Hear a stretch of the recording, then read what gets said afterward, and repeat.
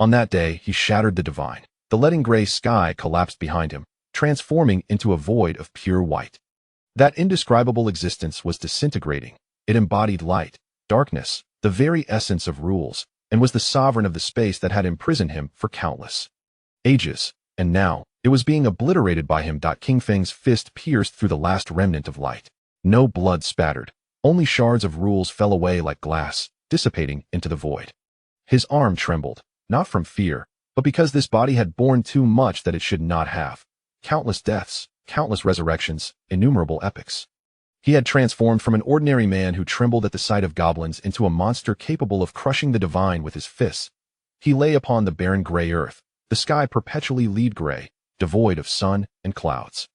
Not far ahead, 10 green-skinned, stick-wielding figures were materializing from the void, gradually taking form. Once again, they were goblins, the first wave. A voice devoid of emotion echoed in his mind.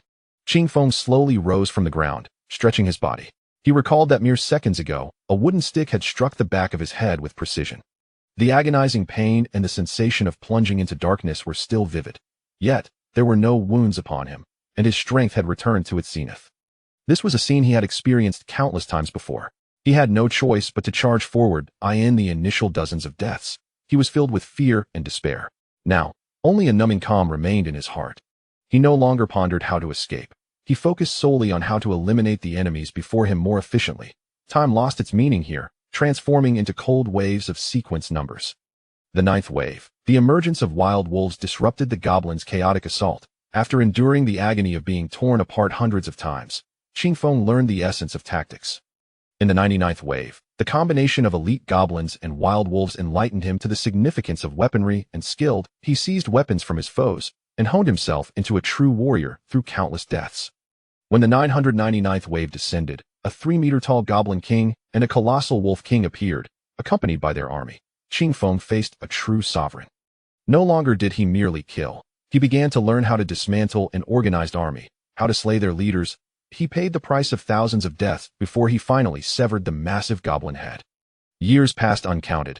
As the wave count reached 9,990, a colossal shadow loomed in the sky. A dragon, vast enough to obscure the sun, descended.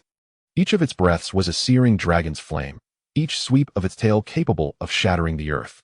Before it, Qing Feng appeared as insignificant as an ant. In the first few hundred deaths, he could not even approach within 100 meters of the dragon.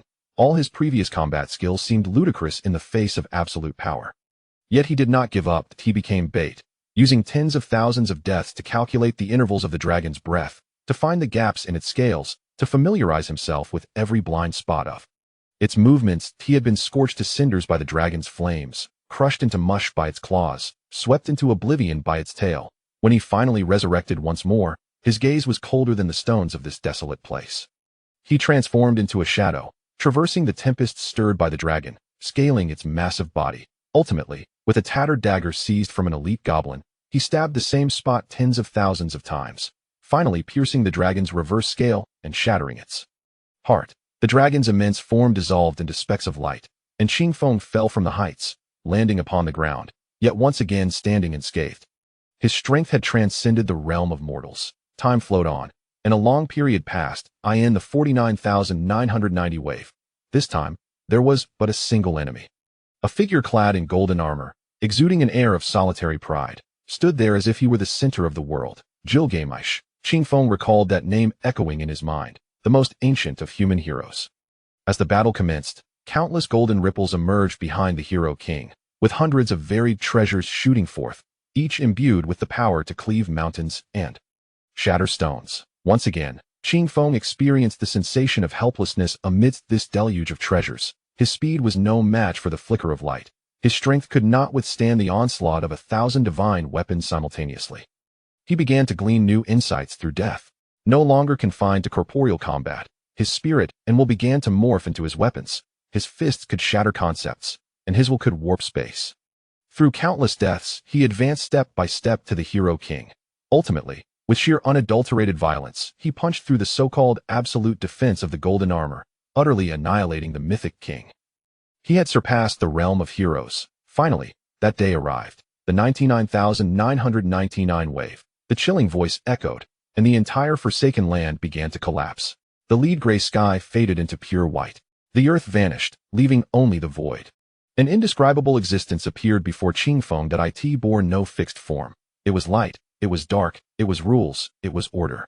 It was the sovereign of this space, the embodiment of the divine. The trial of the end. That existence did not emit sound but imprinted its will directly upon Qingfeng's soul.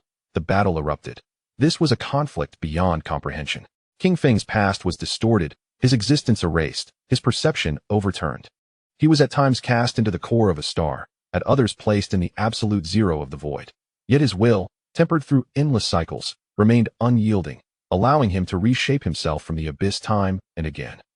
He forgot who he was, yet he did not forget to fight. He swung his fists at the light representing the divine. With each strike, the rules trembled and order unraveled. He ignited everything within him, transforming into a power that transcended all. Uncertain how long had passed, perhaps it was a fleeting moment or an eternity. That orb of light was finally shattered by him. The entire world sank into absolute darkness and silence. After a long while, that cold voice resonated once more, seemingly imbued with a strange resonance. Final trial passed. Qualification confirmed. Permission granted to return. An irresistible force surged forth, plunging Qingfeng's consciousness into darkness. The blaring sound of a car horn jolted Qingfeng awake. He abruptly opened his eyes, and instead of the lead gray sky, a familiar azure greeted him. The scent of earth mixed with rain and automobile exhaust wafted to his nose. He found himself seated on a park bench. Surrounding him was the familiar scenery of the city. He had returned. He was back on Earth. Chapter 2: The Return of Shadows from the Past. The park bench was cold and hard, resembling the desolate land of the Forsaken. Yet, everything around was different. A child ran by, holding a balloon, while his mother softly called out from behind. In the distance, the flow of ground vehicles intertwined with low-hanging hovercar tracks. And on the facades of towering buildings, enormous holographic screens displayed the news. Everything appeared so fragile, so slow. Qingfeng's gaze swept over each passerby. In an instant, his combat instincts had analyzed at least 17 fatal vulnerabilities in them. This thought sent a shiver down his spine, prompting him to abruptly avert his gaze and look down at his hands. They were ordinary hands, clean, unscarred, with distinct knuckles. Yet in his perception, they held the power to easily crush steel. Qingfeng. A name abruptly surfaced in his mind, both familiar and alien. I am Qingfeng. As this name resurfaced, dormant memories surged forth like a flood breaking through a dam. He recalled that he had not always existed in a world of slaughter and death. He once had a life, companions, and missions. He was the captain of the National Geological and Anomalous Phenomena Exploration Team.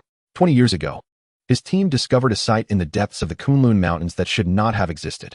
The architectural style of this site did not belong to any known civilization on Earth, and its material could not be analyzed by any instruments. As if it absorbed all light. As captain, Qingfeng led an elite team into the depths of the site.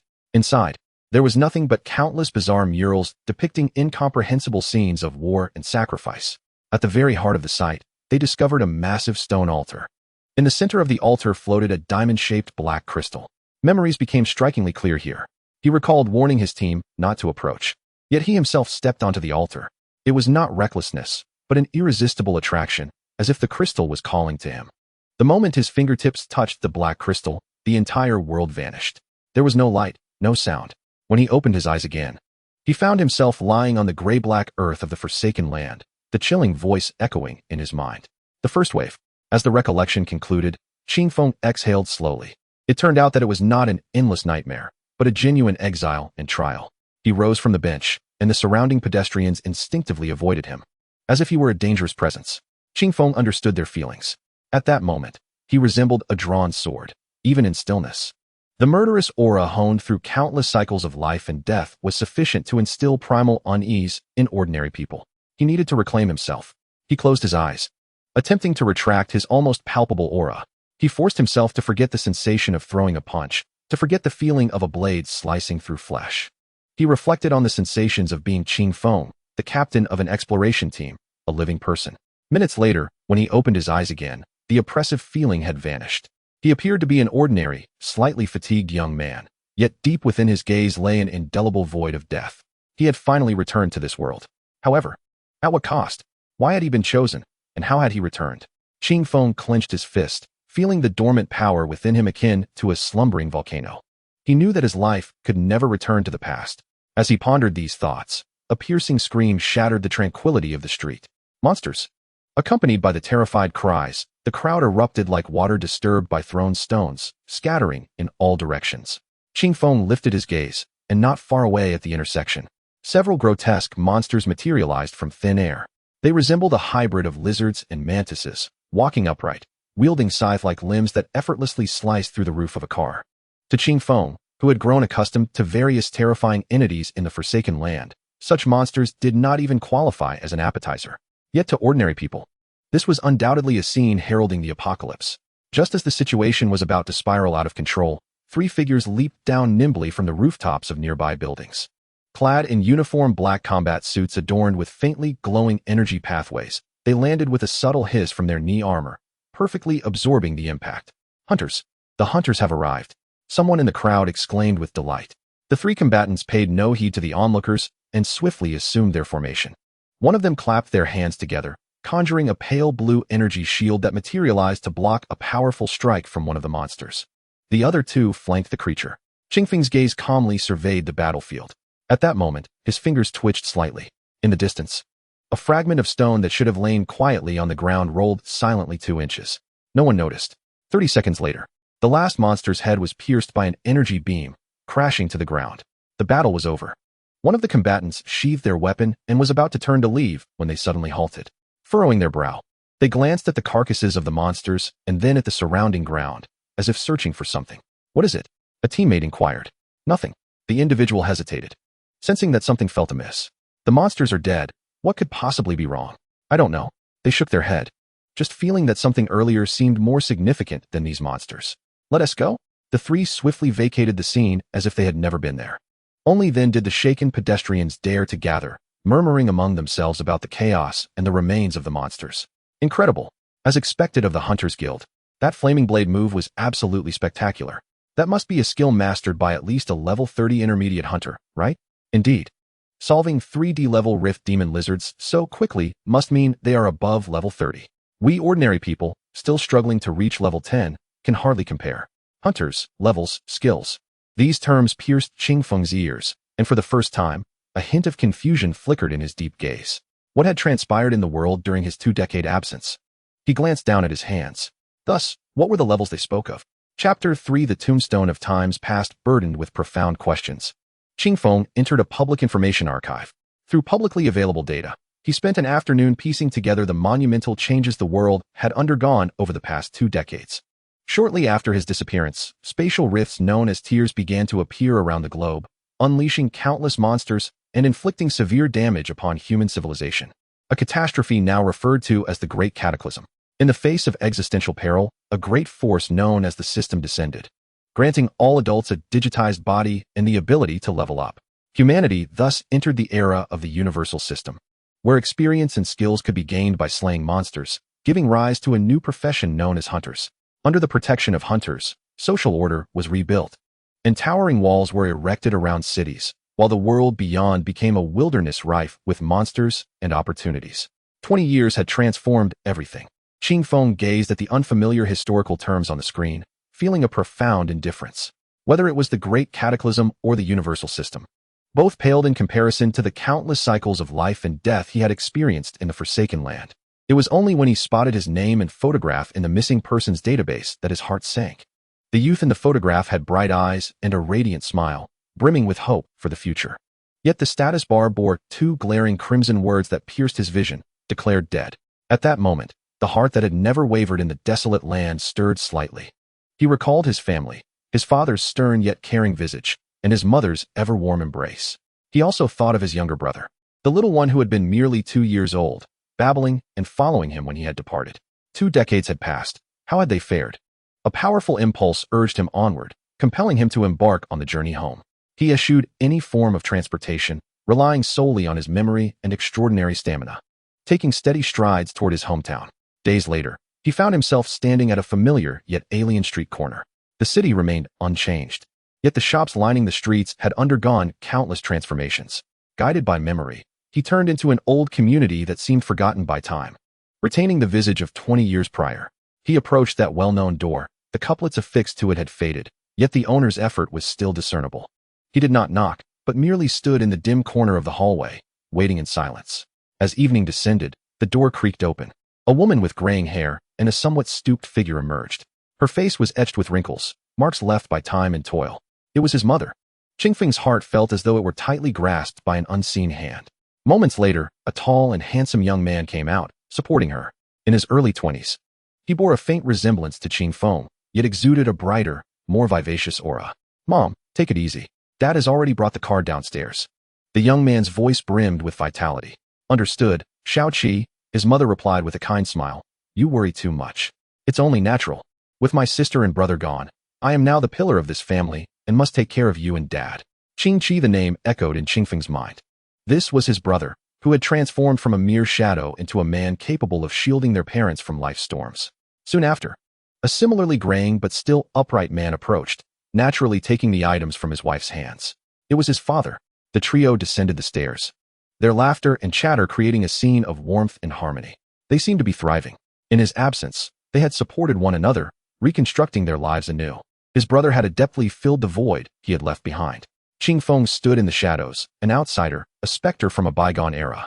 At that moment, the motion-activated light in the hallway flickered. His brother, assisting their mother, happened to pass beneath it. As the light blinked, the brother halted, brow furrowed. A glimmer of confusion mingled with an inexplicable emotion crossing his features. "Is everything all right, Xiaoqi?" his mother inquired, gazing at him quizzically. His brother did not respond, but instead turned to the shadowy corner. "It's nothing, Mom," he finally said, his voice softer. "I just felt as if something significant was there." His mother followed his gaze, seeing only the empty threshold of the hallway. "Foolish child, what could it possibly be?" She chuckled, patting his hand. He nodded and continued down the stairs, yet after a considerable distance, he couldn't help but glance back. Should he step forward? Reveal his return? He could envision the shock and joy in that fleeting moment. But then what? How could he explain the 20 years of absence? How could he account for his ageless form and the cataclysmic power within? His return would merely shatter the hard-won tranquility, drawing them into a perilous world they ought not to encounter. Qingfeng slowly closed his eyes. In the endless slaughter of the Forsaken Land, he had long since perished.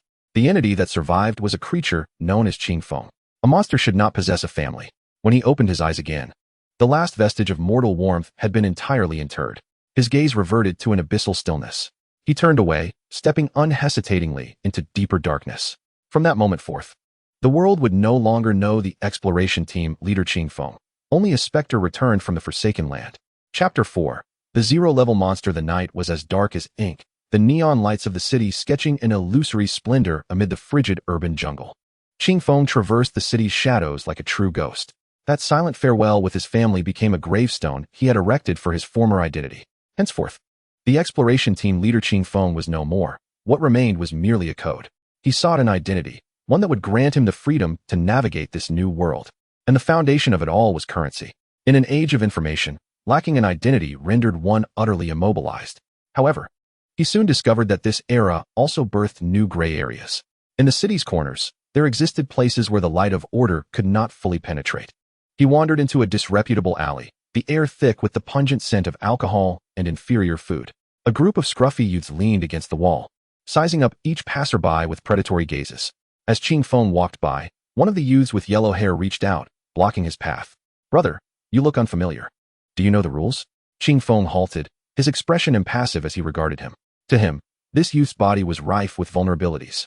From the cadence of his breath to the distribution of his weight, everything was vividly apparent. With a mere flick of his finger, he could extinguish the youth's life in a fraction of a second. Yet he refrained from doing so. Killing was a means of survival. And these individuals were not yet worthy of his effort. "I seek a place to exchange some currency," Qingfeng stated flatly, devoid of any emotional inflection. The youth faltered momentarily, then grinned, revealing a set of yellowing teeth. "Exchange money? Sure, what valuable item do you possess?"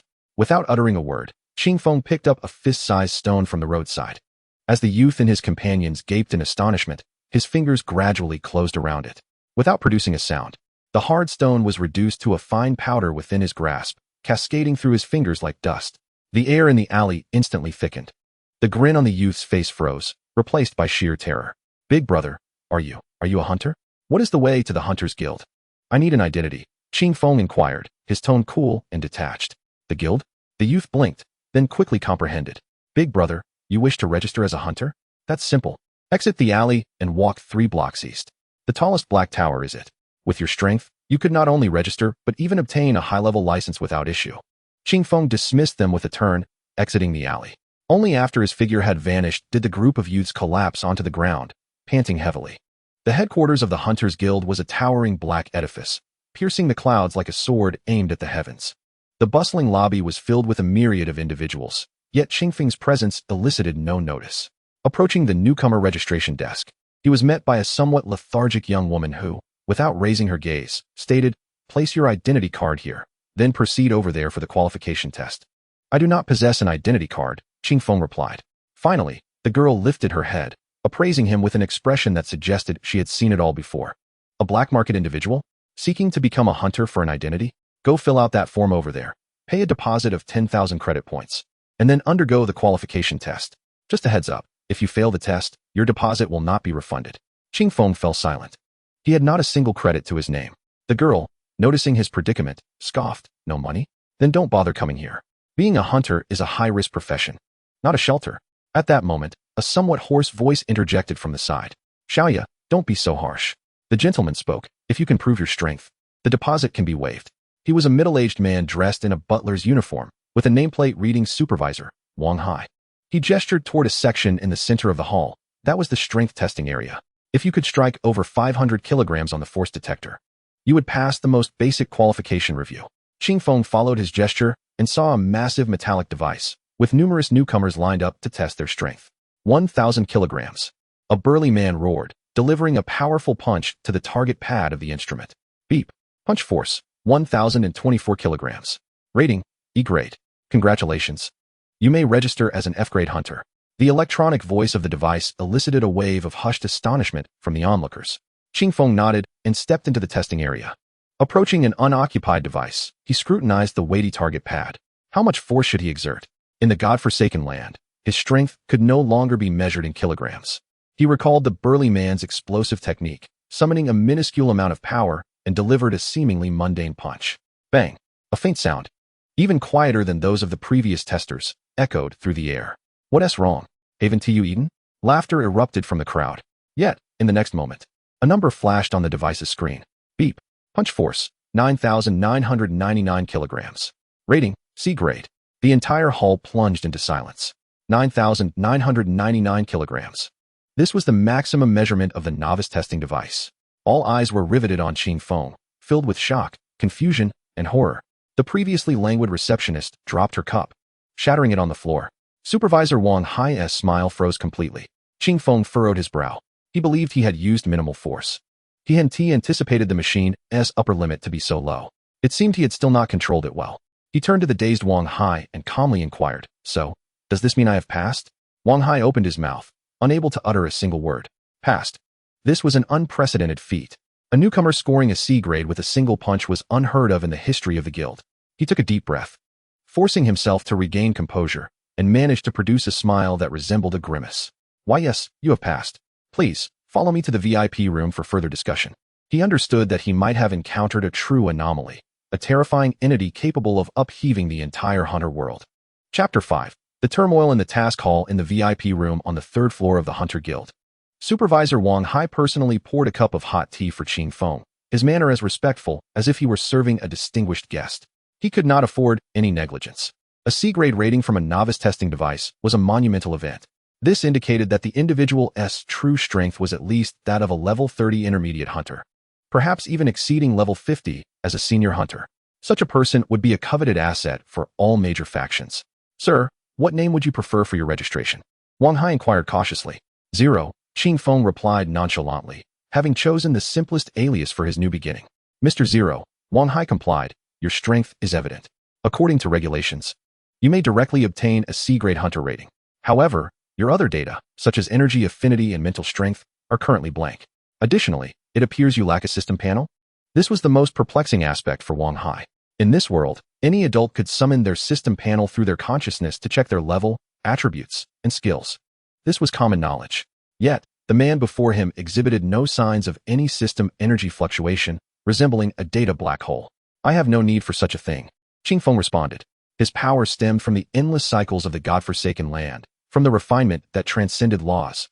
How could it be defined by this world's system? Wang Hai was shaken to the core. No need for a system? What did that imply? He dared not contemplate further, and after a moment of reflection, he made a decision. Mr. Zero, given the unique circumstances, I cannot directly assign you a C grade. Instead, I shall register you as a hunter without a rank. Recorded in the register, but without an initial level. Your level will be entirely determined by the tasks you complete, which will also help avoid unnecessary complications. Would that be acceptable? This was a compromise, acknowledging the individual's strength while avoiding disruption of the guild's established rating system. A hunter without a rank was unprecedented in the history of the guild. That works, Qingfeng replied indifferently. For him, rank held no significance. Very well. Wang Hai exhaled in relief and quickly operated his terminal. Your identity information has been recorded. Here is your hunter badge and a black card preloaded with 100,000 credit points. The password is 6 zeros. You may come to the task hall at any time to accept missions. Qingfeng accepted the black badge, which bore only a simple 0. He said nothing further and rose to leave the VIP room.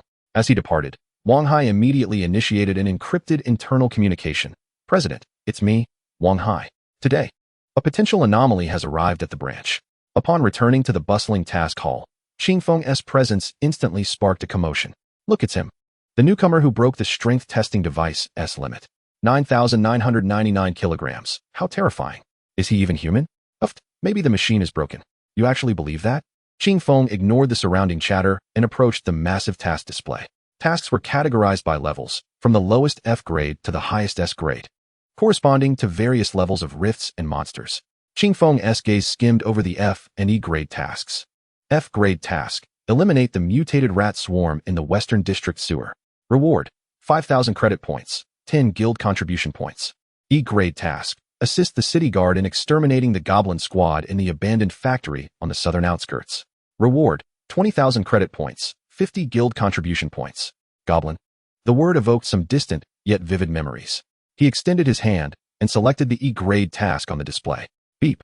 Unranked Hunter Zero has accepted the E grade task to eliminate the goblin squad. This task is recommended for teams of 3 or more. Do you confirm? Confirm. At that moment, a brash voice rang out behind him. Hey, where did this newcomer come from, so ignorant of his own limits? Daring to take on an E grade task alone? Are you money crazed or just seeking death? Qingfeng turned to see 3 young hunters in matching uniforms regarding him with disdain. The leader was a youth with dyed red hair, a badge on his chest indicating he was a level 15 junior hunter. Zhang, don't waste your breath on this fool. The goblins in the southern outskirts are no joke. I heard there's a level 20 elite goblin. Our fire squad could use the practice, one of the followers chimed in. The red-haired youth strutted to the task display, selecting the same E-grade task. Then turned back to Qingfeng with a challenging look. Kid, did you see that? This task is ours now. If you have any sense, you'll withdraw. Otherwise, no one will collect your body when you die in the southern outskirts. In the Hunter Guild, multiple teams or individuals could accept the same task, with rewards distributed according to contribution. While such task-snatching behavior was discouraged, it occurred from time to time. Qingfeng paid no heed to their taunts, calmly glancing at the task display. Under the E-grade task, the list of acceptors showed 2 names, Fire Squad, 0.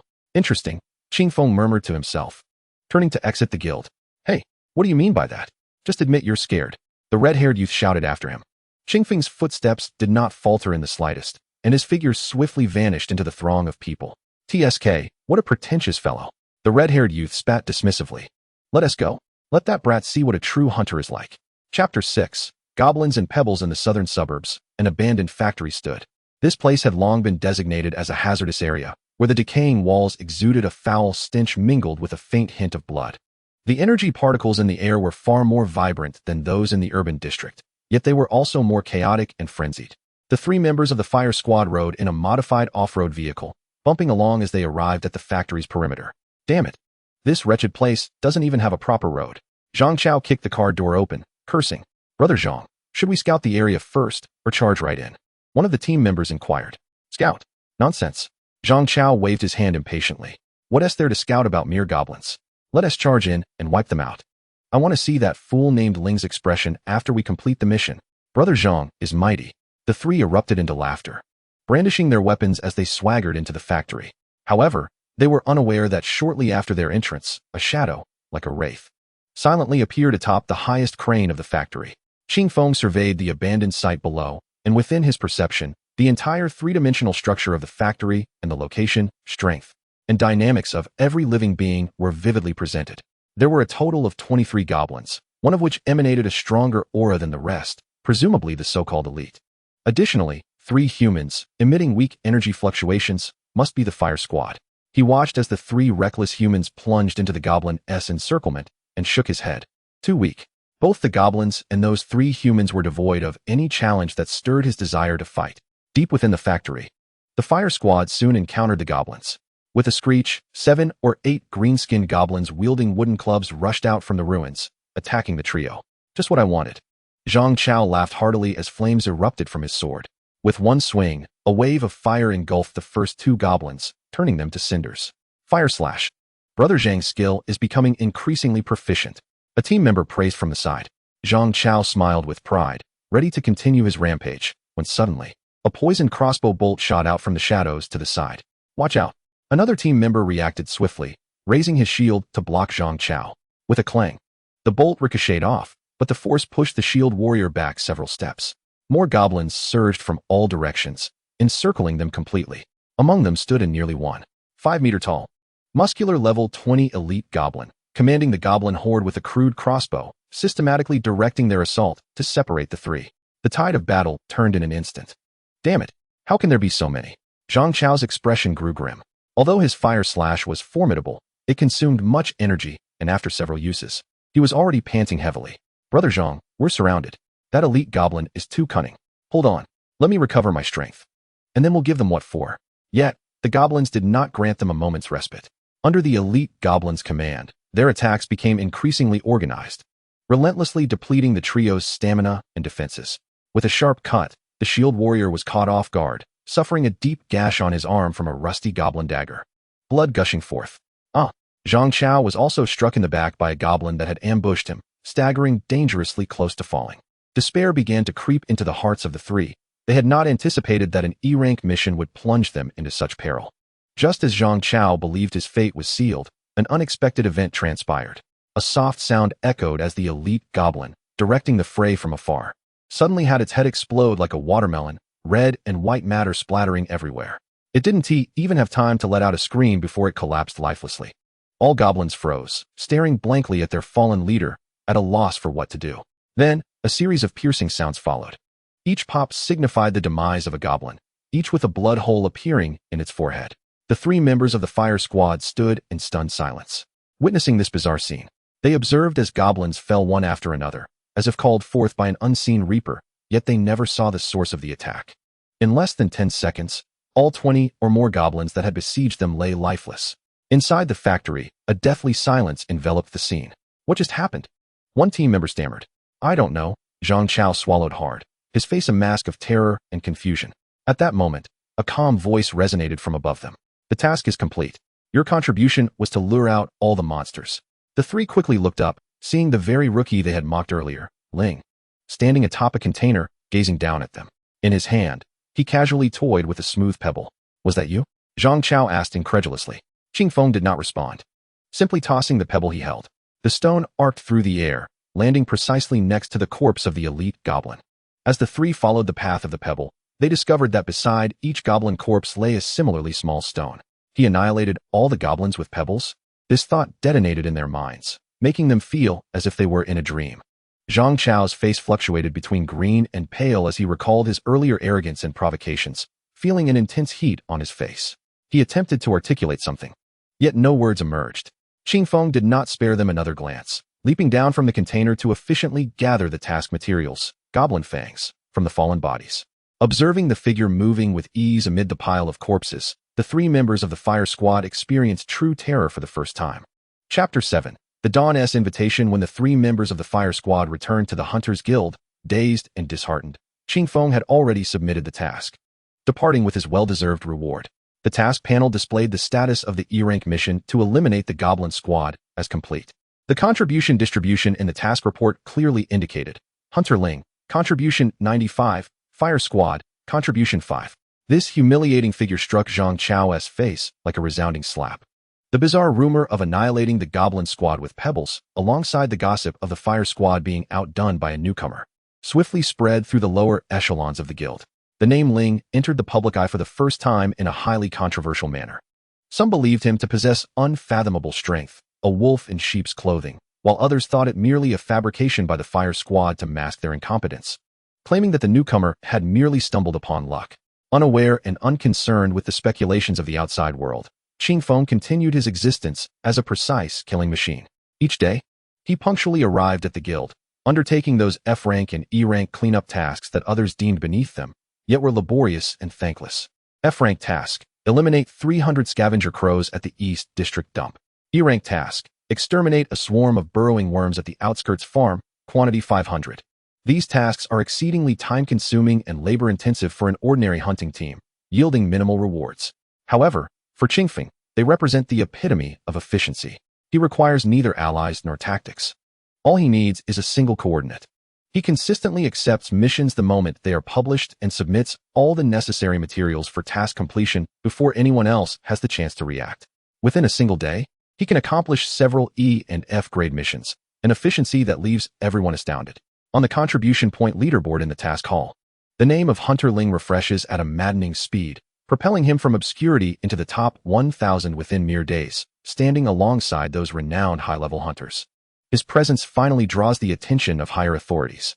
One day, after Qingfeng submits a pile of foul-smelling digging worm mandibles, he prepares to leave when a melodious female voice calls out to him. "Excuse me, are you Mr. Ling?" Turning, he sees a woman clad in a snug combat suit with neatly cropped hair approaching him. She is tall and exudes an air of vitality, her gaze sharp and bright. Following her are two equally formidable male hunters, their badges indicating they belong to a C-grade team. "Is there something you need?" Qingfeng's tone remains as indifferent as ever. "My name is Sumu, the captain of the Dawn Squad." The woman introduces herself directly, then states, "I have been observing you for quite some time. Your efficiency is remarkable, and your strength is formidable. On behalf of the Dawn Squad, I formally invite you to join us."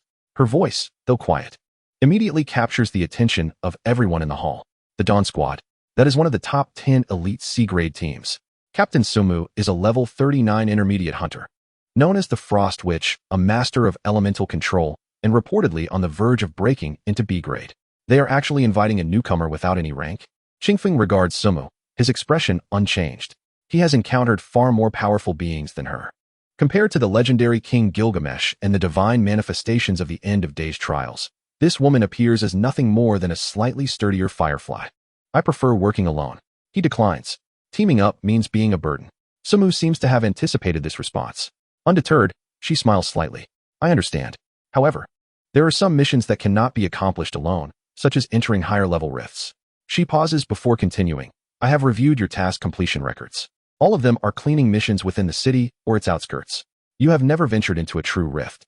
Is it because the guild regulations prohibit solo entry into any grade of rift?" Qingfeng falls silent. This is indeed a dilemma he faces. He could disregard the rules, but that would invite unnecessary conflict. Sumu perceives his hesitation and continues to present her proposition. "Our team's next objective is the Misty Gorge, designated as C07 in the Eastern City. The intelligence and data concerning it can only be accessed and accepted by registered C-grade teams. If you can join us as a temporary external aid for this mission, you will receive 30% of all rewards. We only need to gather specific materials required to elevate our team's rating. This should aid you in understanding this world. A C-grade rift with 30% of the rewards is an unimaginable boon for a novice." Gasps of astonishment ripple through the crowd. This condition finally piques Qingfeng's interest. He is deeply curious about the nature of rifts. Are these passages to other realms linked to the godforsaken land he once entered? He needs to experience one firsthand. "What is the mission objective?" he inquires. Seeing Qingfeng's intrigue, Sumu's eyes glimmer with delight. The target is a starlight herb located deep within the Misty Gorge. It is a rare alchemical material, and a B-grade hunter's family has issued a substantial bounty for it. The task is rated as C-grade, carries certain dangers, but offers enormous rewards. "Very well, I will join." Qingfeng nods in agreement. "Fantastic." A muscular man behind Sumu exclaims, "Captain, I knew he would agree. I am Taishan, a shield warrior. This is Hosey, our scout." The slender, sharp-eyed youth named Hosey merely nods at Qingfeng, acknowledging him, yet his gaze retains a hint of scrutiny and skepticism. He does not comprehend why the captain would go to such lengths for a newcomer. Sumu extends her hand. "Welcome to our temporary team, Ling. We will gather at the guild entrance at 8 o'clock tomorrow morning. I hope we can collaborate harmoniously." Qingfeng does not take her hand, merely glances at her before walking past, leaving behind the remark, "I am not accustomed to physical contact with others." Sumu's hand remains suspended in the air. her cheeks slightly flushed, feeling somewhat awkward. TCH, this guy has no sense of courtesy. Hosey scoffs. All right, Hosey. Those with true capability often possess a bit of temperament. Sumu retracts her hand, undeterred, and instead finds him increasingly intriguing. I have a feeling that his addition will render this mission exceptionally unique. Chapter 8. The Misty Gorge. The following morning, before dawn has fully broken, Qingfeng arrives punctually at the entrance of the Hunters Guild, clad in his ordinary casual attire. He appears as though he is merely going for a stroll in the park rather than braving the perils of rifts. The other 3 members of the Dawn Squad are already waiting, fully equipped in a complete set of high-quality combat gear. Captain Sumu is adorned in a silvery, lightweight robe etched with intricate magical circuits, holding a staff embedded with a blue crystal. Shield warrior Taishan resembles a moving fortress, enveloped in heavy alloy armor, bearing a tower shield larger than a door. Scout Hosey is clad in mobility-enhancing leather armor, with 2 daggers at his waist and a composite bow slung across his back, exuding an air of imminent danger. In contrast to them, Qingfeng, empty-handed, appears markedly out of place. Ling, where's your equipment? Taishan inquires in a deep voice, concern etched on his face. The Misty Gorge is nothing like the city. The monsters inside are formidable. It is dangerous to go without gear. I do not require any. Qingfeng's response is succinct. To him, the best equipment is his own body. Any external items would merely serve as constraints. Taishan starts to speak again, but is halted by Sumu raising her hand. Enough, Taishan. Everyone has their own combat style. Since Mr. Ling has stated his position, he must have his own confidence.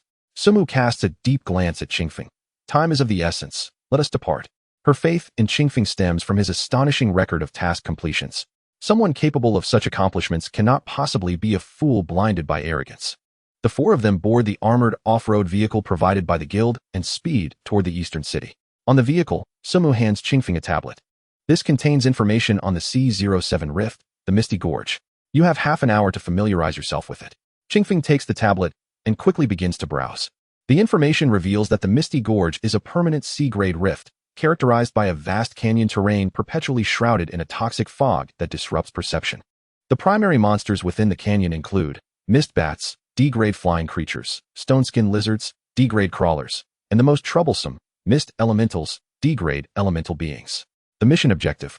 The Starlight Herb grows in the deepest part of the gorge, guarded by a level 35 C-grade elite stone-skinned lizard. The fog within the canyon will severely impair our visibility and perceptual abilities, Sumu explains. Hosey's scouting range will be compressed to within 50 meters. Moreover, the fog is mildly toxic. While not lethal, prolonged exposure will continually deplete stamina and mental acuity. Thus, we must act swiftly. Understood. Qingfeng nods. Having committed all the information to memory, half an hour later, the all-terrain vehicle came to a halt before a military-restricted zone surrounded by towering walls and electric fences. This was the entrance to C07 Rift. After passing identity verification, they entered the base. At the center of the base lay an enormous vortex, exceeding 50 meters in diameter, slowly rotating and emanating an ominous aura. Within the vortex, a rugged mountain range shrouded in thick mist was faintly discernible. As they prepared to enter, they checked their equipment and potions. Sumu performed a final confirmation. Taishan raised the tower shield before him, while Hosey produced several special barrier-breaking arrows. Only Qingfeng maintained his usual calm demeanor. Let us go, Sumu commanded, and the 4 stepped into the massive vortex in succession. A slight sensation of weightlessness enveloped them, and in the next moment, they found themselves in a wholly new world. Beneath their feet lay slick rocks, and the air was thick with damp, sweet-smelling white mist, shrouding visibility to a mere 10 meters. Activate protection, Sumu ordered sharply. Her staff glowed with a gentle blue light, casting a translucent shield around the group, isolating them from the toxic mist outside. Hosey, scout ahead. Hosey nodded, closed his eyes, and let his ears twitch slightly.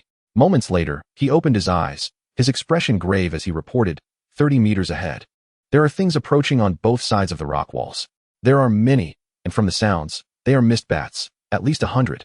Taishan, prepare for defense. Sumu immediately commanded. Taishan let out a roar, slamming the massive tower shield onto the ground, producing a dull thud. Leave it to me. At the rear of the formation, Qingfeng observed the 3 as they readied themselves with practiced urgency, yet his gaze drifted to the deeper mist. In his perception, the mist bats mentioned by Hosey were merely an appetizer. A shrill cacophony of screeches erupted from all directions, and within the mist, hundreds of red glowing points ignited. Those were the eyes of the mist bats. In the next moment, countless shadows, accompanied by a fetid wind, surged forth from the fog. They're coming. Steady, Sumu shouted, waving her staff to conjure several ice spikes that shot toward the first few mist bats. However, the mist bats maneuvered with remarkable agility in the mist, easily dodging most of the attacks.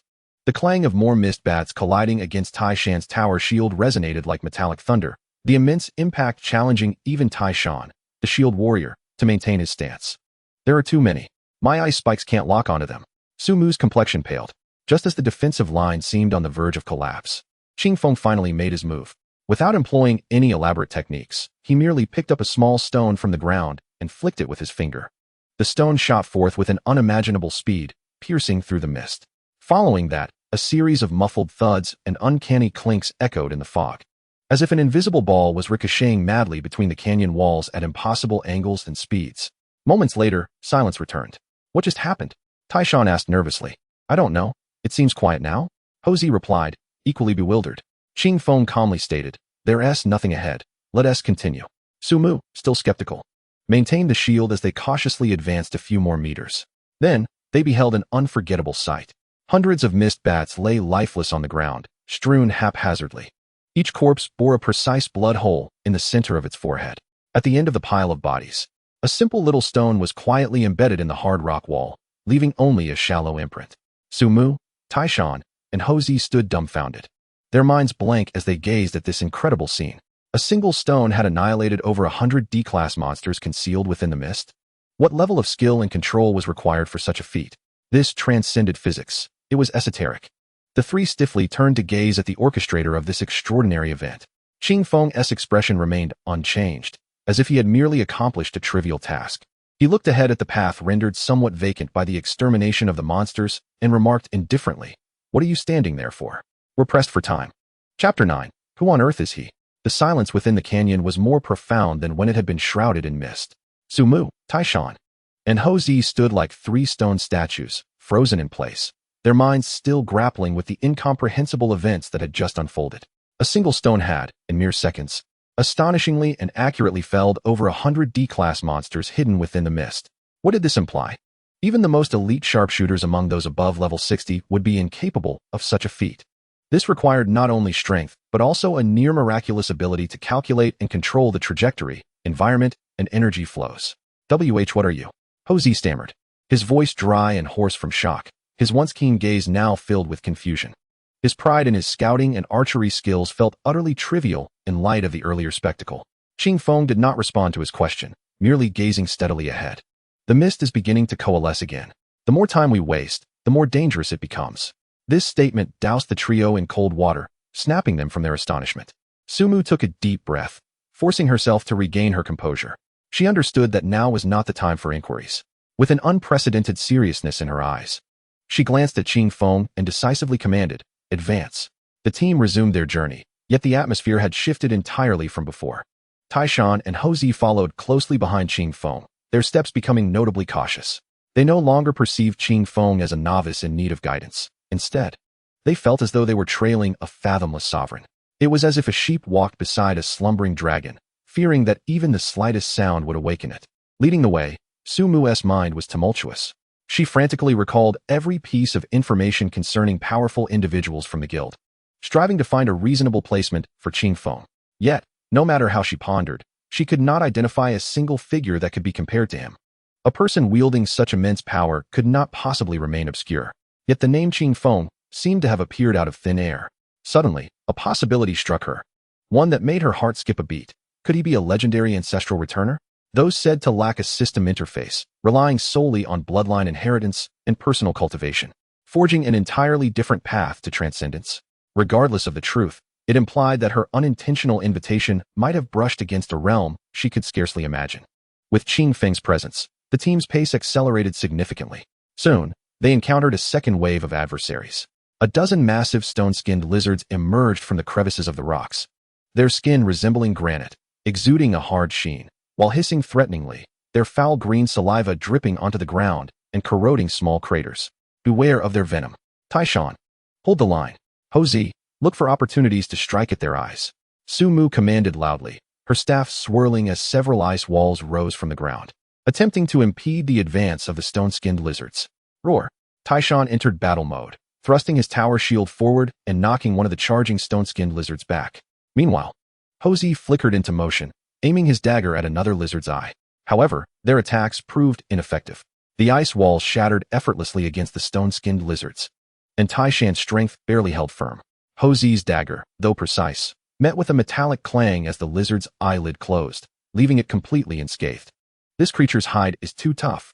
Its eyes are protected by a keratin layer, Hosey exclaimed, quickly retreating. Just as the three found themselves embroiled in a fierce battle, Qingfeng made his move once again. Unlike before, he did not create a grand spectacle. Instead, he stepped into the midst of the lizard swarm. One stone-skinned lizard, perceiving him as an easy target, opened its gaping maw and lunged at him. Without even glancing at it, Qingfeng extended his index finger and gently tapped the lizard's forehead. A sound akin to a bubble bursting echoed softly. The lizard's movements froze in an instant. In the next moment, a blood hole, the diameter of a finger, appeared on its rock-hard skull, its edges remarkably smooth, as if vaporized by an incredibly high-temperature energy. The massive creature swayed briefly before crashing to the ground. This scene was even more spine-chilling than the previous display of skill.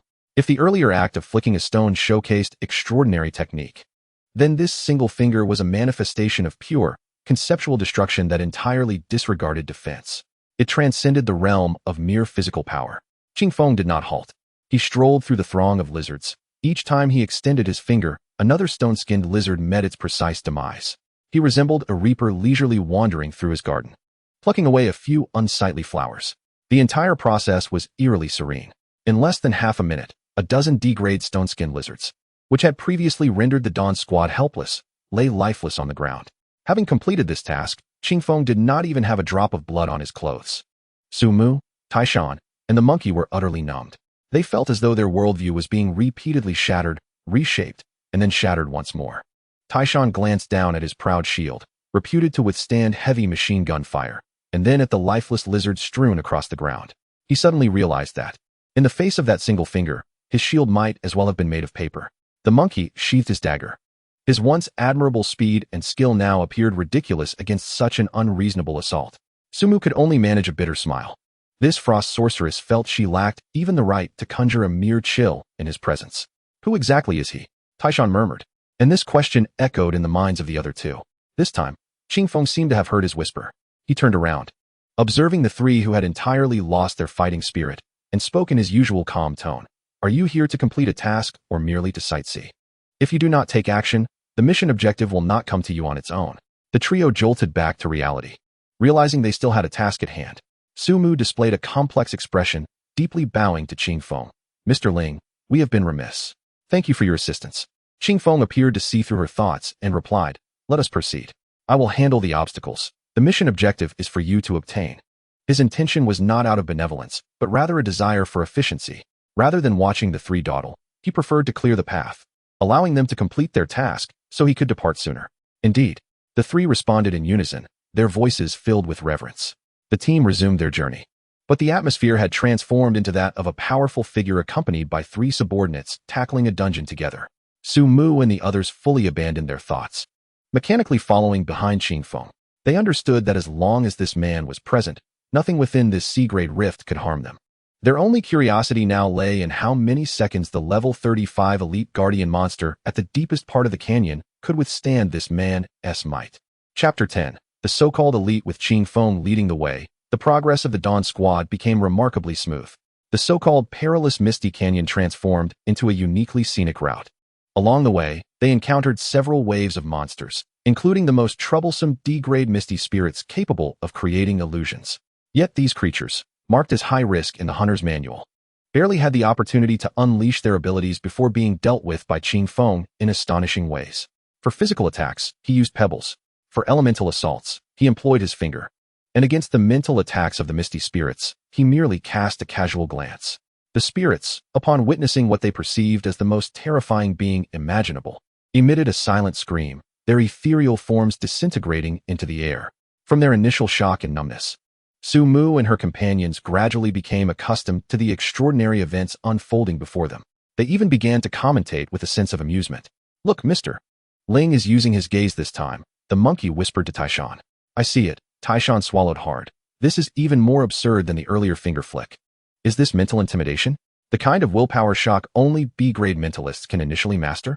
Who knows? I think we should stop guessing. We can't fathom it. Sumu shook her head with a bitter smile. She had completely abandoned any attempt to explore Qingfeng's limits, for she realized that every ability he displayed was sufficient for a hunter to reach the pinnacle of a particular field, yet he seemed to master everything effortlessly, each skill surpassing belief. This realization filled her with profound helplessness.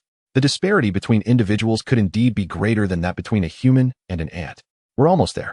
Qingfeng, who had been silently advancing, suddenly spoke.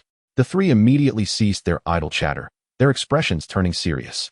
After passing through a narrow mountain pass, they arrived at a vast circular basin, where the mist was relatively thin.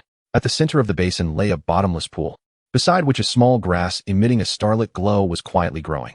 Its leaves resembled crystal, with countless specks of light swirling and flickering, as if encapsulating the entire starry sky within. Starshine grass. Sumu gasped slightly. However, beside the starshine grass loomed a colossal figure, a stone-skinned lizard far larger than any they had encountered before. Its length exceeded 7 meters, resembling a small truck. Its skin was no longer the rocky gray, but displayed a dark metallic hue, covered in sharp bone spines, appearing both menacing and indestructible. A level 35 elite stone-skinned lizard. The monkey's voice trembled. The data stated it was only 5 meters long. This one seems mutated, approaching level 40. Roaring, the elite stone-skinned lizard appeared to sense the intruders, slowly lifting its massive head. Its molten lava-like vertical pupils fixed on Qingfeng and his companions, a terrifying pressure instantaneously enveloping the entire basin. Sumu and the others turned pale, feeling as though a small mountain had been placed upon their backs, making it difficult to breathe. This pressure was dangerously close to that of a B-grade monster. This task's rating is erroneous. This is at least a C-grade creature. Sumu's heart sank. Even at full strength, the Dawn Squad would have no choice but to flee before such a formidable beast. Yet, Qingfeng's expression remained unchanged. He regarded the elite stone-skinned lizard, which appeared demonic in Sumu's eyes, as if it were merely a stone by the roadside. "Step back," he said calmly. The three felt a wave of relief wash over them, immediately retreating to observe from a distance. They understood that the ensuing scene was beyond their participation. The elite stone-skinned lizard clearly regarded Qingfeng as its greatest threat. With a thunderous roar, it opened its massive maw, unleashing a dark green energy beam far more viscous than the venom of the previous common stone-skinned lizards, akin to a high-pressure water jet, hurtling toward Qingfeng. The venomous beam of energy, as it traversed, created a hissing sound that corroded even the air itself, while the ground beneath was perforated into a deep pit. Confronted with this terrifying attack capable of instantaneously melting an armored vehicle, Qingfeng neither dodged nor defended himself. He simply extended his right hand. Just as the toxic beam was about to make contact with his body, time seemed to decelerate. Qingfeng's index and middle fingers, moving with a speed that appeared slow yet was astonishingly swift, gently pinched together. With a soft sound, the formidable and lethal beam of poison was held firmly between his two fingers. Indeed, it was captured. The highly concentrated and corrosive energy writhed and struggled at his fingertips. Yet it could neither advance nor disperse by even a fraction. In the distance, Sumu and her companions were nearly agape in disbelief. To hold the breath of a C-grade elite monster with mere fingers? What kind of divine maneuver was this? Was it even plausible? Did it comply with the laws of energy conservation? The elite Shikufang lizard was equally astonished, its not particularly advanced brain clearly unable to comprehend the scene unfolding before it. A hint of impatience crossed Qingfeng's face. With a slight rubbing of his fingers, the toxic energy transformed, akin to a lump of clay, into a small sphere, which he then casually flicked. The green sphere shot back at a speed tenfold that of its arrival, accurately entering the gaping mouth of the elite Shikufang lizard. With a gulp, the creature had no time to close its jaws before swallowing it whole. Within 1 or 2 seconds, its massive body began to tremble violently, the metallic sheen of its skin visibly dissolving and rotting away. A brief, agonizing cry escaped its throat, and then its entire form melted away like wax under a fierce flame, ultimately becoming a pool of foul-smelling liquid emitting dark smoke. From the moment the elite Shikufang lizard initiated its attack to its self-dissolution, the entire sequence spanned no more than 5 seconds. This so-called C-grade elite monster lacked even the qualification to compel Qingfeng to take a single step further. Without even glancing at the puddle of liquid, Qingfeng turned to the three who remained petrified and said, "All obstacles have been cleared. Go retrieve your items." With that, he walked over to a rock in the basin, sat down, and closed his eyes in meditation, as if everything were utterly unrelated to him. Su Mu and her companions exchanged mechanical glances, then, with stiff movements, approached the starry grass that still emitted faint starlight amidst the stench. In their minds, only one thought remained: Dear Mother, it seems we have latched onto an extraordinarily powerful ally. Chapter 11. What is the system? The process of collecting the starry grass proceeded remarkably smoothly.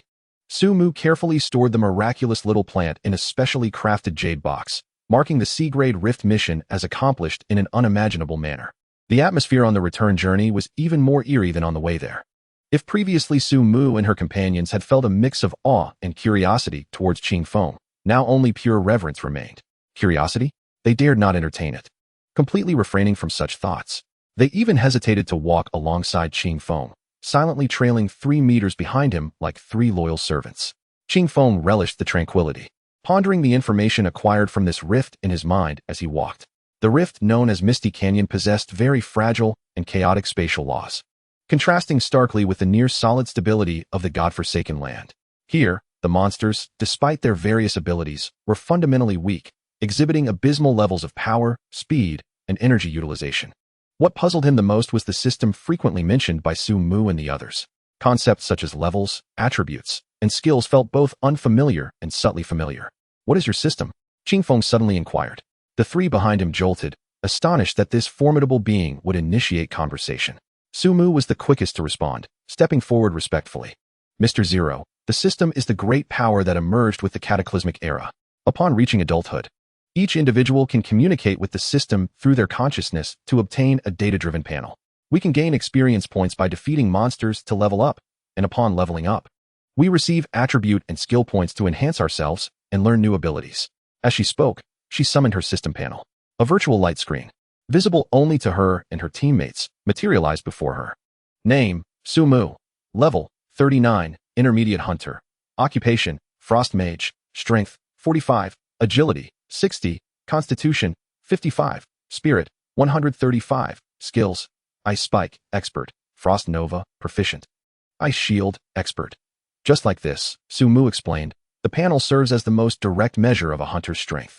Qing Feng's gaze fell upon Su Mu, and he could distinctly perceive a peculiar energy flowing throughout her body, particularly concentrated in her brain.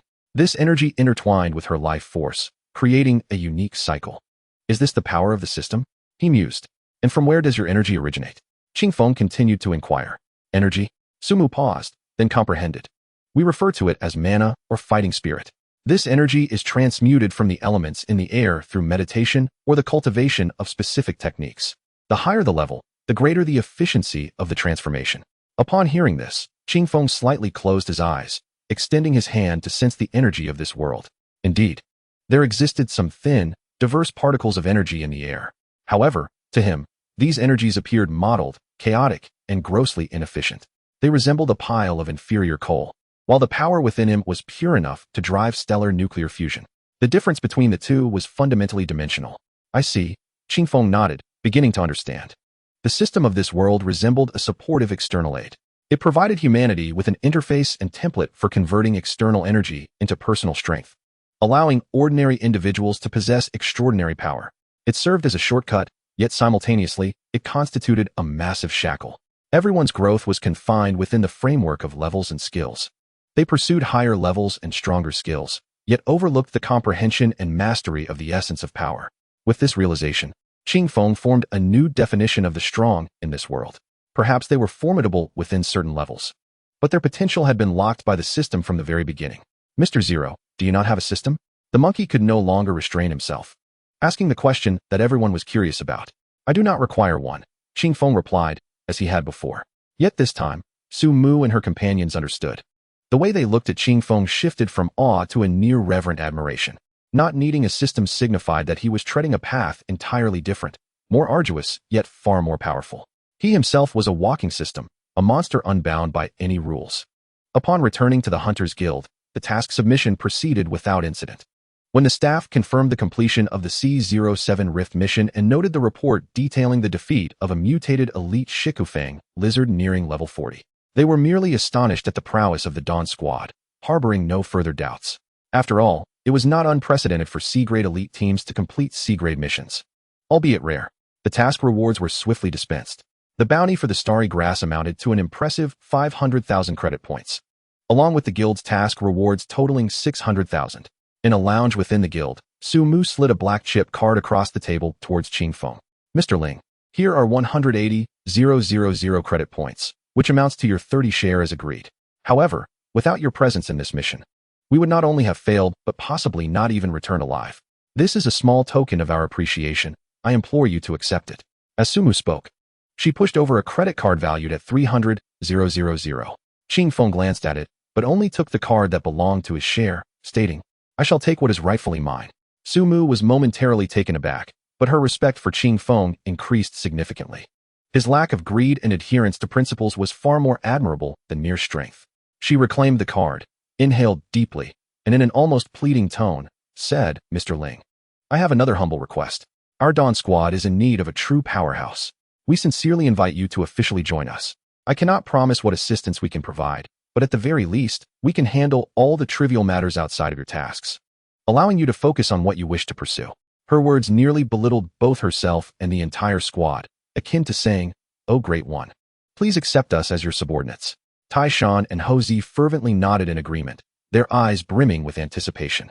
The opportunity to cling to a powerful ally was right before them. Qing Feng fell silent for a moment. Initially, he had intended to remain a solitary figure. However, this mission made him realize that having a team could indeed spare him from numerous unnecessary troubles, such as dealing with guilds and managing information, among other things. Moreover, although these three individuals were not particularly strong, their characters seemed commendable. Very well, he finally nodded in agreement. Wonderful. Tai Shan and Ho Zi were nearly ecstatic. On the verge of leaping with joy, Su Mu also let out a long sigh of relief, her face lighting up with genuine joy.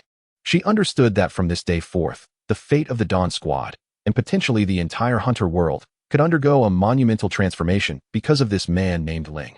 Chapter 12. Provocation. Qing Feng formally joined the Dawn Squad as an external member. He did not reside in the team's communal dormitory, nor did he participate in their daily training. He only engaged as a last resort in high-difficulty missions when the team required his formidable prowess.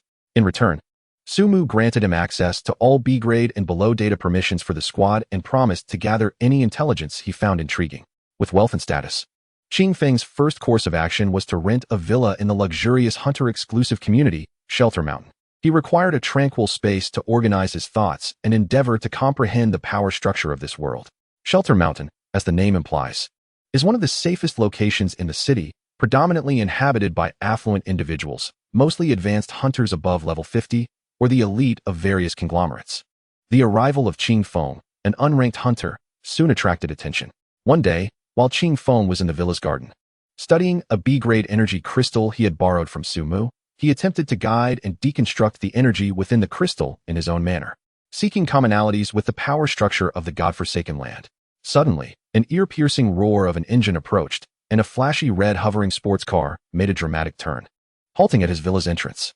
The door swung open, revealing a flamboyantly dressed young man. He was followed by two imposing bodyguards, their temples bulging, both of whom were level 55 advanced hunters. Hey, are you that guy named Ling who just moved in? The young man asked, pointing his chin at Qing Feng, his tone dripping with unabashed arrogance. Qing Feng did not even lift his eyelids, remaining engrossed in his study of the crystal. The young man's expression darkened. He abhorred being disregarded. His name was Li Tianyu, the third heir of the Li family, one of the four prominent families in the city, and a level 52 advanced hunter, always the center of attention throughout his life. I'm talking to you. Are you deaf? Li Tianyu snapped. What kind of luck did a worthless nobody like you have to end up living in Shelter Mountain? How dare you ignore me? It turned out Li Tianyu had taken an interest in Su Mu, the captain of the Dawn Squad, and had pursued her multiple times without success. Recently, he learned that Su Mu had gone to great lengths to recruit a nameless, unranked man, even allowing him to reside next to her villa, which ignited his jealousy. He had come to confront Qing Feng. Finally, Qing Feng paused his actions, slowly raised his head, and regarded Li Tianyu with the indifferent gaze one might reserve for a mere stone. Is there something you need? He asked. His expression was devoid of emotion, as if Li Tianyu were nothing more than a rock by the roadside. Li Tianyu felt discomfort under that gaze. Suppressing his irritation, he sneered, Listen up. I don't care what sweet words you use to deceive Su Mu. You have two choices. First, get out of here and stay away from Su Mu. Second, I'll break you into pieces, and then you can leave. He signaled his bodyguards, urging them to loosen up and show Qing Feng that this was not a place for just anyone. The two advanced hunters exchanged glances, grinning as they advanced towards Qingfeng. To them, dealing with an unranked commoner was akin to using a sledgehammer to crack a nut. However, as they took a step forward, they found themselves utterly immobilized by an invisible, yet overwhelmingly heavy pressure that encased them from all directions. Their energy felt frozen, rendering them completely unable to mobilize. Their legs began to tremble uncontrollably, beads of cold sweat forming on their foreheads, and their faces turned ashen. They wished to retreat, only to find that they lacked even the strength to move a finger. Is this a domain? The two advanced hunters were engulfed by waves of terror as they recognized the legendary ability only a special-level powerhouse above level 70 could initially grasp. Their gazes turned towards Qingfeng, now filled with unprecedented fear. Li Tianyu, however, felt no such pressure. He merely observed his two advanced bodyguards standing frozen in place, shaking as if possessed. "You two useless fools. What are you standing around for? Get him!" he shouted in exasperation. Qingfeng rose to his feet and slowly approached the trio. With each step he took, the pallor of the two bodyguards deepened, and their tremors intensified. When Qingfeng stood before them, they could no longer bear the terror emanating from their very souls, and, with a thud, dropped to their knees. Li Tianyu was utterly dumbfounded. His two capable bodyguards had actually knelt before a nameless nobody? "Are you finished?" Qingfeng inquired, his gaze fixed on Li Tianyu. You." Li Tianyu finally realized that he had inadvertently provoked an insurmountable obstacle. "Now leave." Qingfeng's voice was not loud, yet it carried an irresistible authority. Li Tianyu felt a force beyond his control push him out of the villa's confines, and with a resounding bang, the intricately designed iron gate slammed shut before him. The flashy sports car he had arrived in, along with his two kneeling bodyguards, was left behind in the garden. Qingfeng approached the sports car, extended his index finger, and effortlessly carved a line into the hard alloy body as if it were tofu. "Next time, leave both car and yourself behind." He then turned away without a glance at the two bodyguards, returning indoors to continue his study of the crystal. Outside, Li Tianyu stared at the deeply etched words, feeling the faint yet palpable aura of terror emanating from the courtyard. He fled the scene in a panic, knowing full well that he had provoked a creature he could never hope to contend with. Chapter 13. Level B Rift Alert. The news of Li Tianyu's terrified escape spread like wildfire through the upper echelons of the Bihu Mountain Villa the following day. Alongside the photograph of the hovering vehicle, defaced and discarded at the doorstep of the Li family, it became the subject of mockery within the circle. The moniker Ling thus entered the awareness of the true elite for the first time. A novice without rank, capable of instilling fear in two esteemed hunters. Causing the third young master of the Li family to flee in terror, exuded an aura of the uncanny. Speculation ran rampant. Some suggested he was a scion of a hidden family honing his skills, while others posited he was a super soldier clandestinely trained by the military. There were even whispers that he might be a humanoid monstrosity that had escaped from an S-level rift. Amidst all this, Qingfeng remained blissfully unaware and utterly indifferent. He continued to lead his monotonous life, either immersed in the study of the power structures of this world within his villa or sifting through the dust-laden historical documents pertaining to the early days of the Great Cataclysm at the Hunter Guild's archives. He stumbled upon a fascinating phenomenon. 20 years ago, at the dawn of the system's arrival, the advancement rate of human hunters was significantly swifter than it is today. Records reveal that among the first generation of hunters, many ascended from 0 to the elite level of 70 within mere years, even brushing against the threshold of global recognition. However, as time progressed, the frequency of such prodigies diminished, and the energy levels across the world appeared to be gradually suppressed by an unseen force. It was as though the world itself harbored a fear of something. Interesting.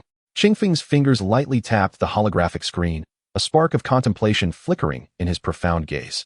Was this a manifestation of the world's will seeking self-preservation, or was the system itself undergoing some form of adjustment? He sensed he was on the verge of uncovering the deepest secrets of this world. Just as he was engrossed in his research, a piercing alarm, resonating throughout the city, abruptly shattered the tranquility. This was the Level B Rift alert. It signified that a Level B rift was about to open near the city or that an existing lower-level rift was on the verge of ascending to Level B. The communicator in Qingfeng's villa activated automatically, and the anxious voice of Su Mu resonated through. "Ling, please respond. Level B alert. A severe energy fluctuation has been detected at the D13 rift in the western part of the city, the Black Forest, which is transitioning to a Level B rift. The Guild has issued a mandatory mobilization order. All teams of sea level or above within the city must assemble at the western defense line within half an hour." Qingfeng recalled the Black Forest rift. It was a permanent D-level rift, primarily inhabited by shadow wolves known for their speed and overwhelming numbers, posing a considerable challenge to lower-level hunters. The Dawn Squad had previously undertaken missions there. The sudden upgrade of a D-level rift to B-level was exceedingly rare in history, typically indicating that a significant upheaval had occurred on the other side of the rift. Ling, will you come? Su Mu's tone carried a hint of uncertainty and hope. After all, this was a level B alert, one that surpassed the capacity of the Dawn Squad. Although they were the elite among C-level teams, they would merely be slightly larger fodder in the face of a true level B beast tide. If Qing Feng did not intervene, their chances of survival would be meager. I will be there shortly. Qing Feng's response was succinct and direct.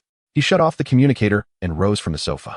He was eager to observe the differences between a level B rift and a level C rift. At the western defense line, chaos reigned.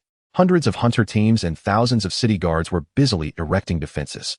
Heavy energy cannons were mounted atop the high walls, while hunters meticulously checked their weapons and potions, each face etched with gravity. The Dawn Squad was stationed at position A3 in the 3rd defense zone, a relatively forward position, indicating they would be among the first to face the onslaught of the beast tide. Captain, do you think Mr. Ling will really come? The monkey asked uneasily. If he promised, he will certainly arrive, Su Mu asserted with determination, though a flicker of worry lingered in her gaze. What difference does it make? Scoffed a nearby team leader with a hint of disdain. A level B beast tide cannot be halted by a single individual. You Dawn Squad have been assigned such a forward position, you'd best rely on your own luck. Ignoring the derision, Su Mu clenched her staff tightly. At that moment, a figure strolled leisurely from the distance. Clad in casual attire, hands tucked in pockets, his nonchalant demeanor clashed starkly with the tense atmosphere surrounding them. Ling. Su Mu's eyes brightened. Qing Feng's arrival was akin to a shot of adrenaline, instantly calming the 3 members of the Dawn Squad. What is the situation? Qing Feng approached the front line, glancing at the distant, violently fluctuating spatial vortex. Not optimistic, Su Mu replied gravely. The command center reports that this rift upgrade was exceedingly abrupt, and the energy levels continue to rise. It is expected to stabilize as a level B rift in about 10 minutes. The first wave of the beast tide may far exceed our expectations. Is that so? Qing Feng nodded, and then, to the astonishment of those around him, he casually retrieved a folding chair from a nearby supply crate and settled leisurely at the rear of the position. Hey, what are you doing? This is a battlefield, not your backyard. A nearby team leader could not restrain his anger. Conserving energy, Qing Feng replied, eyes closed, his tone unfazed. Boom. A thunderous explosion interrupted all arguments. In the distance, the previously D-level rift vortex, having expanded to its limits, erupted violently, forming a massive black void with a diameter exceeding 100 meters. Exuding a terrifying aura, the level B rift had opened. Roar. Accompanied by deafening roars, a tide of darkness surged forth from the rift. Chapter 14. Conserving energy. The black tide comprised tens of thousands of shadow wolves. Larger than ordinary wolves, their fur was as dark as ink, capable of absorbing light. Merging seamlessly with the shadows as they ran, pairs of blood-red eyes glowed in the dim light, forming a river of death. Open fire. At the commander's order, the heavy energy cannons atop the city walls roared to life. Dozens of thick energy beams rained down upon the wolf pack. Boom, boom, boom. Explosions sent clouds of dirt and dismembered limbs of shadow wolves flying, each blast clearing a substantial area within the black tide. Yet, in the ensuing moments, those clearings were quickly filled by the surging wolves. Their numbers were simply overwhelming. First defense line. All shield warriors, advance. Mage team, prepare area spells. Firewall. Blizzard. Spectacular spells illuminated the battlefield, forming elemental barriers that temporarily halted the relentless advance of the beast tide. Countless shadow wolves were reduced to charred remains in the flames or frozen into ice sculptures by the blizzard. However, this did not deter the subsequent wave of wolves. Rather, it ignited their inherent ferocity. They charged fearlessly against the elemental barriers, using the bodies of their fallen comrades as a path, relentlessly pushing forward. Roar. Suddenly, a series of roars, distinctly louder than those of ordinary shadow wolves, erupted from the rear of the pack. A dozen colossal shadow wolves, twice the size of their ordinary kin and adorned with bony spikes, leaped forth from the throng, ignoring the intense heat of the fire wall, charging directly through the flames. Sea-level elites. Level 40 shadow wolf leaders. Someone on the defense line exclaimed in alarm. A dozen sea-level elites, leading tens of thousands of D-level shadow wolves, exemplified the terror of a level B beast tide. Prepare the second defense line. Engage in free hunting. One must never allow them to breach the defenses. The battle quickly escalated into a fervent clash. The brilliance of various skills illuminated the battlefield, as hunters engaged in fierce combat with the shadow wolves that had broken through the first line of defense. Blood and screams became the dominant symphony of the war scene. At the A3 position of the 3rd defense zone where the Dawn Squad was stationed, the first wave of assault had also arrived. "Taishan, hold firm," Sumu shouted, swinging her staff as ice spikes accurately shot towards the shadow wolves attempting to circumvent Taishan's shield. The monkey darted through the position like a specter, his dagger relentlessly claiming the stragglers. However, the sheer number of shadow wolves was overwhelming, and the three soon found themselves embroiled in a desperate struggle. "Captain, there are too many. We can't kill them all. My stamina is running low," Taishan roared, his tower shield covered in scratches and bite marks. "Hold on." Sumu's complexion paled slightly as her magical energy rapidly depleted. Just then, a cunning shadow wolf leader flanked the battlefield, emerging from a dark corner like a bolt of black lightning, lunging towards Sumu, who was in the midst of casting a spell. "Captain, be careful." The monkey's eyes widened, but he was entangled by several shadow wolves and could not assist. Sumu sensed the danger too late. Having just completed a spell, she was momentarily immobilized and could not evade. She could only watch helplessly as the gaping maw of the beast loomed larger in her vision. "It's over." In despair, Sumu closed her eyes. Yet, the anticipated agony did not come. She heard a soft sound, as if something had been swatted away. Cautiously, she opened her eyes to behold a scene she would never forget.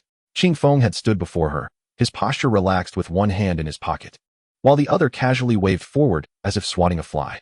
The once menacing C-class shadow wolf leader was now hurtling backward at 10 times the speed it had approached, tracing a graceful arc through the air before colliding with the distant city wall, splattering into an unrecognizable mass of flesh.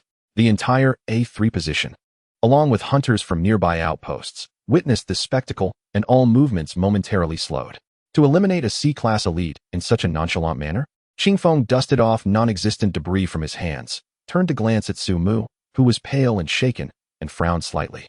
"Too weak. Can't even handle a few curs without my intervention." He shook his head, seemingly disappointed, then returned to his folding chair, closed his eyes once more. "Hey, you." Sumu was both furious and anxious, but more so, she felt a profound sense of relief mixed with shock. This guy was undeniably powerful. Why did he have to speak in such an infuriating manner? The gazes of the hunters around her shifted towards Qing Feng, no longer filled with disdain or scorn, but now tinged with deep apprehension and curiosity. "What are you all dawdling for?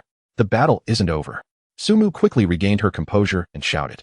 With Qing Feng stationed at the rear, the 3 members of the Dawn Squad felt as if they had taken a morale-boosting elixir, reinvigorated to re-engage in the fierce battle. However, the situation on the battlefield continued to deteriorate. As time passed, the creatures emerging from the fissures grew increasingly formidable. Not only were there more C-class elites, but now even larger shadow wolf kings radiating a B-class aura began to appear. Roar! A giant wolf towering over 5 meters, resembling a small mountain, emerged from the breach. Its body was pitch black, but a tuft of silvery fur on its forehead emitted a faint glow. Level 60 B-class boss, Silvermoon Wolf King. Its appearance rendered the entire battlefield silent. All hunters felt a visceral tremor emanate from their very souls. A B-class boss has appeared. Quickly, notify the command center. Request A-class hunter support. There's no time. It's charging at us. The Silvermoon Wolf King disregarded the artillery fire from the city walls. The energy cannons capable of easily obliterating D-class shadow wolves merely bounced off its hide.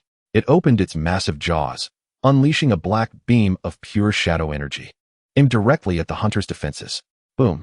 With a thunderous roar, a section of the second line of defense, nearly 100 meters long, along with dozens of hunters upon it, was instantaneously consumed and vaporized by the beam. The defense was torn open, creating a gaping breach. "It's over." Despair began to seep into everyone's hearts. Just then, the man who had been resting in his chair finally opened his eyes again. He surveyed the rampaging Silvermoon Wolf King and then glanced at his own precarious defense line, letting out a gentle sigh. "What a bother. I had intended to observe a while longer."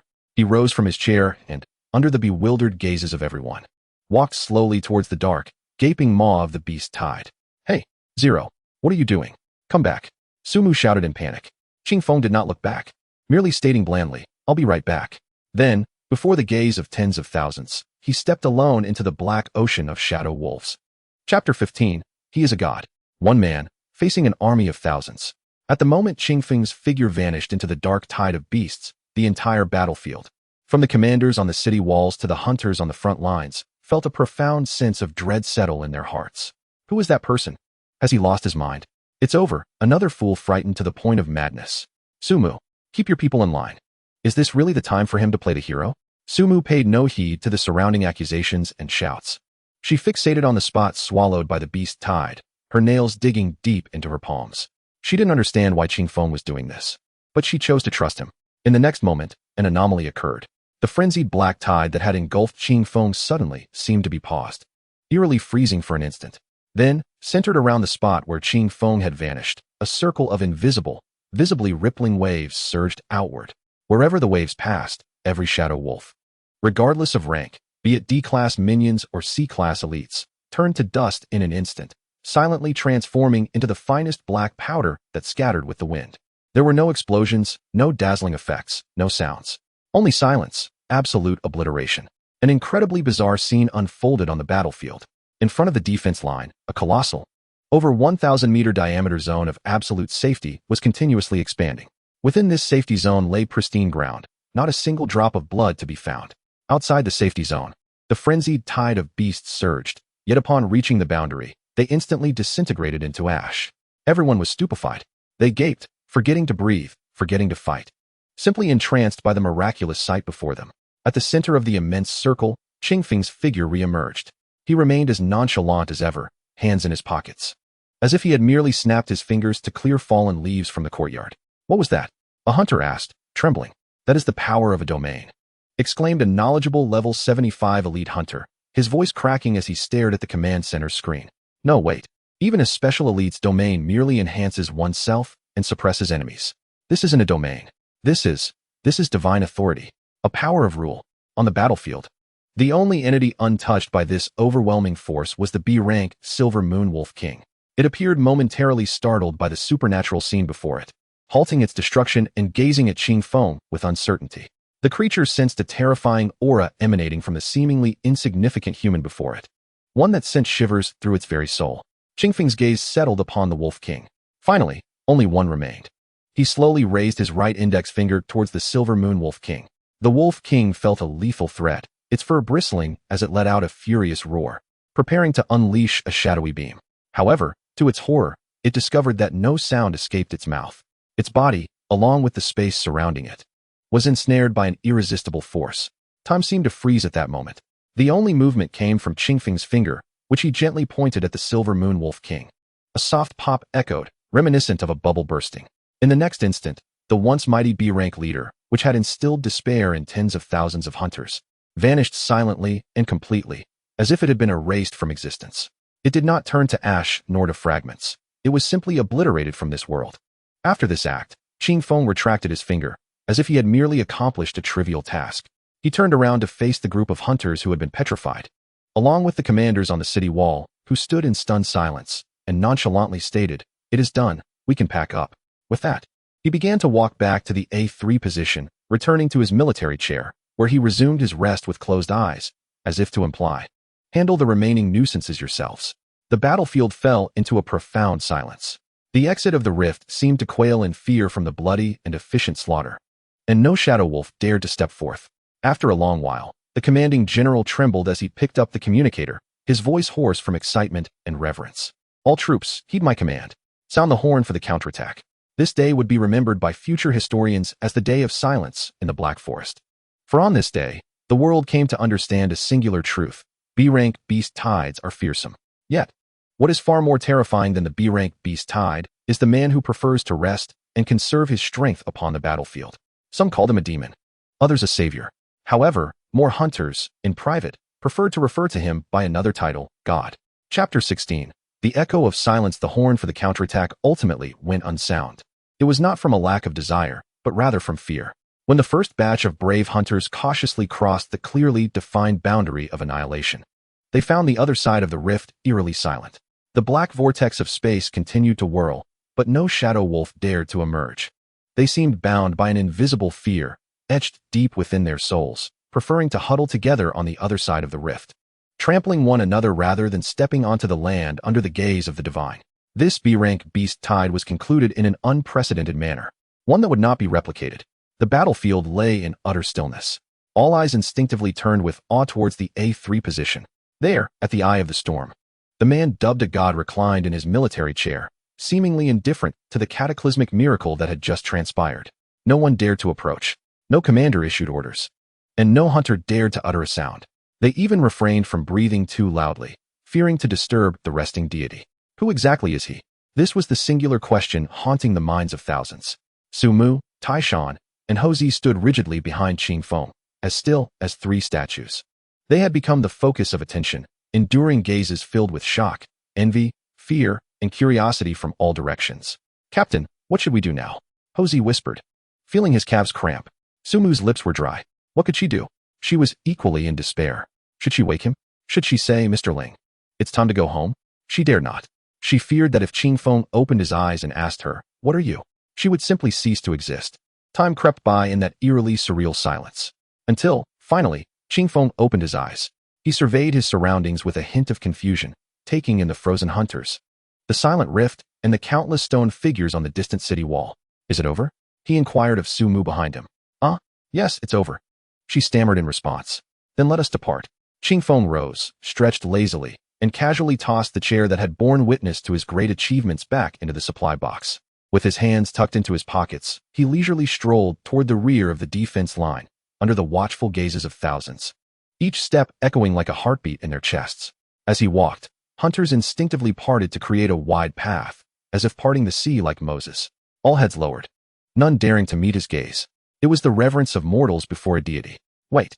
An elderly gentleman in a high-ranking officer's uniform, flanked by several guards, rushed from the command center and, mustering his courage, called out to Qing Feng. He was General Chen Dinghua, the overall commander of this defensive battle. Qing Feng halted, turned, and regarded him with an indifferent gaze. The general, upon meeting that gaze, instantly forgot the multitude of words he had prepared. What a gaze it was, void of authority, devoid of menace, only an infinite emptiness. It was as if nothing in the world held any significance in his eyes. "On behalf of the Donghua City base, and representing millions of citizens, I express my gratitude for your assistance." General Chen managed to maintain his composure and saluted Qing Feng with a standard military gesture. Qing Feng merely nodded and then uttered a statement that nearly caused everyone to faint. "This is a C-rank mission. I am here for the reward." With that, he disregarded the petrified general and departed.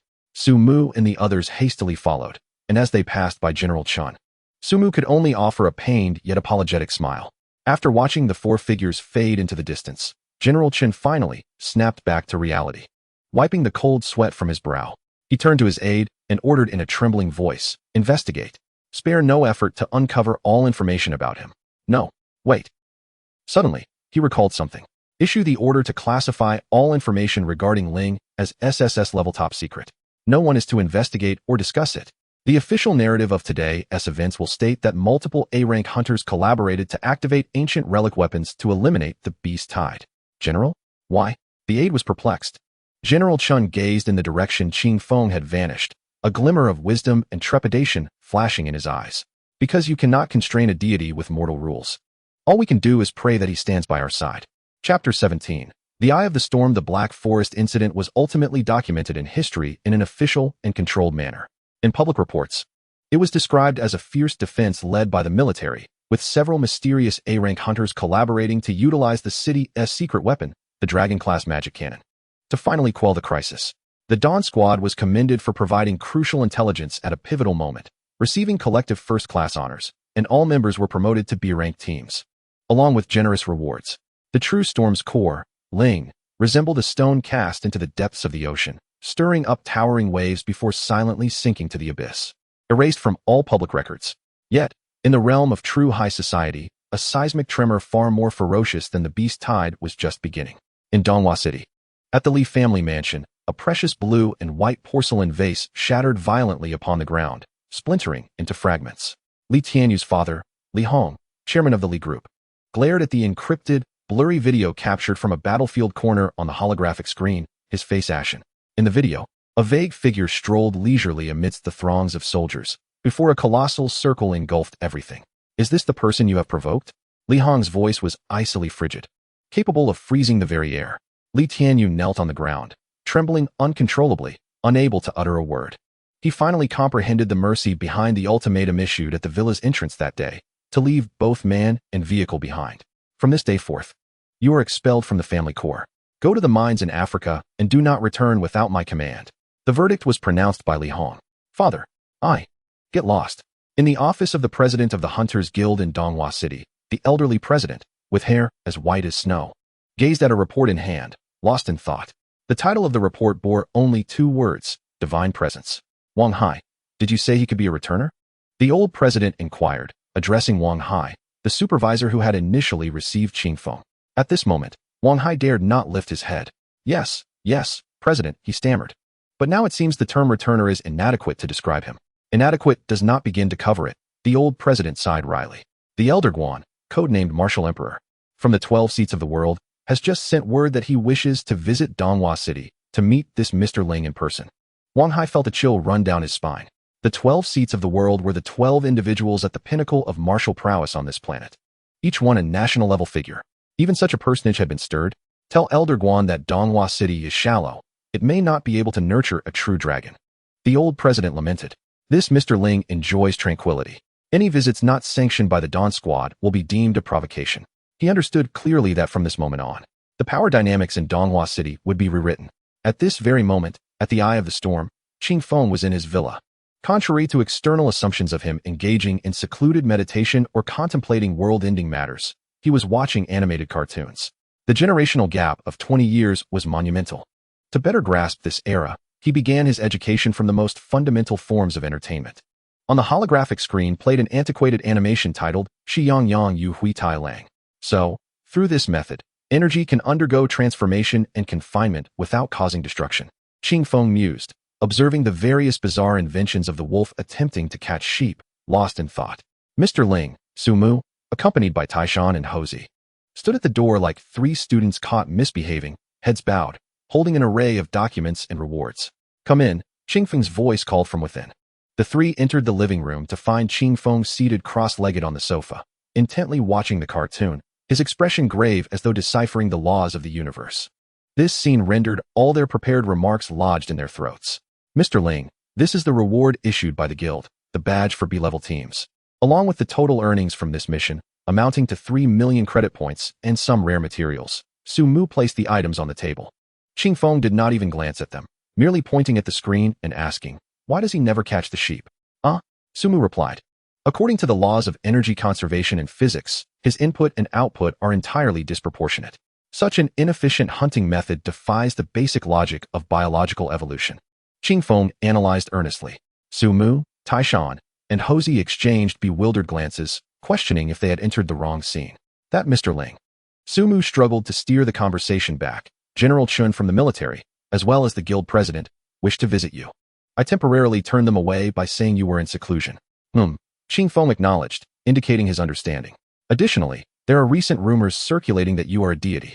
Su Mu cautiously observed Qing Feng's reaction. A deity? Qing Feng finally diverted his gaze from the cartoon. Recalling the divine avatar he had obliterated with a single punch in the godforsaken land, shaking his head. I am not a deity. Deities do not lead such a mundane existence. With that, he turned back to study the next invention of the wolf. Su Mu and the others exchanged glances, each seeing a hint of confusion reflected in the other's eyes. They felt there might be a generation gap between themselves and this formidable figure broader than the Mariana Trench. Chapter 18. The daily life of a deity. While the world stirred with the legends of the god of annihilation, Qing Feng's life settled into an unprecedentedly orderly, yet peculiar routine. At 7 in the morning, he would appear punctually in the villa's courtyard, standing motionless before the rising sun for an hour. This was not a form of cultivation. He was merely attuning himself to the world, savoring the warmth of sunlight, the flow of the wind, the sparse energy particles in the air, and the faint, omnipresent suppressive force hovering above the world. In his perception, the entire world resembled a glass greenhouse meticulously wrapped. Within the greenhouse, the flora, humans and monsters, could grow according to predetermined rules, the system. Yet any entity attempting to grow too high and touch the greenhouse's ceiling would be restrained and pruned by an invisible force. And he was akin to a world tree that had inadvertently fallen into this greenhouse. He stood there, doing nothing, his massive, incongruous existence continuously and unconsciously impacting the fragile structure of this greenhouse. In the morning, he dedicated time to learning, immersing himself like an ordinary student in the Hunters Guild's online database, voraciously absorbing all knowledge accumulated over the past 20 years: history, geography, physics, energy studies, even entertainment gossip. He discovered that the technological trajectory of this world had diverged entirely from his memories due to the emergence of fissures and systems. Energy crystals had supplanted fossil fuels, and the amalgamation of magical technology and information technology had birthed a surreal, cyberpunk society. At noon, he would prepare himself a simple lunch. Through countless cycles in the godforsaken land, he had been both a chef and a gourmet. His culinary skills had reached the pinnacle of perfection. The most ordinary ingredients, in his hands, could transform into delectable dishes that would make even deities salivate. Regrettably, there was no one to savor them. In the afternoon, he devoted himself to serious research. He would extract various grades of energy crystals, monster materials, and even soil tainted by fissure energies brought back by the Dawn Squad, analyzing, deconstructing, and reassembling them in his own manner. He sought to understand the distinctions and connections between the energy of this world and the source matter he had mastered in the godforsaken land. That afternoon, Sumu once again found herself compelled to visit Qingfeng's villa. "Mr. Ling, I apologize for the intrusion." Today, she wore casual attire, exuding less of a heroic aura and more of a gentle neighborly charm. She held a food container in her hand, feeling somewhat embarrassed as she said, "My mother heard that you helped us tremendously, so she specially prepared some home-cooked dishes for you to try." This was her most natural approach to getting closer to Qingfeng. Qingfeng was in the courtyard, with a B-level energy crystal floating before him. He used no tools. The hard crystal was being disassembled into countless threads of energy finer than hair, forming a complex and beautiful energy map through an unseen force. "Come in." Qingfeng did not look back, as the streams of energy, under his control, gradually coalesced into the form of crystals, returning to his hand. Sumu meticulously arranged the dishes from the food box on the stone table. The 4 dishes and a soup were a feast for the senses. Qingfeng glanced at the spread, picked up his chopsticks, and took a bite. There was too much salt, and it had been overcooked by 3 seconds, diminishing the ingredient's inherent freshness by 2%. Nevertheless, it bore the taste of home. He offered his assessment. Sumu's face flushed instantly, unsure whether it was from embarrassment or anger. How could this guy's words be so biting? "Speak your mind," Qingfeng said as he continued to eat. "Well," Sumu quickly shifted to the main topic, retrieving a tablet from her bag. "A new A-level rift has appeared in Chengnan, and it is extraordinarily peculiar. Unlike other rifts that spew forth monsters, this one resembles a black hole, continuously consuming surrounding matter and energy." The screen displayed a colossal, completely black sphere, quietly suspended in mid-air, distorting everything around it, whether buildings or light, drawing them into its depths. The guild and military had organized several reconnaissance missions, but regardless of whether drones or elite hunters approached its vicinity, they would instantly lose contact, and even energy readings vanished. Most critically, scholars had analyzed that its rate of consumption was growing exponentially. If left unchecked, within 3 days, it could consume half of Donghua City. Sumu's expression turned grave. "The guild's higher-ups unanimously believe that currently, you may be the only one capable of resolving this. Thus, they commissioned me to seek your opinion." Qingfeng set down his bowl and chopsticks. He gazed at the black sphere on the screen, and for the first time, a glimmer of genuine interest flickered in his otherwise tranquil eyes. For within the core of that black sphere, he sensed a familiar aura, one that did not belong to this world. It was the essence of a realm abandoned by the divine, torn apart by its own rules. "Interesting," he remarked, rising to his feet. "Send me the address." Chapter 19. The Rift of Oblivion. Chengnan, once a bustling commercial district, now lay in desolation. Centered around a massive, flawless black sphere, a no-go zone spanning several kilometers had been established. Armored military vehicles blocked every intersection. High-energy particle shields flickered with a dangerous blue light at the edges of the forbidden area, and the air was thick with a tension that was almost suffocating. As Sumu drove an inconspicuous off-road vehicle through multiple checkpoints with an SSS-level special pass, she felt the eyes of all soldiers and hunters upon her. Filled with awe and anticipation, they revered not her as a newly promoted B-level team leader, but rather the man sitting calmly in the passenger seat, gazing out the window as if on a leisurely tour. "Mr. Ling," Sumu could not help but speak, her palms slightly moist with anxiety. "This rift, codenamed A001, is the only documented A-level silent rift. It does not produce monsters, nor does it release energy. It only consumes or absorbs all matter that approaches it." Qingfeng replied, his attention seemingly captivated by a precariously swaying billboard by the roadside. The structure of the billboard was unstable. Any tremor exceeding level 45 would cause it to fracture from its third connection point. Sumu exclaimed, "Are we discussing the billboard now?" Taking a deep breath, she abandoned any hope of pre-battle communication with Qingfeng. She understood that the catastrophe looming in her eyes might appear to him as inconsequential as the billboard on the verge of collapse. The off-road vehicle halted before the temporary command center. As the door swung open, General Chun Dinghua personally came forward to greet them. The once formidable general, known for his imposing presence on the Black Forest battlefield, now bore the marks of weariness and anxiety, the bloodshot veins in his eyes starkly visible. "Mr. Ling, you have finally arrived." His tone resembled that of a drowning man grasping at a last straw. Qing Feng stepped out of the vehicle, his gaze sweeping over the crowd before settling directly on the colossal black sphere at the center of the no-go zone. It hung silently in the air, exceeding 200 meters in diameter, its surface devoid of any light reflection, a pure and absolute black that seemed to consume everything. The surrounding space warped bizarrely, distant buildings stretching and distorting, ultimately being drawn in like strands of spaghetti, vanishing without a sound. The entire process was eerily silent. "We have tried every possible method." A chief scientist clad in a white lab coat rushed forward, speaking rapidly. "Gamma rays, high-energy particle cannons, spatial shockwave bombs. None of our attacks yielded any response.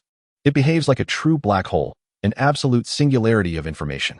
The 3A-level hunters we dispatched lost their life signals the moment they entered its gravitational range.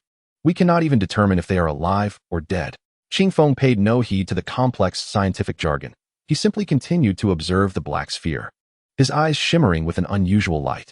In his perception, that black sphere was not a physical entity, but rather a conceptual void. It was not consuming matter, but rather erasing the information of its existence, akin to a blank sheet of paper with an eternal void that could never be marked. Any attempts to inscribe upon it would be forgotten by the void's rule. "It is not consuming," Qing Feng finally spoke, his voice calm, yet resonating clearly in the ears of everyone present. All fell silent, turning their attention to him. "It is erasing." "Erasing?" The scientist was taken aback, the term exceeding his realm of knowledge. Qing Feng offered no further explanation. He stepped forward, directly approaching the black sphere. "Mr. Ling." "No." General Chun gasped in horror. "Its gravitational range is extremely dangerous." "Ling, come back." Su Mu's face paled in fright, instinctively wanting to rush forward to grab him. However, a gentle yet irresistible force held everyone in place. Before the horrified gazes of thousands, Qing Feng walked step by step toward the black sphere that embodied absolute death. He did not pause. He extended his right hand, gently touching the absolute darkness. The anticipated annihilation did not occur. His hand seamlessly melded into the void, as if it had plunged into a formless, temperatureless water, quietly dissolving into the darkness. Following suit were his arm, shoulder, and then his entire body. Before the wide-eyed onlookers, Qing Feng's figure was consumed inch by the black sphere, without a sound, without a ripple, until he completely vanished. In the realm of existence, only the immense, silent black sphere remained, alongside a group of utterly petrified spectators, their minds in disarray. He entered? He was consumed? Su Mu collapsed to the ground, her eyes losing all brilliance in an instant. Chapter 20. The silent theater. There was no time, no space, no light, no darkness. As Qing Feng crossed the threshold of oblivion, he entered a realm of pure nothingness. Here, all physical laws lost their significance. He felt neither his body nor the passage of time. For an ordinary person, even an A-level hunter, their existence would be entirely erased upon entry, conceptually vanishing. Yet Qing Feng was different. His existence had long transcended conventional concepts. It resembled the desolation of the divine abandoned land, but was governed by simpler and more fragile rules. Qing Feng's consciousness emitted a thought within this void. The next moment, his body was redefined within this realm of nothingness. He opened his eyes and found himself standing in an ancient and magnificent opera house. A grand crystal chandelier hung from the dome, casting a warm, yellow glow. Rows of chairs, upholstered in red velvet, were neatly arranged but sat empty. The air was filled with a peculiar scent, a blend of dust and aged perfume. A vast stage lay before him, with a deep red curtain tightly drawn, as if concealing some secret. Silence enveloped the theater, a profound stillness. Qing Feng glanced at his hands, still clad in casual attire. He sensed his surroundings and realized that the theater was an enclosed space. No matter how he searched, he could not find an exit. It appeared to be a closed subspace constructed upon a set of rules. He immediately grasped the situation he was in. This so-called A001 rift was essentially an independent world governed by its own unique rules. The black sphere outside was merely the entrance and shell of this realm. To escape, one must either adhere to its rules and complete its game, or wield a more formidable power to shatter this world and its regulations entirely. At that moment, A haunting and melodious music began to emanate from the direction of the stage. The deep red curtain parted silently and effortlessly, revealing a puppet adorned in an opulent court gown.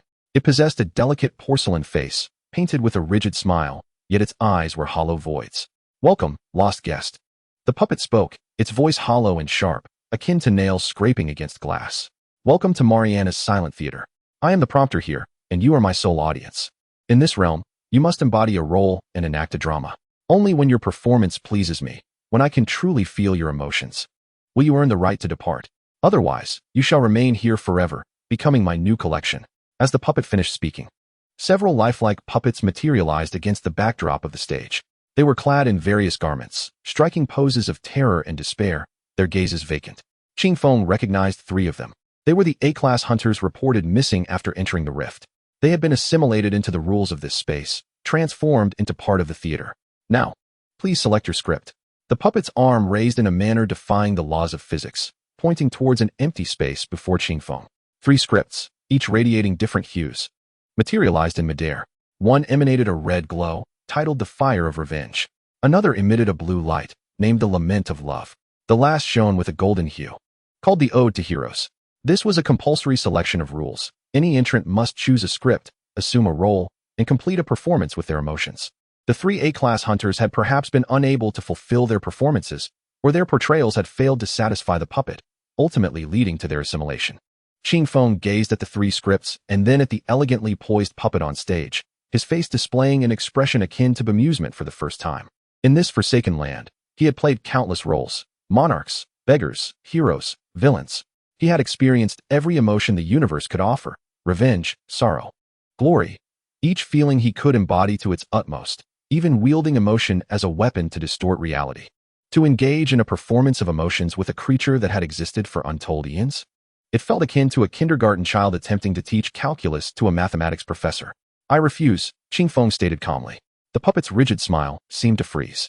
Its hollow eye sockets turned to Qing Feng, and its sharp voice tinged with confusion and anger. "Guest, you do not possess the authority to refuse. This is the rule of the theater." "Rule?" Qing Feng chuckled. "Is this what you refer to?" He raised his hand, gently grasping the air. A crisp sound resonated through the theater, akin to shattered glass. The puppet on stage jolted violently, a fine crack appearing suddenly on its exquisite porcelain face. "What have you done?" The puppet's voice, sharp and incredulous, was laced with a hint of fear. It could sense that the foundational rules of this theater had been brutally fractured by an unreasonable force. How is this possible? The rules of the theater are absolute. They constitute the foundation of this world. Like a program, you cannot modify its source code while it is running. "It's nothing." Qing Feng released his hand, as if he had merely crushed a walnut. "I just found your rules a bit noisy, so I decided to quiet them." He took a step forward. Another crisp sound echoed. This time, it emanated not from the stage, but from the audience seats. The armrests of a row of chairs disintegrated into dust without warning. With each step Qing Feng took, another part of the theater emitted the sound of rules shattering. The crystal chandelier above flickered erratically. The reliefs on the walls began to peel away. The entire space grew unstable due to his mere movement. The puppet was thoroughly panicked.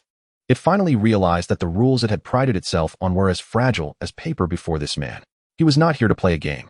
He was here to demolish the venue. "Stop! You cannot do this!" The puppet screamed, wildly waving its hand. "Rules enforced. Script: The Ode to Heroes. Role: the princess imprisoned by the evil dragon." A powerful force of rule enveloped Qing Feng. This was the theater's coercive measure, capable of forcibly defining any rebel as a specific character, stripping them of their own power. However, as that force approached within 3 meters of Qing Feng, it melted away silently, as if encountering a red-hot iron against ice. Qing Feng halted, tilting his head with a hint of interest in the princess role.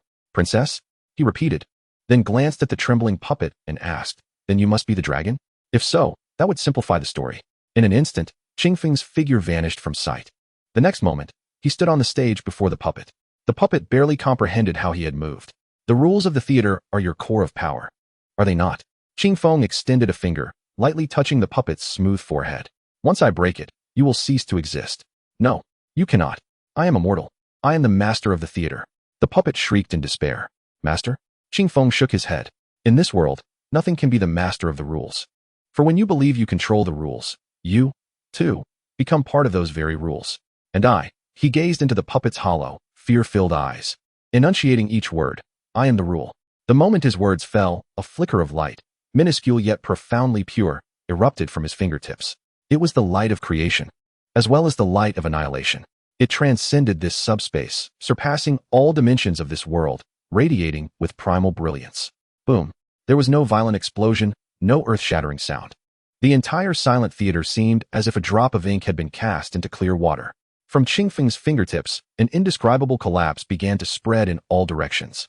The stage, the curtains, the seats, the dome, everything was reduced to its most fundamental essence within that pure radiance, only to be utterly erased. The so-called immortal puppet could not even emit a cry of despair as it dissolved into nothingness amidst the light. In the final moment before the theater completely collapsed, Qingfeng glimpsed the core of this subspace. It was a fragment of a shattered stone tablet, flickering with a dim glow. Inscribed upon it were ancient characters in a script he could not comprehend, but nonetheless understood the meaning of. Heroic Epic Act 7.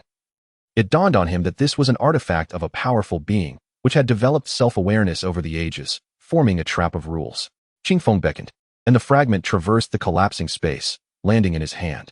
At that very moment, the entire silent theater subspace was obliterated. In the outside world, at the command center of the restricted zone, less than a minute had passed since Qingfeng entered the black sphere. Yet for Su Mu, General Chun, and others, each second felt like an eternity. It was over. Even Mr. Ling, the chief scientist, wore a face ashen with despair, muttering to himself. Su Mu sat helplessly on the ground, her eyes vacant, her mind a blank slate. General Chun clenched his fists, his nails digging into his flesh as he pondered whether to deploy the city's last resort, a forbidden weapon that could potentially level half the district. Just as everyone descended into despair, the enormous black sphere, hovering ominously above the city like a harbinger of doom, began to flicker violently without warning. Its pure black surface developed white cracks resembling spiderwebs. Look, the fissure is responding. Everyone abruptly lifted their heads, fixated on the black sphere. With a thunderous crash that shattered the heavens, the massive black sphere exploded like a glass orb shattered from within. Countless shards of black space erupted outward, but upon contact with sunlight, they disintegrated into nothingness. Sunlight once again graced the land that had been shrouded in shadow for days. The A001 fissure vanished. In the very spot where the fissure had been, a figure floated serenely in midair. One hand was tucked into his pocket while the other toyed with an unremarkable stone fragment. A gentle breeze stirred, ruffling his clothing and hair. He glanced down at the awestruck crowd below, as if they had witnessed the descent of a deity. Slowly, he descended, once more standing upon solid ground. It's done, he uttered to the utterly stunned Su Mu and General Chun, echoing the same two words he had spoken on the battlefield of the Black Forest. This time, no one dared to regard him merely as a hunter seeking reward. General Chun, gazing at him, trembled for a long moment before. Under the watchful eyes of thousands of soldiers and hunters, this resolute old general gradually knelt on one knee before Qingfeng. On behalf of the millions of souls in Donghua City, I thank the divine for its protection. Chapter 22. The so-called deity. The thunderous acclamation of gratitude reverberated like thunder in the skies above Donghua City. Thousands of fully armed soldiers and seasoned hunters, in a fervent display, offered their utmost respect to the man standing amidst the ruins. This should have been a moment monumental enough to be etched in history, stirring the hearts of any hero. However, Qingfeng, the focal point, exhibited not joy but instead a palpable confusion and bewilderment. He observed General Chindingwa, who knelt before him in excitement, then glanced around at the sea of kneeling figures, and after a moment of silence, finally inquired, "Why do you kneel before me?" His voice was soft, yet amidst the cacophony of cheers, it distinctly reached General Chen's ears. Taken aback, General Chen seemed unprepared for such a question from this divine being. He raised his gaze to Qingfeng and, with an air of inevitability, replied, "You saved Donghua City. You saved us all. You are a deity walking among mortals, and we ought to worship you." "Ought to," Qingfeng echoed, his brow furrowing deeper in confusion. "This logic is flawed." He pointed towards the sky. "According to your belief system, kneeling is a ritualistic act of seeking protection or expressing submission to a higher dimensional life form." Then he gestured to himself. "I am merely a hunter who has completed a task. Your kneeling neither bestows energy upon me nor grants you any tangible benefits. It is an ineffective action, a waste of time and knees." General Chun's mouth fell agape, utterly bewildered. His aide, the surrounding hunters, and everyone who heard this exchange were equally stunned.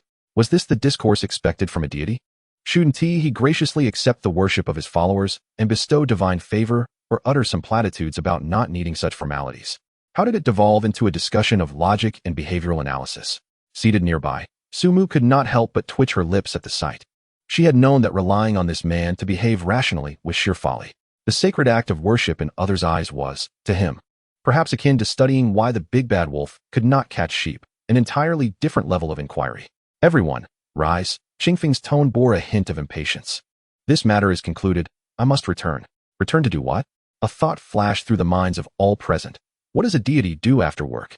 General Chun, seasoned by the battlefield, was the first to react. He realized that Mr. Ling's mode of thought defied conventional reasoning. When you spoke to him of emotions, he spoke of logic. When you spoke of the sacred, he spoke of efficiency. He promptly stood up and commanded loudly to those around him, everyone, rise. All units, secure the area, attend to the wounded, and assess the damage. Yes, soldiers and hunters, awakened from their stupor, rose to their feet.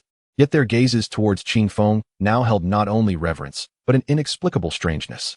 The order of the scene was swiftly restored with the military's intervention.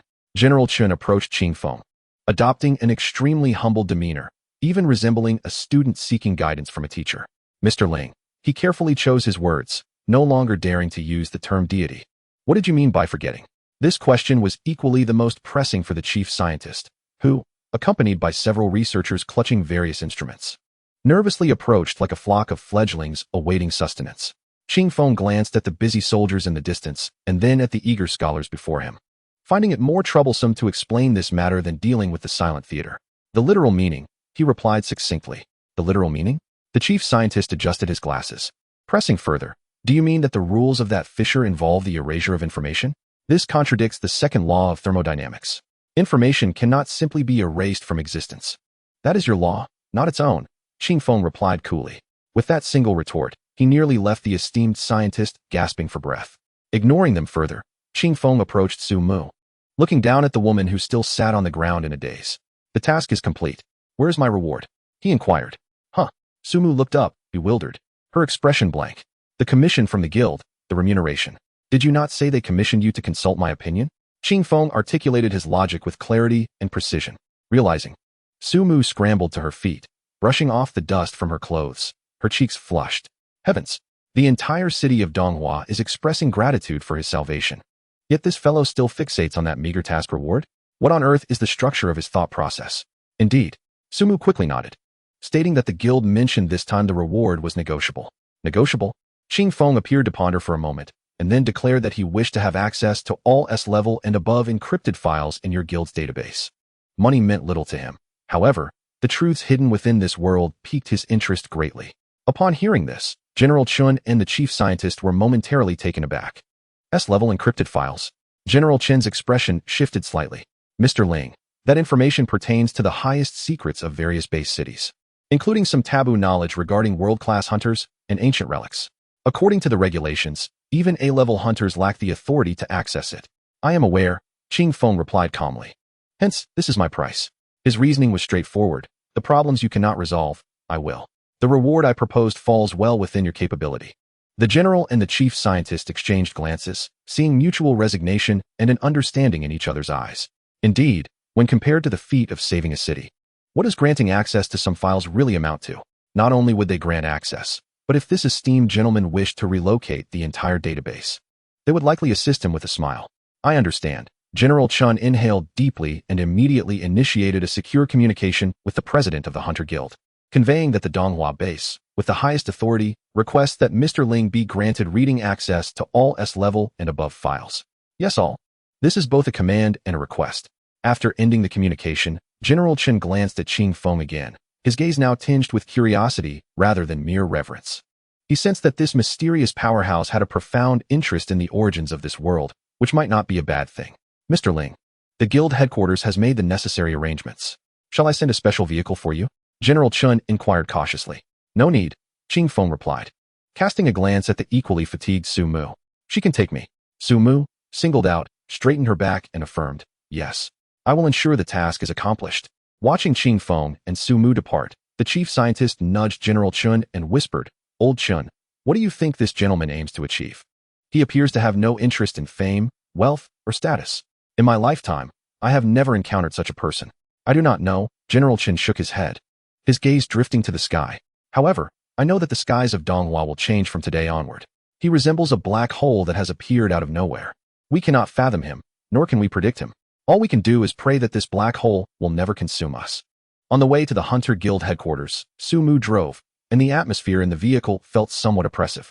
She attempted several times to initiate conversation, but, seeing Qing Feng with his eyes closed in contemplation, she hesitated on how to begin. Mr. Ling, she finally mustered her courage. Thank you for saving me. If it weren't for your intervention in the Black Forest, I would have perished at the claws of the Shadow Wolf leader. I have always kept this debt of gratitude in my heart. Qing Feng did not even lift his eyelids, stating flatly, you are my team member. Ensuring your survival aligns with the principle of maximizing team benefits. Su Mu felt a pang in her chest. Very well. She chastised herself for expecting any emotional intelligence from this man. She took a deep breath and shifted topics. Why are you interested in those S-level files? They contain dangerous and even obscure information. Because they are secrets, Qing Feng finally opened his eyes, gazing out at the rapidly retreating cityscape, and remarked, the more secrets a world conceals, the deeper the fears it faces. I wish to understand what this world fears. Su Mu's heart jolted. She had never considered the issue from this perspective before, yet Qing Feng's words struck her like a bolt of lightning, shattering her preconceived notions. Indeed, what does this world truly fear? Is it the monsters lurking in the rifts? Or the unknown dangers beyond the walls? Or perhaps, it is something even more terrifying than the monsters themselves? As she pondered, the magnificent Hunter Guild headquarters building came into view. The Hunter Guild headquarters in Donghua City stands as a towering symbol of power and order. Those who can freely enter and exit are elite hunters or notable figures in society. When Su Mu parked the SUV in the exclusive lot, it immediately attracted many gazes. ISNT, that Su Mu from the Dawn Squad. I heard they struck it rich and made significant contributions during the Black Forest incident, resulting in their promotion to be level. Oof, what contribution? They merely clung to the military's coattails. Look at that man beside her. He dresses like a roadside vendor. He must be a newly recruited team member trying to leverage connections to gain entry to the headquarters. A group of well-dressed, well-equipped young hunters gathered, pointing and whispering about Qing Feng and Su Mu, their words laced with unmasked envy and disdain. Su Mu caught wind of their remarks, her brows knitting together as she contemplated confronting them. However, Qing Feng walked directly towards the entrance, seemingly oblivious to their chatter. Forget it, Qing Feng stated nonchalantly. There is no need to argue with a bunch of beings on the verge of being eliminated by the times. His voice was low, yet the young hunters, all high-level hunters with sharp hearing, instantly changed their expressions. You little brat, who are you calling beings about to be eliminated?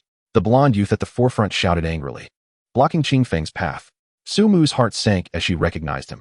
His name was Lei Jia, a core member of the Lei family, one of the 4 prominent families in Donghua City, and a level 58 advanced hunter, quite well known among the younger generation. Lei Jia, what do you intend to do? Su Mu stepped forward, shielding Qing Feng behind her, and coldly warned, this is the guild headquarters. Private combat is prohibited. I am fully aware this is the headquarters. Lei Jia replied, ignoring Su Mu completely, his oppressive gaze locked onto Qing Feng. I merely wish to inquire what gives this friend the audacity to claim we are to be eliminated by the times. A mere ordinary who lacks even a rank badge. Who bestowed upon you the courage to speak so brazenly here? Qing Feng finally turned his attention to him, looking at him as if he were observing a slightly complex single-celled organism. Because you are too weak and foolish, he stated calmly. You are courting death. Lei Jia was furious. As a favored child of heaven, he had never endured such an insult. A powerful energy pressure erupted from him, crashing towards Qing Feng. He desired to witness this reckless youth kneeling in submission beneath the weight of his advanced hunter's aura. Su Mu's face paled, and she instinctively prepared to summon her magic to defend against it. However, when that force, capable of overwhelming even an ordinary intermediate hunter, reached Qing Feng, it melted away like spring snow meeting the blazing sun, vanishing without a trace. Not only did it fail to make Qing Feng kneel, but even the corners of his clothing remained undisturbed. Qing Feng stood there, expressionless, as if that pressure had merely been a gentle breeze. Has the wind picked up? He even tilted his head slightly, appearing somewhat perplexed. Lei Jia's smile abruptly froze on his face. The mockery on the faces of his companions behind him transformed into astonishment. How could this be? His imposing aura had utterly failed against an ordinary individual. Lei Jia, cease your actions. At that moment, amidst the tense atmosphere, an ancient and authoritative voice resonated from within the hall. The venerable guild leader, his hair as white as snow, swiftly emerged with Wang Ad by his side. Without even a glance at Lei, The old leader approached Cheng directly, a hint of apology and respect gracing his features as he slightly bowed. Mr. Ling, I sincerely apologize for the disturbance caused by my lax discipline. I hope for your understanding. This scene was akin to a heavy bomb being dropped into a serene lake. Lejua and his companions were left in shock, their eyes nearly bulging from their sockets. The guild leader, the supreme authority of the hunter community in Dongashur, was bestowing such profound respect upon an unknown individual clad in cheap attire. They felt as though their worldview had been shattered in that instant. Qingfeng merely nodded slightly. Lead the way, I am pressed for time. Yes, Mr. Ling, this way please. The old leader hurriedly gestured ahead, his demeanor akin to that of a hotel doorman. The group passed Bua, who remained completely ignored by Feng, as if he were merely a stone by the roadside. That utter, intrinsic disdain felt more humiliating to Lejua than any venomous insult could have. Who exactly was he? Lejua muttered to himself in a daze. One of his companions trembled and spoke. I recall now. There's a top-secret rumor circulating within the military that the Black Forest incident and the A001 Rift incident are both linked to a mysterious figure codenamed Zero. Could it be him? Zero. Lejua pondered this name, and coupled with the guild leader's extreme deference, alongside the ineffectiveness of his own imposing presence, a chilling realization surged from his feet to the crown of his head. He had just attempted to provoke a being akin to a deity walking among mortals. With a thud, Ngu's legs buckled, and he collapsed to the ground, his complexion as pale as paper. Chapter 25. S-Class Archive Room under the guidance of the guild leader. Qingfeng and Zhengu traversed through layers of security, taking an elevator that had never been opened to the outside world, arriving at the lowest level of the guild headquarters. This place was one of the most heavily fortified locations in the entire city, the S-Class Archive Room. The massive alloy doors, several meters thick, were adorned with intricate energy circuits and identification devices. At the entrance stood two guards with an aura as deep as the abyss, clad in specially designed black combat attire, devoid of any rank insignia, yet their mere presence sent a shiver down Sung's spine. These were the guild's most enigmatic blackguards, each possessing strength no less than that of an A-class hunter, answering only to the guild leader. Sumu quietly explained to Qingfeng, as it was her first time in this place.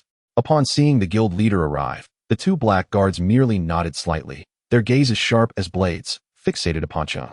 Guild leader, according to regulations, only you may enter, one of the blackguards stated, their voice resembling the sound of metal scraping, devoid of any emotion. From today onward, the regulations have changed, the old leader declared in a low voice. Grant Mr. Ling the highest level of access. His actions here shall not be restricted. The two blackguards exchanged glances, surprise flickering in their eyes, yet they did not question further and promptly complied with the order. As the complex verification process concluded, the heavy alloy doors slid open silently. Beyond the doors lay a vast circular space filled with futuristic technology. Countless streams of blue data intertwined in the air, with a floating operational platform at the center. Mr. Ling, this room contains all classified information above S-Class within the jurisdiction of Dongashur since the Great Catastrophe. The old leader introduced. You need only input the keywords you wish to search for on the central platform. You may leave now, Qingfeng instructed. Understood. The old leader replied without hesitation, leading Su and Wang out. He was astute enough to recognize that he should not pry into what this deity sought. The alloy doors slowly closed, leaving Qingfeng alone in the archive room. He approached the central platform, gazing at the vast expanse of data streams, lost in contemplation. There was so much he wished to know, the origin of the system, the essence of the rifts, the global calamity 20 years prior, and the fragment of a stele inscribed with heroic epics obtained from the silent theater. He extended his finger and gently tapped the first keyword on the virtual screen. Land of the Abandoned Gods. The data streams flickered rapidly as the search commenced. However, mere seconds later, a line of bright red text appeared on the screen. Search result: 0. This entry has triggered the highest level security protocol and has been locked. Qingfeng raised his eyebrows slightly. Interesting. It seemed that someone in this world was aware of the existence of the Land of the Abandoned Gods and had classified it as top secret. He refrained from attempting to force a breach, as that would expose his origins. Instead, he chose another keyword. Heroic epic. This time, the search yielded results. A series of documents marked as SSS level top secret material materialized before him. Document number: SSS-007. Title: Preliminary Research Report on the Phenomenon of Ancient Heroes Resurgence. Abstract: In recent years, multiple high-energy reactions have been monitored globally, suspected to be related to historically renowned heroes. These spirits have reappeared in non-physical forms, possessing powers far exceeding that of modern hunters. their strength seemingly tied to a concept known as the power of belief or epic heritage. Document number SSS-009. Title: Top Secret Report on the Arthurian Incident, London. Abstract: 3 years ago, the S-Class Rift Avalon opened in London, with the legendary King Arthur and his Knights of the Round Table appearing in spirit form. Their leader, King Arthur, displayed terrifying power capable of destroying cities, severing the River Thames with a single sword strike. He later clashed with one of the 12 seats of the world, the Holy Sword, resulting in a stalemate before ultimately returning to the Rift. Document number SSS-014. Title: Confidential Report on the Xiangyu Incident, Dashra. Abstract: A year ago, intense energy fluctuations were detected near the Wujiang ruins on the outskirts of Dongashur, suggesting that the spirit of the ancient hero Xiangyu was about to awaken. This was subsequently addressed by the Martial Emperor, one of the 12 seats of the world, who personally intervened alongside several A-class formation masters to temporarily seal him. Warning: the seal is highly unstable and may rupture at any time. As Xingfeng perused the astonishing information, his expression remained inscrutable. City-destroying level? Stalemate? He recalled the true epic heroes drenched in divine blood from the land of the abandoned gods, who could effortlessly tear apart stars and shatter continents. Compared to them, the spirits in this world appeared to be mere pale imitations. Yet this information confirmed one thing: the fragment of the steel he obtained from the Silent Theater was indeed related to these so-called ancient heroes. He retrieved the steel fragment and placed it on the operational platform. A peculiar energy fluctuation emanated from the steel, resonating with the data streams in the archive room. Suddenly, alarms blared throughout the entire archive. Warning: unknown high-dimensional information source detected. Attempting to analyze. Analysis failed. Data stream overload. Warning: underlying system logic compromised. The archive room is on the verge of collapse. Amidst the shrill alarm, the entire space began to tremble violently, with countless data streams scattering like uncontrollable fireworks. Outside, what is happening? The old leader's expression changed dramatically. Guild leader: it's bad. The energy index of the archive room has surpassed the critical threshold. The system is collapsing. One of the black guards reported in horror. Quick, open the door. No, the door is locked. We have lost control. Just when everyone believed that the painstakingly crafted S-level archive was on the brink of total failure, all alarms abruptly ceased. The trembling space regained its composure, and the chaotic data streams transformed back into orderly sequences. Everything seemed as if nothing had ever transpired. The alloy door slid open silently. Qingfeng emerged, holding a fragment of the stone tablet, a contemplative expression adorning his face. Mr. Lingling, the old president had just inquired in a trembling voice. Oh, it's nothing. Qingfeng nonchalantly replied. Your system is somewhat fragile. There was a data clash that nearly caused a crash. I've repaired it and, incidentally, upgraded it. The old president was taken aback. The chief blackguard was equally astonished. Our city, Donghua, boasts the premier S-level confidential archive. And you refer to it as a mere computer that almost crashed? And you casually upgraded it? Are you certain you are not jesting? Qingfeng's tone was as unperturbed as if he were merely stating that he had bought a bottle of water. Yet, this statement detonated in the minds of the old president and the two blackguards like a nuclear explosion. The S-level archive was the heart of the Donghua Hunters Guild, a culmination of the city's most advanced technology, rune formations, and energy science. Its core system, designed over a decade by the Mo family, renowned for their technological prowess, was said to be an impenetrable barrier against external forces. And now, within less than 10 minutes, this intelligent barrier had nearly faltered, only to be casually upgraded by a single man. The old president's lips quivered. He felt his understanding of the world being repeatedly ground into the dirt. Having lived over a century, he had witnessed A-level hunters flattening mountains with a single punch and B-level beast tides inundating cities. But he had never seen nor imagined anyone speak so nonchalantly about upgrading a top-tier system. Mr. Lingling, he stammered, swallowing hard. What do you mean by upgrade? Literally. Qingfeng glanced at him, seemingly puzzled as to why he would pose such a simplistic question. The original system architecture was too fragile, containing over 300 logical flaws and 70 instances of energy redundancy. When I accessed the information on that stone tablet, it triggered a data clash, causing an overload. So, I rewrote its underlying code and optimized the energy circuits. It is now far more stable. After a moment's thought, he added, roughly, energy consumption has decreased by 90%, and computational speed has increased by about 5,000 times. It shouldn't crash so easily anymore. The old president and the two blackguards were rendered utterly speechless. They could not comprehend what logical flaws or underlying codes meant. but they understood the implications of a 90% reduction in energy consumption and a 5,000-fold increase in computational speed. What did this signify? It meant that a system which previously required the entire city's backup energy to barely function could now operate flawlessly on merely an A-level energy crystal. What once took hours to retrieve vast amounts of data could now be accomplished in a mere second. This was no mere upgrade. It was akin to transforming an antiquated tractor into an interstellar warship capable of warp travel. The voice of one black guard trembled as he stared at the monitoring terminal on his wrist, his expression vacant. The self-check rating of the archive system had shifted from S to 3 golden question marks. Our authority can no longer access any information from it. This indicated that the new system had surpassed the highest level they could comprehend and define. The old president inhaled deeply, forcing his racing heart to calm. He gazed at Qing Feng, his initial awe and trepidation evolving into profound, abject reverence. He finally grasped the nature of the being before him. He was not merely a hidden powerhouse or a monstrous throwback. He was a life form of a higher dimension, a deity walking among mortals. Mortals cannot fathom the divine. I understand. The old president bowed deeply to Qing Feng, this time a gesture of soulful submission. Thank you, Mr. Lingling, for bestowing divine grace upon our guild. Qing Feng regarded him with a slight frown. He found conversing with these individuals far more exhausting than shattering a subspace. He chose not to speak further, simply clutching the stone tablet fragment as he turned to exit. As he brushed past the old president, he left behind a final admonition. Do not allow anyone else to enter. The things within are far too perilous for you. With that, his figure vanished at the elevator entrance. It was only when the elevator doors closed that the old president slowly straightened his back, staring at the alloy door that had returned to its original state, yet felt entirely different.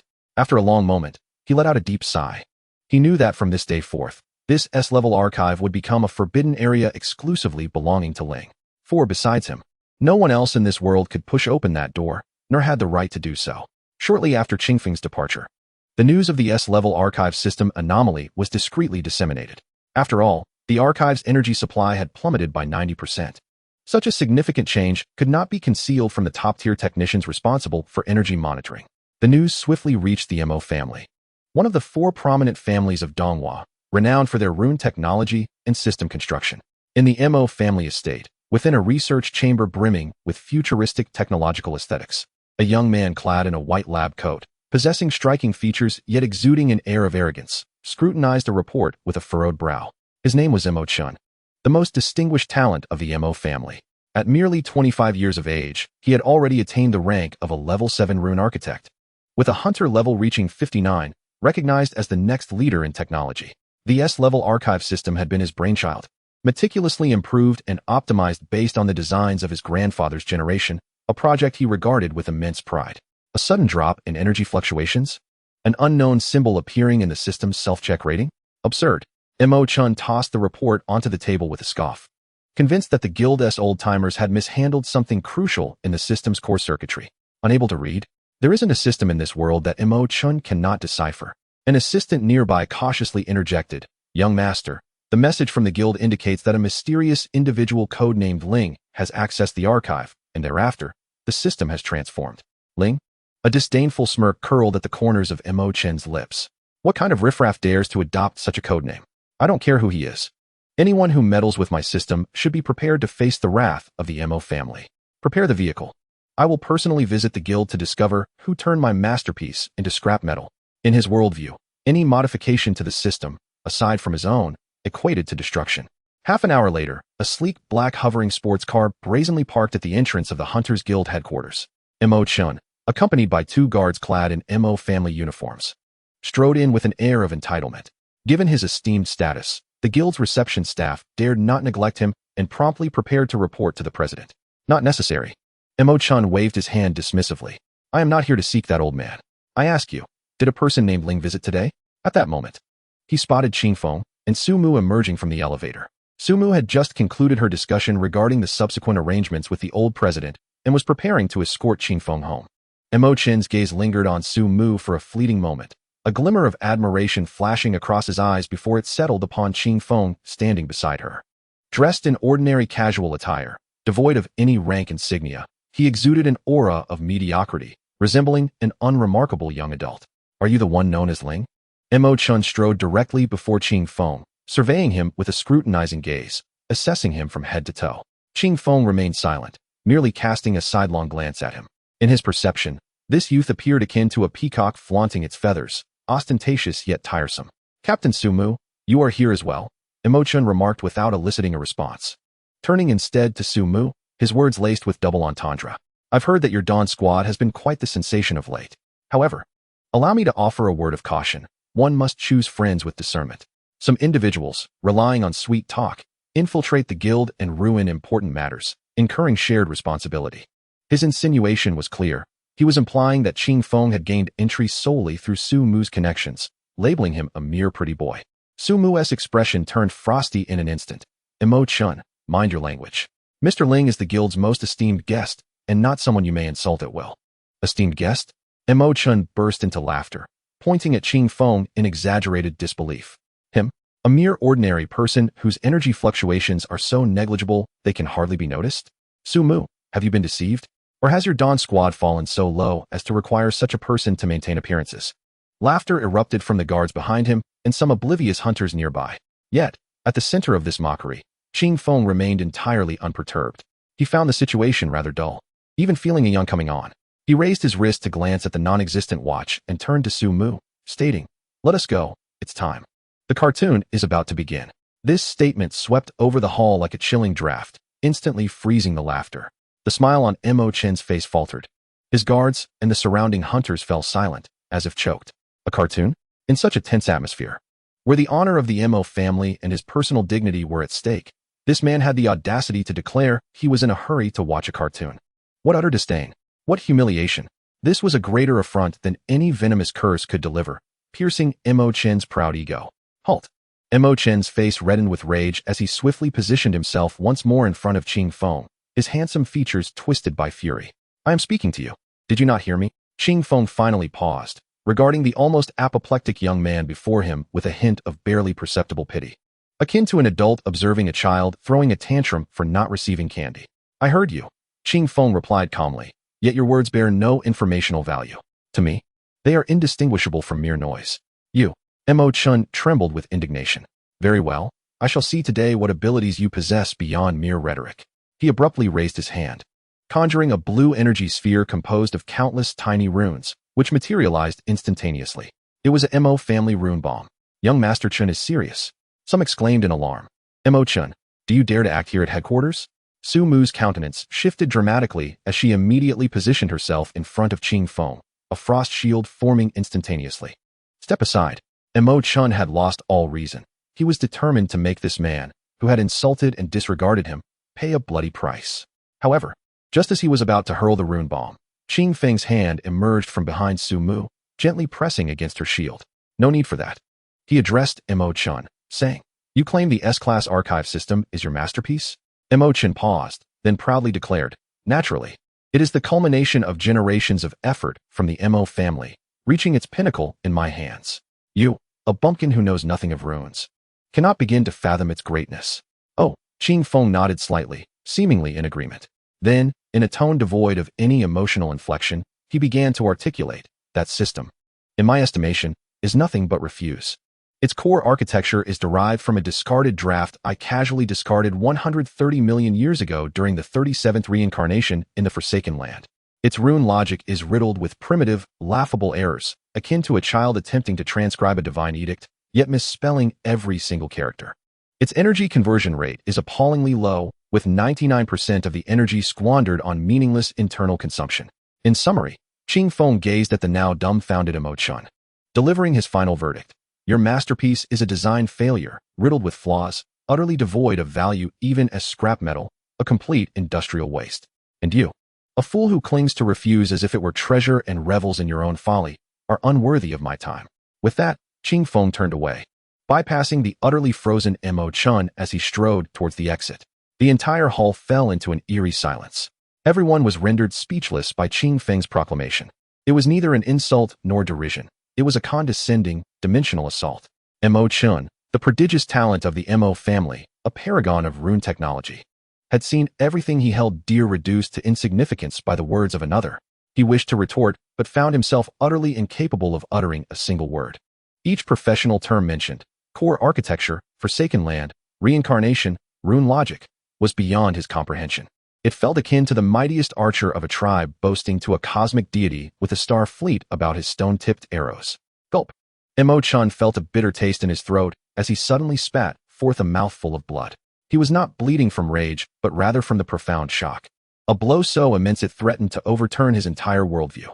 His pride, his confidence, all his accolades were, in that moment, shattered into dust by the most mundane of tones. Imo-chun, the exalted scion of the Imo family, collapsed before the eyes of many, his heart shattered. Blood spilling onto the floor.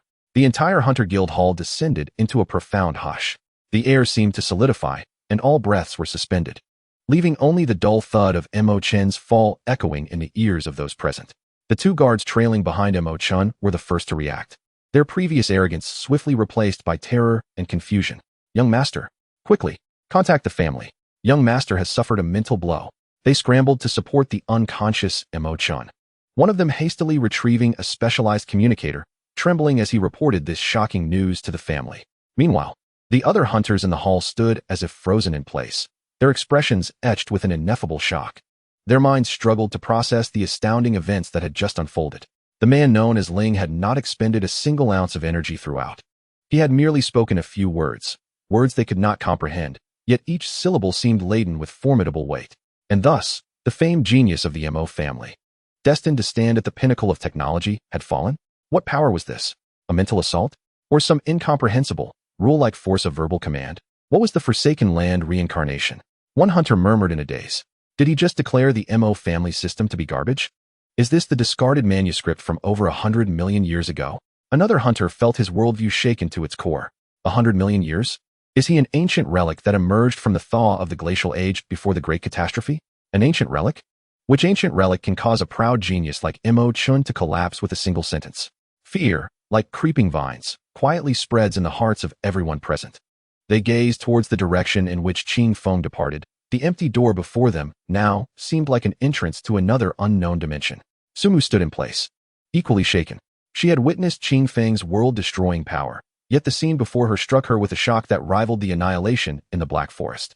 If the physical overpowering demonstrated the intensity of his strength, then this time, the destruction through words exhibited the height of his existence. It was a level unattainable by mere mortals. She watched as the guards hurriedly carried away Imo-chun and reflected on Ching Feng's expression, which appeared to merely state a fact. A thought suddenly arose in her mind. Perhaps, in Mr. Ling's eyes, Imo-chun's pride was as laughable and insignificant as a child boasting about their sandcastle. She took a deep breath, suppressing the turbulence in her heart, and quickly followed him out. She knew that a tremendous storm was about to engulf Donghua City, and as the only one capable of standing beside the eye of the storm, she had to prepare for everything. With Imo-chun being urgently transported back to the Imo family, this explosive news quietly spread through the upper echelons of Donghua City at an astonishing speed. Have you heard? The proud genius of the Imo family was reduced to blood and fainting today in the Hunter S Guild by a single remark. What? Who is this formidable person? Has someone from the 12 seats of the world graced Donghua City? No, it is said to be just a nameless individual called Ling. Apparently, he is a newcomer to the Dawn team. What can a nameless person do to Imo-chun? It must be a rumor. I suspect the Imo family has provoked someone they shouldn't have and is merely looking for an excuse to retreat. Whispers and speculations swirled around. Yet everyone keenly sensed that beneath the seemingly tranquil surface of Donghua City, turbulent currents were already stirring. The Imo family, this slumbering lion, had been thoroughly enraged. Chapter 30. The Wrath of the Imo Family. The Imo family estate, located at the peak of Donghua City's Dragon Vein, is a magnificent complex merging classical gardens with futuristic technology. At this moment, the atmosphere in the core assembly hall of the estate was grim and suffocating. Several solemn and imposing elders of the Imo family sat on either side, their eyes fixed on the young man lying within the medical chamber at the center of the hall. Imo-chun lay with his eyes tightly shut, his complexion pale as paper, various intricate instruments connected to his body. The life signs displayed on the screen, though stable, showed a dangerously crimson reading for a parameter called mental threshold, which fluctuated violently. The tremors of his spirit and the collapse of his heart were not caused by external forces, but rather by a higher-level information he could not comprehend, forcibly shattering his cognitive framework. AMO family physician in charge of his treatment spoke with a dry voice, diagnosing the situation. Higher-level information? At the head of the assembly, an elderly man clad in traditional attire, with hair and beard white as snow, yet eyes sharp as a hawk, began to speak slowly. His voice was not loud, but carried an undeniable authority. He was Mo Shan, the Mo family's anchor, and Mo Chen's grandfather. A legendary figure who had once faced the 12 seats of the world and emerged unscathed. Yes, patriarch, the physician respectfully replied. It is akin to asking a primitive individual who only knows the number 112 to instantly grasp the entirety of the theory of relativity. His brain and soul would burn out due to the overwhelming flow of information. Young Master Chun is currently in such a predicament. This is outrageous. A hot-tempered elder slammed the table, bellowing, "What nonsense is this, Ling? I suspect he has employed some sinister mental sorcery. Investigate. I demand to uncover his background. I will personally extract his soul and refine it to avenge Chun. Do not act impulsively." Mo Shan raised his hand to quell the elder's outburst. He gazed at his grandson within the medical chamber, a flicker of pain crossing his eyes. But more so, an unfathomable gravity. He understood better than anyone his grandson's talent and disposition. Although Mo Chun was arrogant, his heart was built upon absolute confidence and genuine skill, unyieldingly strong. For him to collapse at a single utterance was not something merely achievable by simple mental sorcery. Play the surveillance footage from the guild hall for me, frame by frame. Mo Shan commanded coldly. Soon, a high-definition holographic image, retrieved with the highest authority, was projected in the center of the assembly hall. In the image, Qing Feng's calm demeanor, his unperturbed gaze, and every word he uttered were clearly presented before all the elders. The words "the godforsaken land." Cycle number 3726 left all the elders present as bewildered and confused as Mo Chun. Only Mo Shan, upon hearing the phrase "godforsaken land," saw his hawk-like pupils constrict to the size of needle points. A terrifying aura uncontrollably emanated from him, causing the temperature in the assembly hall to drop several degrees. Patriarch, the surrounding elders sensed his emotional upheaval and cast bewildered glances at him. Mo Shan did not respond. He fixed his gaze on Qing Feng's face in the image as if wanting to engrave every subtle expression into his soul. After a long pause, he slowly closed his eyes. When he reopened them, the fury had vanished, replaced by an unprecedented wariness and fear. "Relay my orders." Mo Shan's voice turned hoarse and heavy. "First, seal all information regarding today's guild incident. No one within the Mo family is to discuss this matter further. Those who defy this order will be expelled from the family. Second, place Mo Chun in the deepest part of the tranquility pool. He is not to emerge without my command. Third," he paused, seemingly using all his strength to utter the final command. "Prepare a generous gift. I will personally go to the Hunters Guild to apologize to the president and that Mr. Ling." "What?" Upon hearing this, the entire assembly was taken aback. Chapter 31. The Sky and the Ant in Donghua City, on the outskirts, in a standalone villa area. Sumu parked the SUV steadily in front of Qing Feng's villa, gripping the steering wheel, her knuckles turning white from the pressure. The journey had been silent. The atmosphere inside the car was more oppressive than when facing an S-level rift. She had countless questions to ask, such as what exactly the godforsaken land was, whether he truly had lived for 100 million years, and if the Mo family would seek revenge. Yet each question felt as weighty as a mountain, rendering her unable to speak. "We have arrived." Qing Feng unbuckled his seatbelt, his tone flat, breaking the silence. "Ah yes."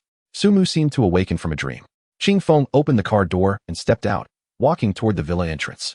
Throughout, his expression remained unchanged, as if the events that transpired in the guild hall were merely trivial matters to him. Watching his back as he approached the door, Sumu could no longer contain herself and followed him out of the car. "Mr. Ling," she called out to him. Qing Feng paused and turned back to look at her. The Mo family is one of the 4 major families in Donghua City, with immense power and a penchant for vengeance. Sumu's voice was filled with concern. "You publicly humiliated Mo Chen today. They will certainly not let this go easily. Shouldn't we prepare in advance?" To her, it seemed inevitable that a colossal battle would ensue, with the Mo family mobilizing their forces, and Qing Feng possibly performing miracles akin to those in the Black Forest. Regardless, Donghua City shall soon be engulfed in a tempest of bloodshed and chaos. Qing Feng gazed at her, observing the anxiety etched in her beautiful eyes, and fell silent for a moment. He appeared to ponder how to articulate this matter in a manner comprehensible to the people of this era. After several seconds, he relinquished the effort, for he realized that it was beyond explanation. "Sumu." It was the first time he uttered her name. At that, Sumu instinctively stood at attention. Qing Feng pointed to the sky, where the dusk painted the horizon in magnificent hues. He then gestured to the ground, where an ant diligently transported morsels of food. If one day this ant were to wave its pincers at the sky, cursing it for obscuring its sunlight, Qing Feng slowly inquired, "Do you think the sky ought to heed its grievances?" Sumu was taken aback. She did not comprehend why Qing Feng would pose such a question. No, it shouldn't. She hesitated in her reply. And if this ant were to rally its entire colony, thousands upon thousands of ants, to bellow collectively at the sky, demanding retribution, do you believe the sky would be concerned? Qing Feng continued his questioning. It should not be, either. Sumu felt as though she grasped something, yet simultaneously understood nothing at all. Indeed, Qing Feng nodded, for they and the sky existed in entirely different dimensions, on disparate planes. The anger and desire for vengeance that the ant comprehended held no meaning for the sky.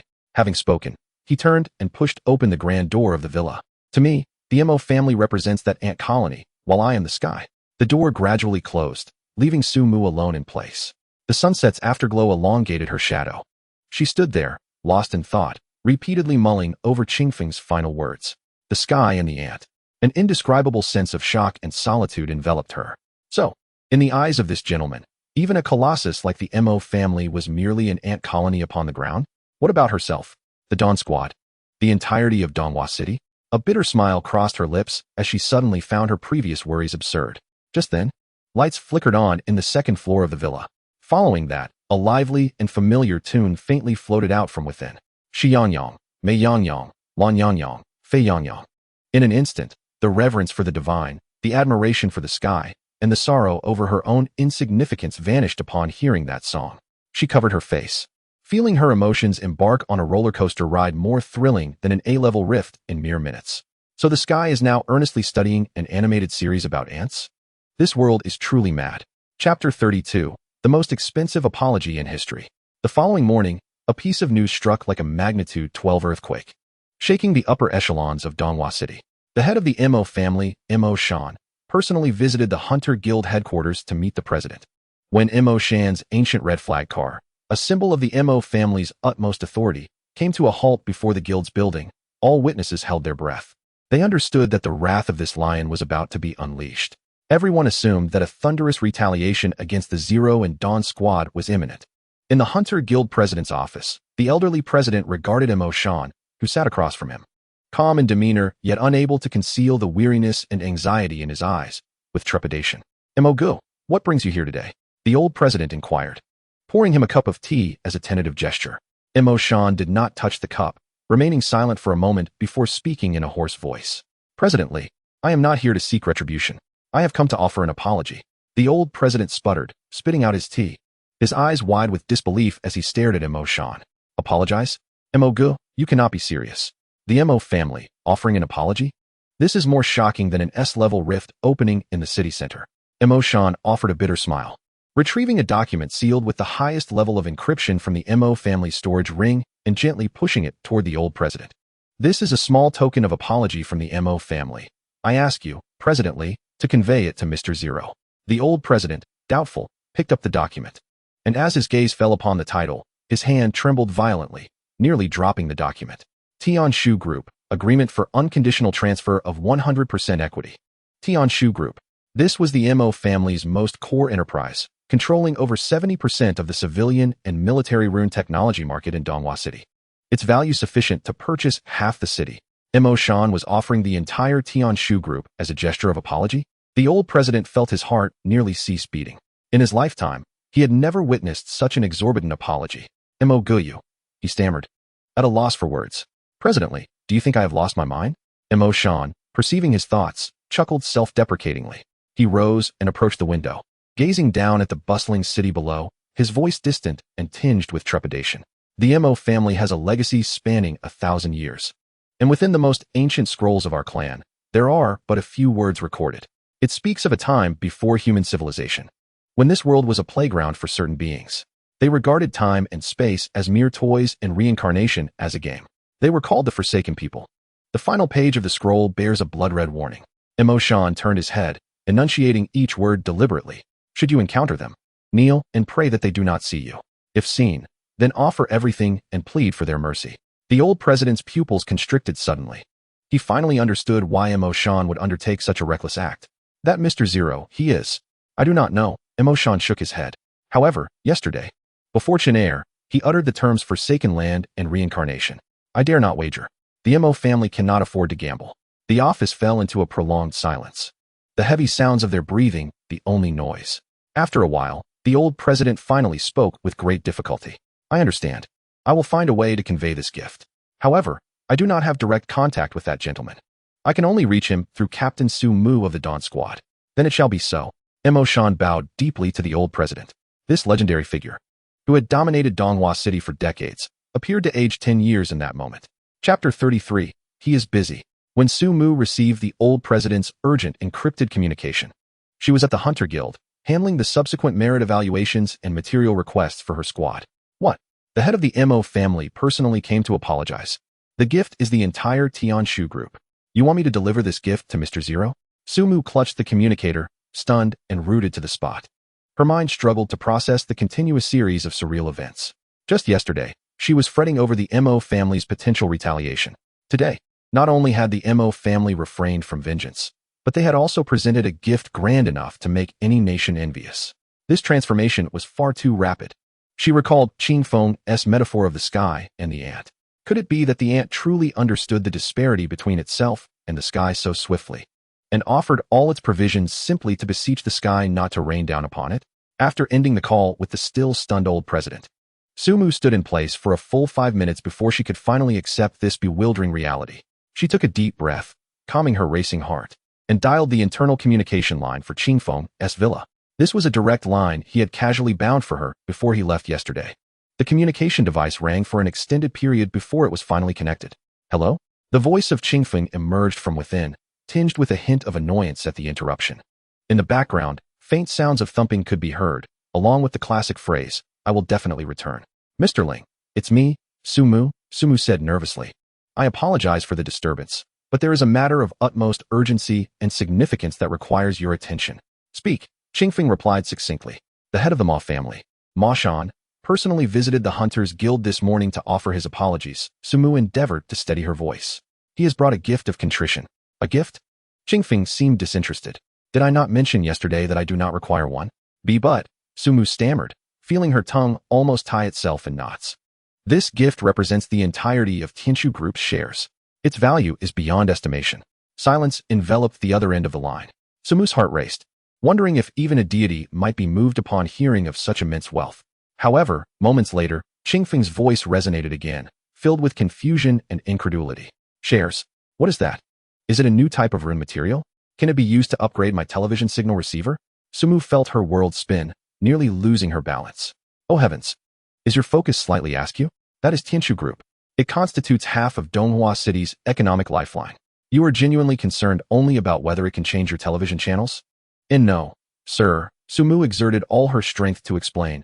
Shares signify that you own this company. All its assets, technology, and personnel will belong to you. You could perceive it as an extraordinarily vast workshop. A workshop? Qing Feng seemed to contemplate this. Will it be very loud? It must be. Given there are hundreds of thousands of employees. Then I do not want it. Qing Feng responded decisively, without a hint of hesitation. It's too noisy. It will disrupt my watching of animated series. Tell that Ma fellow to take his things back and not to bother me again. The call was abruptly disconnected. Su Mu stood, clutching the now busy communicator, petrified in place, her mind endlessly replaying Qing Feng's final words. Do not bother me. It will affect my watching of animated series. After a while, she trembled as she dialed the guild leader back. How did it go, Su Mu? Did Mr. Ling accept? The anxious voice of the old leader came through. Su Mu took a deep breath and recounted Qing Feng's words in a near dreamlike tone. Mr. Ling said he does not want it because it is too noisy. He also asked the Ma family to refrain from disturbing him, as he is busy. Busy with what? The old leader instinctively pressed. Su Mu's lips twitched involuntarily.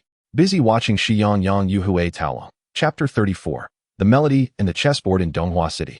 One of the four prominent families, the Qin family, stands apart. Unlike the technological prowess of the Ma family or the flamboyance of the Lei family, the Qin manor is nestled on a tranquil islet in the city center, adorned with pavilions and flowing waters, evoking an ancient elegance akin to an ink-wash painting. The Qin family is renowned for its mastery of spiritual secret arts and an extensive intelligence network, with tendrils reaching into every corner of Donghua City. No whisper of events escapes their vigilant gaze and ears. At this moment, within the depths of the manor in the Tingyu Xuan, a woman clad in a simple white gown sits by the window, gracefully playing the guqin. She appears to be around 24 or 25 years of age, possessing a breathtaking beauty and an ethereal demeanor akin to the moon. Her long, Raven hair cascades like a waterfall, and her unadorned face surpasses the splendor of worldly beauty. Merely sitting there, she becomes a captivating painting, dissuading any interruption. Her name is Qinya, the most radiant gem of the Qin family. While the scions of other families are engrossed in pursuing hunter ranks and combat skills, Qinya harbors no interest in violence. Instead, she immerses herself in the arts of music, chess, literature, and the analysis of human nature and worldly affairs. Within the Qin family, she oversees the vast intelligence system, earning the title of a strategist who comprehends the world while seated at home. With the final note lingering in the air, the music gently faded. Miss. A black-clad maid appeared silently behind her, respectfully presenting a scroll. Qinya did not turn around but extended her delicate hand to accept the scroll. She slowly unfurled it, her gaze falling upon the recorded information, and for the first time, a genuine ripple appeared in her icy eyes. Target, Ling, Event 1, at the Hunters Guild. Verbally dismantled the Ma family's prodigy, Ma Chun, leading to his collapse of resolve. Event 2, rejected Ma Shan's apology in exchange for Tianshu Group. Reason for rejection, too noisy. It affects his watching of animated series. The maid observed her mistress's profile, speaking softly, Miss, according to our analysis. This Ling acts without logic, is arrogant, and poses a significant danger. His rejection of Ma Shan's apology likely signals that he does not accept reconciliation, and there may be thunderous repercussions. Should we preemptively sever ties with the Ma family to avoid being caught in the storm? This was the most logical conclusion drawn by the Qin family's intelligence department after a morning of analysis. However, Qinya slowly shook her head, a faint yet enchanting smile gracing her lips. No, she whispered, you are all mistaken. He is neither sending a signal nor putting on an act. What he said is precisely what he thinks. He rejected a wealth capable of purchasing half the city solely because he finds it noisy. The maid was taken aback, her face a canvas of confusion. How is that possible? No one would. Indeed, no one would. Qinya's gaze seemed to pierce through time and space, gazing toward the villa on the outskirts of the city. His perspective on the world differs entirely from ours. To us, Tianshu Group embodies immense wealth and power. To him, it may merely be a bothersome source of noise. It is akin to a chess player who, while engrossed in a monumental game, would never be distracted by the provocation of an ant at the edge of the board, nor would they express any interest in the breadcrumbs offered by the ant. Qinya stood, moving to the window, observing the ripples dancing upon the lake's surface. This Ling is quite intriguing. He is neither a piece on the board nor even a player in the game. He is an unexpected presence on the board, possessing the ability to overturn it at any moment. Yet he refrains from doing so, instead curiously examining the material of the pieces and the habits of the ants. The maid listened, bewildered, yet she grasped the final statement. Miss, do you mean, I wish to meet him? Qinya's eyes glimmered with an unprecedented curiosity. I want to understand why this Mr. Tiankong lingers. Investigate if he has any other needs beyond watching animated series. Any requirement, no matter how absurd, we of the Qin family can fulfill. While all in Donghua City regarded Qingfeng as a fearsome force to be avoided, this unparalleled beauty of the Qin family became the first to desire to approach him actively. Chapter 35, An Incomprehensible Answer and Citywide Panic in the Hunters Guild. Within the office of the guild leader, the old leader, Li Jinghua, ended the call with Sumu, collapsing wearily into the luxurious chair made from A-grade magical beast leather. Unable to regain his composure, despite the air conditioning being set to a comfortable temperature, he felt his back drenched in cold sweat. Too noisy. It will affect his watching of animated series. He repeatedly mulled over this rejection reason, one that could be inscribed in the annals of Donghua City's history. Even the chronicles of human hunters. His mind felt as if it had been ravaged by a construction crew of goblins wielding hammers and drills, leaving it in utter disarray. He lived for nearly a century, emerging from a sea of corpses and blood, witnessing countless extraordinary individuals and events. He had dealings with the exalted 12 seats of the world. Yet he vowed that he had never encountered a situation so absurd and so inscrutable that it defied all logic. He had envisioned countless potential outcomes. The enigmatic Mr. Ling might demand an outrageous price, asking for even more unimaginable resources based on the foundation of the Tianshu Group. He could propose some deeply humiliating condition, such as requiring the head of the Mo family, Mo Shan, to kneel at the guild's entrance for 3 days and nights as a warning to others. He might even outright refuse to negotiate, declaring a vendetta against the Mo family, igniting a cataclysmic bloodbath in Donghua City. For each possibility, Li Jinghua had meticulously prepared corresponding strategies and contingencies. However, he never anticipated that the reason for the refusal would be so refreshingly simple, so pure and unadorned, that it bordered on the absurd. Truly a madman, The old president involuntarily murmured to himself, only to immediately summon all his strength to shake his head in a wry smile. No, not a madman. It is my own perspective that is too limited. Limited as a frog at the bottom of a well, attempting to fathom the vastness of the universe. This was not a form of lofty understanding that mere mortals could grasp, nor was it a facade of arrogance, but rather an absolute indifference stemming from the essence of life itself, transcending dimensions. In the eyes of that gentleman, a wealth empire capable of driving countless nations into frenzy held less value than the smoothness of an animated film signal. After a long while, Li Jinghua felt as though he had emerged from a nightmarish trance. Trembling, he extracted a cigar from a specially designed humidifier, only to discover he lacked the strength to ignite it. He slammed the cigar down on the table and activated the encrypted communication line that granted him the highest authority, directly reaching Mo Shan, the head of the Mo family. The connection was almost instantaneous, and Mo Shan's steady yet slightly urgent voice came through. President Li, what news do you bring? Li Jinghua remained silent for several seconds, carefully organizing his words. He sensed that every word he was about to utter could trigger an unpredictable seismic event. Brother Mo, he managed to speak, his voice dry. That gentleman has declined. On the other end, a profound silence ensued, lasting a full minute. Through the high-fidelity communicator, Li Jinghua could distinctly hear Mo Shan's increasingly labored breaths, reminiscent of a worn-out bellows. The oppressive weight of this silence was far more terrifying than direct thunderous wrath. The reason? After a lengthy pause, Mo Shan finally forced out these two words. He had braced himself for the worst, prepared to confront the most arrogant provocation and the harshest terms. Li Jinghua closed his eyes and carefully recounted the original words relayed by Su Mu. That gentleman stated he does not want it, because having a group would be too noisy. He does not wish to be disturbed, as it would affect his enjoyment of animated films. As the words animated films fell from his lips, the heavy breaths on the other end ceased entirely. In their place was an absolute void, as if the very soul had been siphoned away. After a while, Mo Shan's voice, seemingly aged by decades, finally emerged. I understand. There was no anger, no questioning, only 4 words. Yet within those 4 words lay a depth of fear 100-fold greater than any previous apology. It was a sense of utter despair, akin to an ant gazing up at the heavens, only to find that the heavens had not noticed them at all, even regarding their buzzing as a nuisance. A refusal is not inherently terrifying. What is truly frightening is the realization that one does not even possess the privilege to present their offerings. The entire world he offered was mere noise in the eyes of the other. The communication ended.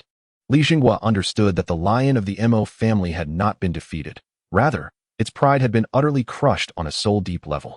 This news spread like wildfire, taking flight with a speed surpassing light within the clandestine information networks of Donghua City's elite.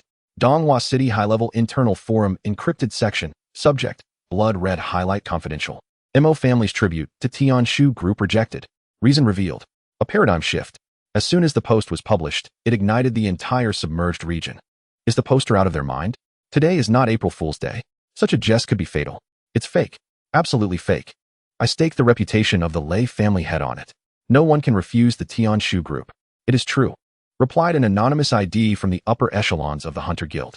I just attended an emergency meeting, and the president confirmed it in person. The reason is exactly what you wouldn't believe. Claiming it's too noisy and affects his enjoyment of animated films? What the hell? I feel like my system panel is glitching. I initially thought this was a battle of kings. Now I realize it is a god, disdainful of the clamor of the kingdom beneath. The implications are deeply unsettling. This is no longer mere arrogance. It is an absolute disregard. In his eyes, everything we pursue, wealth, power, status, might truly be no different from the dust by the roadside. It is over. The sky of Donghua City is about to change completely. Those families that previously sought to take sides and witness the clash between the Mo family and Mr. Ling are now likely trembling in fear. Panic, like a virus, spread in the hearts of every heir and power broker who encountered this news. For the first time, they realized that what had descended upon Donghua City was not merely a strongman, not a passing dragon, but an existence they could not comprehend within their current worldview. The codename Ling had, overnight, transformed from a symbol of a mysterious powerhouse into a concrete, terrifying, and absurd taboo. It represented a new kind of horror that could make everyone tremble. That is, when your entire worth is perceived by the other as less than that of an animated film. How shall you find your place? The entire upper class of Donghua City found themselves sleepless. Chapter 36: A gift from a confidant in Donghua City, at the Qin family. On Lake Hart Island, in the Listening Rain Pavilion, the fragrant incense filled the air, blending the elegant orchid fragrance with the humid vapor from outside, refreshing the senses. Chinya sat poised before an ancient chessboard, her delicate, fair fingers poised over a black piece, lingering without making a move. The battle between the black and white dragons on the board was fiercely contested. The situation so complex that even an ordinary national master would likely be drained at a mere glance. Yet she remained composed, her clear, cold gaze reflecting the chessboard as if she were not merely strategizing with pieces, but rather orchestrating the tumultuous changes sweeping across Donghua City and beyond. At that moment, a black-clad maid stealthily entered, her breath quickened, her typically composed face etched with disbelief and shock, shattering the room's tranquility. "Miss," the maid's voice trembled with excitement. "The news has been confirmed. Ling, he really rejected the Mo family's Tianshu group." With a decisive motion, Chinya finally placed the black piece down. The previously stalemated situation on the board shifted dramatically, the white dragon's demise leading to a complete revival of her pieces. She did not gaze at the board but slowly raised her head to meet her trusted maid's eyes, a radiant smile blossoming on her exquisite face. Reminiscent of snow melting under the sun, as though she had just heard the most beautiful melody in existence. "And the reason?" she inquired softly, her tone assured, as if she had anticipated everything. The reason the maid swallowed hard before articulating in an almost absurd tone. He said it was too noisy and would affect his enjoyment of animated films. Upon hearing this response, both expected and utterly bewildering, the maid could no longer contain her confusion. "Miss, I cannot comprehend. This defies logic. This is the Tianshu group, a wealth and power capable of purchasing half a city. Even if he is a figure of the 12 seats of the world, he cannot possibly remain unmoved by such an esteemed gift. This must be some kind of demonstration we cannot fathom, or a deeper humiliation. No, Xiaoying, you are mistaken." Chinya rose from her seat and approached the window, gazing at the mist rising from the surface of the lake. Her voice, as clear as a spring, conveyed an insight. "The reason we find it illogical is that we are attempting to comprehend an existence that has long transcended the realm of humanity through the lens of human thought." She extended her delicate finger, pointing to a lotus leaf at the center of the lake, upon which a small green insect was laboriously crawling. "Look at it," Chinya remarked. "In its eyes, this lotus leaf constitutes its entire world. If at this moment, you were to place a fist-sized exquisite jade before it, how do you think it would react?" The maid, Xiaoying, momentarily taken aback, instinctively replied, "It would likely avoid it, perhaps considering it an obstacle." "Absolutely correct." Chinya's eyes sparkled with wisdom. "It would not perceive any value in that jade. Instead, it would regard the sudden appearance of this large, hard object as an impediment, an annoyance. The jade, which holds immense value in our eyes, may be even less appealing to it than a tender leaf." "Miss, do you mean?" Xiaoying seemed to grasp something, yet found the analogy rather shocking. "Yes," Chinya nodded. "In our perspective, the Tianshu group is that exquisite jade, embodying unimaginable wealth and supreme power. Yet, in the eyes of that Mr. Ling, it might merely be a noisy, bothersome distraction, far less interesting than an animated film." This was neither arrogance nor ostentation, but rather an absolute indifference stemming from a higher dimension of existence. Chinya's words resonated like a thunderclap in Xiaoying's mind, leaving her momentarily chilled. It was the first time she realized that her mistress's perspective on issues had far surpassed that of ordinary individuals. "What should we do then?" Xiaoying's voice carried a hint of reverence. "Since neither money nor power can sway him, how can we extend our goodwill and establish a connection? That is the next task I wish for you to undertake." Chinya turned and walked back to her writing desk, where ink and paper awaited her. When it comes to gifting, it must reach the recipient's heart. A good gift must fulfill 3 criteria. As she ground the ink, her voice was calm, yet powerful. First, it must possess sufficient value. This value should not be measured in monetary terms, but rather reflect our sincerity and capability, demonstrating that the Qin family is worthy of dialogue with him. Second, it must not impose any form of burden upon the recipient, whether it be a social obligation or practical inconvenience. Ideally, it should be disposable, leaving no traces of causality. Third, and most importantly, it must precisely meet the recipient's core needs at that moment. Core needs? Xiaoying was puzzled. But aside from watching animated films, he seems to require nothing else. That is the crux of the matter. Chinya lifted her brush, fully dipped in ink, emanating an ethereal tranquility. His rejection of the Tianshu group indicates that he finds it too noisy. This signifies that his most pressing need is not to acquire something, but rather to avoid disturbance. He seeks absolute tranquility to immerse himself in his research. As her words settled, her wrist moved gracefully, and the brush danced across the paper. Unlike ordinary calligraphy, Her brush left no ink marks, but inscribed golden runes composed of pure spiritual energy. These runes interconnected, gradually coalescing into two ancient characters radiating a gentle glow. Qing Jing. As the last stroke fell, the air in the Tingyu Pavilion seemed to have been purified, becoming extraordinarily clear and serene. Xiaoying glanced at the two characters and felt her fatigue and distractions vanish in an instant. This is the foundational symbol of the tranquility spell, Xiaoying exclaimed. Her eyes filled with astonishment. This is one of the Qin family's highest secret techniques, requiring a master level of spiritual prowess and consuming a significant portion of one's essence to create. Its purpose is to establish an absolute tranquil barrier that isolates all physical and mental prying within a designated area. In terms of value, it may not compare to the Tian Shu group in worldly matters, but in rarity and profundity, it certainly surpasses it. Go now. Qinya carefully rolled the scroll, which had consumed 30% of her spirit, and placed it in a warm jade box, handing it to Captain Su Mu of the Dawn Squad for her to deliver. Tell her this is a small gift from the Qin family to Mr. Tian Kong, a token of our regard. She paused and added, moreover, ensure she relays to that gentleman that this item requires no manipulation. It simply needs to be hung up. Should he not favor it, he may discard it at any time, and it will self-incinerate once outside the barrier, leaving no trace and causing him no karmic trouble. Yes, miss. Xiaoying solemnly accepted the jade box, finally grasping the true essence of a strategist's vision. While all others feared the majesty of the sky or attempted to measure him with worldly wealth, only her mistress chose to revere the heavens and to sweep away any dust that might disturb him. This was no mere gift. It was a greeting that transcended dimensions, a gesture from a true confidant. Chapter 37. The understanding Qin family Su Mu felt she was on the brink of madness. Ever since her connection with Ling, she had become a conduit for the top forces in Donghua City and a relay station for gifts. After just rejecting the Moke family's world-altering apology, the Qin family had appeared at her doorstep. Observing the black-clad maid before her, who was smiling and presenting an exquisite jade box, Su Mu instinctively wanted to refuse. If this was another offering of shares or properties, it was best to take it back. Mr. Ling, please rest assured, Captain Su Mu, the maid interrupted with a smile. My mistress is aware that Mr. Ling prefers tranquility, so this gift will not impose any inconvenience upon him. She opened the jade box to reveal an ancient scroll. This is a tranquility symbol. When hung indoors, it creates a quiet barrier within 100 meters, isolating prying eyes and blocking out noise.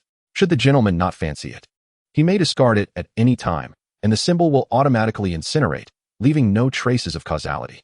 Su Mu was taken aback. She gazed at the elegantly inscribed scroll, feeling a wave of serene calm wash over her, rendering her speechless. She finally understood why the Qin family stood alongside the Moke family as one of the four great clans. The Moke family offered gifts of wealth, muscle, a showy display of look how rich I am, please forgive me. In contrast, the Qin family presented gifts of intention, insight, a thoughtful understanding of what one truly needs. The distinction was stark. This gift might genuinely appeal to him. Su Mu hesitated for a moment, but ultimately accepted the jade box. I will ensure it is delivered. Please convey my regards to Miss Qinya. Upon her return to Qing Feng's villa, Su Mu felt much calmer than during her previous visit. She rang the doorbell, and the same casually dressed man, exuding an unremarkable aura, opened the door. Is there something you need?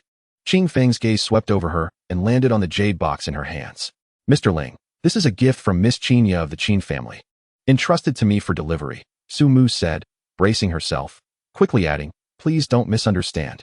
This is not money, nor is it company shares. I understand. Qing Feng interrupted her. His gaze lingered on the jade box, and for the first time, a subtle shift of emotion crossed his features. I can already sense its purpose from the box. He reached out and took the jade box, opening it in Su Mu's presence. As the characters, Qing Jing, came into view, a hint of nostalgia flickered across Qing Feng's expression. It's been a long time since I've encountered such a pure little artifact, he casually remarked, yet his words sent a tremor through Su Mu's heart. She knew it was an A-grade treasure, but had no understanding of its underlying principles. Qigfeng merely cast a glance and effortlessly dissected its essence. Please convey my gratitude to her. He produced a calligraphy scroll, and with a casual flick of his wrist, the scroll seemed to come alive, soaring towards the wall of the living room and adhering to it with remarkable steadiness. In that very instant when the scroll touched the wall, Su Mu felt as though the entire world had fallen into a profound silence. The sounds of cars, the rustling wind, and the chirping birds outside the villa vanished in an instant. The faint, chaotic energy swirling in the air was quelled by a gentle force. enveloping the entire space in a serene tranquility that soothed the depths of the soul. The effect was remarkable. Qingfeng nodded in satisfaction, realizing that it would allow him to concentrate better while watching animations. He turned to Su Mu, pondered for a moment, then retrieved an object from his pocket and handed it to her. It was a small orb, the size of a fingernail, entirely black and emanating a chilling aura. "This is for you, a token of gratitude for your assistance." "What? No, no, no, I can't." Su Mu hastily waved her hands in refusal. "Take it." Qingfeng's tone left no room for argument. "The Qin family is quite reasonable. As the intermediary, you have earned this." With that, he shut the door behind him. Su Mu stood frozen at the entrance, gazing at the small black orb resting in her palm. Just as she contemplated storing it away, her hunter terminal on her wrist suddenly emitted a piercing alarm. A line of blood-red text flashed frantically on the screen. "Warning. S-level energy source detected. Absolute zero core. Please evacuate immediately." Repeat. S-level energy source detected. Su Mu felt as if her breath had been stolen. She lowered her head, fixated on the frantically alarming terminal on her wrist, then glanced at the seemingly unremarkable black orb in her palm, her mind blank. An S-level energy source? The absolute zero core. Each of those words weighed heavily, overwhelming her senses. The so-called absolute zero core could only be formed from S-level or higher ice fissure cores, or by slaying a monarch-level ice beast. Each one contained enough terrifying energy to freeze an entire city in an instant. Embedding it into a weapon could forge the legendary S-level divine weapon. Using it for cultivation could allow ice hunters below A level to ascend a significant rank without any bottlenecks. This was a strategic resource so coveted that the 12 factions of the world would covet it, even instigating wars to seize it. And now, such a treasure capable of altering the world order lay quietly in her palm. Its status was merely as a fee for her services? Su Mu felt her worldview being repeatedly shattered, reshaped, and shattered again within a single day. She recalled the Tian Shu group bestowed by the Mo family and the calming mother talisman gifted by the Qin family. In the eyes of the world, these were unimaginable treasures. Yet in this man's realm, the Tian Shu group was mere noise, and the calming mother talisman merely a pleasant trinket. The fee he casually produced might be worth far more than the previous two combined. This world has gone utterly mad. Su Mu descended the steps in a daze, carefully utilizing all her specialized sealing boxes to barely contain the aura of the absolute zero core. Even so, she felt as though she were cradling a ticking time bomb, each step filled with trepidation. She dared not drive or take the main roads, opting instead for the most secluded path, employing stealth skills, and taking 3 times longer than usual to return to the Dawn Squad's base. With a forceful kick, she burst open the conference room door, startling Zhao Hu, who was sipping tea, and Li Jing, who was perusing a magazine. "Captain, what happened? Were you chased by an A-level beast?" Zhao Hu asked, astonished at Su Mu's pale face and sweaty brow. Su Mu remained silent, locking the door behind her and activating the highest level of soundproof barrier. With trembling hands, she placed the heavily wrapped sealing box on the table. "Prepare yourselves," she said hoarsely. Zhao Hu and Li Jing exchanged glances, sensing the gravity of the situation. As Su Mu gradually unwrapped the seals, the terrifying chill of the absolute zero core escaped, freezing the teacups on the table into shards. Their expressions froze in disbelief. "Captain, this is..." Zhao Hu's voice trembled. "S-level?" Li Jing's pupils contracted to pinpricks. "The absolute zero core is what Mr. Ling gave you." Su Mu leaned against the wall, feeling on the verge of collapse. "He gave it to you?" Zhao Hu abruptly stood, realizing the danger they faced. "Is this a task item he provided us?" "No." Su Mu shook her head, her tone devoid of hope. "This is his fee for my services." The conference room descended into an eerie silence. Zhao Hu and Li Jing bore expressions identical to Su Mu's earlier, as if they had seen a ghost. "Fee for running errands?" Zhao Hu felt as if his tongue had swelled, pointing at the S-level treasure that had plunged the conference room into a freezing temperature. Then gesturing at Su Mu, stuttering, "Captain, are you saying you helped Mr. Ling with a task, and he rewarded you with an absolute zero core as a tip?" "One could interpret it that way," Su Mu replied weakly. Zhao Hu and Li Jing exchanged glances, both recognizing the shattering of their worldviews in each other's eyes. They were not strangers to remarkable sights. As core members of an A-level squad, they had received rewards of immense value. Yet those rewards paled in comparison to the orb before them, akin to the difference between a pebble on the roadside and a diamond on a crown. "Captain, pinch me. I feel like I'm still dreaming," Li Jing murmured. "Don't pinch. It's real." Su Mu managed a bitter smile. "I finally understand why the Mo family backed down and why the Qin family offered gifts. We are simply not on the same level as that gentleman. What we perceive as treasures might genuinely be mere attractive stones in his eyes." Zhao Hu regarded the orb with a complex gaze, filled with shock, excitement, and above all, reverence. Captain, how should we handle this? He asked with difficulty. This was no longer something within their level of possession. If news leaked, it would not just alarm Donghua City. The entire Donghua Alliance, and even top powers abroad would take notice. A commoner is innocent, but possessing a jewel is a crime. This fee for running errands represented an extraordinary opportunity, but also a potential disaster capable of obliterating them 100 times over. Sumu clearly recognized this as well, her expression growing serious. She contemplated for a long while before her gaze turned resolute. Mr. Ling bestowed it upon me, hence it is mine. This signifies his acknowledgement of me and our Dawn Squad. Since it is an opportunity, we must seize it. She looked at Zhao Hu and Li Jing, enunciating each word. From this day forth, the Dawn Squad shall enter the highest level of covert operations. All external missions are suspended. All members, including those on leave, must return immediately for intensive, closed training. This Absolute Zero core possesses an overwhelming energy that I cannot fully absorb alone. I shall place it at the core of the training room, harnessing its energy for the entire team to cultivate together. Zhao Hu, you are of the fire element. Although your attributes conflict, you can utilize its chill to refine your flames, pursuing a higher realm of ice and fire integration. Li Jing, as a mentalist, you can leverage its ultimate tranquility to hone your mental strength and break through higher barriers. As for me, I intend to use it to solidify my A-level realm completely and even attempt to touch that legendary threshold. Su Mu's words ignited a fervor within Zhao Hu and Li Jing, who recognized the audacious yet astute decision made by their captain. This was an opportunity that could metamorphose the Dawn Squad, propelling them into a transformative rebirth. Indeed, Captain, they exclaimed in unison, their eyes gleaming with an unprecedented brilliance. An A-level squad, poised to rise due to a mere errand fee, commenced a prolonged period of dormancy. Meanwhile, Qing Feng, the architect of this transformation, remained blissfully unaware.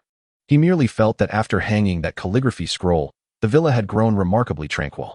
At last, he could comfortably immerse himself in an uninterrupted viewing of an entire episode of Shi Yangyang and Hui Tailing. Chapter 40. The silent zone time swiftly passed, and half a month elapsed. Donghua City seemed to have returned to its former tranquility. The Mo family had entirely withdrawn from the scene, adopting an unusually low profile, as if the preceding turmoil had never transpired. The Qin family also ceased any further contact, silently maintaining the operation of the calming barrier. The Dawn Squad vanished as if evaporated from existence, their status within the Hunter Guild's task system now marked as an extended leave. The name Zero had seemingly transformed into an urban legend, gradually fading into obscurity amid both reverence and forgetfulness. Yet, those at the pinnacle of power were acutely aware that this was merely the calm before the storm. An invisible undercurrent surged within every corner of the city. On this day, the atmosphere in the upper echelons of the Hunter Guild headquarters was exceedingly tense. The elder chairman, along with the other three prominent families of Donghua City, Qinya from the Qin family, Lei Xiaodian, the patriarch of the Lei family, and a mysterious official representing the city government, gathered in rare unity. Before them, a holographic projection displayed the map of Donghua City, where at the heart of the bustling Tianyu Square, a bizarre, expanding gray mist enveloped the area. What is the current situation? The elder chairman rasped. A pale-faced technical supervisor reported, Chairman, the silent zone has expanded by another 10% within the past 24 hours. It now engulfs 3 city blocks, trapping over 50,000 citizens within. What of the reconnaissance teams deployed? Any news? Lei Xiaodian slammed the table, his imposing figure exuding a thunderous temperament. None. The technical supervisor shook his head with difficulty. We dispatched 3 B-level squads and 1 A-level squad. The moment they entered the silent zone, all contact was lost. Communication, system panels, and life sign monitoring have all failed. It is as if they have stepped into another realm. Does the silent zone consume rules as well? Qinya gazed at the ominous gray mist, a flicker of gravity crossing her cold eyes. Indeed, Miss Qin, the technical supervisor added. We attempted to bombard it using long-range artillery, but the moment the shells made contact with the mist, they lost all kinetic energy and fell inert. We also tried extensive elemental magic attacks, but all elemental energy dissipated into nothingness at the mist's periphery. It seems to have become a graveyard for all systems and rules. The conference room fell into a profound silence. Each attendee was a figure of considerable influence, capable of shaking Donghua City with a mere stomp of their feet. Yet, in the face of this peculiar gray mist, they experienced an unprecedented sense of helplessness. Their entire strength was predicated upon the systems and rules of this world. Now, An entity had emerged that defied the rules, even capable of obliterating them. Shall we apply for the intervention of the 12 seats? The government official remarked with a grim countenance. Everyone understood that this was only a last resort. Once the 12 seats intervened, the nature of the situation would irrevocably change, and Donghua City would lose its autonomy. Perhaps there is another way. The elder chairman, who had remained silent, finally spoke. All eyes turned to him. Taking a deep breath, he uttered a code name he had thought he would never mention again. We can seek the assistance of Mr. Zero. Chapter 41. Will he come? Zero? Upon the utterance of this code name by the elder chairman, the atmosphere within the conference room became even more delicate. Lei Xiaotian frowned, a hint of skepticism crossing his face. That legendary figure?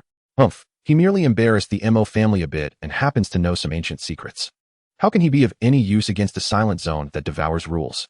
The Lei family revered absolute power and instinctively harbored doubts about Qingfeng's understated demeanor. Patriarch Lei, tread carefully. Qin Ye's voice rang out coldly. You do not comprehend the significance of what you dismiss as mere coincidence. Her gaze swept across the assembly as she continued.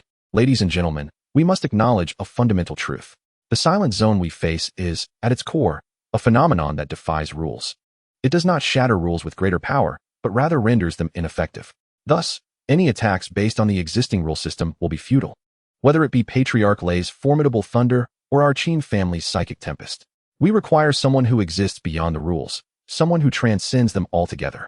Qinya paused and turned her gaze to the elder chairman. And Mr. Zero is the only individual we know of who meets this criterion.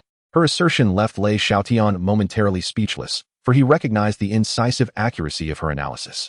However, the government official voiced his concerns, but Mr. Zero is known for his eccentricity. Previously, when the Mo family offered him the Tianchu group, he declined due to the noise. Now, if we approach him regarding such a significant issue, will he consent? What if we provoke him? This question silenced the room.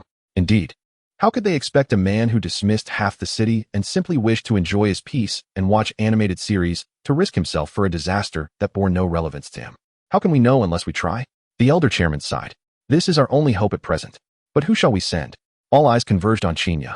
Among those present, the Mo family held a grudge against Mr. Zero. The Lei family patriarch had just spoken derisively. The chairman and the government official had only interacted through reports and lacked direct contact. Only the Qin family had presented a gift that satisfied Mr. Zero. Thus, Qinya was undoubtedly the best and sole candidate. Without hesitation, Qinya nodded, a trace of a bittersweet smile gracing her usually stoic face. I shall go, but I hold no guarantees. Rising, she departed, pondering how to persuade him to emerge from that villa. An hour later, Qinya's car halted before the familiar villa. Unlike Su Mu, she refrained from pressing the doorbell, knowing that for someone like Qin Feng, any physical interruption would be deemed impolite. Instead, she stood quietly beside the car, closed her eyes, and concentrated her mental energy into a single message, delicately transmitting it toward the villa. This was an exceptionally refined technique of mental communication. It would not intrude forcefully into another's mind, but would instead brush past like a gentle breeze, leaving the recipient's willingness to respond entirely up to them. The content she transmitted was simple. Qinya has come to visit. I seek your assistance regarding a matter of life and death for Donghua. She awaited a response in silence. 1 minute, 5 minutes, 10 minutes. Inside the villa, no reply came. Qinya's heart sank progressively. Just as she believed her request would ultimately fall into the abyss, the door of the villa creaked open. Qingfeng stepped out. His brow furrowed, and a clear look of displeasure etched upon his face.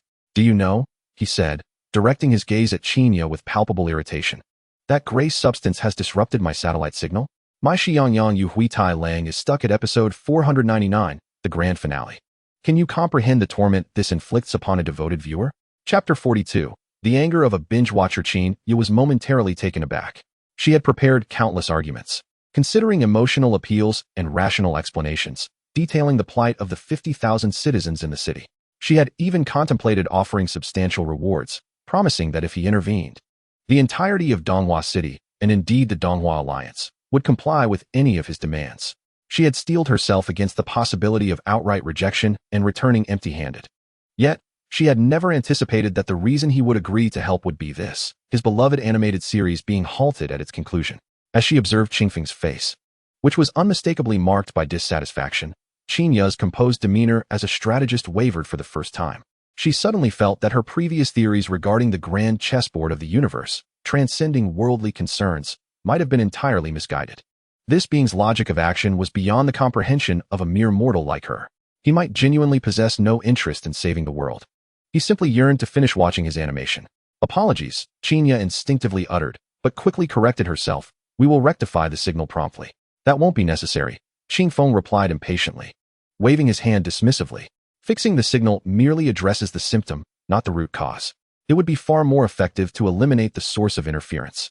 With that, he strode forward with purpose. Lead the way. Yes. Chinya, shaken from her reverie, hurriedly opened the car door and gestured for him to enter. Qingfeng took his seat in the back without ceremony. The vehicle roared to life, racing towards the area shrouded in silence. Inside the car, an eerie silence enveloped them. Chinya discreetly observed Qingfeng through the rearview mirror. He reclined against the seat with his eyes closed, appearing to be asleep. Yet, she could sense the oppressive aura emanating from him, a tension more terrifying than facing an S-class rift. It was a pure, personal anger born from the disruption of his leisure time. Chinya found herself in a bewildering mix of amusement and despair. The elite of Donghua City, paralyzed and on high alert, confronted a catastrophe of apocalyptic proportions, and the ultimate resolution lay in enraging a deity engrossed in his binge-watching. Outside Tianyu Square, the highest level of security had been established, with thousands of hunters and military personnel on standby, their only task to prevent civilians from approaching the eerie gray mist.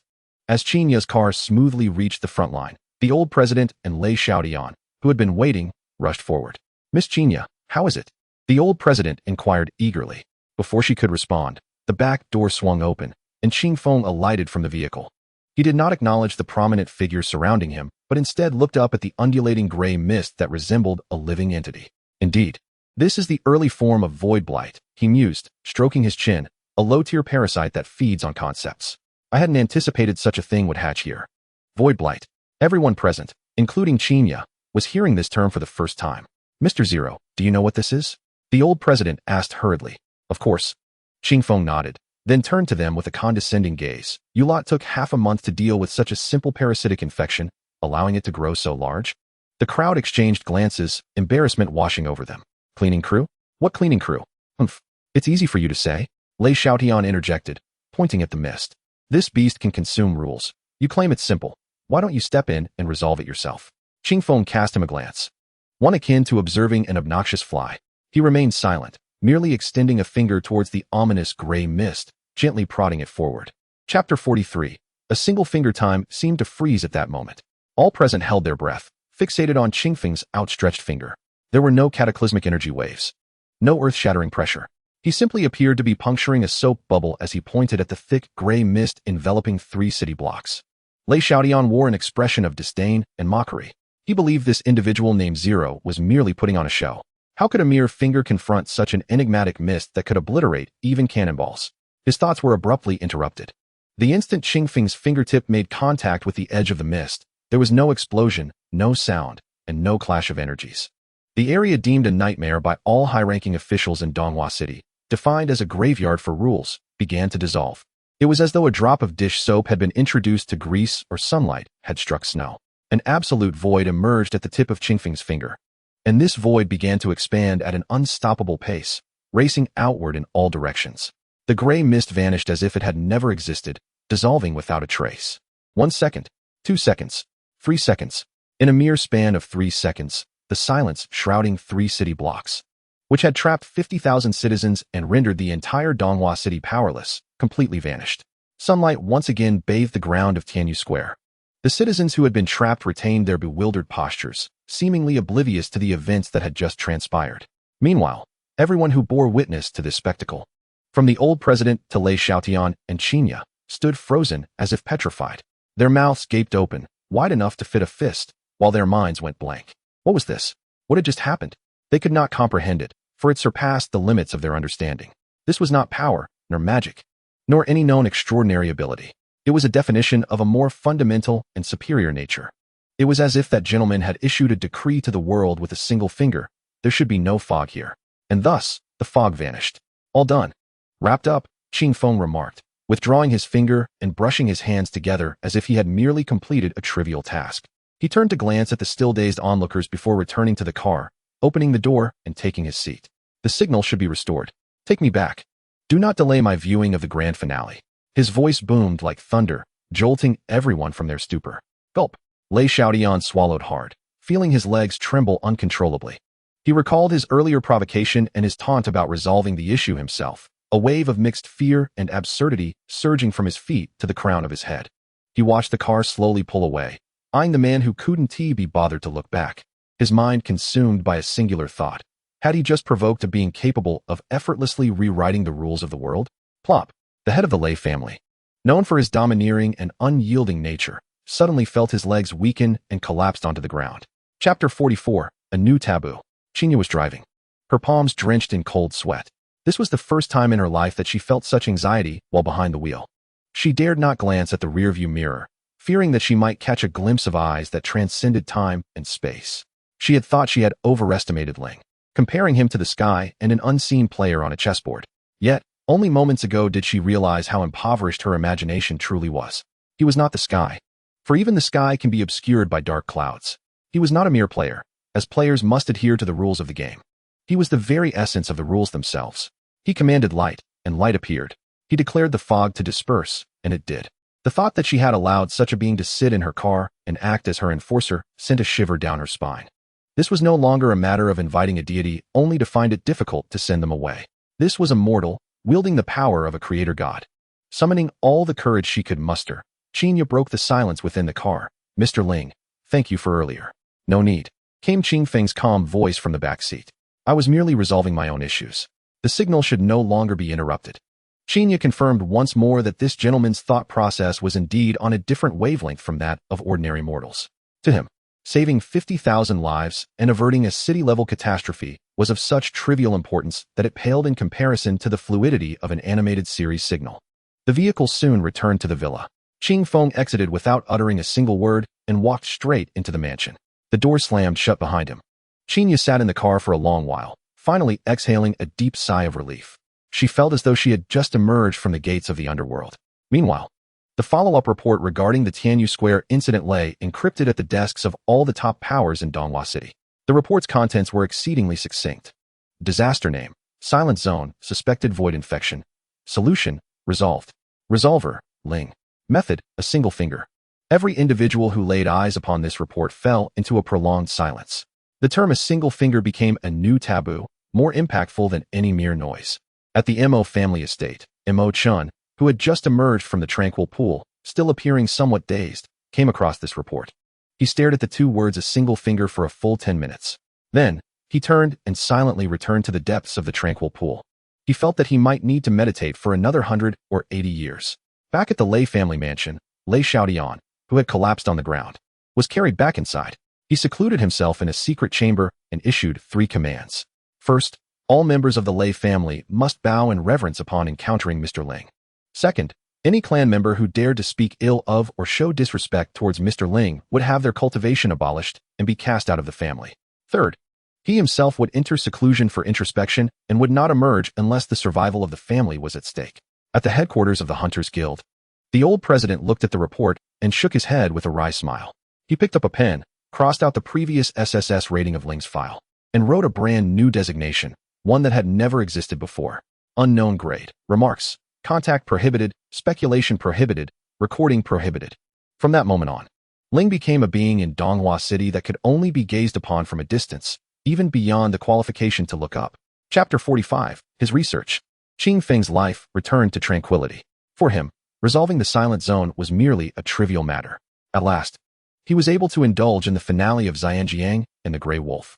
Upon hearing the classic line, "I will definitely return," from the Grey Wolf, he nodded thoughtfully, as if analyzing the philosophical implications contained within the phrase. In the days that followed, he discovered another animated series titled Bears on Patrol and commenced a new round of research. He noted that, although humanity in this era possessed pitifully weak individual strength, they showcased unique brilliance in the realm of spiritual entertainment.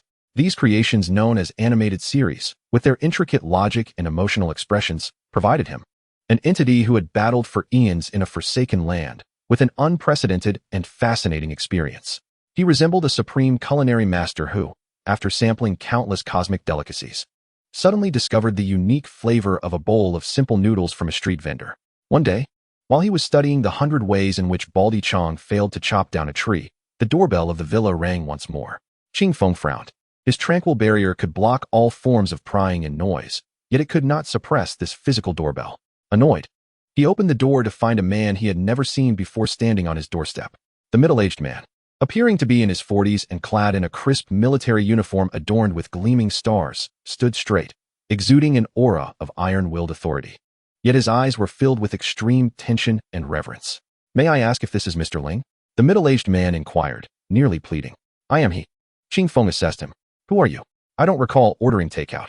The man was momentarily taken aback before quickly introducing himself. "Report, sir. My name is Long Zhan, and I am the Supreme Commander of the Donghua War Zone. I am here on behalf of the Donghua Alliance to express our gratitude." He saluted Qing Feng with a formal military gesture. "Thank me?" Qing Feng was puzzled. "Yes. Thank you for resolving the crisis at Tianyu Square and saving 50,000 citizens along with the entire city," Long Zhan stated earnestly. "Oh, that matter," Qing Feng replied, feigning forgetfulness. "No need for thanks. I mentioned that I was merely concerned about my television signal." Long Zhan was once again taken aback, feeling that conversing with this gentleman was more exhausting than commanding a military campaign.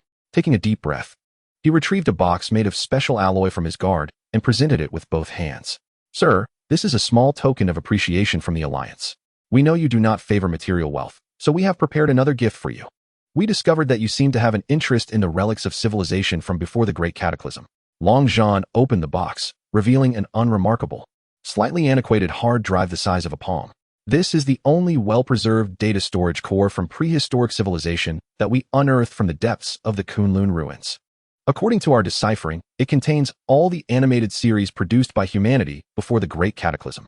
Long Zhan's voice trembled with excitement. The ultimate treasure of the two-dimensional realm. Chapter 46, The Ultimate Treasure. Qing Feng's eyes lit up. For the first time since returning to Earth, genuine interest sparkled within his gaze as he beheld the old hard drive nestled within the alloy box.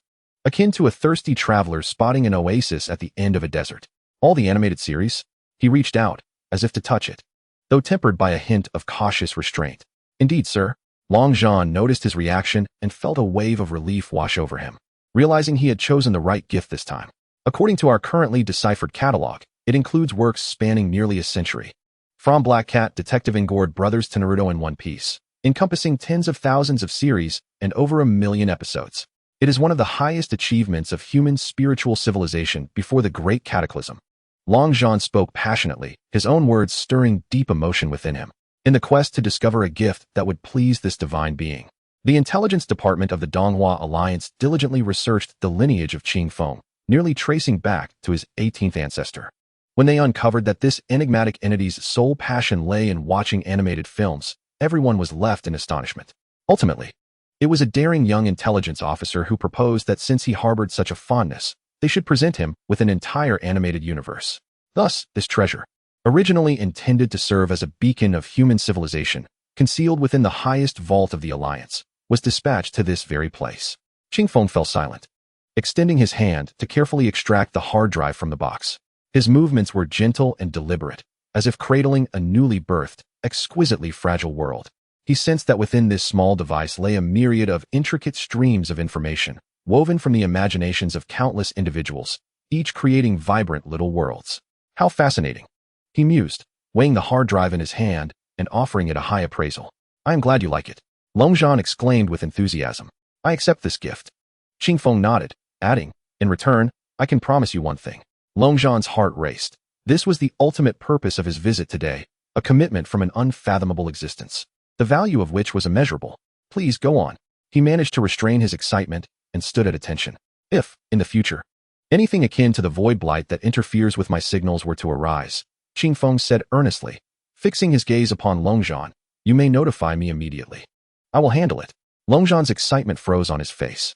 He opened his mouth as if to say something, but ultimately succumbed to a bitter smile. He understood that this gentleman's promise was solely tied to his personal needs. To expect him to become humanity's guardian deity was but a dream. Nevertheless, this was still fortuitous. Long Zhan quickly adjusted his mindset.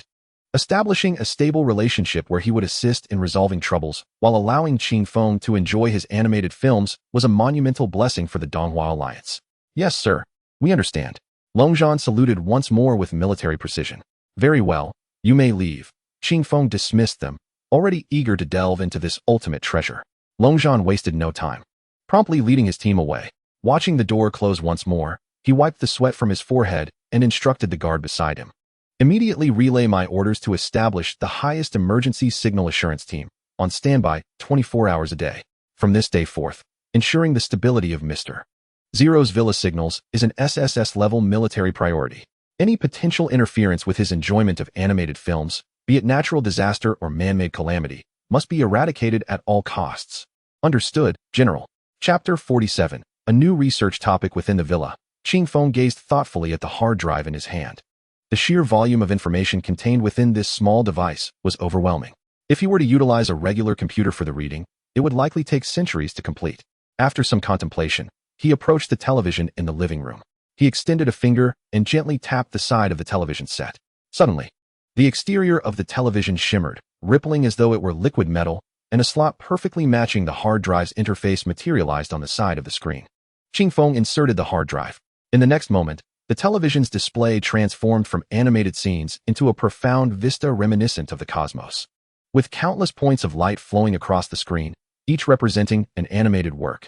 These points ultimately converged into a colossal world tree formed of data streams. Data core read complete. Establishing index. Index established. Please select your research topic. Lines of text, comprehensible to Qing Feng, appeared on the screen, and a satisfied smile graced his face.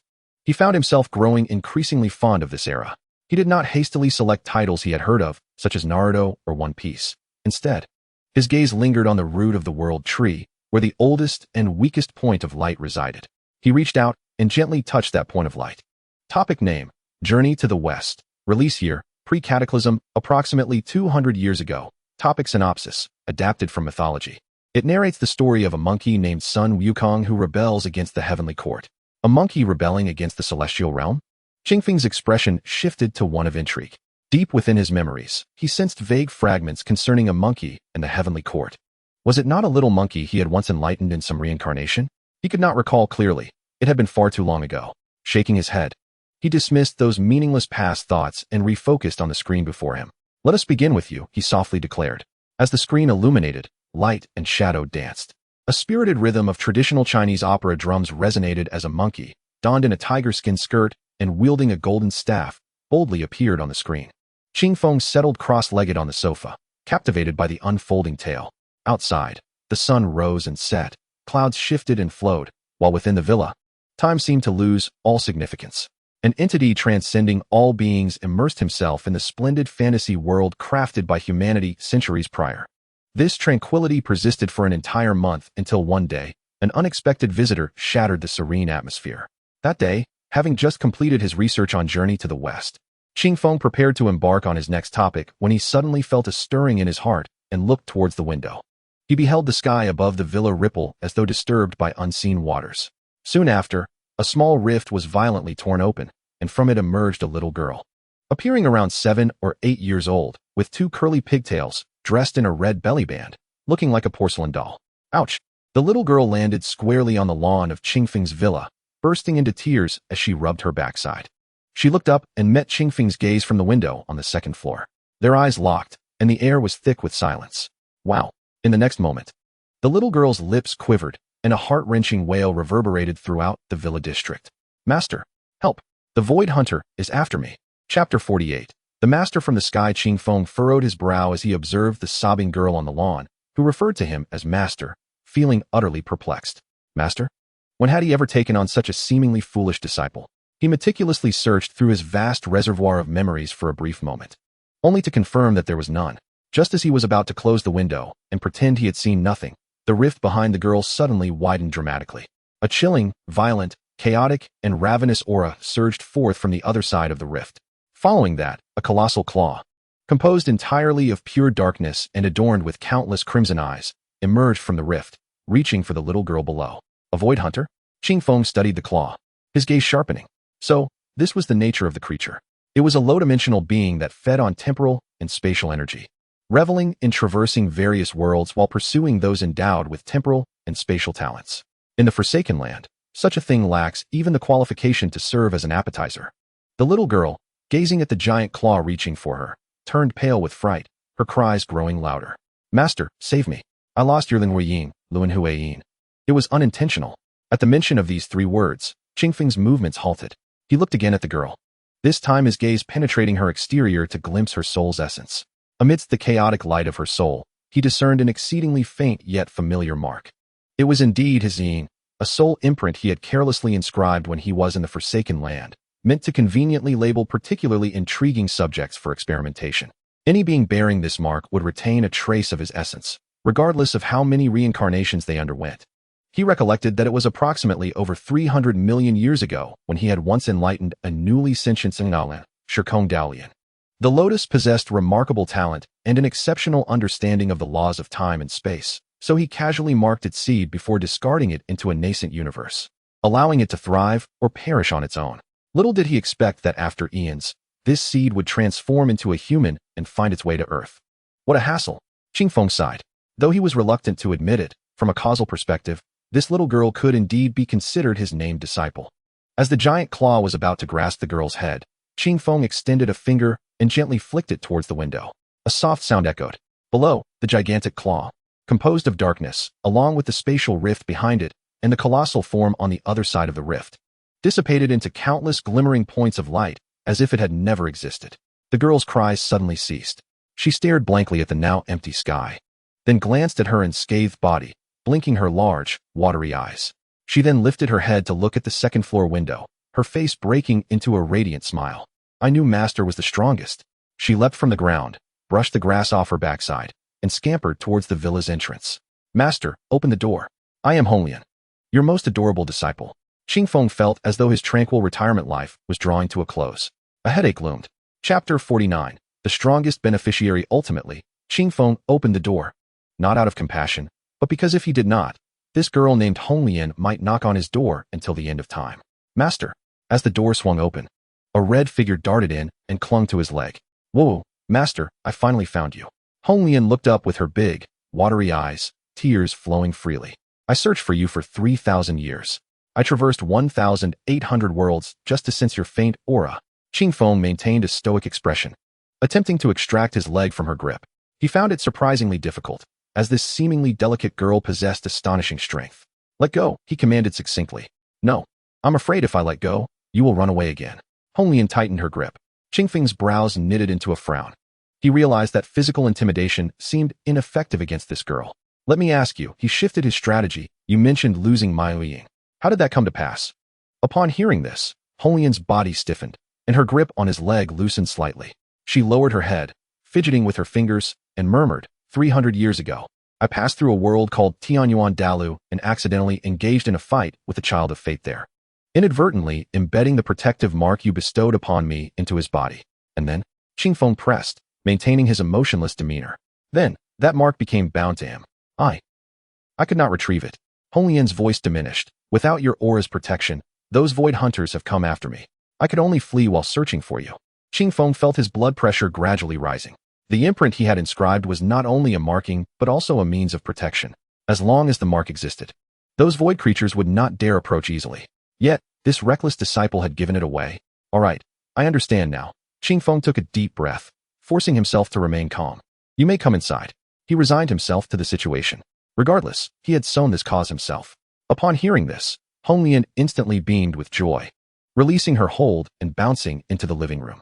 Wow, Master, your residence is so unique. She curiously surveyed the modern furnishings, touching this and poking that. When she spotted the calligraphy of the word Qingjing, Qingjing, on the wall, she exclaimed, this is great. It can help me calm my mind and prevent nightmares. Upon noticing the sealing box left by Su Mu, designed to contain the core of Absolute Zero, she picked it up and examined it. This box is made of good material. I can use it to store my snacks. Finally, when her gaze landed on the television playing the Monkey King, she was utterly captivated. Monkey? Why does this monkey look different from the ones I've seen before? She tilted her head, filled with curiosity. Qingfeng ignored her exclamations. He merely sat on the sofa, closed his eyes, and a wisp of divine thought traversed the infinite expanse of time and space. Moments later, he opened his eyes, his expression becoming somewhat peculiar. He had located the world called Tianyuan Dalu and the child of fate who had assimilated his being. He beheld a youth who was originally an ordinary waste of a sect, whose life had transformed as if he had activated cheat codes after receiving his mark.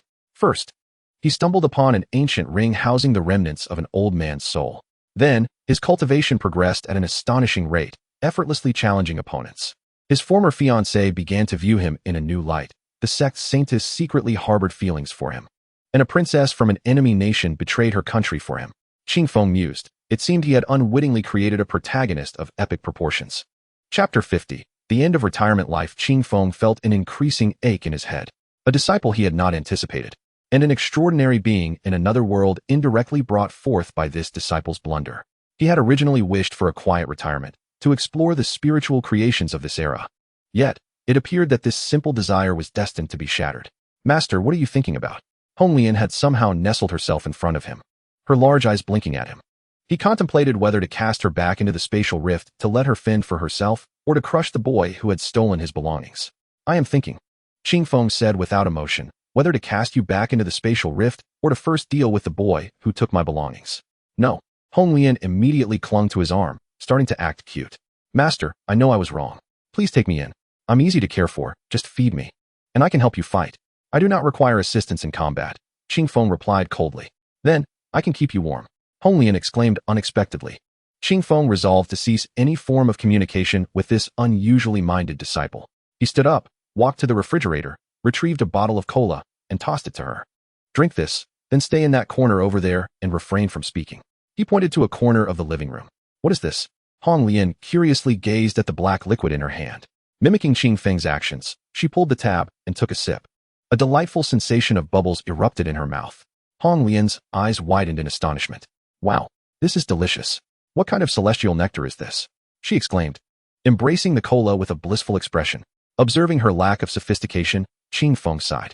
He settled back onto the sofa, contemplating how to address the series of troubles that had arisen. He needed to retrieve that reincarnation seal, for it was not merely an amulet. It bore a trace of his original essence. If the world known as Tian Yuan de Lu were to reach a higher level, the chosen one of destiny could potentially deduce some of his essence through this trace, and even steal his power. Although the likelihood of such an event was less than that of an ant shaking the universe, Qing Feng detested any uncontrollable variables. It appeared that a journey was imperative. We must go to a distant place, he spoke to Hong Lian, who was still clutching the cola. We need to resolve the trouble you caused. Hooray! We can go out and play, Hong Lian exclaimed, leaping with joy. Qing Feng ignored her exuberance, extending his hand to create a stable spatial passageway leading to Tian Yuan de Lu. As he stood to enter, he suddenly halted, glancing back at the television still playing cartoons. After a moment's thought, he retrieved an object from his pocket, a metallic device resembling a USB drive, yet imbued with a sense of sci-fi allure. He plugged the metallic device into the hard drive containing all the cartoons. Data backup. Initiate cloud synchronization. Create offline viewing mode. He issued a few simple commands to the device. Satisfied with his actions, he nodded and stowed both the USB and hard drive away. Let us depart, he instructed Hong Lian. Together, they stepped through the spatial passageway, vanishing from the villa. The living room fell silent once more, the television continuing its relentless tale of the monkey. Qing Feng's retirement, which had lasted a mere 2 months since his return, was abruptly interrupted by a new disciple and a halted cartoon. Chapter 51. Another world. Tian Yuan de Lu. In the central region, Shengdan City stands as the sacred ground for alchemists across the continent. Countless powerful beings converge here, with the sky occasionally graced by the presence of Do Huang and Do Zone level experts, soaring past on flying techniques or magical beasts. At the heart of the city, a magnificent Dan Tower soars into the clouds, symbolizing its supreme status. At this moment, on the bustling streets of Shengdan City, the fabric of space suddenly rippled as though disturbed by water. The passers-by remained oblivious, rushing about their business. Only a few elderly figures atop the Dan Tower, exuding unfathomable auras, seemed to sense something amiss, their eyes widening in surprise. At the center of the ripple, the figures of Qing Feng and Hong Lian slowly materialized. Wow! Master, the energy here is so thin. The air even smells foul. Upon arrival, Hong Lian pinched her small nose, her face contorted in disdain. The abundant energy revered by many as a cultivation sanctuary appeared to her, a being nourished by temporal energy, as sparse as a barren wasteland. Qing Feng paid no heed to her complaints. His consciousness enveloped the entire planet the moment he stepped into this world. Found it. He lifted his gaze, piercing through the clouds towards the far eastern region, where a sect called Fenyin Valley resided. There, a young man was engaged in an alchemical competition, demonstrating deft skills and formidable mental prowess as a peculiar flame danced in his palm. Deep within his soul, A faintly glowing mark was distinctly visible. It was none other than the reincarnation seal. Let us retrieve the item and depart, Qing Feng stated, preparing to tear through space once more. Wait a moment, master. Hong Lian tugged at his clothing, pointing excitedly at a small stall by the street. What is that? It looks so delicious. Qing Feng followed her gaze to a stall selling candied hawthorn. Skewers of bright red fruit, encased in crystalline sugar, glimmered enticingly under the sun. Qing Feng thought to himself that bringing this disciple along had been a mistake. Just as he was about to forcibly drag Hong Lian away, an unexpected event unfolded. The sky darkened as ominous clouds gathered. A chilling, malevolent aura filled with death and foreboding swept in from the horizon. Xiaoyan, surrender the Ihua. Otherwise, we shall raze your Funyin Valley to the ground today. A shrill, discordant voice resonated throughout the heavens, akin to a demonic chant. A massive black mist blotted out the sky, rushing toward Funyin Valley. Within the mist, powerful auras flickered ominously. The leader among them reaching the pinnacle of the Dosheng level permissible in this world. It's the Soul Palace. Heavens! The Soul Palace is invading in full force. Are they declaring war on the Dan Tower in Funyin Valley? The streets became a scene of horror as everyone fled in panic. Their spirits shattered by the fearsome display. Only Qing Feng and Hong Lian remained rooted in place. Master, there are bad people. Hong Lian mumbled through a mouthful of candied hawthorn. Indeed, Qing Feng nodded, his gaze unwaveringly fixed on the direction of Funyin Valley. He observed the young man named Xiaoyan, whose expression was grave under the pressure of the Soul Palace's army, yet his eyes burned with an indomitable fighting spirit. He even sensed that the reincarnation seal he had left behind was seemingly activated under the external pressure, a purer energy gradually merging with Xiaoyan's being. Interesting. Qing Feng's lips curled into a barely perceptible smile. He decided not to hasten the retrieval of his belongings. Instead, he wished to witness how this chosen hero would perform in the face of his greatest crisis. Let this be akin to switching the channel to watch a thrilling live-action anime from another world. Chapter 52. The Observer and the Stage play Xianhua Delu. Dandu, a colossal city renowned for its alchemical prowess, was presently shrouded in unprecedented panic. As the ominous black clouds, suffused with deathly silence, resentment, and an icy atmosphere, descended upon the city, it was as though an invisible hand had gripped its throat. On the bustling streets, mercenaries haggling over rare herbs just moments before, and noble women vying for exquisite garments powered by source energy, were now pallid and scattered like frightened birds and beasts. They may not recognize the strange totem within the black cloud, but the malice emanating from the depths of their souls, threatening to consume all vitality, evoked an instinctual fear that no living creature could resist. Countless beams of light shot up from various corners of the city, the guards and resident experts of Dan responding to the threat. However, when they discerned the black clouds obscuring nearly half the sky and the terrifying silhouettes of beings whose auras were at least at the level of respected masters, their previously ignited fighting spirit was extinguished as if doused with icy water. It's the people from the Soul Palace. My heavens! Such scale! Are they insane enough to wage war against the Dan Tower? No, look at their direction. They're heading for Funyin Valley. The target of the Soul Palace is Funyin Valley. Amidst the chaos of the panicked crowd, cries of alarm echoed, tinged with a sense of luck and an overwhelming sorrow for the fallen. The Yujian, a shadow looming over the entire Zhongzhou, had long established its formidable power and tyrannical methods in the hearts of the people. Their audacious assault on the Lian Valley, driven by the fabled Ling Yan, could just as easily turn into a bloodbath in the Dandu for the souls of high-ranking alchemists the following day.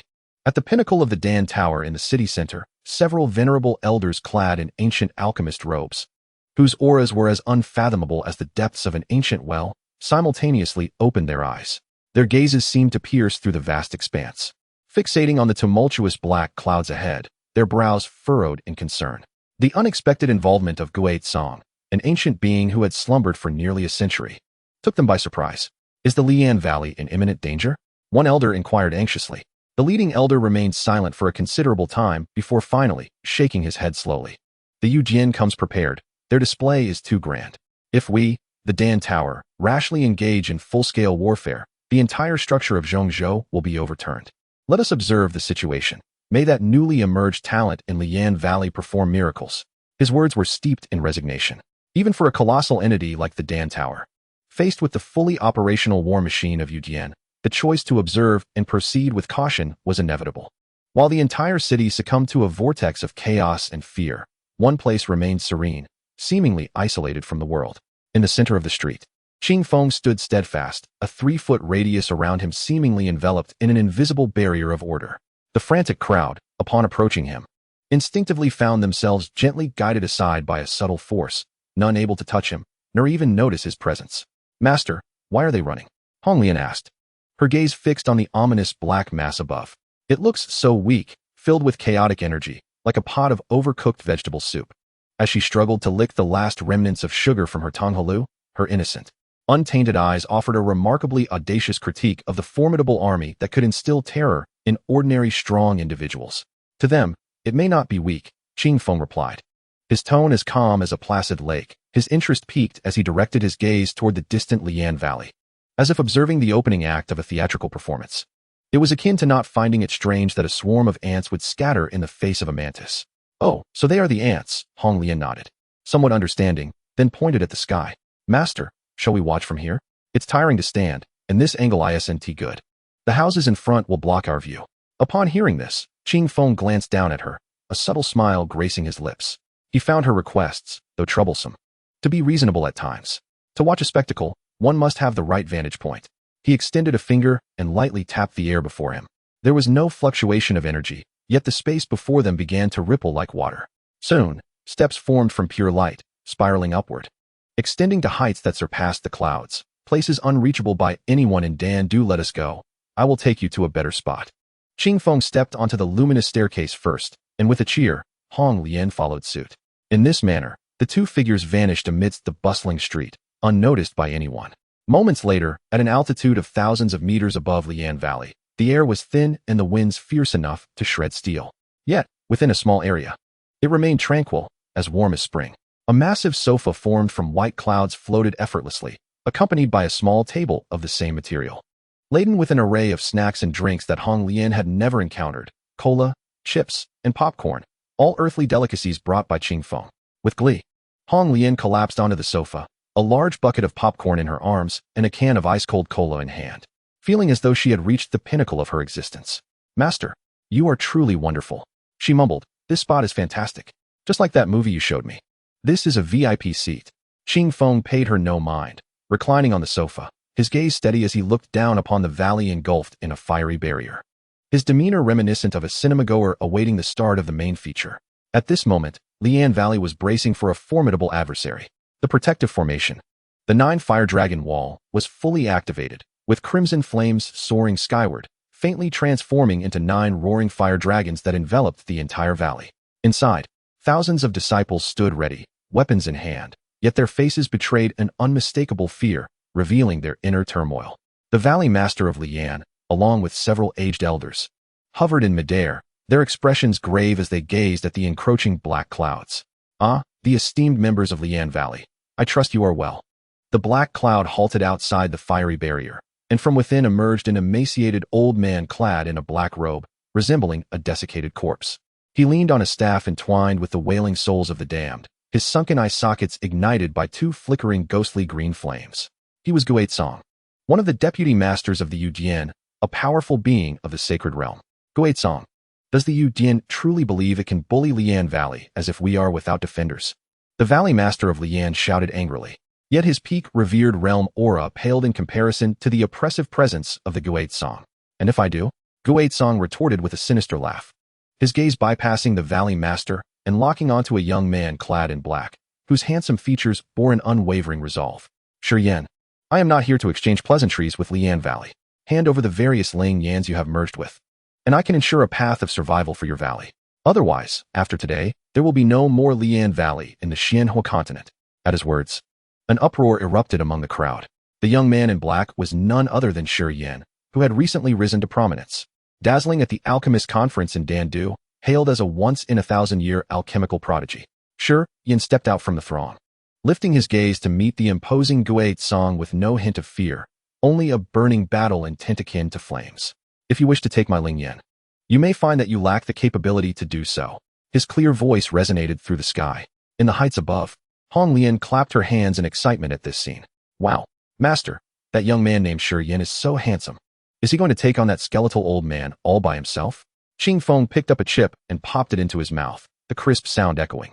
"In terms of the script, yes," he remarked casually, "a classic protagonist archetype. Humble beginnings, exceptional talent, possessing a treasure, unwavering spirit, and a belief that fate is dictated by oneself, constantly challenging those above him. However, he paused, his gaze sweeping over Shi Yan as if analyzing data with the most precise instruments. His hardware configuration is too weak.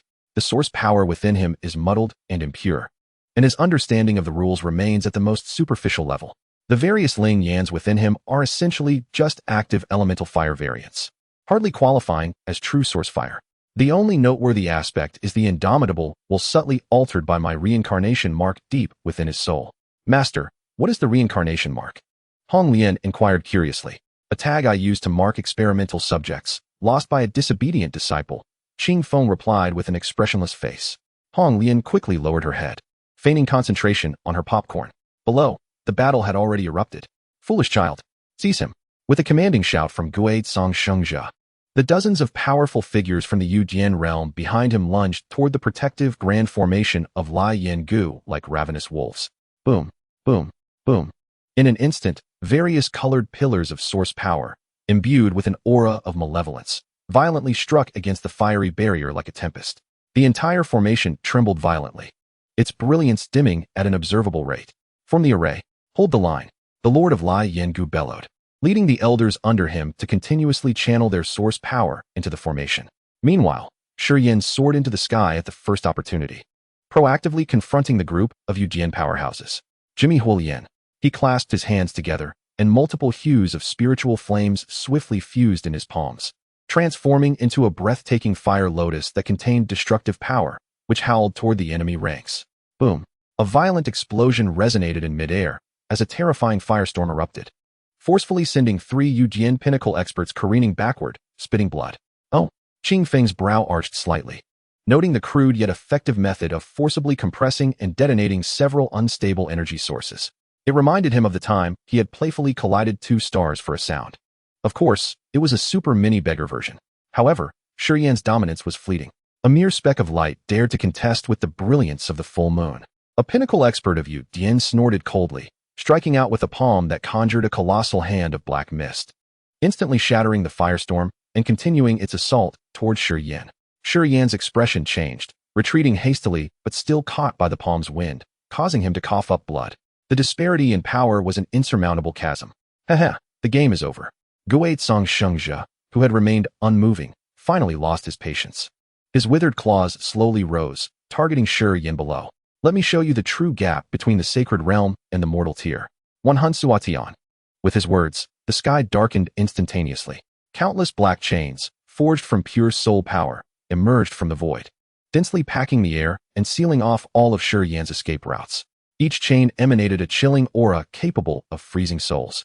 Faced with this attack, Shi Yan felt as if he were a mosquito trapped in amber, finding it immensely difficult to even move a finger. The source power within him seemed to be thoroughly frozen, and the proud spiritual flames became dim and lifeless. Despair surged like a tide, overwhelming his heart. Master, that young man is about to lose. Hong Lian anxiously grasped Qing Feng's arm. The plot has entered its first minor climax. Qing Feng nodded, leisurely sipping a cola. According to the standard procedure, the next step should be the protagonist's explosive emergence from despair, or perhaps an external aid will arrive.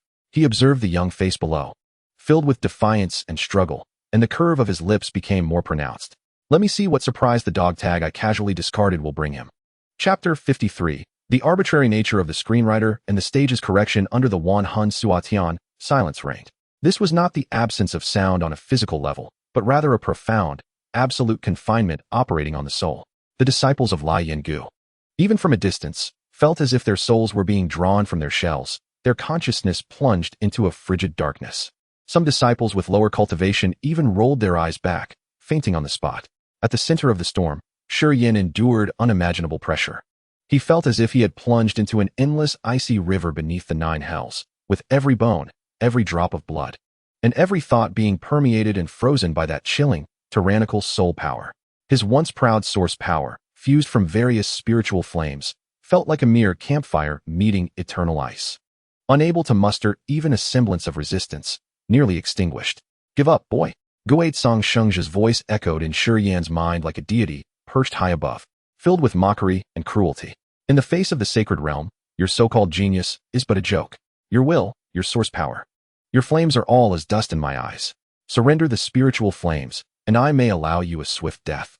However, just as Shi Yan's consciousness teetered on the brink of being devoured by the endless darkness, a minuscule golden mark, no larger than a grain of rice, deep within his soul, suddenly quivered gently. The reincarnation mark, which Qing Feng referred to as a dog tag, and which Hong Lian had inadvertently lost, seemed to sense its host's impending downfall, or perhaps it was nudged by an observer from a higher dimension. No, this antagonist's lines are too cliched, and the display of power is overly drawn out, severely disrupting the plot's enjoyment and rhythm. High above, Qing Feng frowned slightly as he scrutinized the scene below, akin to a discerning director assessing a poor performance by an actor. Moreover, the protagonist had been suppressed for too long. The audience would lose patience. Beside him, Hong Lian, so anxious she had forgotten to eat her popcorn, quietly chimed in. Yes, yes.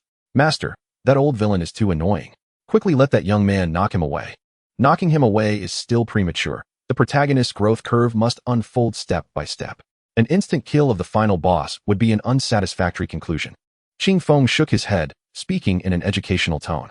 What is needed now is to provide the protagonist with a reasonable external aid, enabling him to execute a spectacular counterattack, thus propelling the plot toward a new climax. As he spoke, a strand of thought, unfathomable to mortals and transcending time and causality, gently descended like a spring breeze, landing silently within the depths of Shi Yan's soul, precisely targeting the reincarnation mark. He did not bestow any power, but merely performed a simple action to activate it, akin to pressing the power button on a computer. Boom. In an instant, Shi Yan felt as if his soul had ignited a sun.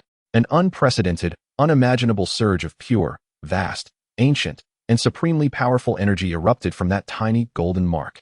It was neither source power, nor soul power, nor any energy form he had previously known. It represented a more primordial, ancient concept, as if it transcended all paths. Under the onslaught of this power, the Wan Hun Suatian, which had the capability to bind pinnacle experts, crumbled like paper chains meeting a torrential blaze, unable to withstand even a moment before it was melted, purified, and vanished without a trace. What? The sinister smile on Guizhang Sheng's face froze instantly, replaced by an unprecedented horror and disbelief. He felt that his once proud sacred realm soul power was as insignificant as a firefly compared to the full moon before the suddenly unleashed power from the other. No, it was not even comparable to a firefly. It was an absolute oppression stemming from the very essence of life. What kind of power is this? Impossible. How could this boy possess such a thing? He shrieked, his voice filled with terror. Meanwhile, Shi Yan found himself in a state of bewilderment and shock. He felt as though he had stepped into a realm of profound mystery. His vision expanded beyond the limitations of sight, infinitely elevating and extending. He could perceive the flowing energy veins of the world and hear the symphony of clashes between rules. The spiritual flames within him transformed from mere fire into strings of code that he could interpret and modify at will. That golden power did not directly enhance his cultivation, but temporarily elevated his authority to an unfathomable height. So, it turns out that fire can be wielded in such a manner. Shi Yan instinctively murmured to himself. He extended his hand, and the once dim fire lotus re-emerged in his palm. However, this time, the form of the fire lotus underwent a tremendous transformation. It was no longer a crude amalgamation of various flames. Instead, it rearranged and combined itself in a manner that was exquisitely intricate, perfectly aligning with some supreme rule. Each petal seemed to be imprinted with the cyclical essence of a fiery world. This newly formed fire lotus appeared no longer violent, but rather remarkably restrained and exquisite, akin to a masterfully crafted work of art. Yet, the energy it contained was magnitudes stronger than before. Indeed, his comprehension was commendable. He grasped the foundational theory of energy framework optimization so swiftly. He was a talent worth molding. Qing Feng nodded approvingly from his cloud-bound sofa, akin to a teacher praising a young student who has just solved a simple linear equation. Go, Shi Yan softly uttered. And the delicate fire lotus transformed into a streak of light, disregarding the distance and space, and instantly appeared before the saint-level figure, Guizhang. The speed was such that Guizhang, a formidable being of the saint realm, had no time to react. No, he could only emit a desperate howl before that seemingly innocuous fire lotus gently pressed against his chest. There was no earth-shattering explosion, no cataclysmic shockwave. The moment the fire lotus made contact with his body, it transformed into countless minuscule flame runes, penetrating into his being. In the next second, Guizhang's desiccated body began to burn with golden flames from the inside out. Strangely, these flames were not scorching. Rather, they They eroded everything about him in an irreversible manner. His source power, his bones, his soul, every concept that constituted his existence was systematically dismantled into nothingness by these golden flames. What kind of fire is this? My source power. My soul. No. Spare me. Amidst the horrified gazes of all present in the Flame Valley, this once mighty deputy palace master of the Spectral Palace, a dignified saint-level powerhouse, was reduced to ash by this silent golden fire, leaving no trace of his soul behind, vanishing completely from this world. In an instant, the world fell silent. All the powerful beings of the Spectral Palace stood frozen in place, trembling as if they had seen a ghost. Their leader, a saint-level powerhouse, had been obliterated by a mere youth who had not even reached the revered realm, reduced to nothing by a peculiar fire lotus. Not even a remnant remained. A monster. He is a monster. It was uncertain who let out the first piercing scream, shattering the silence. Instantly, all the powerful beings of the Spectral Palace collapsed. They could no longer care about missions or commands, desperately fleeing, wishing they could sprout 2 additional legs. However, at that moment, Qing Feng in the sky furrowed his brow again. They are fleeing just like that? Is the psychological resilience of villains so lacking? At least throw out a few harsh words to set the stage for a sequel. He shook his head, expressing his extreme dissatisfaction with the professionalism of these actors. The stage effects were lacking, needing more special effects. Furthermore, ending it this way was too lenient for them. He flicked his fingers, and a pristine piece of popcorn flew from his fingertips. As it descended, this popcorn instantaneously traversed thousands of meters, disintegrating into countless invisible specks of dust, merging into the surroundings. In the next moment, those fleeing desperately from the Spectral Palace suddenly found the space around them turning viscous like a quagmire. Their once proud speed turned slower than that of a snail. Immediately following this, the golden fire lotus, which should have dissipated due to energy depletion, suddenly radiated with brilliance, splitting into hundreds of small golden flames, precisely targeting the backs of every powerful being from the Spectral Palace. Puff, puff, puff. Following a series of faint sounds, hundreds of powerful beings in the sky were all pierced through by the golden flames. Their fate mirrored that of Goethe Song, as they too were consumed in silent combustion, turning to ash. A battle capable of overturning the balance of the central continent concluded in such an abrupt and bizarre manner. The Flame Valley was saved. Yet, whether it was the disciples and elders of the Flame Valley or the powerful beings in the Dan City below who witnessed it all, not a single soul could muster a smile. Their faces bore a deeper confusion and fear than when facing the Spectral Palace. Shiyan hovered in midair, gasping for breath. The golden power had ebbed away like a receding tide, leaving an overwhelming sense of weakness surging within him.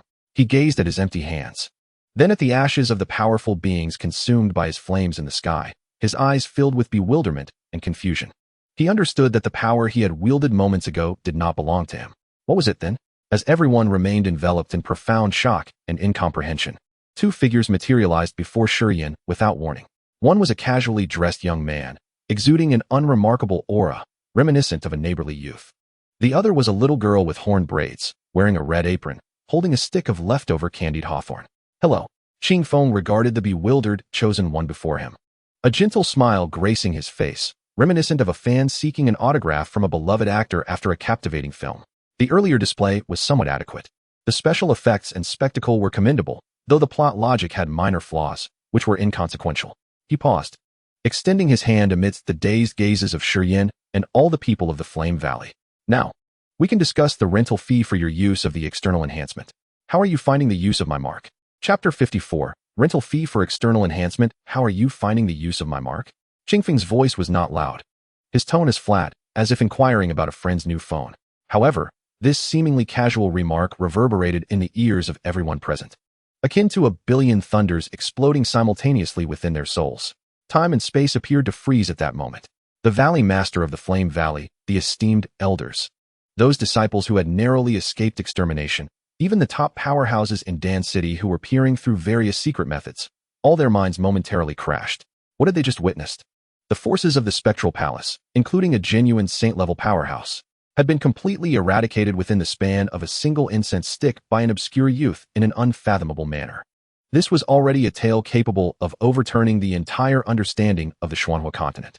Yet now, these 2 suddenly appearing figures, as unremarkable as any passerby, were suggesting that the astonishing miracle they had just witnessed was merely the result of the youth using some external enhancement, and they had come to collect the rental fee? External enhancement? Rental? These terms were utterly foreign and incomprehensible to the people of this world. Yet, in context, they could vaguely grasp a terrifying, chilling implication. Who are you? Shi Yan, as the focal point of attention, finally regained his voice from the overwhelming weakness and even greater confusion. He strained to hold himself upright, his gaze fixed on Qing Feng, filled with wariness, reverence, and a hint of longing that even he himself had not noticed. The golden power within him had receded, but the supreme experience of controlling the heavens and comprehending the rules was forever imprinted in the depths of his soul. He knew better than anyone that the devastating power he had just wielded did not belong to him, and this person before him was evidently the source of that power, or rather, its possessor. Upon hearing this, Qing Feng displayed a rather intriguing expression, as if pondering a question steeped in philosophical depth. He gestured towards himself and then the world beneath his feet, speaking in a relaxed tone. If we were to label the drama unfolding in your world as the heavens' chosen child waging war against evil forces, then I suppose I could be considered a whimsical screenwriter who has temporarily enhanced the protagonist with some special effects, as well as a somewhat dissatisfied audience regarding the final outcome. Screenwriter? Audience. Shi Yan's pupils dilated sharply. These two terms struck him with greater impact than any external enhancement or lease could muster.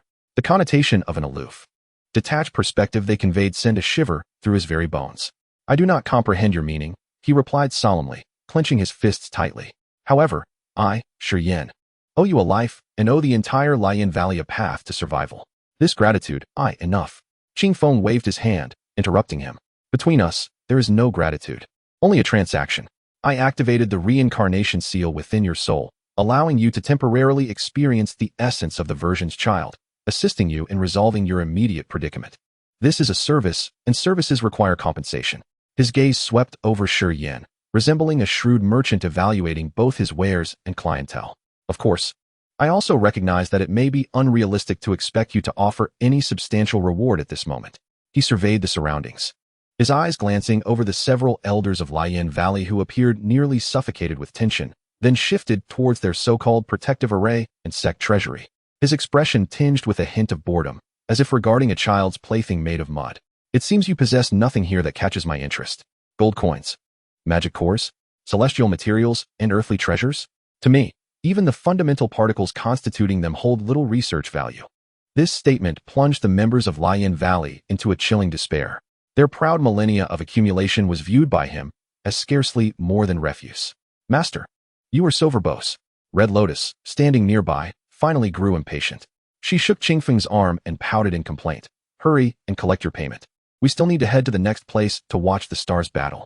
Didn't you say that program called Interstellar Conflict was about to begin? Stars battling? Interstellar conflict? These terms, articulated from the lips of a child, were utterly incomprehensible to them, yet they struck the hearts of all like heavy hammers. They vaguely sensed that the spectacle the little girl spoke of was grand and terrifying beyond their imagination. Qing Feng gently patted Red Lotus's head, then turned his attention back to Shi Yan and finally articulated his terms. My fees are quite straightforward. He extended a finger. The newly conceived version of the Extinction Fire Lotus you created under my guidance, while rough, possesses a minuscule reference value for a subject I am currently researching due to its energy structure model. Thus, the compensation I seek is the most original and core schematic of the Extinction Fire Lotus. Or, to phrase it in terms you might comprehend, I wish to take away your recent understanding of the flames. Upon hearing this, Shi Yan's expression darkened immensely. Take away my understanding? How is that even possible? Understanding exists within the mind and soul. It is a realm that cannot be articulated. How could it be taken like an object? More importantly, that understanding was the soul staircase he had just touched to ascend to a higher realm. If taken from him, would he be reverted to his original form? Would his foundation be damaged? Senior, the Valley Master of Lian Valley could no longer contain himself. He stepped forward, positioning himself before Shi Yan, and deeply bowed to Qing Feng. Shi Yan is the future of our Lian Valley. That understanding is of utmost importance to him. We are willing to exhaust the full strength of our sect to offer our treasured sect-protecting artifact, the heart of the flame dragon. We only ask that you show mercy. Senior. As he spoke, he reverently produced a box crafted from 10,000-year-old fire jade. The moment the box was opened, an exceedingly pure surge of fire energy erupted, painting the sky a vivid crimson. Inside lay a palm-sized, pulsating crimson golden crystal, appearing as if it were alive. This, indeed, was a treasure capable of driving any saint-level powerhouse to madness, the heart of the flame dragon. However, Qing Feng merely cast a casual glance. Oh, a stone infused with relatively pure fire elemental energy, mixed with some residual information from dragon-like creatures. The material is mediocre, and the structure is unremarkable. He offered his assessment, then regarded the Valley Master of Lian Valley with a look akin to that of someone viewing a fool attempting to trade a bag of glass beads for an entire city. Do you believe that someone capable of effortlessly weaving rules would concern themselves with a stone that hasn't even grazed the edges of those rules? The color drained from the Valley Master's face in an instant. He felt as if his lifelong pride and understanding had been utterly shattered by the nonchalant words of the other. Enough. My patience is limited. Qing Feng dismissed the others, refocusing his gaze on Shi Yan. Decide, heaven's chosen child. Will you cooperate willingly to complete this agreeable transaction? Or shall I resort to less pleasant means to claim what is due? Shi Yan's body trembled slightly. He could sense the invisible, irresistible pressure locking onto him as Qing Feng spoke.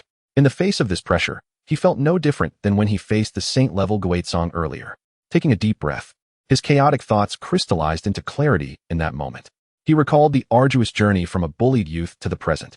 He remembered the overwhelming sensation of the golden power flooding into his body, granting him a perspective that loomed over all beings, commanding everything. He understood. The man before him was offering him an opportunity to glimpse higher vistas. And now, he was merely collecting the entrance fee. If he did not dare to pay this trivial price, how could he speak of mastering his fate or ascending to the pinnacle of martial arts? Moreover, did he truly have a choice? I agree.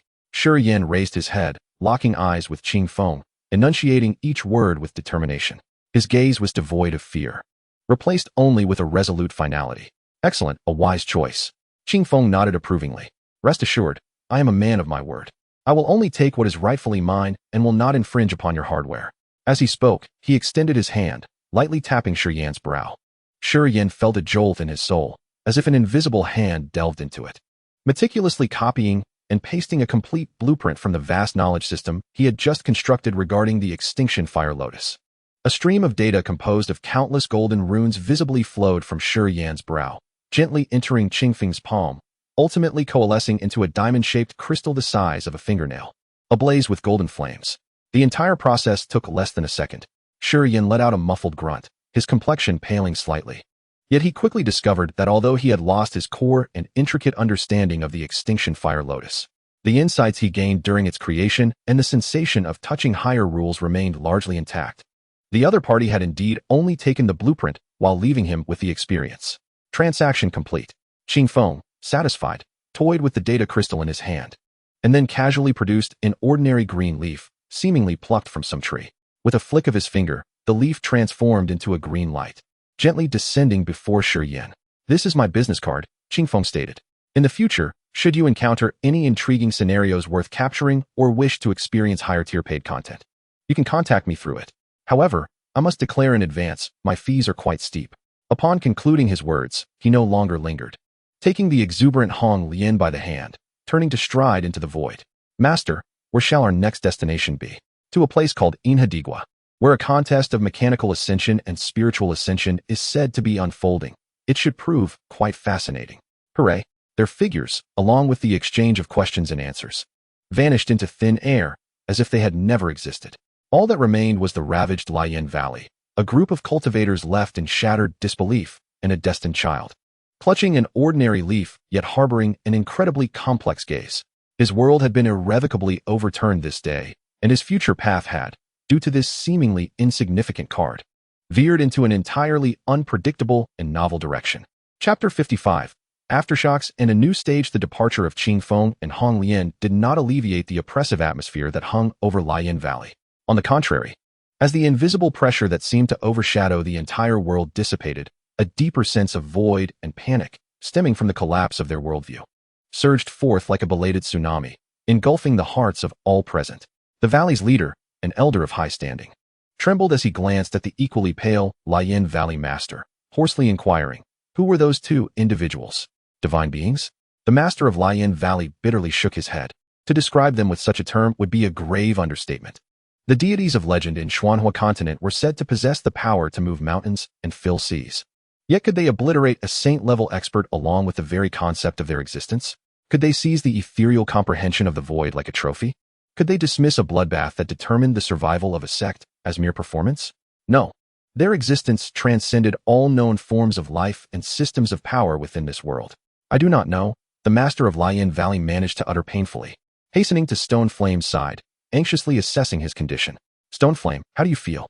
Is there any discomfort? Is your foundation damaged? Stone Flame slowly opened his eyes, shaking his head as he sensed the weak, yet steady flow of source power within him. With a complex expression, he replied, I am fine, master. That gentleman kept his promise. He only took the schematic of the Jimmy Huolian. My cultivation and soul remain unharmed. He spoke the truth, albeit with some reservation. He could distinctly feel that his soul had undergone a brief cleansing by that golden power. Although he had lost the most direct gains, its essence seemed tempered, rendering it more resilient and pure. The door to a higher realm, though slightly closed, had revealed glimpses of the scenery beyond. Given time, he was confident he could once again push open that door with his own strength. Perhaps this was what the gentleman meant when he said he did not interfere with his hardware. That is good. That is good. The master of Lion Valley sighed deeply, as if all his strength had been sapped, nearly causing him to collapse from the air. His gaze fell upon the ordinary green leaf held by Stone Flame. In that moment, the leaf appeared more mysterious and weighty than any artifact or treasure in the eyes of those present. A business card, an elder muttered, a smile more grotesque than tears forming on his face. So, our world, our lives and deaths, our paths are merely a drama that can be viewed for a price. And even upgraded? This cruel speculation sent a chilling wave through the ranks of Lion Valley's senior members. All they had fought for, taken pride in, and sacrificed lives for, cultivation, sect, glory, seemed utterly meaningless in the eyes of a higher dimensional audience. This cognitive blow was far more lethal than the blade of the Yushan Hall. Simultaneously, the events that transpired in Lion Valley spread like wildfire through the highest echelons of the secret intelligence network across the central continent. At the Dan Tower, the atmosphere was stiflingly tense. A footage, recorded using the highest authority's secret techniques by several elders, replayed incessantly. The content depicted the Saint Guizong being silently consumed by the Golden Fire Lotus, followed by the brief, yet information-rich dialogue between Qing Feng and Stone Flame. A whimsically inspired screenwriter had added special effects to the protagonist's scene. No kindness, only transaction. I will take your recent understanding of the flames. This is my business card. As the playback concluded, a deathly silence enveloped the entire assembly hall. After a prolonged pause, the Grand Elder of the Dan Tower finally spoke, his voice dry and tremulous. Did everyone see clearly? No one responded, yet the mixed expressions of shock, confusion, and fear on the faces of the elders spoke volumes. From today forth, the Grand Elder's voice quivered, yet resonated with unwavering resolve. Seal all information related to this matter. The observers, the screenwriter, and the images of that mysterious man and girl shall be classified as the highest level taboos of this tower. Anyone who mentions it, regardless of their status, shall be soul sealed for a century. Yes, all the elders responded in unison, their voices filled with reverence.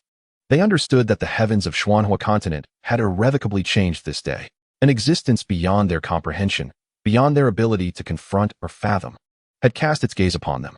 All they could do was revere and pray, praying not to become the next actors upon the stage. In the boundless void, in a realm unbound by time or spatial coordinates, Qing Feng and Hong Lian reclined upon a soft sofa woven from nebular matter. In his hand hovered the data crystal, ablaze with golden flames, which he had acquired from Stone Flame. Master, what is so amusing about this little flame? It looks smaller than the fireballs I spit out. Hong Lian inquired curiously, her mouth occupied with a lollipop. Size does not denote significance, Qing Feng replied, his gaze intensely fixed upon the crystal, his eyes reflecting the birth and demise of countless stars, as intricate data streams surged past him in rapid succession. The energy rules of this universe are quite crude and primitive. Yet, it is precisely this primitiveness that has given rise to some rather intriguing, unconventional methods. For instance, this Jimmy Huolian compresses completely conflicting fire elements through a nearly barbaric technique and detonates them instantaneously using soul power as the fuse. Such a concept would never emerge in highly developed civilizations, as they adhere to more advanced laws of energy conservation and transformation from the outset. As he spoke, Qing Feng extended a finger and lightly tapped the data crystal. Buzz. The energy structure diagram within the crystal was instantaneously analyzed, replicated, and subjected to billions of simulations and optimizations by his super god-level computational ability. In the next moment, a brand new, flawless golden fire lotus, constructed purely from refined principles, slowly blossomed in his palm. This fire lotus was no larger than an atom, yet the perfectly optimized energy it contained, once unleashed, could obliterate an entire standard star system, along with all its matter and space, into nothingness. See, after optimization and refinement, a crude toy can transform into a weapon of considerable merit. Qingfeng nonchalantly flicked the atomic fire lotus, which turned into a glimmering light and vanished into the infinite void, destined for some corner fated for destruction. Having completed this task, he lost all interest in the toy, as if he had merely solved a simple mathematical problem. Well, that youthful, passionate narrative has concluded, and I have collected an intriguing data model. It is time for us to change the stage. Qingfeng spoke, as before him. A colossal star chart composed of countless luminous points materialized. Each point represented a world where stories were unfolding. Shurzuan, look over there, Honglian exclaimed, pointing excitedly at a corner of the star chart. There lay a region shimmering with an icy blue luminescence. Within the glowing points, one could faintly discern a massive fleet, resembling metallic behemoths, engaged in fierce combat. Lasers, missiles, and various energy weapons that transcended Earth's technological imagination erupted in splendid, yet lethal fireworks against the dark expanse of the cosmos. Qingfeng's gaze drifted there, a faint smile curling his lips. Oh, the final showdown between the Galactic Empire and the Free Star Alliance? The theme of psychic fleets versus mechanical titans is quite intriguing, and the scale is impressive. With that, the nebula couch beneath him transformed into a stream of light, carrying him and the eagerly expectant Honglian as they instantaneously traversed a realm beyond numerical measurement, racing towards that fresh stage. For him, the end of one world merely heralded the commencement of another splendid performance. As for Xuanhua Dalu, the destined child named Shiyan, along with the small business card in his possession, might one day provide this bored spectator with new and fascinating narratives. But that was a matter for a distant future. Chapter 56. The Star Sea and the Titans after a leap that disregarded the rules of time and space. Qingfeng and Honglian's nebula couch hovered amidst a dark universe ignited by the flames of war. This was the Vistara Star region, the stage for the final confrontation between the Galactic Empire and the Free Star Alliance. Countless starships, like enraged steel behemoths, clawed at one another in the void. With every roar of the ship's cannons, streams of light capable of melting stars erupted. The silent exploding orbs of light reduced countless lives and iron remnants to cosmic dust. Wow, Shurzuan, this film is incredible. Such grand fireworks, Honglian exclaimed, pointing at an Imperial cruiser that had met its fiery end, her excitement palpable. Indeed, the staging is certainly more sincere than the previous production, Qingfeng mused. Reclining on the couch, sipping cola, his gaze piercing through the chaotic battlefield to lock onto the core of the conflict. On one side stood the psychic fleet of the Free Star Alliance, their warships imbued with an artistic flair, commanded by powerful psychics employing mental prowess to launch attacks that defied physical laws. On the opposing side loomed the Iron Legion of the Galactic Empire, cold and ruthless, adhering to the tenets of reason and might. At the heart of the Imperial forces stood a colossal humanoid weapon, codenamed Judgment, towering thousands of kilometers high. Forged from the hardest alloys and powered by an artificial black hole, each swing of its massive particle sword could cleave through an entire fleet of escort ships. At this moment, this iron deity advanced with unstoppable force, trampling over the Alliance's front lines.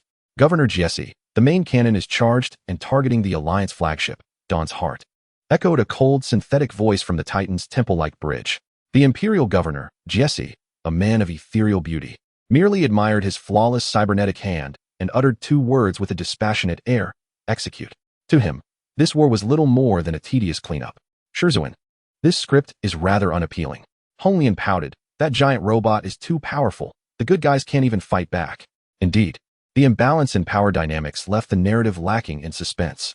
Qingfeng nodded, akin to a discerning director, recognizing the audience's potential for boredom. Just then, an unexpected turn of events unfolded. From the bow of the Alliance flagship, a silver-haired woman named Ayla emerged, floating in the vacuum of space. As the youngest Grand Psychic of the Alliance, she chose to burn everything within her to launch a final assault. With my heart, I ignite my soul. A new star of the mind. Accompanied by her resolute vow, a radiance of psychic light erupted brilliantly, piercing through the Titan's energy shield and directly impacting its cockpit. Even Jesse, whose will was as iron, found himself momentarily blank, ensnared in a mire of mental illusions. Meanwhile, the invincible Judgment, that iron god, stood frozen on the battlefield for a full 3 seconds. Oh, sacrificing one's life for a mental shock, an admirable notion imbued with the essence of a tragic hero. Qingfeng observed, a flicker of appreciation in his eyes, though regretfully, she remained too weak. As anticipated, 3 seconds later, Jesse forcibly extricated himself from the impact. Though his complexion was pale, his gaze turned colder and angrier than ever. How dare this insignificant insect offend a deity? He spat. Fire the main cannon. The planetary annihilation cannon on Judgment's shoulders glowed ominously, its barrel igniting with a dark singularity capable of consuming all. Exhausted, Ayla resembled a kite severed from its string, helplessly watching the darkness poised to obliterate her. Sherzuin, that beautiful sister is going to die? Honglian cried, nearly in tears. The narrative is approaching a tragic denouement. However, I personally prefer endings that are not tragic, Qingfeng mused, stroking his chin. Moreover, the design of this weapon is too crude. Its energy efficiency is lamentably low. An affront to the principles of physics. As a scriptwriter with obsessive tendencies, I find it intolerable. With that, he extended a finger and gently flicked it towards the vast battlefield below. There were neither anomalies nor ripples, in a billionth of a second. A concept foreign to this universe, akin to a virus, was implanted into Judgment's quantum computation core. This concept was simple, energy conservation, but with a negative efficiency. The next moment, as Judgment prepared to fire, its artificial black hole, the source of its power, began to reverse absorb. No longer did it release energy. Instead, it frantically consumed all the energy of the Titan itself. Alert! Energy backflow. Shields down. Weapons malfunction. Life support systems failing. The piercing alarm shattered the silence. And for the first time, panic replaced the indifference on Jesse's face. His once proud iron deity had transformed into an unresponsive, cold coffin, under the gaze of the entire universe. This once mighty mechanical titan extinguished all its brilliance within seconds, becoming a silent, floating steel tomb in the cosmos. The battlefield was enveloped in an eerie stillness. Ayla, who had resigned herself to death, opened her eyes in confusion, only to behold the extinguished iron god. Is this the end? She murmured, unable to comprehend the scene before her. No, it is not yet over. A gentle voice, seemingly from nowhere, echoed in her ear.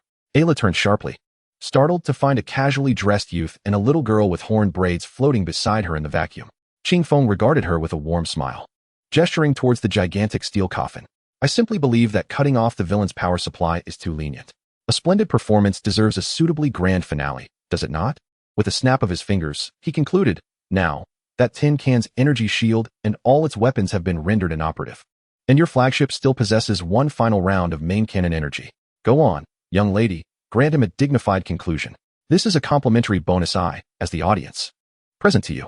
Chapter 57. A dignified conclusion in the chilling vacuum of space. Silence reigned supreme, serving as the best soundproof barrier.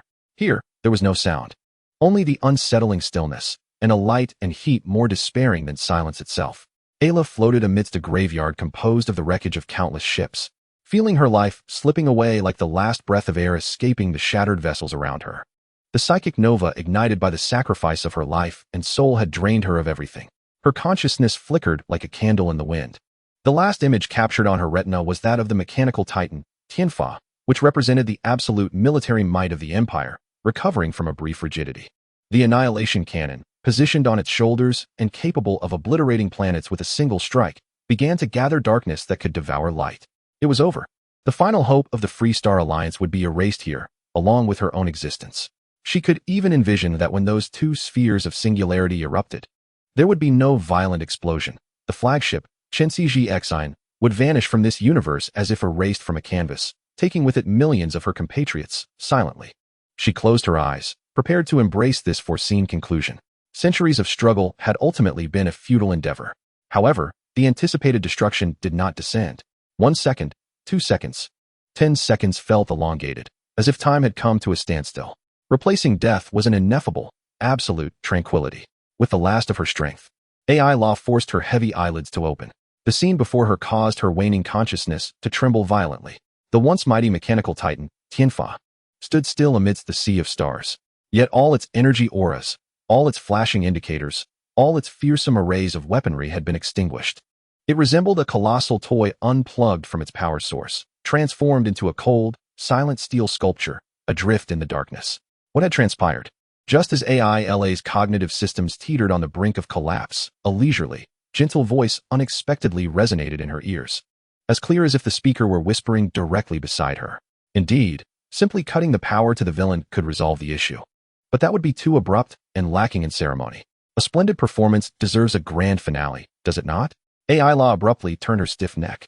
Before her lay the most absurd scene of her life. A couch composed of nebulae and cosmic dust, astonishingly soft, floated serenely not far from her. A young man clad in vintage Earth leisurewear reclined on the sofa, idly toying with a metallic can. Beside him sat a little girl with twin horn braids, curiously nibbling on a colorful lollipop, her innocent gaze fixed upon AI La. They bore no protective gear, existing naturally in this void of death, as if watching television in their own living room. My flagship's energy is insufficient to support the main cannon's firing, AI La instinctively replied to the young man. Her voice transmitted through a faltering communicator, dry and faint. Oh, is that so? Qing Feng raised an eyebrow, seemingly regarding it as an inconsequential matter. He finished the soda in his hand, carelessly tossed the can into a miniature spatial rift, and then snapped his fingers casually in AI La's direction. A soft pop echoed. Of course, there should have been no sound in a vacuum, yet this sound resonated clearly in AI La's mind. Almost simultaneously, within the bridge of the Chenxi Xian, which had been engulfed in darkness, all instruments and screens erupted with blinding green light. Alarms. No, this was not an alarm. The energy core was being forcibly recharged by an unknown source. Reactor pressure stable. Energy output restored to 100, 110, 120. My goodness. The values continued to rise. System self-check complete. All system status. Perfect. Better than when it left the factory. The assistant's exclamations, mingled with ecstasy, fear, and extreme confusion, thundered into AI La's ears through the public channel. AI La was utterly stunned. Her mind, tempered through countless trials, usually calm even in the face of stellar explosions, had completely crashed for the first time. Who was this person before her? With a mere snap of his fingers, he had turned the Empire's most formidable war machine into a heap of scrap metal. In another instant, he had restored a near-defunct flagship, drained of energy, to a state beyond its peak. Was he a deity? No. Even the legendary psionic beings of the Alliance, who had ascended to higher dimensions and could warp reality, could not possibly achieve such illogical feats with such ease. This transcended the realm of power. It was a matter of authority. Like a game developer modifying data in the back end. Qing Feng perceived her hesitation and shock, smiling as he reminded her in a tone akin to a director guiding an actor. The cast is ready, the lighting and props are set, and I even helped you recharge the batteries. Now, it is time for the leading lady to deliver her closing remarks and personally bid farewell to the villain. The term leading lady struck AI La like a beam of light, piercing through the chaos in her mind. She glanced at the silent steel titan and then turned to behold her flagship, now reigniting with brilliant light in the darkness, akin to the morning star. She recalled her homeworld, turned to ashes beneath the Empire's iron heel, and the countless comrades and compatriots who had perished in the struggle. Yes, this was not a game. These were their blood and tears. Regardless of whether the individual before her was a god or a demon, he had granted her an opportunity, a chance to conclude everything with her own hands. A resolute and fervent will reignited within her silver eyes. Her figure, once ethereal from the burning of her life, solidified once more in that moment. No longer hesitating, she connected her final mental strength to the flagship's communication system, and, with a voice that resonated throughout the fleet, issued her final command. Chenxi Xian, all hands, heed my orders. Her voice was no longer dry but filled with undeniable authority and decisiveness. Target, the Empire's Titan Tianfa. Main cannon, Dawn system, maximum power launch. Accompanied by her command, the elegantly elongated bow of the Chenxi Xian unleashed a radiant beam, embodying a century of humiliation, anger, and hope from the Freestar Alliance. The light was so pure, so dazzling, as if illuminating the entire dark universe for an instant. This beam struck with an unstoppable force, precisely hitting the iron tomb that had lost all defenses. There was no earth-shattering explosion, no world-ending shockwave. The Tianfa Titan, the steel demon that had once made the entire star domain tremble, began to undergo a remarkable disintegration from within under the beam's illumination. Its indestructible alloy armor, capable of withstanding a supernova's explosion, now melted silently and gracefully, like a delicate ice sculpture basking in sunlight. Each metallic atom that formed its massive body was reverted to its most basic particles, transformed into glimmering stardust, drifting ever so slowly and gently through the cold cosmos. The scene resembled not a destruction but a grand and splendid funeral, a dignified farewell to an old era.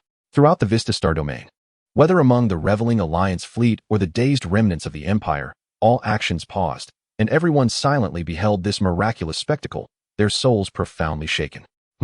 That closing shot was quite good, The young man on the nebula couch nodded in satisfaction, offering his critique like a professional film reviewer. Though the process was a bit forced, the montage of the ending was executed well. The lighting effects and particle special effects were just right, imbued with a sense of tragic epicness. ID rated an 8 out of 10. Chapter 58. The screenwriter's business card. The funeral of the Tianfa Titan was a silent visual feast lasting a full 3 minutes. This steel demon, once emblematic of the highest violent aesthetics of the Galactic Empire, did not meet a brutal end amidst thunder and flames. On the contrary, it was endowed with an unprecedented, artful finale. Under the pure beam of dawn light cast by the ship Chensi GXN, every piece of armor, every wire, and every component disassembled into the most fundamental cosmic particles with a grace that defied the laws of physics. This colossal entity, towering thousands of kilometers high, transformed into a magnificent sea of stardust before the gaze of billions. The stardust, even illuminated by the cosmic background radiation, refracted a halo akin to a rainbow, infusing the recently ravaged void of war with an ethereal dreamlike quality. The remnants of the Empire's fleet were plunged into chaos. Soldiers gazed at the vibrant nebula on the command screen, a former deity now serving as the ultimate testament to the enemy's triumph. Panic spread through the communications channels like a plague, ultimately devolving into a disorderly rout. Meanwhile, the fleet of the Free Star Alliance erupted in jubilant celebration after a minute of profound silence, a revelry powerful enough to resonate through the starry expanse. Countless warships ignited all external lights, flickering madly in the dark cosmos, as if hosting a grand victory party. On the nebula sofa, Qingfeng finished the last sip of cola, savoring the moment. Master, that transformation of the iron kin into fireworks was even more beautiful than the last. Honglian exclaimed, clapping her hands excitedly. Indeed. This is what one refers to as artistic treatment, Qingfeng explained earnestly. Simply detonating it reflects the level of a third-rate director, appearing both impatient and unimaginative. Instead, one should allow it to conclude in splendor, bestowing beauty upon its demise, thus evoking a twinge of regret for the fallen greats amidst the audience's awe, thereby elevating the theme. You could employ this technique in your future compositions. Oh, Honglian nodded, half comprehending. Ella turned, her frail body straining as she propelled herself toward that astonishing sofa with all her might. She had countless questions and myriad mysteries to unravel. Fear, reverence, gratitude, and confusion intertwined within her, rendering her nearly incapable of thought. However, as she drew near, Qingfeng had already risen, pulling Honglian to her feet, appearing ready to depart. Please wait a moment. Ella hurriedly called out, her voice trembling from excitement and weakness. May I ask, who exactly are you? Qingfeng turned his gaze upon her, scrutinizing her from head to toe, his brow imperceptibly furrowing, as if assessing an imperfect work of art. Your performance was quite immersive, and your emotions were genuine. Worthy of commendation, he began, offering his critique. Yet, it was somewhat methodical. Sacrificing oneself for a single shot, such behavior is deemed unprofessional within the crew, referred to as a method actor, and disrupts the subsequent shooting schedule. As he spoke, he extended a finger, gently flicking in her direction across the vast emptiness of space. There was no light, no energy fluctuation, nor any perceivable anomaly.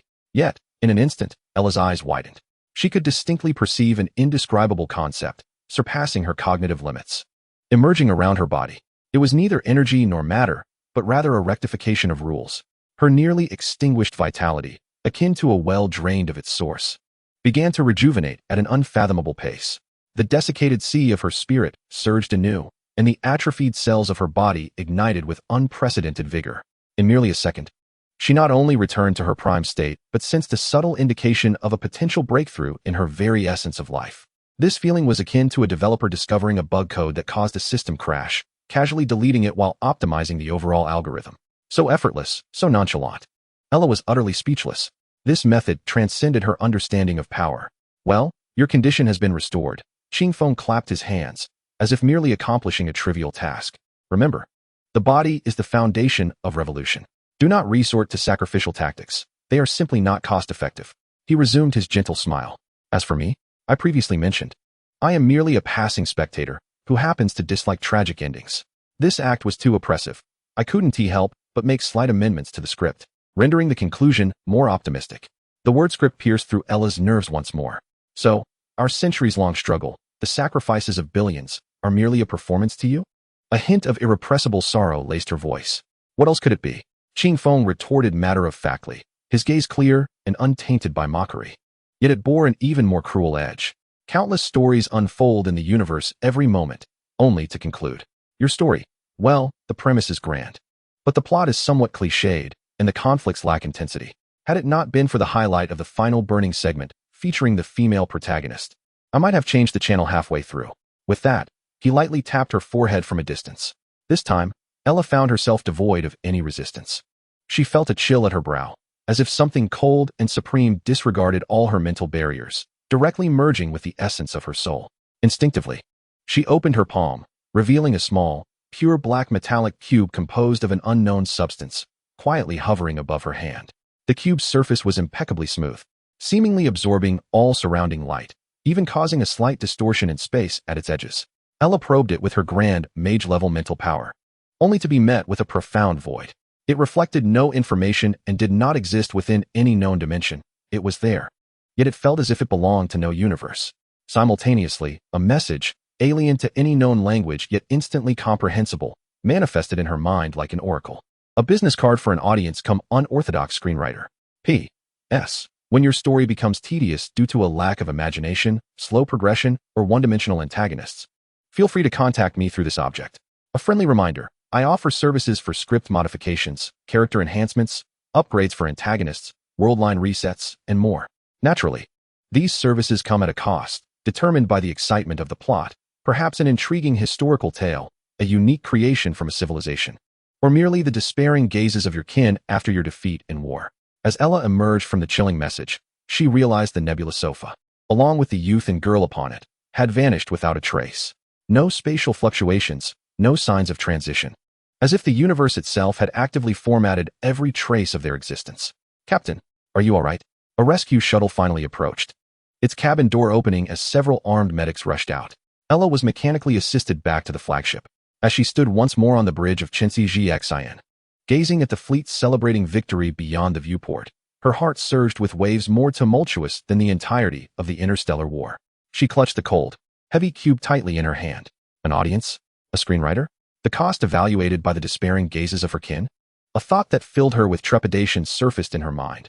Had this entity saved her, or merely sought to enhance the future tale? Chapter 59, A New Stage, The City of Illusions. The interstice of traversing the bizarre dimension is a realm of nothingness, unbound by any known physics. Here, there is no time, no space, only pure concepts and flow. The starry nebula sofa of Qingfeng and Honglian floats in this absolute void, akin to a solitary boat adrift on an eternal ocean. Master, we just finished that sci-fi film. What shall we watch next? Honglian inquired. Licking a freshly conjured lollipop that exuded a subtle milky aroma, her curiosity piqued. For her, that interstellar war, which determined the fates of billions, was no different from experiencing a 3D blockbuster, perhaps even more exhilarating. Well, Qingfeng languidly reclined on the sofa, propping his chin on one hand, as if in deep contemplation. The heroic epics have become rather tiresome, the protagonist's halo too overwhelming, and the villains often perish due to excessive dialogue, their schemes all too predictable. We ought to change our palette.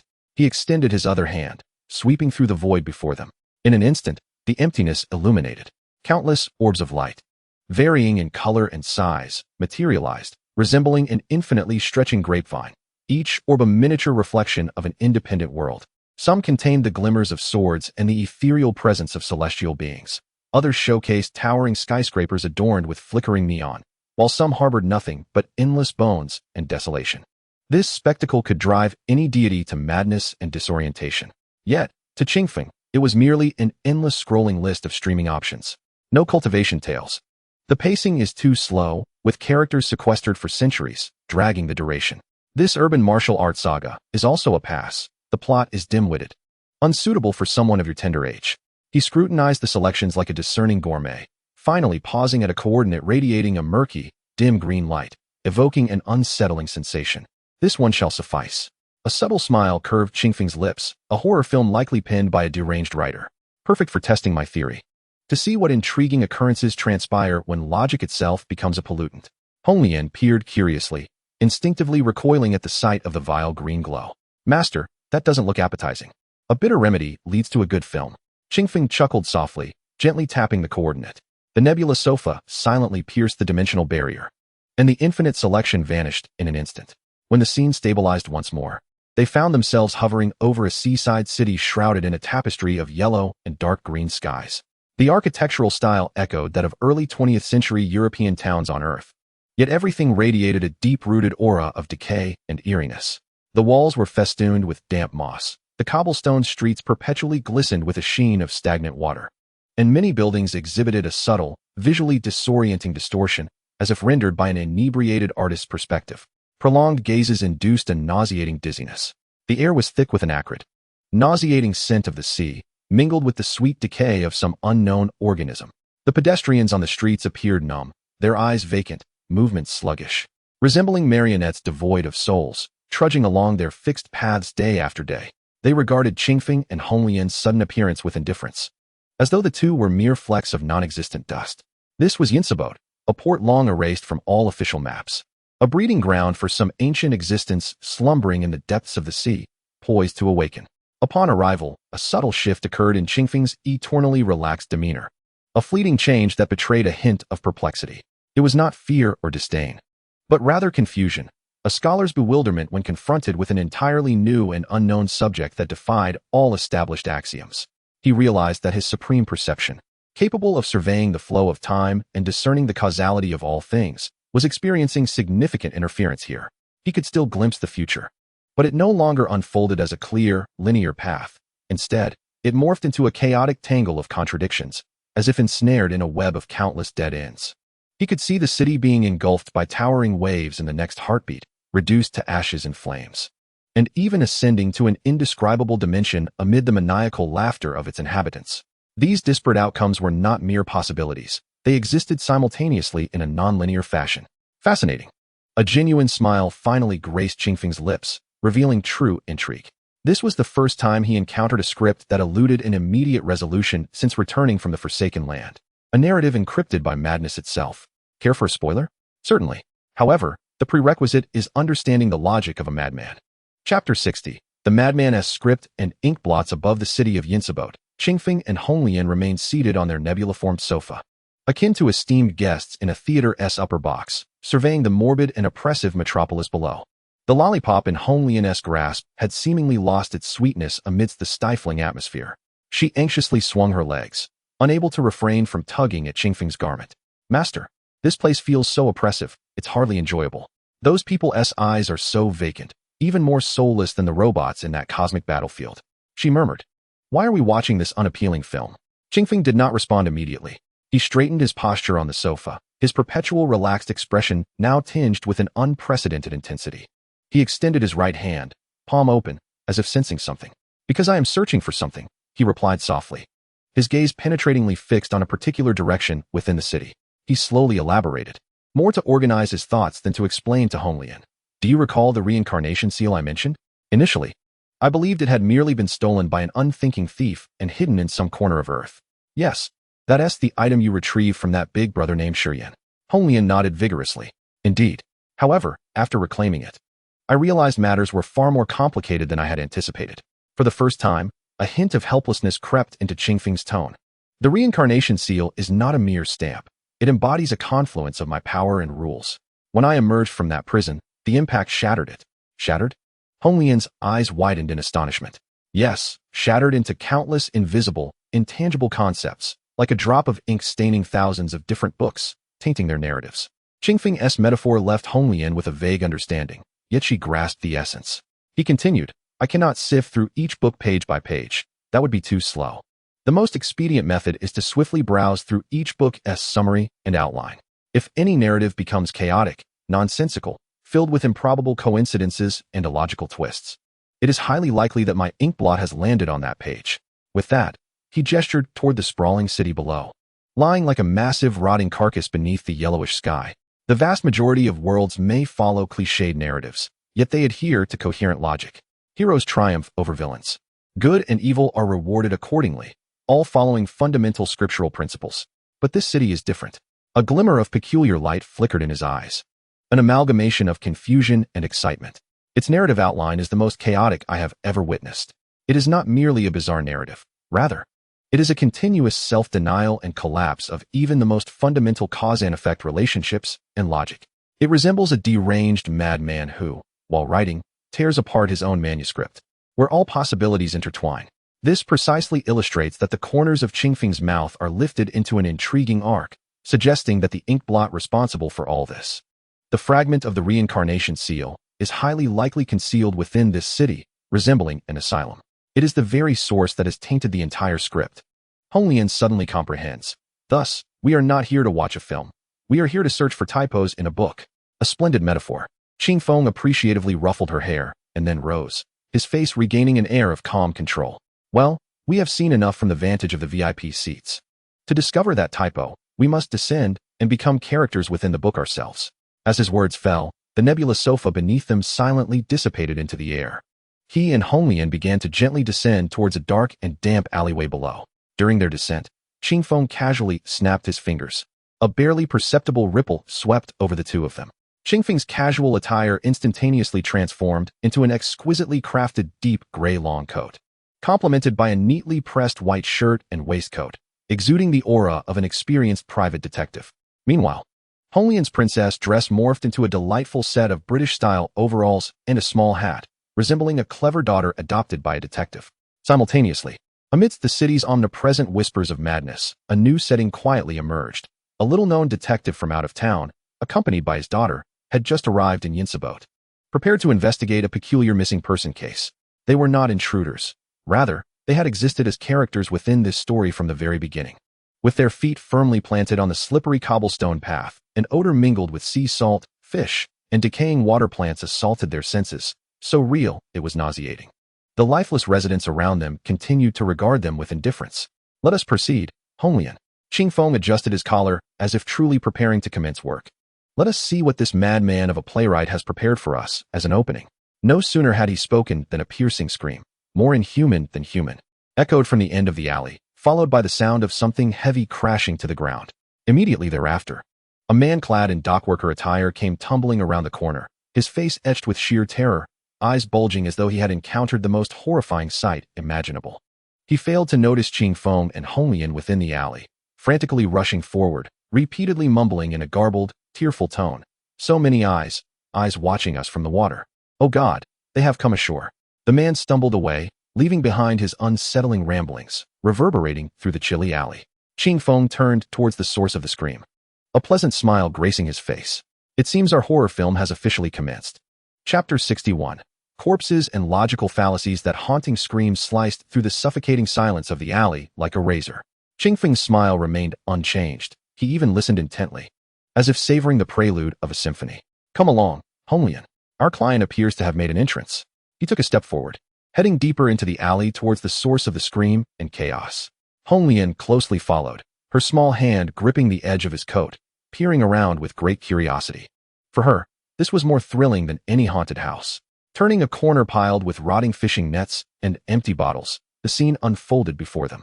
At the end of the alley, a man dressed in the same dockworker attire lay sprawled on the ground, his body contorted in an unnatural manner.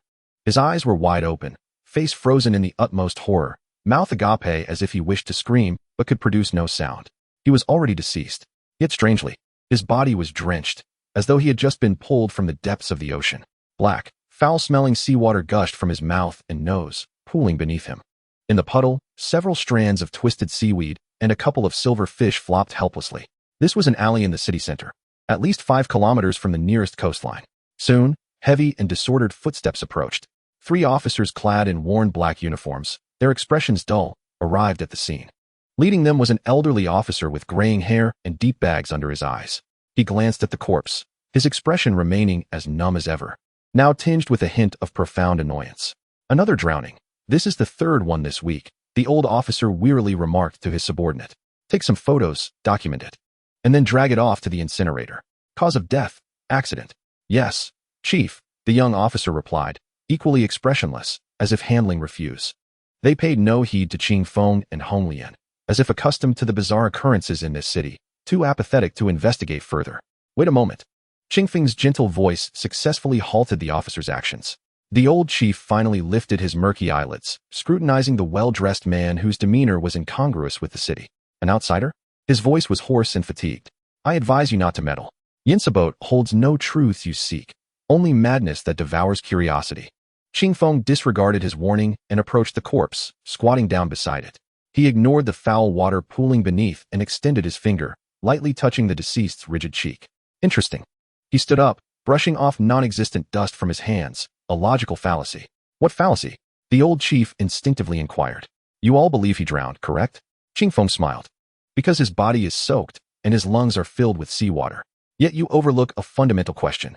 He pointed to the deceased's face, twisted in terror. A true drowning victim, in their final struggles, would exhibit a face slackened by oxygen deprivation, their expression blank and tranquil. This extreme horror can only arise from one circumstance. Before his death, he witnessed something incomprehensible, something he could not bear. Qingfeng's tone remained calm, yet it sliced through the core of the issue with surgical precision.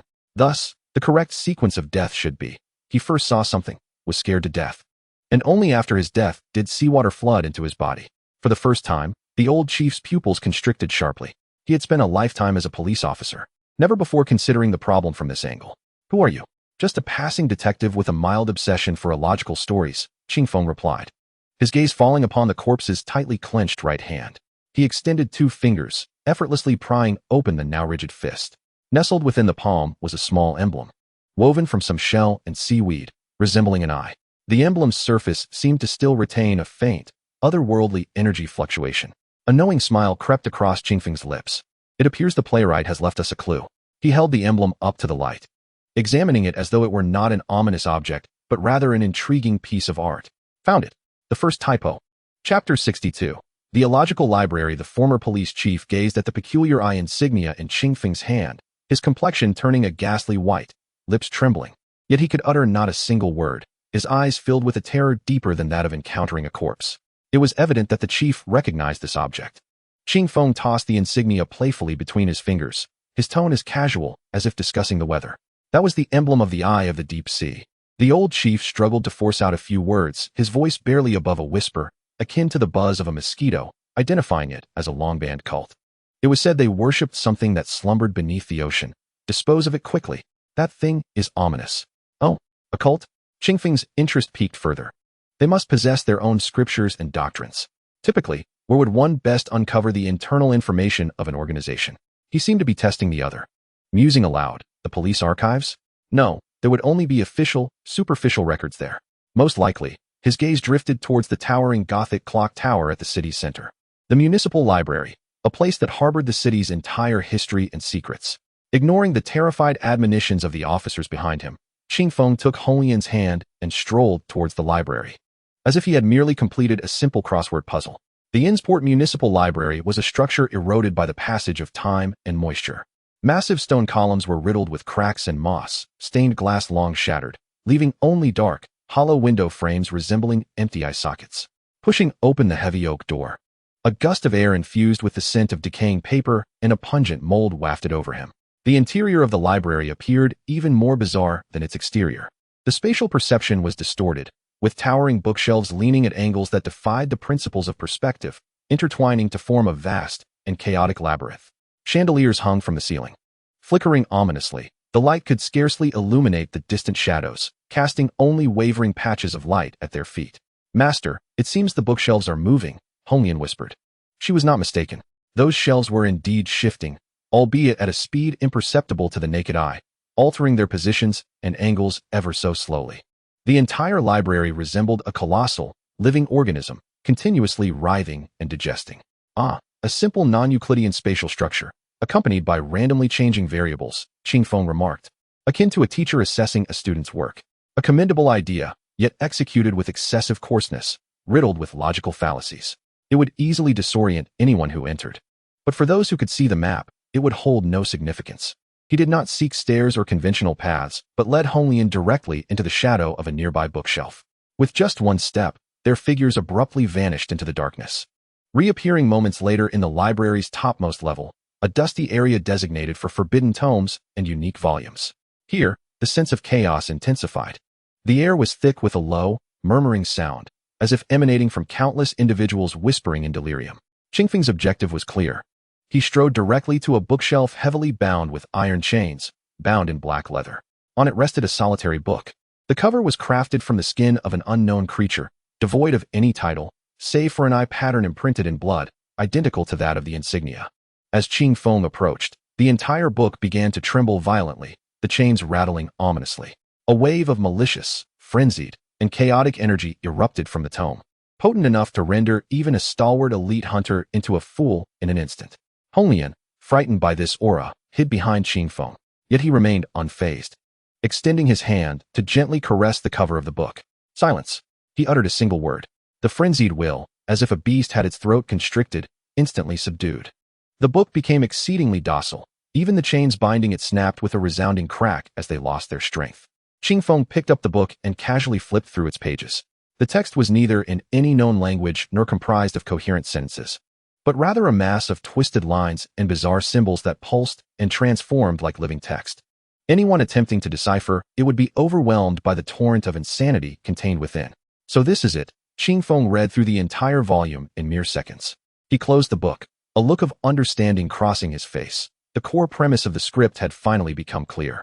A progeny of an exiled outer god lay dormant in the depths of the ocean, its dreams radiating forth, polluting the entire city, creating a stage where reality intertwined with dreams.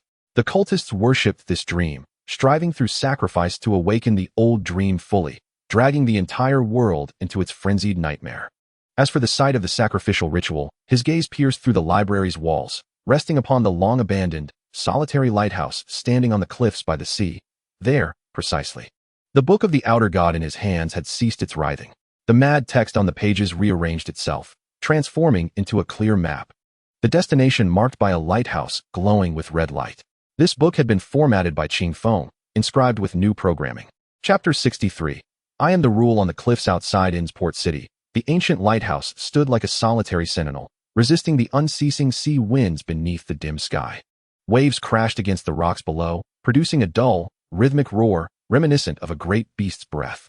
Inside the lighthouse, the original structure had long ceased to exist. The walls were covered with the same twisted runes from the accursed book, glowing with an eerie green light, casting the entire space into a ghostly realm. At the center of the tower's apex stood a grotesque altar constructed from various marine skeletal remains and human skulls. Dozens of cultists clad in black robes, adorned with the eye of the deep sea insignia, encircled the altar, engaged in some frenzied ritual. They chanted blasphemous syllables, their voices fervent and frenzied. At the altar's center lay the core of the ritual, a human head-sized, entirely black, coral-like crystal, seemingly composed of solidified nightmares.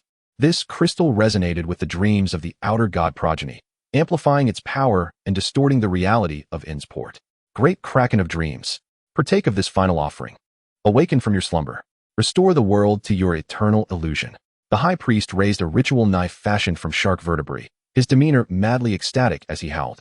Just as he prepared to plunge the sacrificial blade into the bound, unconscious fisherman at the altar, the heavy iron door of the lighthouse crumbled into dust with a soft sound.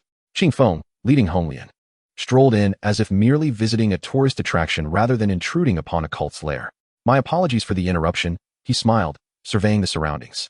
Your ritual seems rather inconsistent with the latest environmental regulations.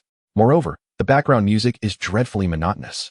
All the cultists halted, dozens of eyes gleaming with madness from beneath their hoods, fixating intently on Qing Feng. Blasphemer, the high priest roared. How dare you intrude upon the sacred hall of dreams? You shall become the most delectable dessert before our Lord awakens. Behold, mortal, in the realm of our Lord's dreams, logic and reality shall be defined by us. With his bellowing cry, the entire space within the lighthouse began to warp violently. The ground turned to quicksand, the walls melted into viscous liquid, and countless spinning eyes sprouted from the ceiling. A formidable spiritual force enveloped Qing Feng, attempting to drag him into the deepest abyss of nightmarish illusions. In his hallucination, countless demons he had slain in the land forsaken by the gods crawled out of a sea of blood, charging at him with boundless resentment. Wow, master! The walls are melting, Honglian exclaimed, curiously poking at the stone wall that dripped like molten wax beside her. Qing Feng completely disregarded the phantoms rushing towards him, merely shaking his head in disappointment. Defining reality? With such mediocre illusions and a shallow distortion of spatial rules? He chuckled softly, his laughter laced with a condescending disdain. It appears you have misunderstood a crucial matter. He raised his gaze, calmly surveying the astonished high priest. The so-called dream can indeed defy logic, but the prerequisite is to discern who the true dreamer is. Qing Feng extended a finger, lightly tapping the air. Now, I declare, It is time for a change of dream. In an instant, the entire world seemed to be pressed on pause. All melting walls, flowing ground, and revolving eyeballs froze in midair. The demonic phantoms lunging at Qingfeng dissipated silently, like snowflakes kissed by sunlight. The frenzy on the high priest's face transformed into disbelief and panic. He realized that the power he had proudly wielded from the Kraken's dream was utterly overshadowed by a higher-level rule that he could neither comprehend nor resist. He was no longer the weaver of dreams, but had become a pitiful supporting character in someone else's dream. "No, this is impossible. This is my lord's domain," he shrieked. "It once was," Qingfeng replied, striding toward the altar. With each step, the surrounding madness receded, restoring the lighthouse to its original, unassuming form. "But now this is my stage." He approached the altar, ignoring the trembling high priest, and directly reached out to grasp the fragment of the black reincarnation seal. The fragment felt warm to the touch, and the chaotic dream force within it was purged the moment it came into contact with Qingfeng, leaving only the pure essence of fundamental rules. "Another piece found." Qingfeng nodded in satisfaction. As the fragment departed, the oppressive, yellowed sky above the city of Innspo tore away like a ripped canvas, revealing a long-awaited, clear blue. The residents, resembling mere shells of their former selves, seemed to awaken from a profound slumber, gazing around in confusion. "What have you done to my lord?" The high priest collapsed in despair. "Nothing much. I merely provided that dream-loving fellow with a more suitable script," Qingfeng replied nonchalantly. "For instance, an inspirational tale about a harmless octopus trapped in a glass jar, striving for survival. I believe that would be quite educational." After saying this, he paid no further heed to the powerless cultists, turning to leave with Honglian. "Master, what shall we watch in our next movie?" Honglian inquired, looking up. "No rush." Qingfeng weighed the fragment in his hand, sensing the faint coordinates pointing to the next ink spot. "Let us first see how many inadequate works this so-called outer god screenwriter has left for me to amend." Chapter 64. The essence of magic is deception. Upon departing the mad city of Innspo, Qingfeng toyed with the reincarnation seal fragment in his hand. Now purified and restored to its crystalline form of pure rules, the fragment was warm and smooth, yet at its core, an almost imperceptible thread of causality pointed toward another coordinate in the boundless expanse of time and space. "Master, where shall we go next?" Honglian had recovered from the oppressive atmosphere, reverting to her curious little girl persona. "To a relatively civilized place."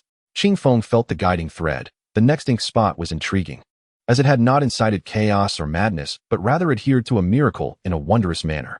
However, the people of that world did not seem to recognize it as a miracle. With a gentle squeeze, the fragment transformed into pure light and merged into his palm. In the next moment, time and space shifted. In the world of Yalanda, at the Eridan Academy of Magic and Knights, the ancient clock tower chimed to announce the commencement of a new semester, heralding the beginning of a special class. The lecture hall for the fundamentals of magic was already filled with the most elite first-year students from the entire academy. They hailed from noble lineages or were prodigies imbued with high expectations, each bearing an air of arrogance, looking down upon this rudimentary introductory course. "Have you heard? Teacher Greenwood transported himself to the endless beastlands, and a substitute teacher has come in. Whoever it is, I don't want to waste a single minute on this tiresome class." Amidst their chatter, the heavy oak door of the classroom swung open. A young man with black hair, dressed in casual attire, accompanied by a little girl clutching a jar of candy, ascended the podium. "From today onward, I will be your substitute teacher. My name is Qingfeng." He introduced himself with a smile. Initially, there was silence below, followed by a burst of suppressed laughter. Just then, the back door of the classroom creaked open cautiously. A girl clad in a faded, ill-fitting old mage robe peeked in, half her body exposed. Her hair was disheveled, her complexion pale, and her eyes filled with timidity and unease, resembling a frightened fawn. "I am sorry." Before she could finish, every gaze in the classroom shot toward her like arrows. In those stares, there was no curiosity, only unmasked disgust, disdain, and mockery. "Look, the fraud Lena has arrived. How dare she show her face in class? Shoo, ignore her, lest we catch her bad luck." The girl trembled violently, as if pierced by those gazes. Instinctively, she wanted to retreat, but lacked the courage, remaining frozen in place, on the verge of tears from the embarrassment. The students below, evading her presence like a plague, shifted their chairs, clearing a wide vacuum around her. Yet, amidst this malicious silence, the substitute teacher's gentle voice broke through. "It's all right, come in and find a seat." For the first time, Qingfeng's gaze in the classroom revealed genuine interest. He observed, in all the other students, he saw a clear flow of magical energy, conforming to the rules of this world. Whether strong or weak, but all within the framework. Only this girl. She possessed nearly no magical power within her. Yet, her very existence resembled an illogical ink blot forcibly smeared upon a pristine white canvas. Her soul was at odds with the rules of this world, as if she could be expelled at any moment. She was like a glitch, a walking narrative flaw. Interesting, so this fragment exists in such a form, Qingfeng mused inwardly. The girl seemed taken aback that the teacher would come to her aid. After a moment's pause, she cast a grateful glance at Qingfeng and, like a startled rabbit, hurried to the most isolated corner, burying her head deeply. This little interlude displeased the red-haired noble boy in the front row, Kyle. He stood up, speaking with a tone full of provocation. Sir, before we commence this tedious class, shouldn't you first demonstrate your qualifications to teach us? Oh, a demonstration? Qingfeng appeared intrigued by the suggestion. Very well. The unfolding scene became an unforgettable nightmare for all the students. Kyle conjured a perfect fireball in a display of arrogance, while Qingfeng merely snapped his fingers to clean the blackboard. The golden magic circle, infused with the essence of creation, flickered and vanished, completely formatting the blackboard to a pristine state. Kyle's fireball dissipated on its own, and the arrogance of all was crushed by this incomprehensible spectacle. The entire classroom was enveloped in an eerie silence, where even the faintest sound of a pin dropping could be heard. In this solemn atmosphere, only in the corner was Lena, abruptly lifting her head. She could not decipher the intricate magic circle before her, but she witnessed something extraordinary. She saw that man, who with merely a thought, made the world believe that the blackboard should be so immaculate. This was not magic. It was the ultimate form of persuasion of magic, as speculated by the mad scholar in a forbidden tome she had once read. Qingfeng turned around, gazing at the stupefied students, his face adorned with a warm smile. To me, the so-called magic you are learning, from incantations to gestures, is merely a tool created to help your impoverished minds comprehend the rules of the world. It is akin to a crutch used when learning to walk. At its essence, it is a deception. My first lesson is to teach you how to discard your crutches. At that moment, aside from shock and fear, a flicker of hope ignited in Lena's eyes for the first time. Chapter 65, Malice After Class and Shadows in the Corner, How to Discard the Crutch. As Qingfeng inscribed these 6 words on the pristine blackboard, the melodious school bell rang, marking the end of this cognitive transforming foundational magic theory class amidst an unsettling silence filled with shock, fear, and confusion. The students, as if their souls had been siphoned away, emerged pale and dazed, daring not to cast another glance at Qingfeng on the podium, as if he were an unfathomable terror. They stumbled out of the classroom, heads bowed, their steps unsteady. Their worldview had been utterly shattered in a mere 40 minutes. That man, with a snap of his fingers they could not comprehend, obliterated the concept classified in textbooks as a creation-level divine art. His discourse on deception rendered their proud magical system utterly worthless. This was no longer mere provocation. It was a dimensional assault. However, as the initial shock subsided, it was replaced by the wounded pride of these once privileged students, inciting a furious anger within them. In the corridor leading to the dining hall, the red-haired noble youth Kyle and his companions wore expressions as dark as thunderclouds. That guy is definitely just putting on a show. A blonde youth gritted his teeth, exclaiming that the notion of discarding crutches and the notion of magic as a lie were nothing but sensationalist nonsense. He must have employed some ancient magical artifact we know nothing about to create an illusion. Indeed, another tall, lean youth concurred, asserting that true magic is rigorous science, the truth distilled from the wisdom and lives of countless predecessors. How dare he, a substitute teacher of dubious origins, insult them so brazenly? Kyle remained silent, but his clenched fists betrayed his inner turmoil. He could not forget how his once proud fireball spell had extinguished itself like a mere joke. That sense of powerlessness was a humiliation he had never before experienced. He needed an outlet, a target to reclaim his sense of superiority. At that moment, a frail silhouette caught their attention. It was Lena. She was clutching several hefty books, her head down, attempting to quietly navigate through the throng along the corridor's wall. A faint glimmer of hope still lingered on her face, ignited by Qingfeng's class. Yet, in the eyes of Kyle and his companions, this glimmer appeared glaringly obnoxious. Stop! Kyle's cold voice pierced the air, an invisible barrier halting Lena's path. Lena's body stiffened, the color draining from her face.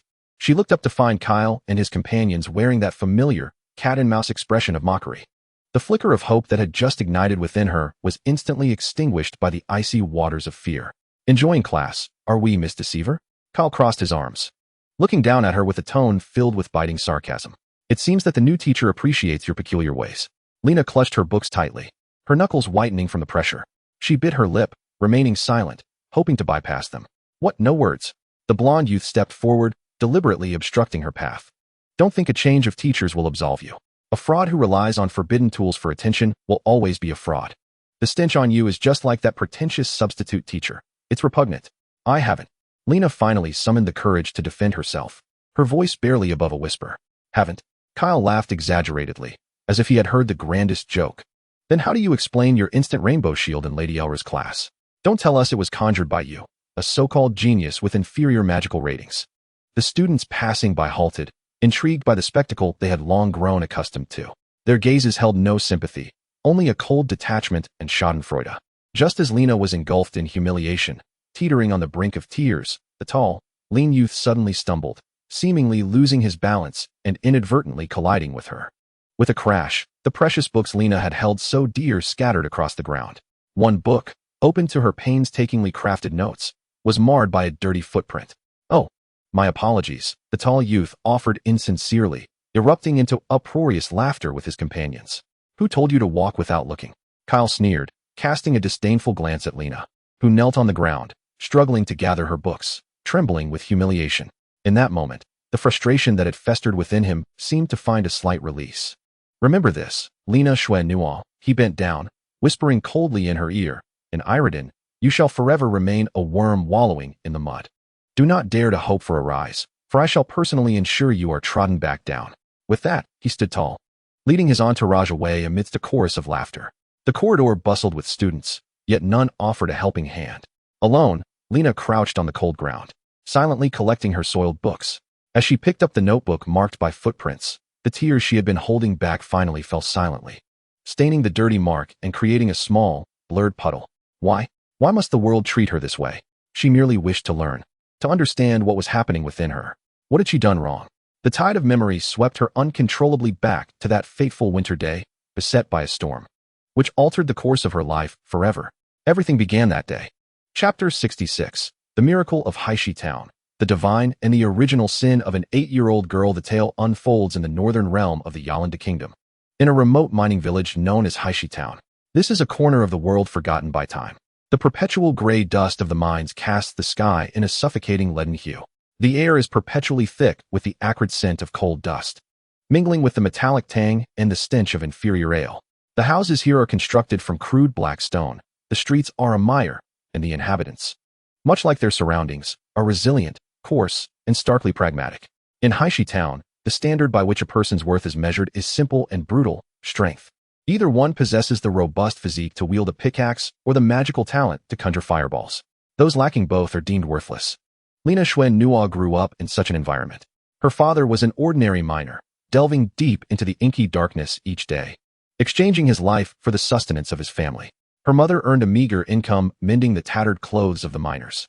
This is a quintessential family, residing at the very bottom of the social hierarchy in the kingdom, as humble as a grain of sand.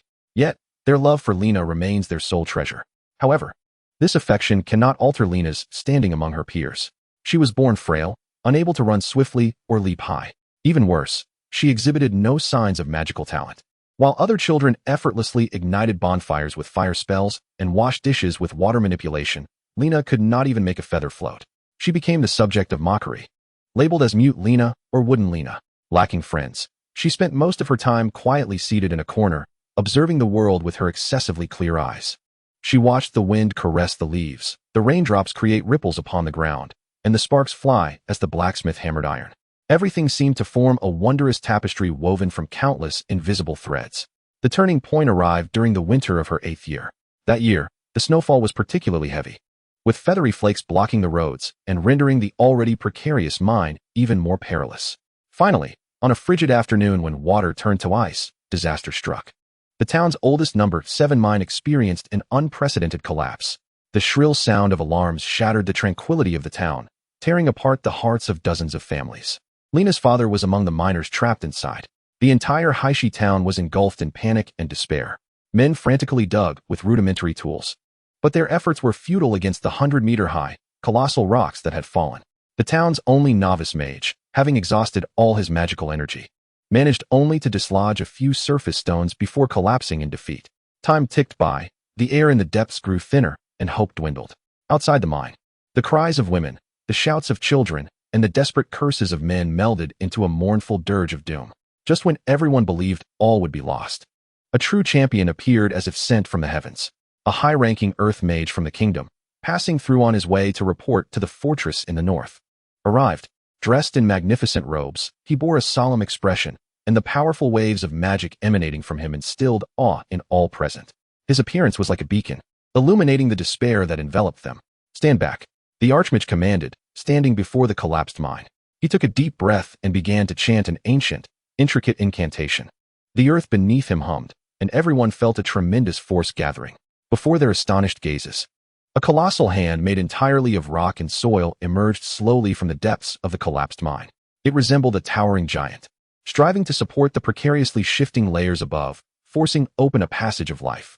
By the heavens, it is the grip of Gaia. Someone recognized this legendary earth magic. Hope surged like never before. However, reality proved harsh. The scale of the collapse exceeded all imagination.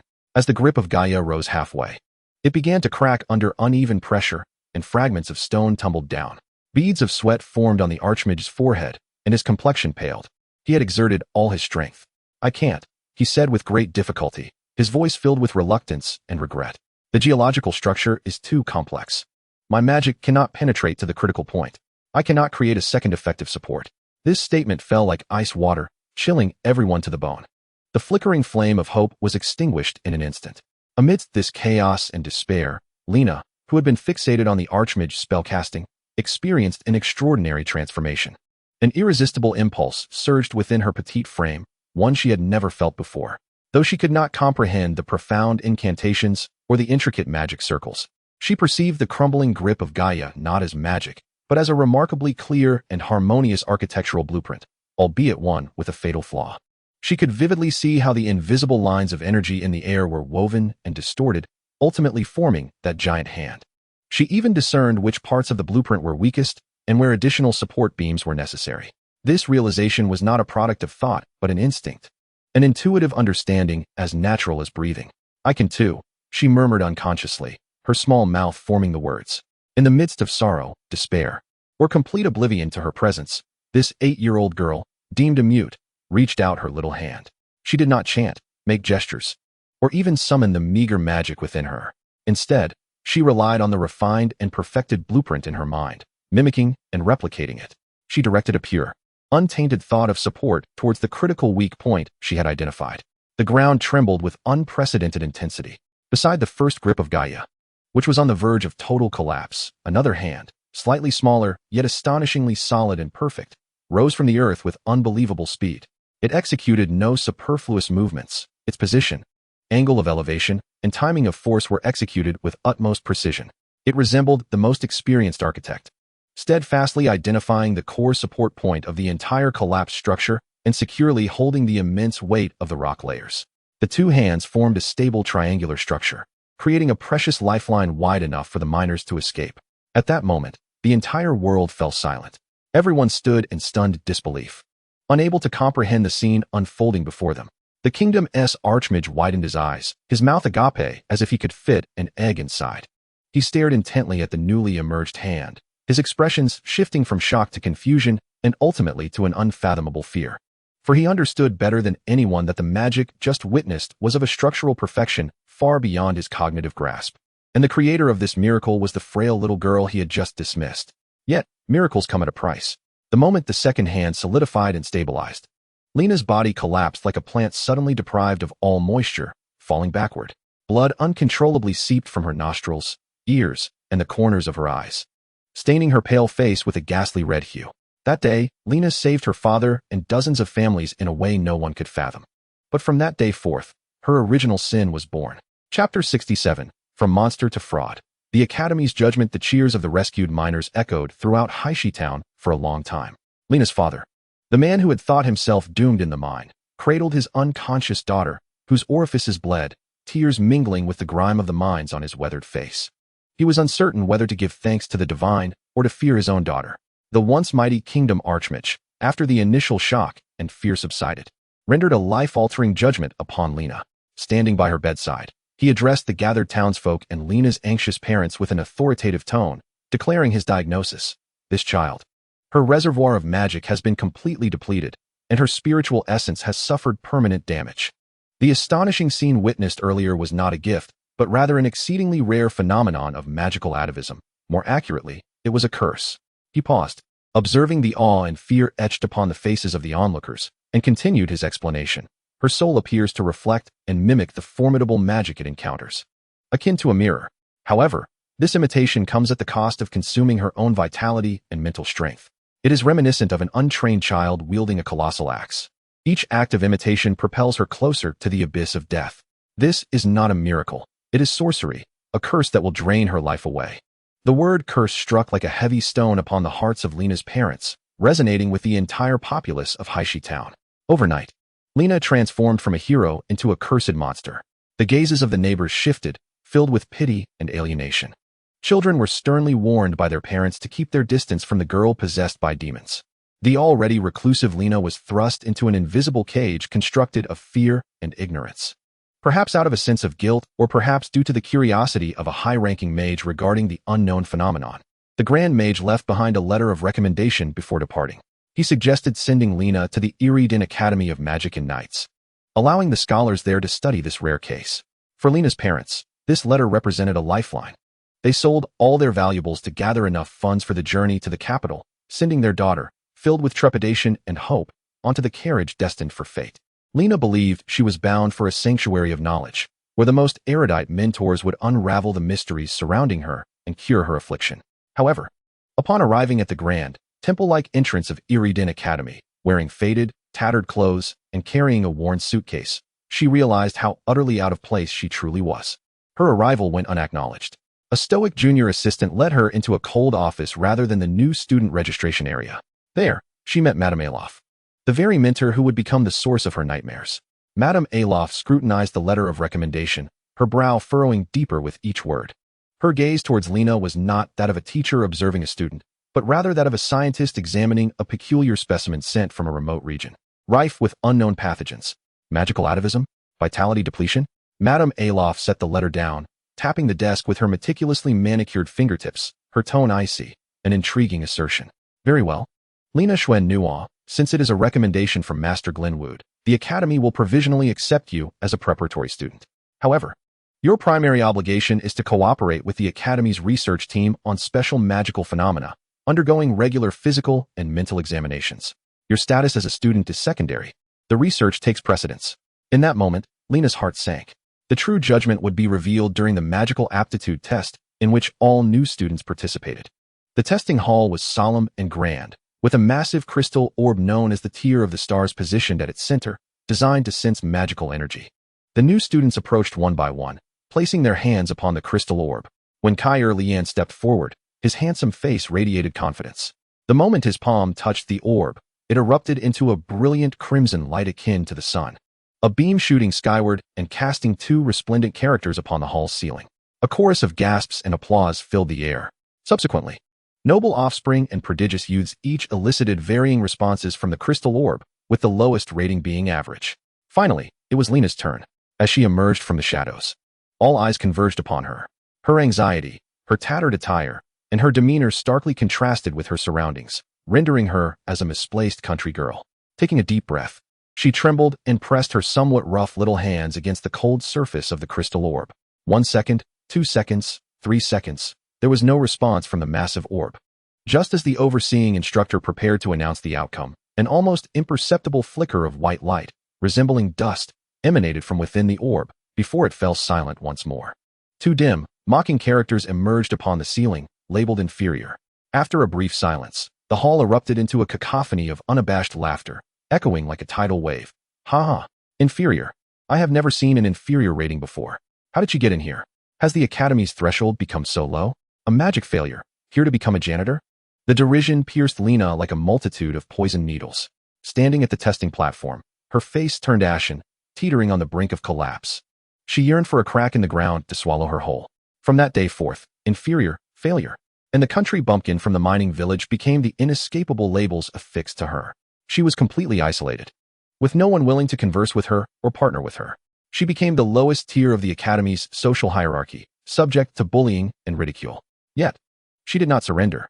She devoted all her time to the library, voraciously reading, striving to unearth a fragment of evidence that would prove she was not worthless. However, fate played a cruel joke on her. During the pivotal magic practice class, the instructor was none other than Madame Alof, who held deep prejudice against her. While practicing the basic illumination spell, Lena failed once more. The light in her palm flickered like a damp match, extinguishing within 10 seconds, provoking another round of laughter. Madame Alof, utterly disappointed, publicly scolded her with sharp words and threatened to expel her. In order to salvage the classroom atmosphere tainted by Lena, Madame Alof demonstrated an exquisitely intricate level 3 defensive spell, the Rainbow Shield. The shield, radiant with shifting colors and intricate structure, elicited admiration from the students. Just as Lena was captivated by the flawless spell's design, Kyer, seated in the front row, smirked maliciously and, intending to humiliate her publicly, flicked a practice spark in her direction. The spark, radiating intense heat, rapidly expanded in Lena's terrified gaze. In that moment, overwhelming panic engulfed her. Her mind blanked, and her body instinctively reacted in self-defense. Without even realizing what she was doing, she instinctively raised her hand. Before her eyes, the perfect blueprint of the rainbow shield re-emerged uncontrollably. Without incantation, without a magic circle, and even without any sign of magical fluctuations, a shield identical to Madame Alof's. Perhaps even superior in its sheen and structural stability, materialized before Lena, effortlessly dissipating the spark into nothingness. All sound in the classroom vanished instantly. The mockery on Kyer's face froze into shock, while Madame Alof's eyes widened in disbelief, unable to comprehend the scene that had shattered her decades of understanding of magic. Yet, in the next second, Lena's body trembled violently, as if all her bones had been drawn out. Her eyes rolled back, and she collapsed backward, completely losing consciousness. A trickle of blood slowly oozed from her nostrils. This familiar scene, this undeniable evidence of vitality depletion, ignited Madame Alof's fury. Her bewilderment swiftly transformed into a tempestuous rage at having been deceived and challenged in her authority. She arrived at the most rational yet malevolent conclusion. Enough. She issued a hysterical reprimand, her voice brimming with the indignation of betrayal. Lena Xuanhua, you are truly beyond redemption. Unrepentant. How dare you brazenly employ that forbidden evil magical apparatus, which simulates spells by consuming life force within my classroom? She pointed at the unconscious Lena, proclaiming to the entire class, as if addressing the whole academy, her final judgment. She is neither a genius nor a cursed wretch. She is merely a complete fraud, willing to resort to dark arts and illicit tools to satisfy her pitiful vanity. She is the utmost blasphemy against sacred magic. Fraud. This term is more venomous than monster, more hurtful than worthless. It reduces all of Lena's efforts, suffering, and struggles to a despicable, subjective motive. When Lena awoke from the cold bed in the infirmary, the world had irrevocably changed. She had transformed from an object of sympathy and disdain into a despised and loathed fraud. Her life plummeted into a bottomless, silent abyss on that fateful day. Chapter 68.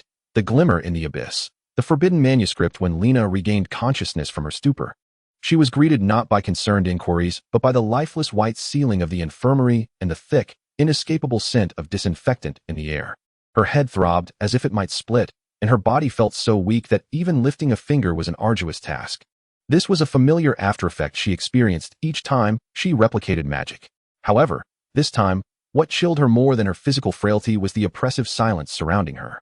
The attending mage merely cast a cold glance in her direction before hastily jotting down on her chart that her vital signs were stable, her mental energy was depleted, and she had awakened, then departed without a backward glance, as though merely observing her would sully their eyes. Lena struggled to sit up, still clad in her dusty old mage robe. She understood that it was all over. Sure enough, within half an hour, 2 senior disciplinary officers appeared at her bedside with expressionless faces. Lena Xuanhua, accompany us. Madame Ayla and the members of the disciplinary committee wish to see you. Their voices lacked any hint of emotion, akin to pronouncing directives to a criminal. Lena's heart sank into an unfathomable abyss. She was taken to the academy's disciplinary hearing room. This was a solemn and dimly lit chamber, with a high ceiling and cold stone walls, creating an atmosphere so stifling it was suffocating. Madame Ayla sat rigidly at the center of the panel, flanked by several old-fashioned instructors known for their severity and conservatism. Their gazes upon Lena were akin to that of viewing a pile of repugnant refuse. Lena Xuanhua, Madame Ayla began, her voice as frigid as winter ice. Regarding your blatant use of prohibited magical apparatus, the fabrication of advanced spells, the disruption of classroom order, and the detrimental impact on the Academy's reputation. Do you have any defense to offer? Her words were not an inquiry, but a final pronouncement of judgment. I did not. Lena's voice trembled with weakness and fear. I did not use any magical apparatus. I do not know how that happened. Still attempting to wriggle out of it. A goat-bearded instructor slammed his hand on the table, rebuking her. The evidence is irrefutable. A student with a subpar magical rating instantaneously cast a third-tier defensive spell, the Rainbow Shield, only to succumb to unconsciousness due to life force depletion. This perfectly aligns with the side effects of those nefarious alchemical devices said to draw power by consuming souls. Do you dare to claim otherwise? But Lena recalled the events of her 8th year. She wished to explain that her abilities had been present since childhood, that she truly did not know what that was. Yet Madame Ayla offered her no chance to explain, disdainfully interrupting her. Enough. We do not wish to hear your fallacious excuses any longer. Your very existence is a stain upon the century-old reputation of Iridin Academy. In light of Professor Greenwood's recommendation letter and your value as a special case study, the Academy has decided to grant you an opportunity for redemption. This so-called opportunity was far more brutal than mere expulsion. Lena was mandated to publicly read a confession drafted by the disciplinary committee in front of all first-year students, acknowledging her crime of using forbidden tools to satisfy her vanity. She was stripped of all practical credits for her courses, relegated to auditing theoretical classes. Furthermore, she was sentenced to clean the Academy's public areas daily after class until she truly comprehended her errors.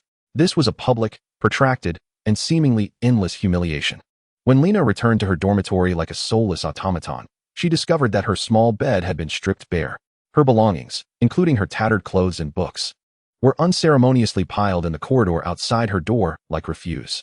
Her 3 roommates stood at the threshold, regarding her with a mix of disdain and revulsion. Lena, we have applied to the Academy for a room change, one of the noble girls said, pinching her nose with a handkerchief as if a foul odor lingered in the air.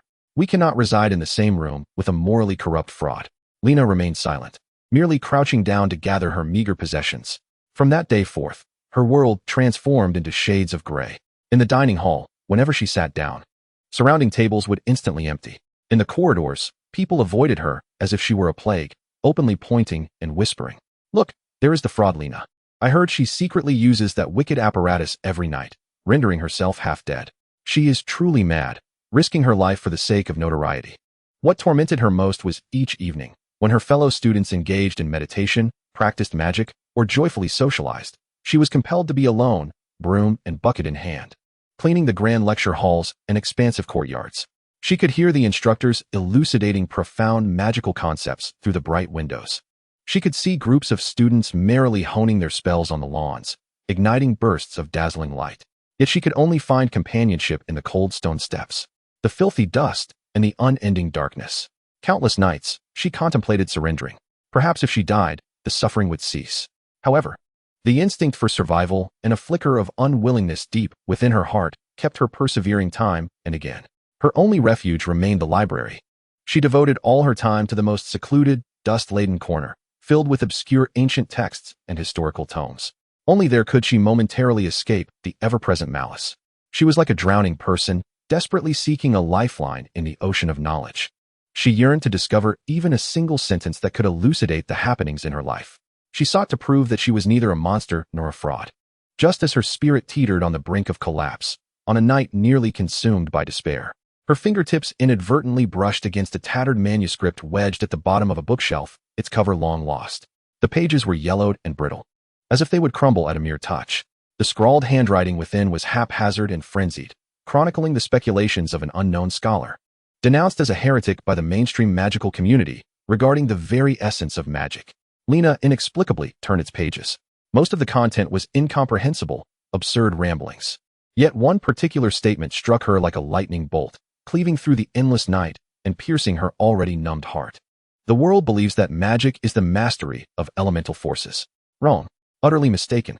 Elements are merely ripples of the world's facade.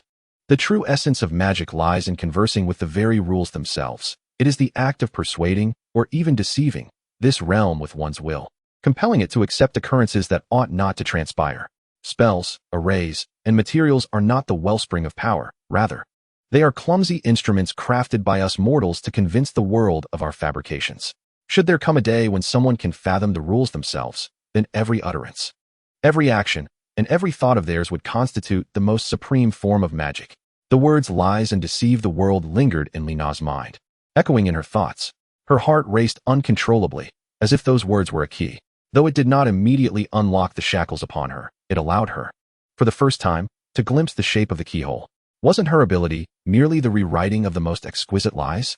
The instant invocation of Gaia's grasp and the swift conjuring of the rainbow shield both served to deceive the world in a manner that was more advanced and direct.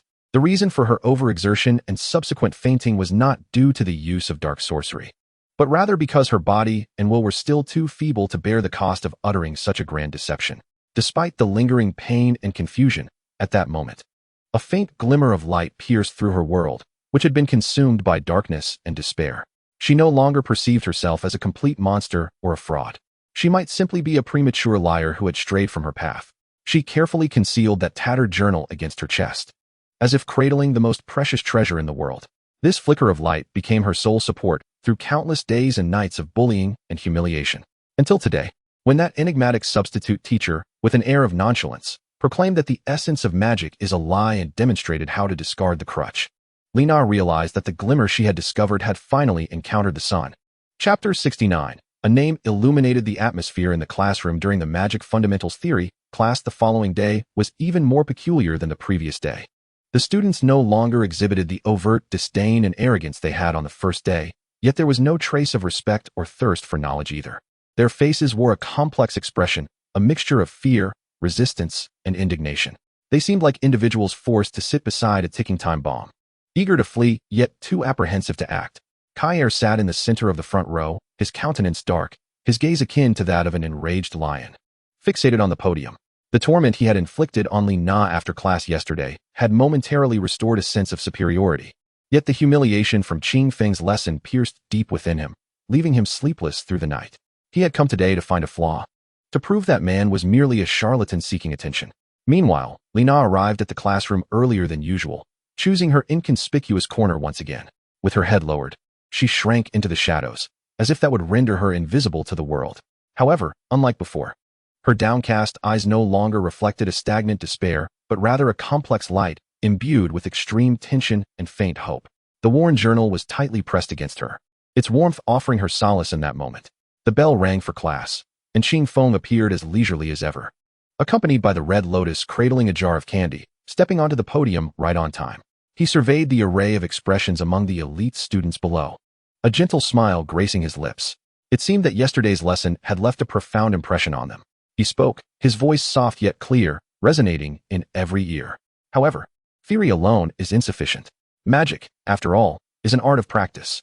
At the mention of practice, many students' eyes brightened. While they may not be able to out-argue him in theory, practice is the sole criterion for truth. In their eyes, regardless of how radical this substitute teacher's theories might be, he would inevitably reveal his flaws when it came to actual spellcasting. Especially Kair, whose lips curled into a cold smirk. Qing Feng, undeterred by their thoughts, casually picked up a brand new introduction to magic, Volume 1 from the podium, the standard textbook provided to all first-year students.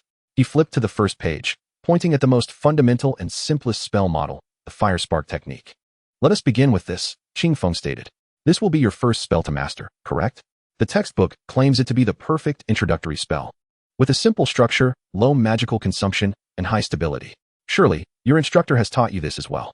Of course, Kair could not help but rise, confident in his mastery of fire magic, believing he had reached the pinnacle of academic study regarding the fire spark technique.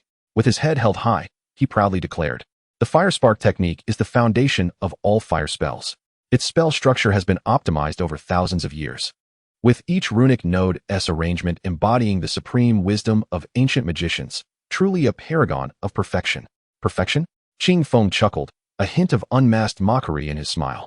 In my view, it is bloated, inefficient, and riddled with a plethora of meaningless redundant structures. It resembles the work of a clumsy engineer who constructs a volcano just to boil a kettle of water. You speak nonsense. Kair's face flushed crimson as he protested. You insult the esteemed magicians of history. What right do you have, right? Qing Feng interjected, my right is simply that I can see, whereas you cannot. He lifted his gaze, slowly scanning the entire classroom, taking in those faces filled with anger, confusion, and derision. I pose a question to you, he stated. When you cast the fire spark technique according to this perfect structure, who among you can perceive that over 70% of the magical energy is wasted on unnecessary structural losses? who can see that those auxiliary runes, built to maintain so-called stability, merely interfere with each other, hindering the efficiency of energy transmission? A profound silence enveloped the classroom. The students exchanged glances, utterly bewildered by his words. See, they thought, isn't magic all about perceiving through mental strength and driven by magical energy? They could only sense the depletion of magic, feel the warmth of the flames. Who could see the energy loss and interference of the runes? This is preposterous, utter nonsense, a noble youth muttered under his breath, thinking himself to be someone of importance. Is he a deity or something? Kair sneered, retorting, Sir, the images you describe likely exist only in your imagination. If you cannot provide proof, please retract your insult to the magicians of history. Proof? Qing Feng seemed to have awaited this very phrase. His gaze traversed the crowd, precisely landing on the frail figure hidden in the shadows. At that moment, Lina felt her heart skip a beat. The enigmatic teacher was looking at her. You, Qing Feng began, his voice clear and gentle. The girl in that corner. Your name is Lina Xuanhua, correct? Boom. The entire classroom's attention suddenly converged on Lina like a spotlight. Her body trembled, and instinctively, she buried her head lower. Her cheeks flushed momentarily, only to pale rapidly, becoming ghostly white. It was her, once again. Each time she was called out publicly, it heralded a new humiliation. Fear engulfed her like a tidal wave. She could even hear the muffled snickers and whispers surrounding her. Huh, he actually called on that fraud? This will be entertaining. Let a liar answer such nonsensical questions. What a match. Yet, Qing Feng's voice resonated once more, imbued with an undeniable, reassuring strength. Lift your head, Lina. Stand up and tell them what you have witnessed. His tone bore no semblance of compassion, no trace of sympathy, nor the judgment and disdain exhibited by others. Instead, it exuded an air of equal, unassuming expectation, as if he were firmly convinced that she could indeed provide the answer. This faith was something Lina had never experienced since entering the academy. Trembling, she slowly rose to her feet under the mocking gazes of her classmates, her hands tightly clutching the hem of her garment, her nails nearly digging into her flesh. Her voice, a mere whisper, trembled with the hint of tears. Do not be afraid. Qing Feng's voice seemed imbued with magic. Close your eyes and recall the flame technique you usually see. What does it look like? Describe it in your own words. Instinctively, Lina obeyed his command and closed her eyes. In an instant, the derisive laughter and scrutinizing gazes faded away. Within her mental realm, the familiar model of the flame technique, composed of countless beams of light, vividly emerged. In the past, she had considered it merely a figment of her imagination, a manifestation of a curse. Yet now, supported by that tome and Qing Feng's theories, she endeavored for the first time to comprehend it rather than fear it. Taking a deep breath, she spoke in a voice that was both unfamiliar yet tremulous, yet clear. It resembles a bonfire constructed from many, many sticks. This metaphor elicited a stifled laugh from the classroom. Nevertheless, Lina pressed on, delving deeper into her own world, articulating a vision that only she could perceive. To ignite the bonfire, one merely needed 3 primary logs arranged in a stable triangular formation, and once ignited, the fire would blaze forth. However, the bonfire depicted in the book utilized over 10 sticks. Many were merely leaning askew beside it, burning themselves and growing hot, yet they did not intensify the fire within. They merely rendered the entire bonfire appear larger and more complex, consuming more wood than the 3 primary logs. They were superfluous. Lina finished her explanation in one breath, abruptly opening her eyes and gasping for air. She dared not glance at anyone's expressions, fearing she had uttered something utterly foolish. The classroom fell into a profound silence. The laughter had vanished. All gazes were fixed on Lina as if she were a monstrous aberration, unable to comprehend the bonfire theory, simply perceiving her as a fraud who had lost her mind. Kyle scoffed derisively, preparing to mock her. However, from the podium emerged a crisp and heartfelt applause. Clap, clap, clap. It was Qing Feng. His smile radiated approval and admiration. An exceptional and remarkably intuitive description. He gazed at Lina, his eyes brimming with unmasked affirmation. You are entirely correct. The essence of the flame technique lies in the triangular stability of the 3 primary energy circuits. The additional 10 or so-called auxiliary circuits and stabilizing runes in the textbook are nothing but superfluous detritus. He turned to face the petrified Kyle. Now, demonstrate your perfect flame technique. Though Kyle was riddled with uncertainty, he lifted his chin and recited the incantation with practiced ease.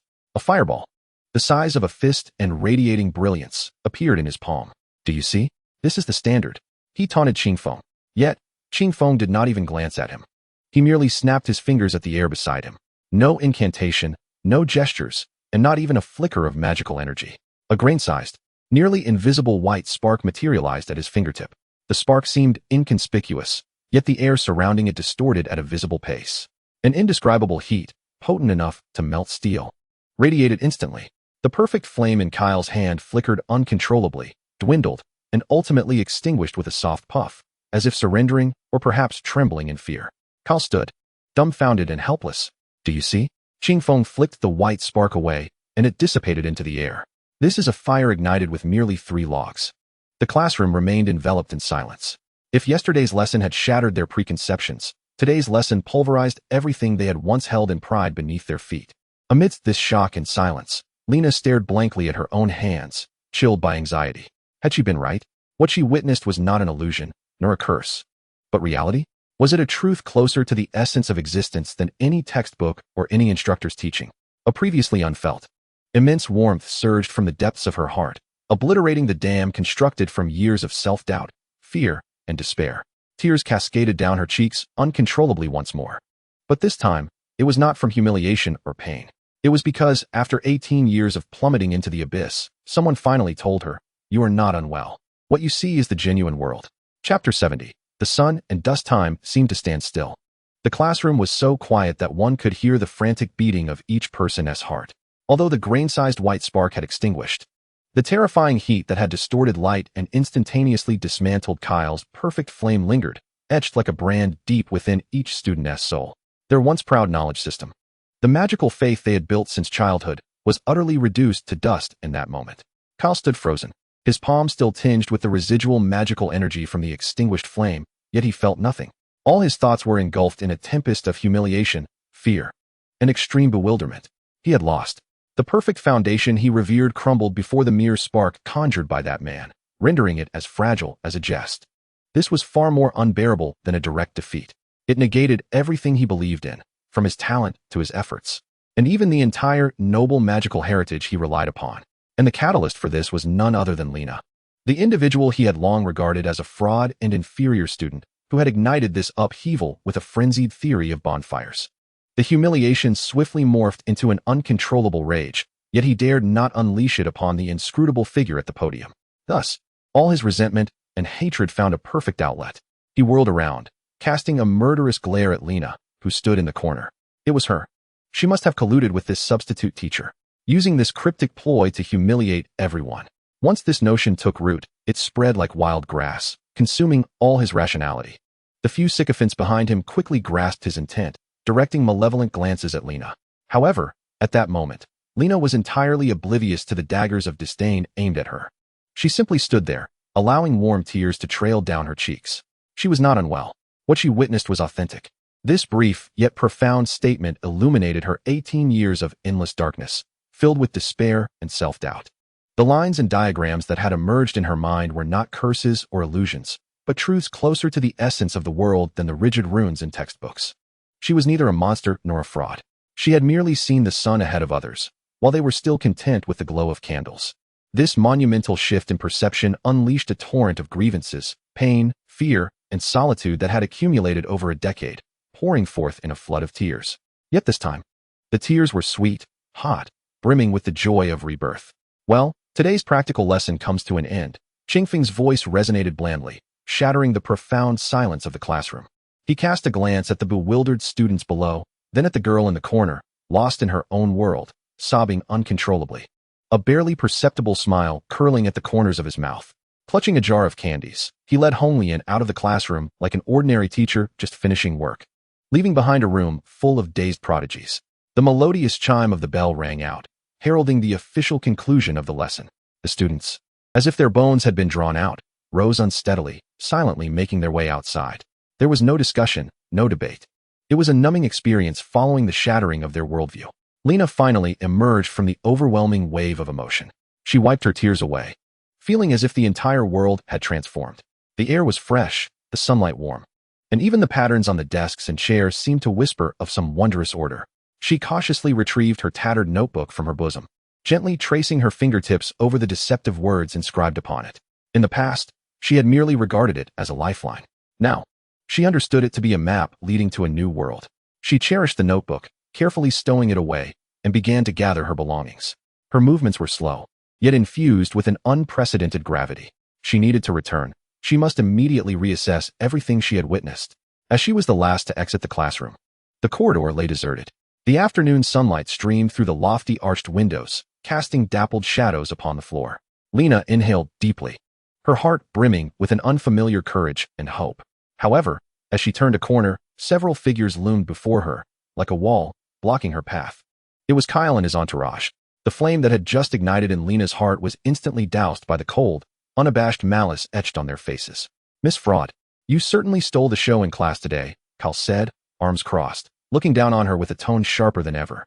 "So tell me, what benefits did that man offer you to play along in such a grand farce?" "I wasn't acting." Lena instinctively took a step back, mustering her courage to retort. "What Teacher Qingfeng said is true." "Is it really?" Kyle erupted into exaggerated laughter, as if he had just heard the funniest joke, his followers joining in with their harsh cackles. "A charlatan and a mediocre student. You two are a match made in heaven." The blonde youth stepped forward, his voice dripping with venom. "Don't think we are fooled by your pathetic tricks. You, Lena Xuannuo, will always be a worm wallowing in the mire. A fraud seeking attention through underhanded means." "I am not," Lena protested vehemently, her first fierce defense of herself, for she knew she was not. Her reaction ignited Kyle's fury. "Still have the audacity to retort?" His expression darkened as he stepped forward, viciously seizing Lena by the collar. The books she held tumbled to the ground. "Let me guess. Your secret is hidden among this trash?" Kyle's gaze was drawn to her instinctive movement to protect her bosom. A cruel grin flickered in his eyes as he reached for her chest. "Don't!" Lena screamed, struggling desperately. Yet, her meager strength was insignificant against Kyle. With a sound like tearing fabric, he violently yanked the tattered notebook from her robe's inner pocket. "Oh, what is this? Your manual for deception?" Kyle scoffed, weighing the fragile tome in his hand, which seemed on the verge of disintegration. "Give it back, please." Lena's desperation peaked as she lunged forward like an enraged cub, heedless of everything, striving to reclaim it. That was her light, her sole hope. Feeling tense, Kyle's smile grew more sadistic. It was as if he intended to obliterate what Lena cherished most, gripping the notebook by its edges and pulling with force. "No." Lena let out a cry of despair. The notebook, which had supported her through countless dark days and had just gained new significance, was effortlessly torn in two before her eyes. The yellowed pages fluttered like wingless butterflies, falling helplessly to the ground. Kyle carelessly discarded the shredded book, crushing it underfoot as if to trample the humiliation he had endured that day. "Remember, trash belongs in the garbage heap," he said, finally revealing a satisfied smile as he gazed at the crumpled Lena, whose eyes were vacant, as if her soul had been extracted. He and his followers departed amidst the laughter of victors, leaving the corridor steeped in silence once more. Lena knelt numbly on the cold ground, staring at the torn, dirt-stained pieces of paper. The beam of light that had just illuminated her world had shattered. Trembling, she reached out to gather the fragments. But as soon as her fingers brushed against the remnants, tears flowed uncontrollably, a deluge unleashed. Why must the hope I fought so hard to see be so cruelly torn apart? The overwhelming sorrow and despair engulfed her once more. Yet, just as she was about to be completely submerged in that darkness, Qingfeng's calm yet powerful voice, along with that spark capable of melting steel, resurfaced in her mind. "What you see is the true world." She slowly lowered her head, gazing at her small hands, pale from the effort of clenching tightly. The book had been torn, but the reality he had affirmed, the validation he had bestowed, was something that could not be shredded or taken away by anyone. Lena's sobs gradually subsided. She lifted her head, and in her tear-blurred vision, the despair that had been suppressed to its utmost began to slowly coalesce into something she had never experienced before. It was a cold, hard fury, akin to obsidian. Chapter 71. The spark in the ashes. The corridor was deserted, eerily silent. Lena knelt on the frigid stone floor, like a statue stripped of its soul. Her gaze was fixed solely on the torn, dirt-stained pieces of paper. They had once served as her scripture, her only pillar of support, but now they lay scattered around her like forgotten refuse. The chilling despair pierced deeper than the winter's ice and snow, attempting to freeze her once more. However, this time, something was different. Beneath the cold ruins, a flicker of flame was defiantly burning. It was the approving gaze that Teacher Qingfeng had cast upon her in class. It was the undeniable truth that extinguished the flames of pride that Kyle had boasted about with a mere spark of pale white fire. It was the declaration he had made, a statement potent enough to overturn the world. What you see is the true world. Kyle could tear apart the paper that bore words, but he could not shred the verified truth. They could trample the notes that recorded knowledge, but they could not extinguish the ignited spark of anger. Slowly, very slowly, Lena lowered her head, staring at her trembling, bloodless hands, marred by humiliation. Then, she extended her hand. Her movement was no longer a desperate, futile touch. Her fingertips, imbued with an unprecedented, almost reverent solemnity, gently picked up the first fragment of paper. Above, there lay a word, blurred by footprints, Guis. She did not weep. Her tears had dried at that moment. What remained was a clear, icy hatred. She carefully placed the torn paper fragments on her lap and extended her hand to retrieve the second and third pieces. Her movements were slow and clumsy, yet remarkably resolute. She resembled a soldier on the battlefield, gathering the remains of fallen comrades, silent and unwavering. Each fragment of paper served as evidence of her past weakness, while each act of retrieval became a ritual of bidding farewell to her history. Kair, Elaforin, each individual who mocked, isolated, and trampled upon her, their faces, their voices. Their condescending, disdainful gazes flashed through Lena's mind like a series of slides. In the past, these memories had only brought her endless pain and self-doubt. Now, however, they had transformed into fuel. They stoked the flames of her anger, burning away her sorrow, weakness, and fear into hard, black ashes. She would make them pay for everything they had done today. She aimed to make them aware that the trash they once trod upon could one day radiate a brilliance more dazzling than the sun. This thought was no longer an ethereal fantasy, but a firmly rooted goal, awaiting nourishment and cultivation. Just as she focused on collecting the fragments, a crisp sound, akin to the crack of candy, suddenly pierced the air before her. How unsightly. Lena's body stiffened, and she lifted her head. At some point, a red-haired girl in a gothic dress had appeared, clutching a massive candy jar, tilting her head and regarding the disheveled Lena with her strikingly non-human, ruby-red eyes. "What are you doing?" The voice of Honglian held no sympathy, only a pure curiosity. "If you pick up the torn paper, will it magically mend itself?" Humans truly delight in engaging in meaningless acts. Lena gazed at her, no longer feeling the fear or inferiority that usually accompanied such scrutiny. Her heart was filled with that icy wrath, leaving no room for other emotions. She did not respond, merely bowed her head and continued to silently gather her remnants. "Hey, I'm talking to you." Honglian, seemingly displeased by her indifference, took a step forward, her petite boots crushing a piece of paper that Lena had yet to pick up. Lena halted her actions, slowly raising her head to meet Honglian's gaze with her eyes, which glimmered brightly after shedding tears, now ablaze with anger. "Please remove your foot." Her voice, though soft and hoarse, carried an undeniable chill. Honglian paused, seemingly taken aback. She had not anticipated that this fragile-looking human girl would dare to speak to her in such a tone. A glimmer of dangerous light flickered in her otherworldly eyes, and an invisible aura of terror, potent enough to induce a sense of oppression, emanated from her small frame. Yet, Lena did not waver.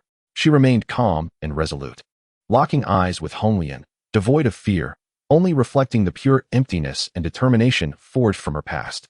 Honglian observed her, and the terrifying aura retreated quietly. It was as if she had discovered an intriguing toy, her lips curling into a slight smile. "Would you like power?" she suddenly inquired, her tone imbued with childlike directness and temptation, a power capable of reducing those who had once belittled her to mere dust along with their proud possessions. Lena's heart surged. She gazed at the enigmatic girl before her, into her eyes that seemed to perceive everything. She realized this was her singular opportunity. The mysterious man had bestowed upon her affirmation. Thus, he must possess a means to transform this truth into true power. Lena did not reply immediately. Instead, she fell silent, hastening her pace to gather every remaining scrap of paper from the ground, leaving not a single piece behind. She cradled the fragments delicately in her hands, as if holding a shattered dream. Then, she stood tall. She fixed her gaze upon Honglian, summoning all her strength to pose the question that would determine her fate. "What must I sacrifice?" There was no pleading, no lamentation, only a calm and rational transaction. Honglian's smile brightened, and she clapped her hands joyfully. "How delightful! You are far more intriguing than I had anticipated."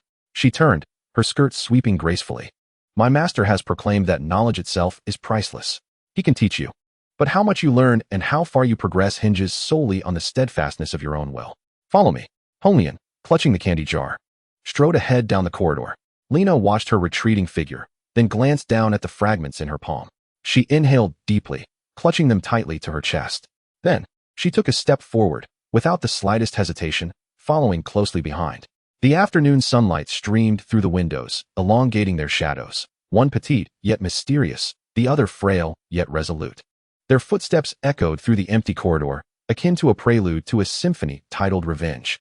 Chapter 72. The first lesson. Honglian bounced ahead, leading the way in her resplendent Gothic dress, which clashed with the ancient and solemn corridors of the academy. Lena trailed closely behind her, cradling the torn paper fragments that held her solitary hope, each step imbued with unwavering determination. She was uncertain of her destination and what awaited her, yet she understood this was her only chance. After traversing the lengthy corridor and navigating several open courtyards, Honglian finally halted before an inconspicuous storage room tucked away in the farthest corner of the teaching building. This space was typically filled with discarded furniture and cleaning supplies, the air thick with a musty odor, seldom approached by students. Weavy arrived. Honglian merrily pushed open the creaking wooden door. Lena hesitated for a moment, but ultimately stepped inside. However, the sight beyond the door was not the dim room cluttered with debris she had envisioned. Instead, it revealed a spacious, brightly lit modern living room. Soft fabric sofas, polished wooden floors, and a large screen displaying a noisy cartoon all seemed utterly out of place in this world of swords and sorcery. The mysterious substitute teacher, Qingfeng, sat cross-legged on the sofa, intently watching the screen, where an unfortunate wolf was once again sent flying by a frying pan. Oh, the application of gravitational acceleration presents a logical fallacy, but that is inconsequential. He appeared to be engaging in academic analysis with himself. Only after an episode of the cartoon concluded did he reluctantly switch off the screen and turn to face Lena. His gaze was calm and profound, as if it could penetrate all facades. Sit. He gestured toward the single sofa opposite him. Lena nervously complied, sitting upright, her hands tightly clutching the fragments of paper.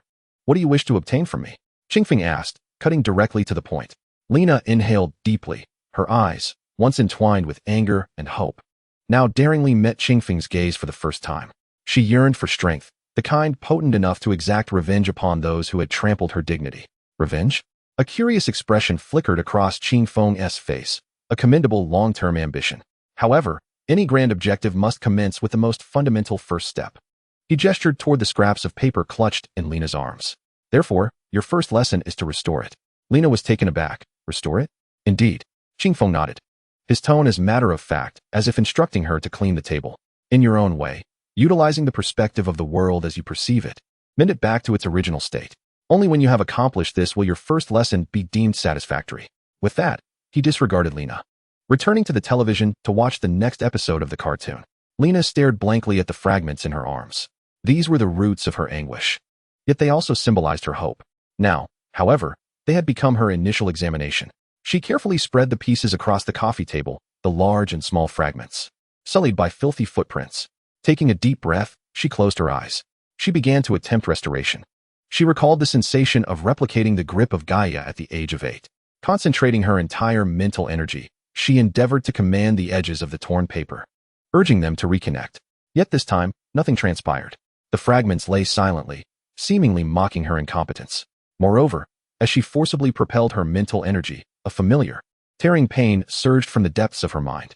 It was a perilous signal of overexertion of her vitality. Why can't I?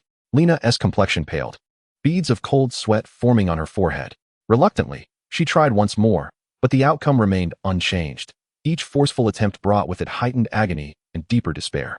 Am I truly just a monster who can only occasionally trigger a curse? Was everything before merely coincidence? The flickering flame of hope, newly ignited, now wavered before the harsh reality. Why can't I? Qingfeng's voice drifted from the side, languid and detached. He continued to watch the television, not even glancing back. Because they are broken. I cannot make them whole again. Lena's voice quivered with emotion. Who told you they are broken? Qingfeng retorted. Lena was momentarily stunned. I can see them. They are broken. Indeed. Qingfeng replied, and therein lies the crux of the matter. Because you perceive them as broken. You have defined this world with your will as one where they are broken. Now, you wish to command the world to reassemble what is shattered. You are attempting to overturn an old conclusion you have personally defined with a new result. The world finds your logic chaotic, hence it refuses to execute your command. Lena was utterly confounded by his words. What should I do then? Quite simply, Qingfeng maintained his casual tone. Do not attempt to restore a broken result. What you ought to do is return to the moment before it shattered and rewrite the process of its breaking. With your will, inform the world that the manuscript has never been torn. It has always remained intact. What you need to do is not to mend, but to deceive. Deceive. The word struck Lena's heart like a heavy bell tolling in twilight. She suddenly recalled the words inscribed in the forbidden manuscript. True magic is the deception of the world. So that was the meaning. Her previous line of thought had been utterly misguided. She was not creating, she was persuading. Lena's breath quickened, her eyes igniting with an unprecedented brilliance. No longer did she gaze at the fragments. Instead, she closed her eyes once more.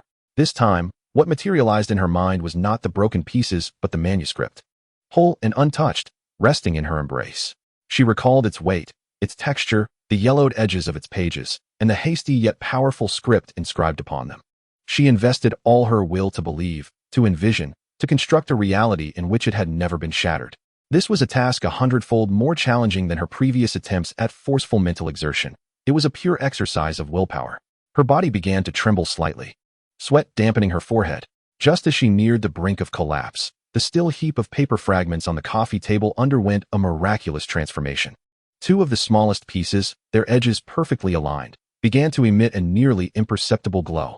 Subsequently, within Lena's mental realm, the two previously severed fibers seemed to be drawn together by an invisible force, cautiously inching closer until they reconnected flawlessly, without a trace left behind. With a hum, Lena uttered a soft cry, her eyes snapping open as her body swayed, nearly toppling from the sofa. She felt as if her mind had been emptied. Yet this weakness was entirely different from the earlier pain of vitality depletion. This was a pure mental exhaustion, one that, while tiring, filled her with an unparalleled sense of fulfillment and joy. She lowered her gaze, trembling hands reaching for the two pieces of paper that had rejoined amidst the chaos. At the point of connection, the tear that had once symbolized humiliation and despair had vanished completely. It had truly been restored. No, it should be said that within this small area, it had never been broken. I succeeded. Tears streamed down her face once more. But this time they were tears of pure, ecstatic joy. With a crunch, Qingfeng crushed the soda can in his hand and tossed it into the trash. He turned off the television and rose. Congratulations, you have completed your first Hello World program in life. He regarded the tearful girl with a satisfied smile. From this day forward, you are no longer merely a mirror that can passively replicate. You have acquired the right to craft your own fabrications. Welcome to the world of screenwriters. Chapter 73, The Cost of Deception. The tears of euphoria were scalding. Lena cradled the restored piece of paper as if it were the entire world. The shadows that had loomed over her soul for 18 years were utterly dispelled in that moment. She realized she was neither a monster nor a deceiver. She was simply someone with a different perspective. Enough, do not cry. Qingfeng's voice pulled her back from her emotional fervor. Your first lesson has only just begun. He pointed to the remaining pile of paper scraps on the coffee table. Before your next class, restore all of them. Remember, not through brute force, but by using your will to inform the world that they have never been broken. Lena nodded earnestly, her eyes ablaze with unprecedented determination. Qingfeng seemed to recall something, retrieving a completely black, smooth pebble from his pocket and placing it before her. This is your auxiliary teaching tool. Teaching tool? Lena picked up the stone, perplexed. It felt cold to the touch, devoid of any magical aura, resembling an ordinary stone. When you wish to deceive the world, the first deception must be directed at yourself. Qingfeng elucidated. Your subconscious still retains the acknowledgement of the fact that it is broken. This will interfere with your will. This stone is a collection of nothingness. Holding it will clear your mind, enabling you to focus more intently on constructing your deception.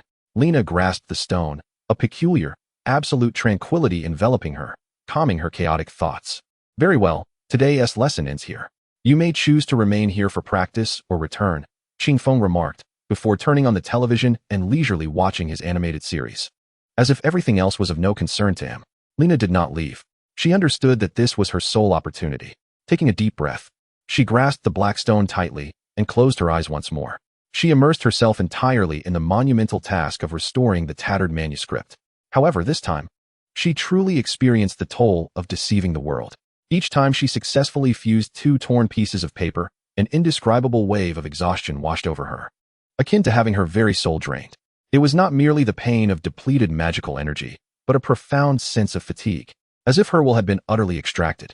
After mending just 3 fragments, her forehead was already slick with cold sweat, and the entire world spun around her. Yet, she did not relent. With each success, she felt an increased authority over this world. The sensation of control, emanating from the depths of her soul, captivated her immensely.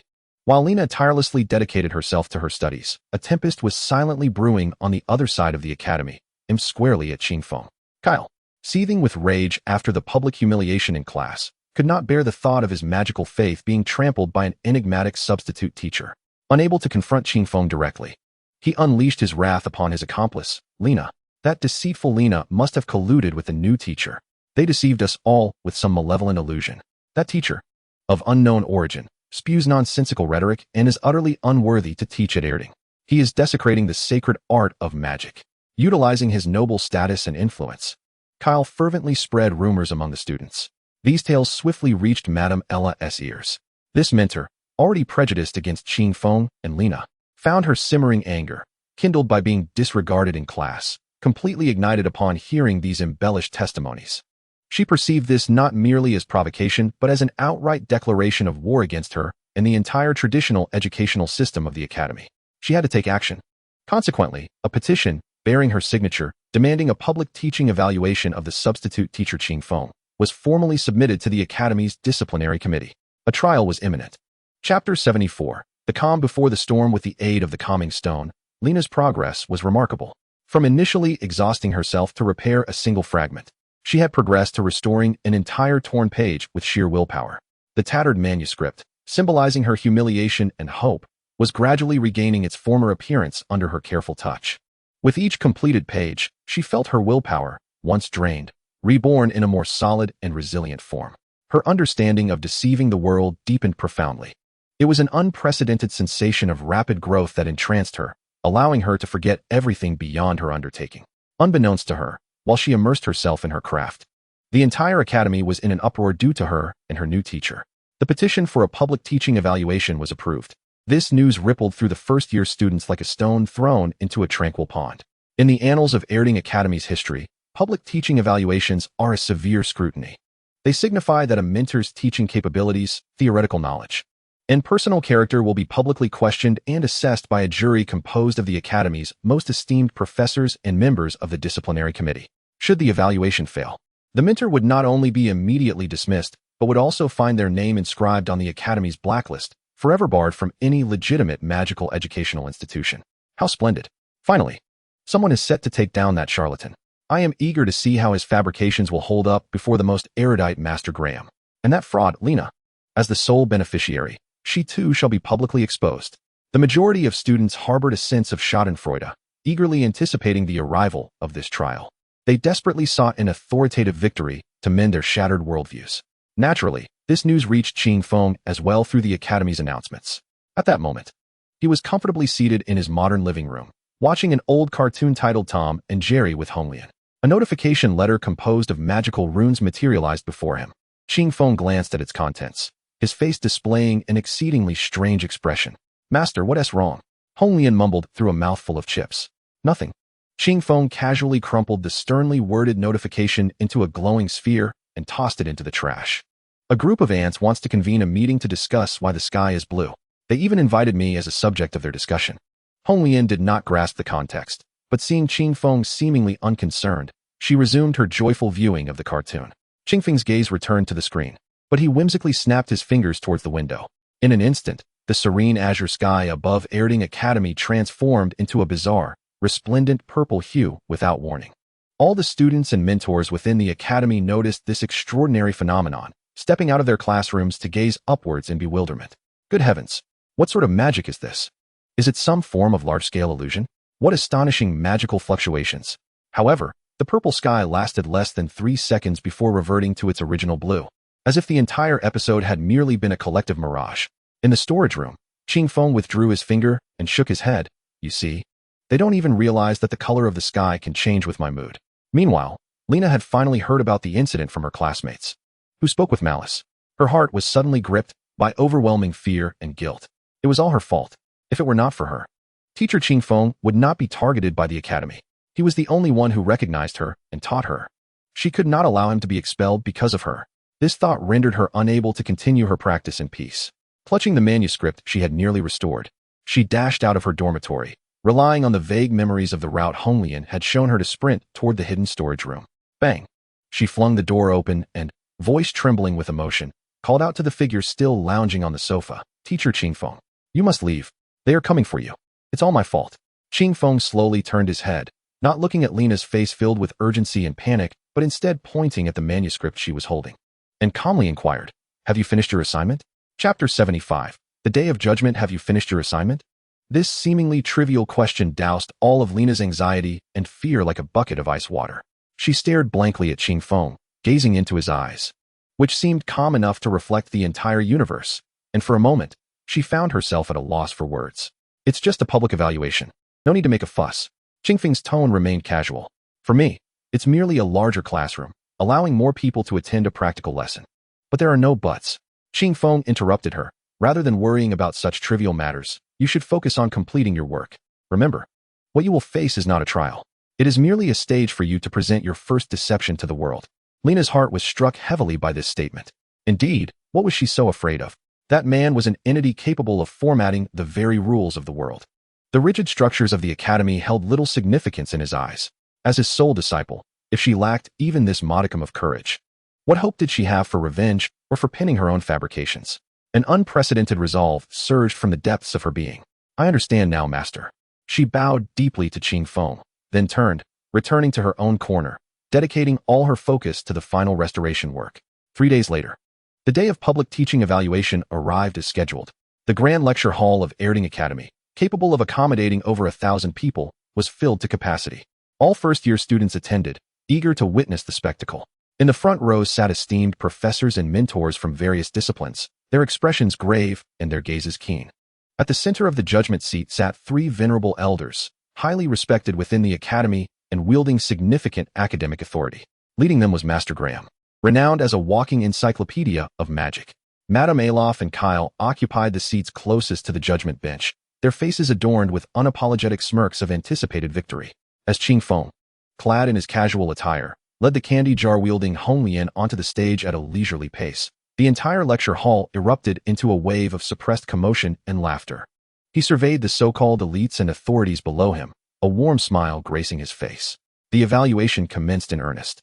Madame Alof was the first to rise, indignantly listing several charges against Qing Feng, propagating blasphemous magical fallacies, employing dubious means to disrupt classroom order, and misleading students down a treacherous path. In a condescending tone, she concluded with a demand. "Mr. Qing Feng, now, please demonstrate for us a fire-based attack spell of at least level 5 potency to prove your fundamental teaching qualifications." Qing Feng neither argued nor immediately cast a spell. He merely smiled at Master Graham on the judgment seat and inquired, "Master, may I pose a question? In your opinion, what is the most powerful magic in this world?" This question left everyone momentarily speechless. Master Graham pondered for a moment before responding in his deep, resonant voice. "It is the long-lost forbidden spells of legend, such as those capable of summoning meteorites or briefly halting time." "No," Qing Feng shook his head. "In my definition, those are merely ornate staffs." He turned, his gaze sweeping across the crowd until it landed on Lena, who stood nervously at the back, her palms sweaty. He offered her an encouraging glance. Then, facing the sea of skepticism and confusion, he spoke with a clear voice tinged with a hint of mirth. "True magic is creation." For example, he raised his hand and gently snapped his fingers towards the majestic Truth Lecture Hall. With a sharp pop, the entire world began to dissolve before the astonished eyes of all. The ground beneath their feet, the walls beside them, the dome above, all solid structures became like a watercolor painting dropped into water, blurring, twisting, and turning transparent. In the blink of an eye, the grand Truth Lecture Hall vanished, replaced by an infinite, resplendent dark universe shimmering with countless stars. All present, including Master Graham, found themselves floating in this frigid cosmic void. They could clearly see distant burning stars, swirling nebulae, and meteors streaking across the sky. This spectacle was so vivid that it sent tremors through their very souls. Was this an illusion? No. My mental faculties feel no invasion. A spatial shift? That cannot be. We have not traversed any spatial gateways. God, what is happening? Just as panic and chaos engulfed everyone, Qing Feng's calm voice resonated in each person's mind like a divine revelation. "Welcome to my classroom." Chapter 76. The cosmic classroom and the divine arts of Ant's silence reigned as the only sound in this artificial universe. Students and mentors floated in the cold void, feeling the chill of the vacuum and witnessing the distant stars glow. Everything felt so real that they could not dismiss it as mere illusion. On the judgment seat, a veteran professor trembled, his lips quivering as he voiced the unspoken thoughts of all. Madame Alof turned pale as a sheet. Her pride in her magical knowledge was shattered before this creation-like scene. Ka was frozen, unable to summon even a flicker of resistance. "Very well, fellow students, and esteemed mentors. Qingfeng's calm voice broke the silence, echoing in everyone's minds like a divine proclamation. Welcome to my cosmic classroom. Here, we can delve more intuitively into the essence of magic. His gaze landed on Master Graham, the most solemn figure on the judgment seat. Master, you are the most erudite elder in the academy. Might I request you to demonstrate for the students your most cherished and complex spell? Qingfeng's tone was that of a humble student, yet his words carried an undeniable weight. Master Graham took a deep breath, knowing he had no authority to refuse. He suppressed his shock and began to chant the incantation. A torrent of magical energy surged from within him, and countless intricate runes intertwined and spun before him. Ultimately, a colossal ice dragon, entirely composed of crystalline ice and spanning over 100 meters in wingspan, roared into existence in the void. This display elicited instinctive gasps of awe from the students.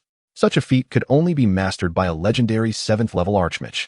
Yet, Qingfeng simply glanced at it and shook his head. Master, your spell took 3 minutes from conception to completion, consuming 70% of your magical energy, did it not? Master Graham paused, nodding in affirmation. That was indeed his current limit. In my view, of those 3 minutes, 2 minutes and 50 seconds were spent in futility. 99% of your 70% magical energy was squandered on maintaining this ostentatious shell. Qingfeng extended his hand, gently pointing at the roaring ice dragon. The dragon's body became transparent, revealing a dense lattice of energy-based bones and circuits clearly visible to all. Do you see? Qingfeng's voice was akin to a teacher explaining a model.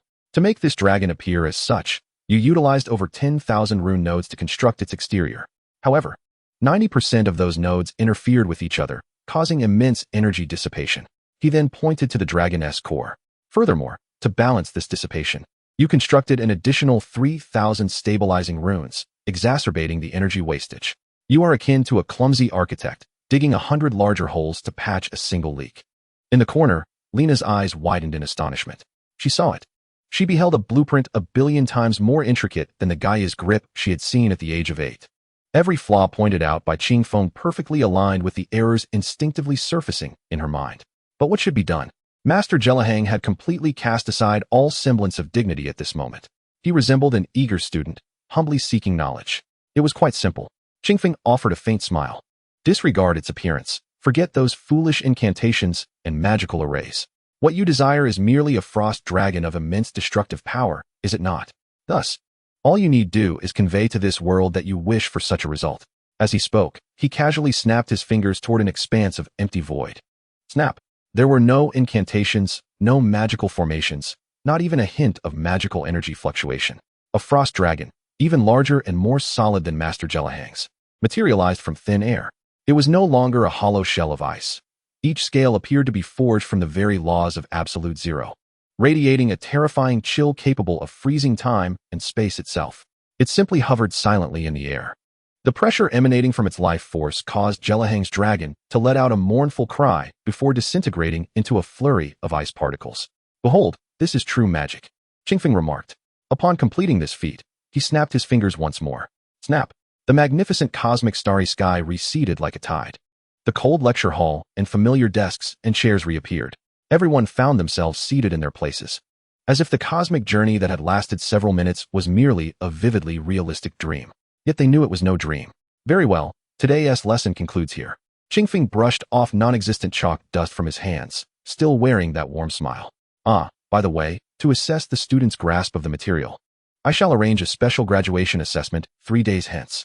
His gaze once again landed precisely on Lena and on the first-row student Kair. Let it be a public magical duel between Lena Xuanhua and Kair Lian. Chapter 77. The tumultuous assessment as Qingfeng's words fell. The atmosphere in the Great Hall of Truth transformed instantaneously from stunned silence into an eerie, bewildered stillness filled with murmurs of confusion. A public duel? To pit Lena Xuanhua, the institution's universally recognized underachiever and fraud, against the first-year prodigy, the acknowledged fire magic genius Ko Yiyan?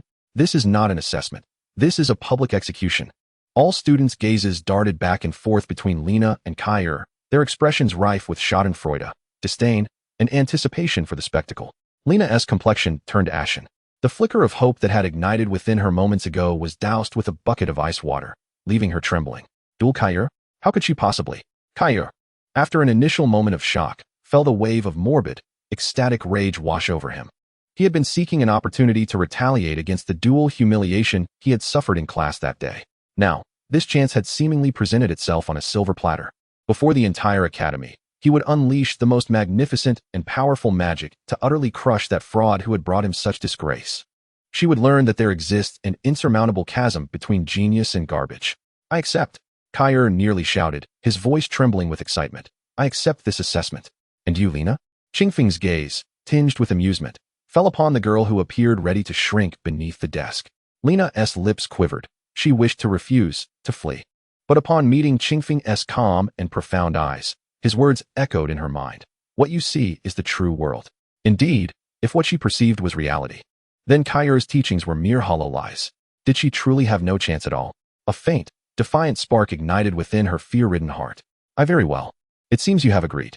Qingfeng did not grant her the opportunity to finish, decisively declaring, then 3 days from now, at the Academy's main arena, we shall meet. Class dismissed. With that, he departed leisurely, accompanied by the seemingly indifferent Honglian, amidst the complex gazes of the onlookers. Once Qingfeng left, the lecture hall erupted into chaos. Insanity. This substitute teacher has completely lost his mind. Does he intend for that fraud to perish in the arena? I believe he seeks to use Kyer's hand to dispose of this accomplice, whose lies he can no longer sustain. Lady Ayla, too, sprang to her feet. Her well-kept face twisted with anger. This is sheer nonsense. Absurd. This is a blatant violation of the Academy's rules. It is an extreme irresponsibility towards all students.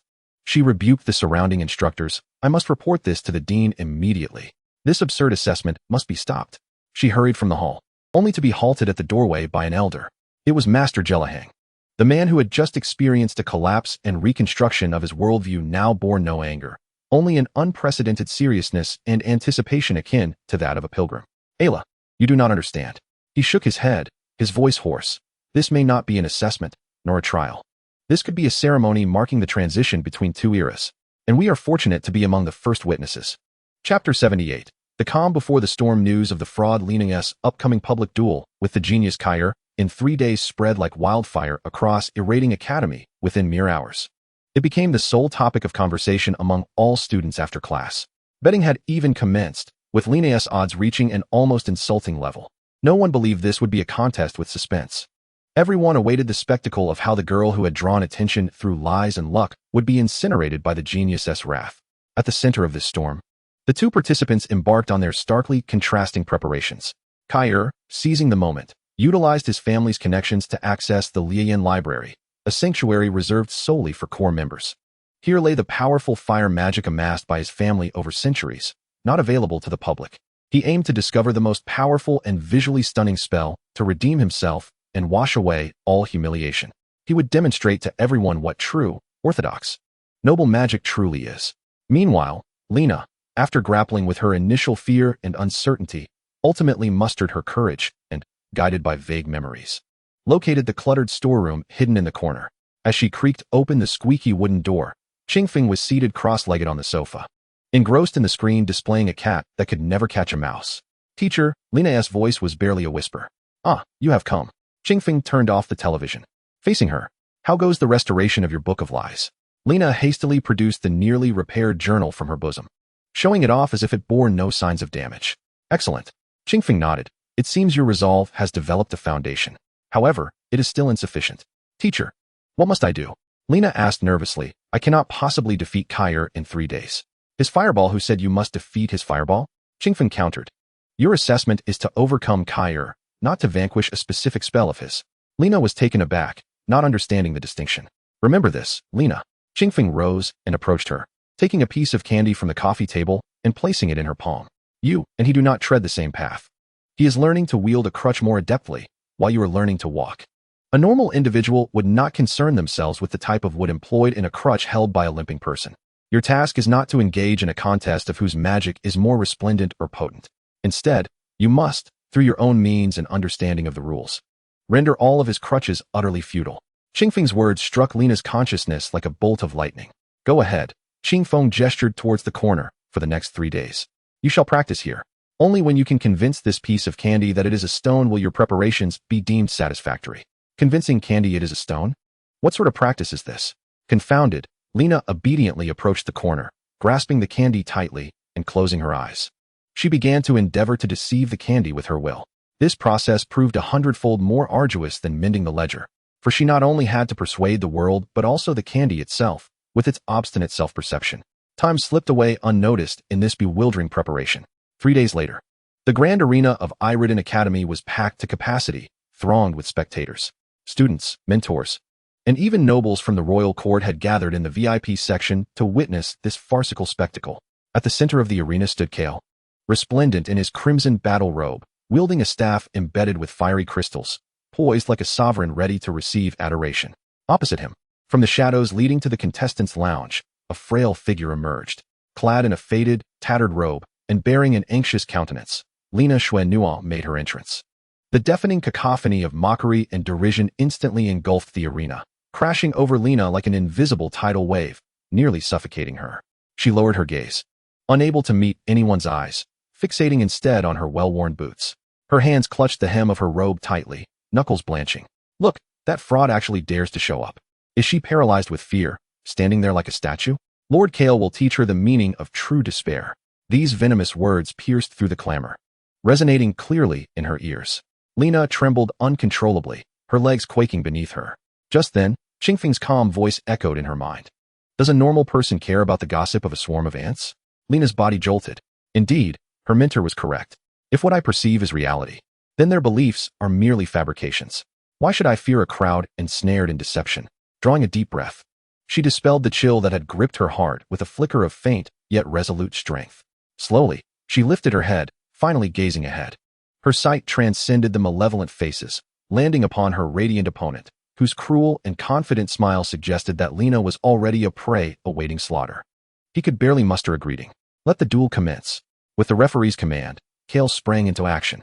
He wasted no time in testing her resolve. His first move was his most prized spell, Flame Serpent. He thrust his staff forward, unleashing a tempest of fire elements. A colossal serpent of pure flame, as thick as a barrel, roared into existence, surging towards Lina with searing heat and formidable might. Oh my, it's the third-level spell, Flame Serpent. Lord Kale is going all out from the start. That fraud is doomed. Gasps erupted from the stands. Confronted by the fiery beast that seemed poised to consume her, Lina's pupils dilated. Had it been 3 days prior, her sole response would have been to shut her eyes and await her demise. But now, she was transformed. Without reciting an incantation or erecting any defensive formations, she simply extended her frail hand, fingers splayed wide against the oncoming inferno. She closed her eyes. In her mental realm, the serpent ceased to be a raging elemental force. It morphed into a complex yet flawed diagram composed of countless lines. It was too cumbersome. The core energy transfer was hindered by excessive decorative structures. Its existence rested upon an unstable foundation.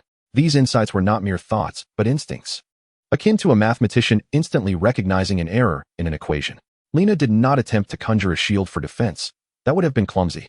Instead, she concentrated her will on the diagram's most critical, fragile node, the one responsible for converting magical energy into flames. She then commanded with utmost simplicity yet profound absurdity. Rooted in all the willpower she had honed over the past 3 days, you do not exist. In the next moment, to the astonished gazes of the entire arena, the magnificent flame serpent, barely 3 meters away from Lina, suddenly dissipated without warning, disintegrating with a soft pop. It was neither shattered nor blocked. It vanished as if punctured like a balloon or interrupted like a static television image. It dissipated into a cascade of warm embers, showering down gently. The arena was instantaneously enveloped in an eerie silence, all mockery and gasps caught in throats. Kale's smile froze, unable to comprehend the scene before him. His magic had simply vanished. No energy backlash, no shield obstructing. It had just disappeared into thin air. What was happening? Was it some sort of dispelling spell? But I felt no magical fluctuations. From the VIP section, a seasoned court mage gasped in disbelief. Only Master Graham, seated at the highest point, witnessed an unprecedented spark of clarity in his murky eyes. He muttered to himself, "It's not dispelling, it's denial. She has negated the very foundation of that spell." In the arena, Kale's complexion shifted from red to green and then to white, attributing this incomprehensible occurrence to some nefarious device employed by Lina. Tricks and illusions, he bellowed, furiously channeling his magic. Firewall. Rapid fireballs. A barrage of powerful fire spells rained down upon Lina, unleashed recklessly as if they were of no consequence. He aimed to obliterate this fraud along with her deceitful antics. Yet, What transpired next left the minds of all spectators in utter paralysis. Whether it was the roaring firewall or the relentless fireballs, all, without exception, disintegrated silently as they approached within 3 meters of Lena. She stood resolutely, hand extended, like an immovable rock, impervious to the tumultuous forces that besieged her, which crumbled into impotent bubbles upon reaching her. In the arena, only Kale remained, resembling a jester, panting and frantically conjuring one grandiose spell after another. Meanwhile, his opponent did not budge an inch. This was no longer a duel. It had become a dimensional descent. Time, at that moment, stretched infinitely. The arena was enveloped in an unprecedented, suffocating silence.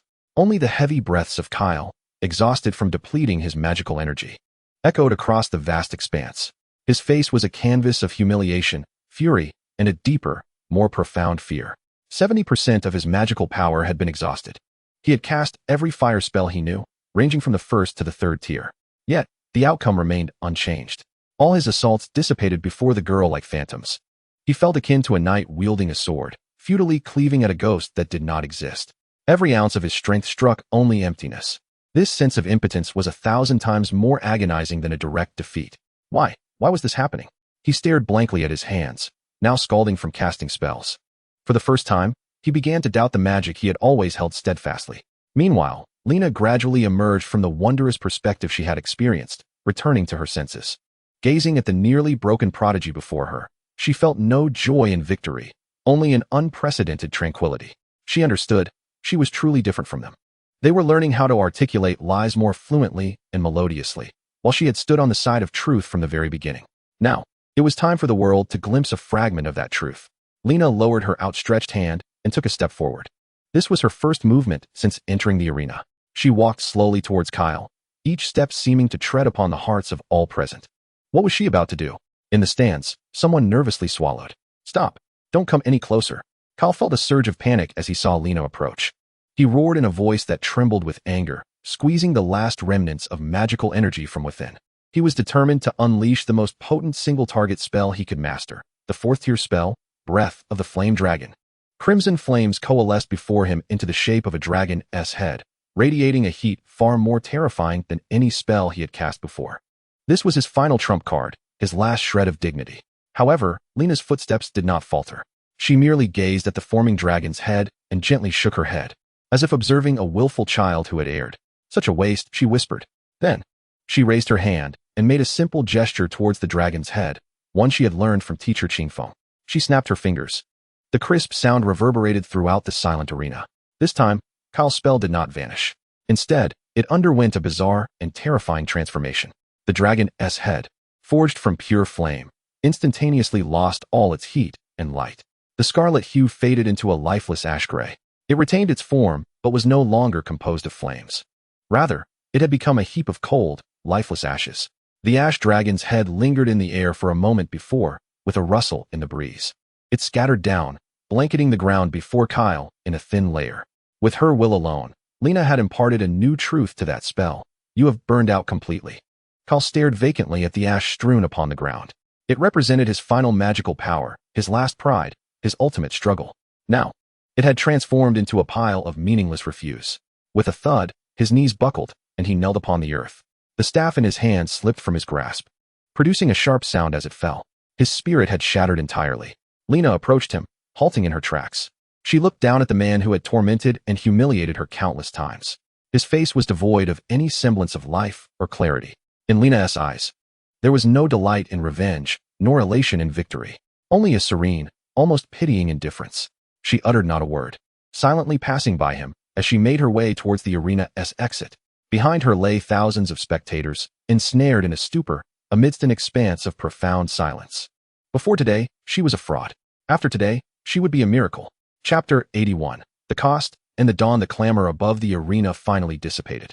As Lena stepped out of the corridor leading to the contestants' lounge, she was followed by thousands of spectators trapped in silence. Before her stood the ancient buildings of a riding academy, bathed in golden hues from the setting sun. No one pursued her. There were no cheers, no congratulations, not even a single inquiry. Those who had once hurled the most venomous insults at her now sat in stunned silence, as if their tongues had been wrenched from their mouths. Watching the frail silhouette vanish into the corridor's depths, Lena was oblivious to how she returned to her dormitory. Her steps were light, as if she were walking upon clouds. Her mind was a blank slate, devoid of thoughts or memories. It was not until she pushed open the familiar, dilapidated door to her dorm, seeing the empty bed and her meager belongings piled in a corner, that reality struck her with full force. Right. She no longer had a dorm. Her roommates had expelled her days prior. Lena stood at the threshold, frozen for a few seconds before a sudden smile broke across her face. It was a light, gentle smile, free of any mocking undertones, purely heartfelt, a release. It dawned on her that she no longer cared. Those past isolations and ostracisms that had kept her awake at night. The mockery and humiliation that had once driven her to despair now seemed distant and insignificant in retrospect. She turned and, cradling the now-repaired journal, walked towards that hidden corner, cluttered with discarded items. Yet it was the only place she could truly call home in this world. The door to the storeroom stood ajar, and familiar sounds of animated shows, coupled with Hong Lian's carefree laughter, drifted out. Lena pushed the door open. Qing Feng remained seated on the sofa, watching a cat that could never catch the mouse on the screen. Hong Lian nestled beside him, devouring a large bag of chips, crumbs all over her face. "Teacher," Lena called softly. Qing Feng did not turn, but merely acknowledged her with a grunt. "I'm back." Lena was at a loss for words. She had won, but then what? She did not know. "Have you finished your homework?" Qing Feng inquired. Lena paused, then cautiously retrieved the journal from her embrace, holding it with both hands and presenting it to him. It was a brand new, intact journal, showing no signs of damage. The yellowed pages were neatly stacked, and the hasty scrawl was clearly legible, as if it had never been torn apart, as if that nightmarish scene had never transpired. Qing Feng finally turned his head, his gaze resting on the journal. He did not reach out to take it, but merely glanced at it before nodding. Not bad. This was his assessment, 2 words as unremarkable as a casual remark about the weather. Yet, Lena understood that it was the highest form of praise. "Have a seat." Qing Feng gestured to the floor beside him. Lena obediently sat down, clutching the journal, akin to a student awaiting feedback on an assignment. "You won," Qing Feng stated. "But do you know why you won?" Lena pondered for a moment and earnestly replied. "Because I could see the flaws in those spells and deny their very existence with my will. That's merely a technicality." Qing Feng shook his head and continued. "What I am asking is, what gave you the right to win?" Lena was taken aback. What gave her the right? Because she practiced for 3 days? Because she possesses extraordinary talent? Because teacher Qing Feng teaches exceptionally well? Because you are no longer afraid? Qing Feng answered on her behalf. "Before today, you stood before Kair, hardly daring to lift your head. Yet today, as you stood in the arena, there was no fear in your eyes." Lena recalled carefully, and it indeed seemed to be so. When she first entered the arena, confronted by a torrent of mockery, she was nearly paralyzed with fear. However, when teacher Qing Feng's words echoed in her mind, would a normal person care about the opinions of a swarm of ants? That fear dissipated like mist under the sun. You no longer crave their approval, nor do you fear their gaze. Qing Feng continued. "When you stood in that position, what were you thinking?" Lena fell silent for a moment, then softly replied, "I was thinking that I wanted to show the teacher that I had not betrayed your teachings." Qing Feng looked at her, and for the first time, a hint of satisfaction appeared in his eyes, which seemed to penetrate all. "Very well," he said, "this is what you deserve." He stood up and walked to a cabinet piled high with snacks, retrieving something from within and turning to hand it to Lena. It was a candy, identical to the one he had given her 3 days prior. "Let this candy believe it is a stone," Qing Feng said. "This is your assignment from the first lesson. Now, try again." Lena took the candy, cradling it in her palm. She closed her eyes and concentrated all her will upon this small piece of confection. 3 days earlier, she had attempted countless times, each time failing. The candy's self-perception was as stubborn as a real stone, unmoved by her persuasion. But this time, it was different. As her will touched the essence of the candy, she did not, as before, try to change it. Instead, she simply told it a fact it had never considered. "You are a stone." 1 second, 2 seconds, 3 seconds. Lena opened her eyes. She spread her palm. The once crystal-clear, sweet-smelling candy had transformed into a dull, cold little stone. Thud! The stone rolled from her hand and landed on the ground, producing a crisp sound. Lena stared blankly at the stone below, then glanced at her empty palm, her heart racing. She had succeeded. "Congratulations," Qing Feng's voice came from beside her. "You have graduated." "Graduated?" Lena abruptly lifted her head. "Teacher, do you mean?" "Everything I needed to teach you has been taught." Qing Feng resumed his seat on the sofa. "The remaining path must be walked by you alone." A wave of panic suddenly engulfed Lena's heart. Walk? Where to? She did not want to leave. This was the only place that accepted her. Teacher Qing Feng was the only one who recognized her. "Teacher, I won't leave," she nearly shouted. "You can ask me to do anything. I can continue practicing." I can help you clean the room. Who said you were leaving? Qing Feng interrupted her, regarding her with the gaze one gives a fool. I mean, you have graduated from the first lesson. Next is the second lesson. Lena's shout abruptly ceased. Did you think I went through all this trouble just to have you be a miracle in the academy? Qing Feng looked at her with a smirk. You possess something I seek. Until you return that something to me, you cannot escape. Lena did not understand what that something was. But she comprehended the last 3 words, cannot escape. This meant she could stay. A surge of immense joy filled her heart. 100 times stronger than when she defeated Kair today. So what is the second lesson? She asked eagerly. Qing Feng did not answer, but turned his gaze toward the window. There stood the academy's tallest bell tower, a symbol of Iridan. That woman named Ayla will not let this go easily, he said. That boy named Kair. His father is the head of the Flame family, and is said to have a rather foul temper. And those students and mentors whose worldviews you shattered. He turned back to face Lena. What you are about to learn is not how to win a duel, but how to survive in this world. Lena's heart sank once more. Yes, she had defeated Kair, but then what? Would those whom she humiliated let her be? Would that woman Ayla, who had once tormented her, suddenly have a change of heart? Would the notoriously temperamental head of the Flame family tolerate his son being publicly trampled by a subpar student? No. She had won a battle, but the war had only just begun. Are you afraid? Qing Feng asked. Lena took a deep breath and shook her head vigorously. No, she replied. Looking directly into Qing Feng's eyes, I am not afraid, because you are here, teacher. Qing Feng paused for a moment, then smiled. It was the first time Lena had seen him exhibit such a smile, not the kind that conveys mastery over everything, nor the detached, carefree smile, but one that came from the heart, imbued with a touch of helplessness and affection, a truly human smile. He shook his head, reopening the television to continue watching his animated series, then stay. After all, having one more person around isn't too noisy. Hong Lian chuckled beside them, winking at Lena. Congratulations. Little Junior. From now on, you will serve the master with me, pouring tea, massaging, and kneading legs. Hey, Qing Feng's voice drifted over. When have you served me? Hong Lian stuck out her tongue and resumed munching on her chips. Lena gazed at the absurd yet warm scene before her, her eyes suddenly moistening. She lowered her head to look at the little stone she had transformed with her own hands, then lifted her gaze to the 2 figures bickering over the ownership of the chips. Then, she smiled too. For the first time since she was 8 years old. She truly smiled from the heart. Outside, the sun sank beneath the horizon, the last rays of twilight casting a warm golden-red hue over the entire Iridan Academy. Tomorrow, new storms would arise. But tonight, there was light. Chapter 82. Return and Visitor in the World of Aland. At Iridan Academy, in a cluttered corner, Lena sat opposite Qing Feng, still clutching the little stone she had transformed, enveloped in an indescribable sense of fulfillment. She had defeated Kair, completed the teacher's assignment, and was permitted to stay. This was the most perfect day of her 18 years. Teacher, she suddenly recalled something, lifting her head. You previously mentioned that I possess something you seek. What is it? Qing Feng was watching the animated series, but upon hearing her, he turned his head, his gaze fixed on Lena. His eyes seemed to penetrate her skin, gazing deep into her soul. Have you heard of the reincarnation seal? Lena shook her head. In simple terms, it is something I accidentally shattered a long time ago. Qing Feng's tone was as casual as if he were discussing the accidental breaking of a cup, its shards scattered across various worlds, contaminating the narrative logic of those worlds like ink dropped into clear water.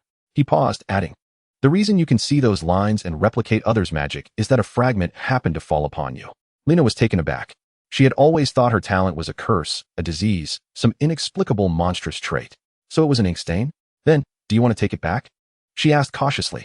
No rush. Qing Feng looked back at the screen. It has remained with you for 18 years, merging with part of your soul. Forcibly separating it would be fatal.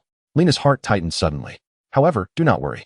Qing Feng's tone remained calm. When you grow strong enough to bear the cost of separation, I will come for it.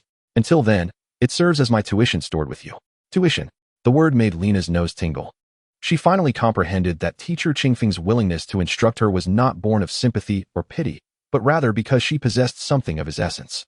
Yet this exchange provided her with a sense of reassurance far greater than any form of charity.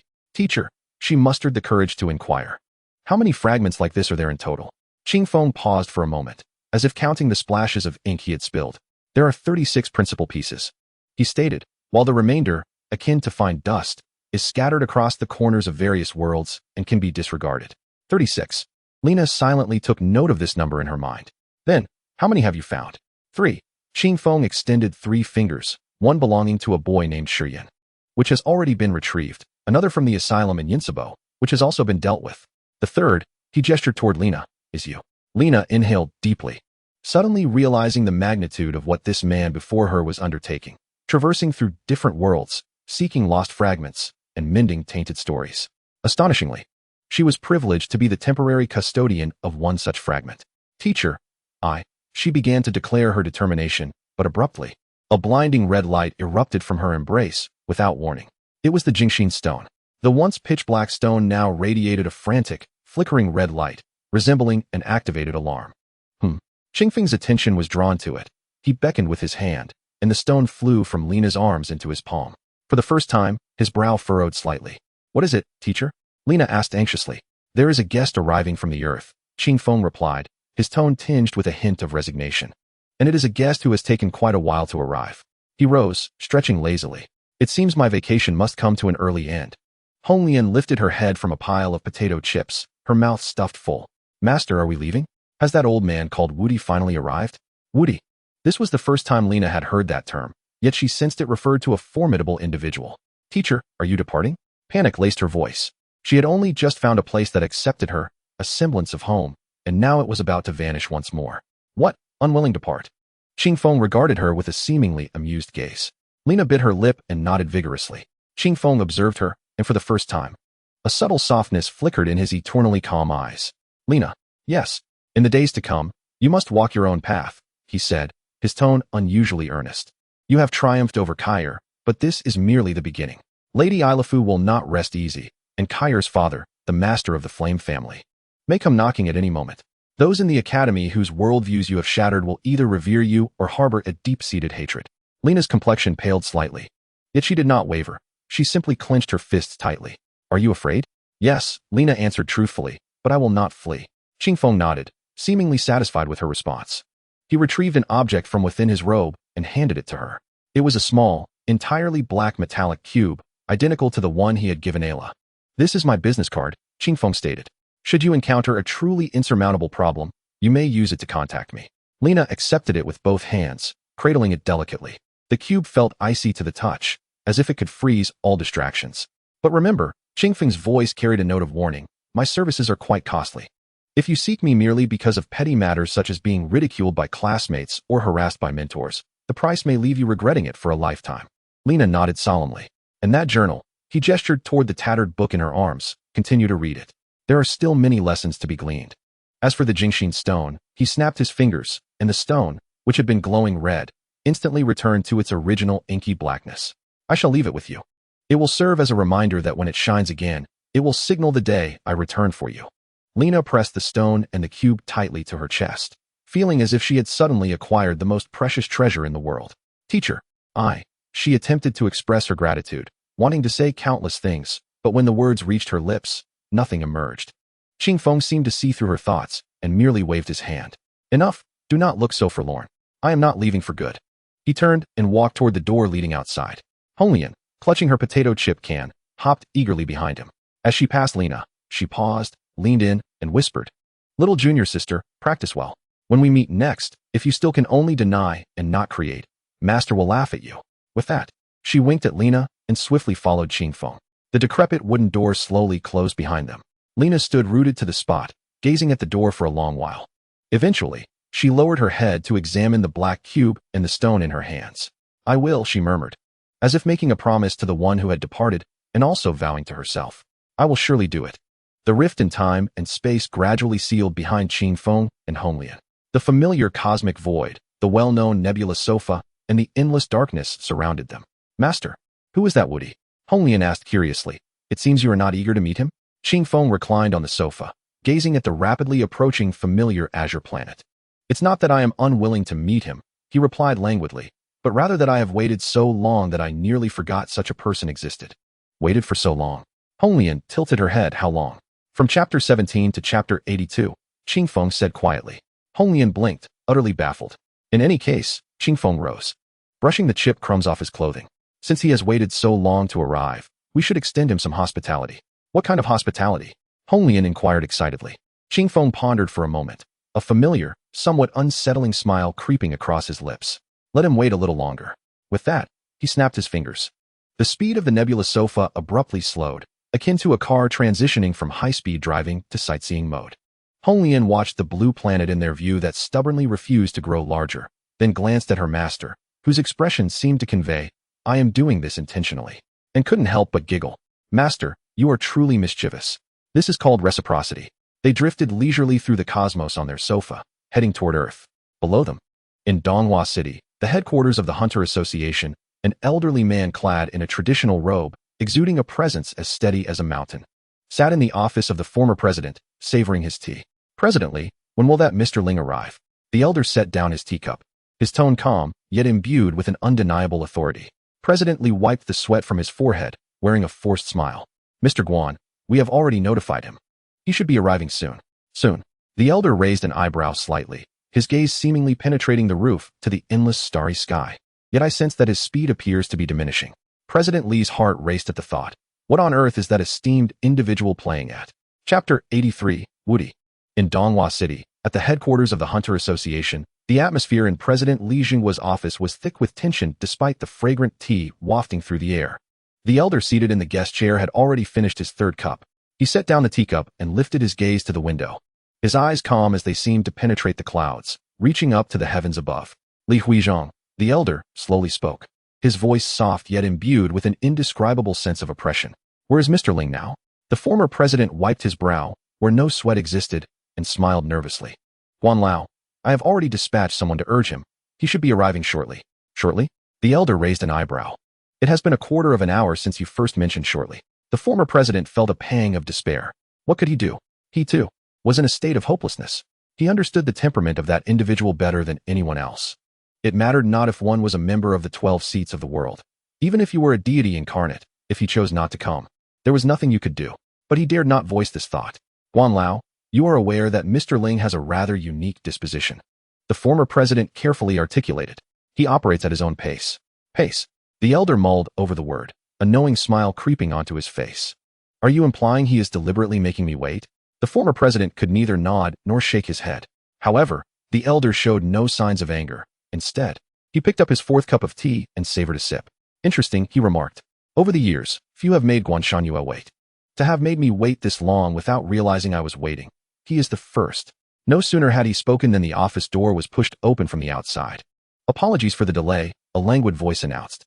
Qingfeng entered, clad in casual attire, hands tucked into his pockets, strolling in leisurely. Hong Lian followed closely behind, clutching her never-ending supply of chips, curiously observing the elder seated by the window. The former president felt as if he had been granted a reprieve, quickly rising to his feet. "Mr. Ling, you have finally arrived. This is, I know." Qingfeng waved his hand dismissively, his gaze fixed upon the elder. "The 12 seats of the world, would Guan Shangyue correct?" The elder Guan Shangyue slowly stood up. He did not speak immediately. Instead, he quietly scrutinized the young man before him. Very ordinary, was his first impression. There were no energy fluctuations, no aura of a strong individual, no pressure characteristic of someone who had long occupied a high position. He resembled a recent graduate from a university campus. Yet, it was this very ordinariness that set off alarm bells in his mind. At his level, the only individuals who could elude his discernment fell into two categories. Either they were genuinely ordinary, or they were so far beyond him that he lacked the qualification to comprehend them. Guan Shangyue recalled the legends of the Black Forest battlefield, the tales of A-level rifts vanishing into thin air, and the classified documents designated as unknowable. Taking a deep breath, he cupped his fists in front of Qingfeng. "Guan Certain, I have long admired you." Qingfeng regarded him, a glimmer of amusement gracing his features. "Long admired?" he said. "I thought you would first inquire why I made you wait so long." Guan Shangyue was momentarily taken aback, then chuckled softly. "Indeed, I have waited quite a while. However, upon meeting you, I find the wait worthwhile." "Oh." Qingfeng approached the sofa and sat down unabashedly. "Why?" "Because Guan Certain has finally come to understand one thing," Guan Shangyue replied, taking his seat once more, locking eyes with Qingfeng. "The individual who could make Guan Certain wait this long without inciting the slightest anger must be none other than you." Qingfeng observed him in silence for a moment, then nodded. "You are more intriguing than I had anticipated."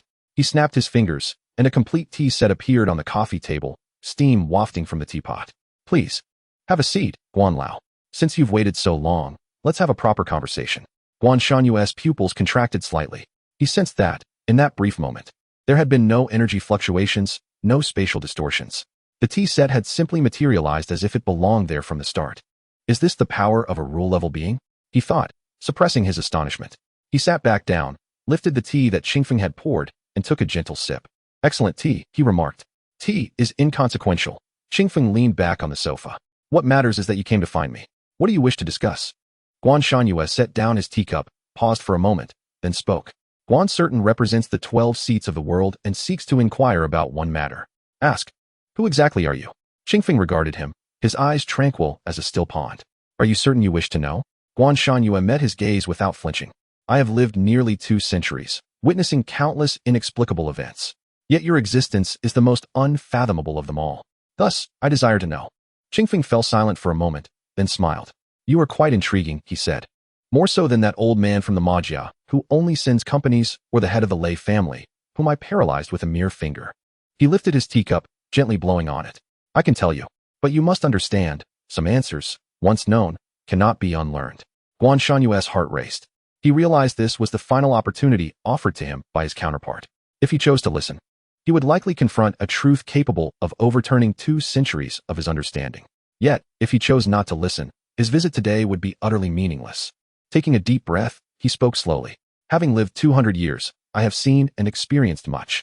If I leave this world not knowing the true landscape of existence, then these 2 centuries would have been in vain. Qingfeng looked at him, admiration evident in his eyes. Very well, he said. Then I shall inform you. He set down his teacup, his gaze seemingly piercing through the office walls, beyond the skies of Donghua City, traversing the infinite void to a place far beyond measure. There exists a realm known as the land abandoned by the gods. Guan Shanyue's pupils dilated sharply. The land abandoned by the gods. He had encountered this name only once in the tattered pages of an ancient tome. He had discovered that book a century prior while exploring a certain ancient ruin, which recounted some absurd legends. Among them was the blood-written phrase, the land abandoned by the gods, meet it and perish. It seems you are aware, Qingfeng noted, nodding slightly at his reaction. That simplifies matters. I spent a considerable amount of time in that place. How long? Guan Shanyue's voice was somewhat hoarse. Qingfeng pondered, as if calculating an unfathomably vast number. 99,999 trials, he said. For each wave of trials, failure would send you back to the starting point to begin anew. Guan Shanyue's breath hitched momentarily. He comprehended the terrifying implication behind those words. 99,999 trials meant that the number of deaths this man had endured far exceeded that figure. It could easily be in the millions, tens of millions. Or even, by your civilization's timeline, Qingfeng contemplated, it likely spans a duration slightly longer than your civilization's entire history. Guan Shanyue fell silent. He could not fathom what such a concept entailed. To have lived longer than human civilization itself meant counting in millennia. In that protracted time, this man had been trapped in a cycle of death and rebirth. And then, he asked, and then, Qingfeng smiled. Then I emerged, and incidentally, shattered the deities of that place. Shattered the deities. Those 5 words, casually uttered, weighed heavily upon Guan Shanyue's heart, like 5 mountains. He suddenly understood why this man could obliterate a B-level beast tied with a mere gesture on the Black Forest battlefield. Why he could make an A-level rift vanish without a trace, and why he was classified as unknowable. Because he was not human. He hailed from a realm beyond human comprehension, having undergone a cycle of rebirth unimaginable to humankind, possessing power that humanity could never aspire to attain. He was a true deity walking among mortals. Guan Shanyue inhaled deeply, then executed an action that nearly caused the old president to pop his eyes out in astonishment. He rose to his feet and, facing Qingfeng, performed a profound bow. Guan has been enlightened. Qingfeng regarded him, neither evading nor offering niceties. Are you not afraid? Indeed. Guan Shanyue straightened up and candidly admitted, but Guan is even more relieved. Relieved about what? Relieved that a person like you stands on the side of humanity. Qingfeng studied him, remaining silent for a moment before smiling, the warmth in his smile subtle yet perceptible. You are an astute individual, he remarked, far more clever than those who merely bow in submission. He lifted his teacup once more, his tone returning to its usual casualness. Speak. You have traveled a great distance to seek me. It cannot solely be for a tale. Guan Shanyue retook his seat, his expression turning grave. I indeed come with a request. Speak. Have you heard of the Yingling? Qingfeng's eyebrows arched slightly. I have. King Arthur, Xiang Yu correct? Guan Shanyue nodded. In recent years, signs of Yingling revival have begun to proliferate worldwide. They manifest in non-physical forms and possess powers that far exceed the modern hunter system. We, the 12 seats, once collaborated to suppress one such instance. His gaze deepened. During that encounter with King Arthur, I, alongside the holy sword, intervened. On the surface, we appeared evenly matched. He paused, his tone growing heavy. Yet in truth, he held back. Qing Feng remained silent, merely indicating for him to continue. After that battle, I realized that the Yingling had not exerted its full strength. It was merely testing. Testing what? Testing the boundaries of this world. Guan Shanyue's gaze sharpened. He was probing to see if anyone could thwart him. The result of his probing was a disheartening revelation. There was no one. Qing Feng fell silent. Guan Shanyue regarded him, enunciating each word carefully. Sir, I suspect that the era of large-scale Yingling revival is imminent, and humanity is ill-prepared. The office fell into a prolonged silence. Qing Feng held his teacup, his gaze seemingly transcending time, glimpsing a distant future. After a long while, he finally spoke. What do you wish for me to do? Guan Shanyue took a deep breath, revealing the true purpose of his visit. On behalf of the 12 seats, I earnestly request that you assist when the Yingling fully awaken. Qing Feng regarded him, a glimmer of amusement flickering in his eyes. You should know that I am quite busy. Guan Shanyue smiled wryly. Guan is aware. You enjoy watching animated series, studying energy transformation, and occasionally traveling to other worlds. Thus, Guan does not dare to impose upon you to remain constantly vigilant. I only wish, he paused, solemnly stating, I only wish that when humanity truly faces the brink of extinction, you might remember that there is a world called Earth. And there are those who once offered you tea. Qing Feng remained silent. He observed this elder, who had lived nearly 2 centuries and willingly relinquished all dignity for the future of humanity. Then he smiled. You are far more interesting than those who merely bow in submission. He extended his hand, gently tapping the coffee table. A pitch-black metallic cube materialized out of thin air, slowly drifting before Guan Shanyue. This is my business card, Qing Feng remarked, the same as those given to protagonists of other worlds. Guan Shanyue accepted it with both hands, feeling the chilling sensation as if it could freeze time itself. If the Yingling fully revive, use this to contact me. However, Qing Feng lifted his teacup, leisurely sipping. Let it be known in advance, my services are quite costly. Guan Shanyue was taken aback, then burst into hearty laughter. That laughter resonated, causing the office windows to hum. In my 2 centuries of life, this is the first time I have encountered someone who dares to speak of exorbitant fees to the 12 seats. He stood, clasping his fists before Qing Feng once more. Rest assured, as long as we can preserve humanity's future, Guan is willing to pay any price. Qing Feng regarded him, his admiration evident. Enough with the sentimentality. He rose, stretching lazily. I am aware of the Yingling situation. When the time comes for action, I shall act. For now, you may leave. I wish to return to my animated series. Guan Shanyue nodded with a smile and turned to exit. As he reached the door, he suddenly halted, glancing back to ask, Sir, one last question. Ask, how many individuals have you given that cube to? Qing Feng pondered, 1 from the fantasy world, 1 from the interstellar world, 1 from the magical world, and now you. That makes 4. Guan Shanyue's lips twitched. The 12 seats receiving the same treatment as those protagonists from other worlds? He suddenly felt that his pride, cultivated over 2 centuries, seemed trivial in the presence of Qing Feng. Farewell. He pushed the door open and exited. The office returned to its tranquil state. Hong Lian lifted her head from the chip can, curiously asking, Master, that old man was quite intriguing. Why not converse a bit longer?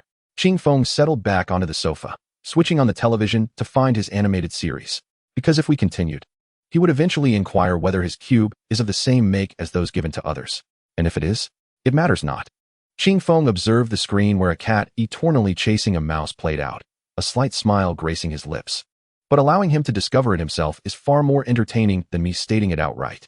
Hong Lian blinked in surprise, then erupted into laughter. Master, you are truly mischievous.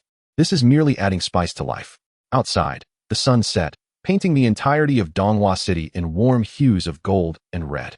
A black cube lay quietly in Guan Shanyue's palm. He gazed at the small object, seemingly capable of absorbing all light, rendered speechless for a long while. Finally, he murmured, in the Forsaken Land, 99,999 trials. How many times has he died? What other secrets does this world conceal that I am unaware of? He had no answers. Yet, he understood that from this day forth, humanity had finally acquired a true trump card. Chapter 84, 36, and 1. The afterglow of the setting sun streamed through the floor-to-ceiling windows of the Hunter Association headquarters, casting a warm golden light across the floor.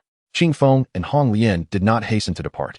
After Guan Shanyue's departure, the old president, Li Jinghua, personally brought freshly brewed tea and an exquisitely crafted platter of pastries. He carefully set the items on the coffee table, then discreetly retreated to the side. Resembling a silent statue, Hong Lian's eyes sparkled. She set down the chip can and swiftly snatched up a piece of pastry, popping it into her mouth. Master, this is delicious. Qingfeng glanced at the platter of pastries. Their exquisite shapes and delightful aromas, each emanating faint energy waves, indicated they were made from some high-grade spiritual material. An ordinary person consuming one could extend their lifespan by 3 months. He lifted his teacup, savoring a leisurely sip. Presidently. Yes. The old president responded almost reflexively. Are you afraid of me? The old president hesitated, his expression transforming into one of great intrigue. He opened his mouth, intending to assert his lack of fear. But under Qingfeng's calm gaze, the words failed to escape his lips. Ultimately, he smiled wryly and conceded, I am. Why are you afraid? The old president pondered his choice of words. Because, sir, you are exceedingly powerful. So powerful that we mere mortals do not know how to face you. Qingfeng set down his teacup, his gaze drifting to the evening glow outside. Did you observe how Guanshanhua presented himself earlier? The old president nodded. Does he fear me?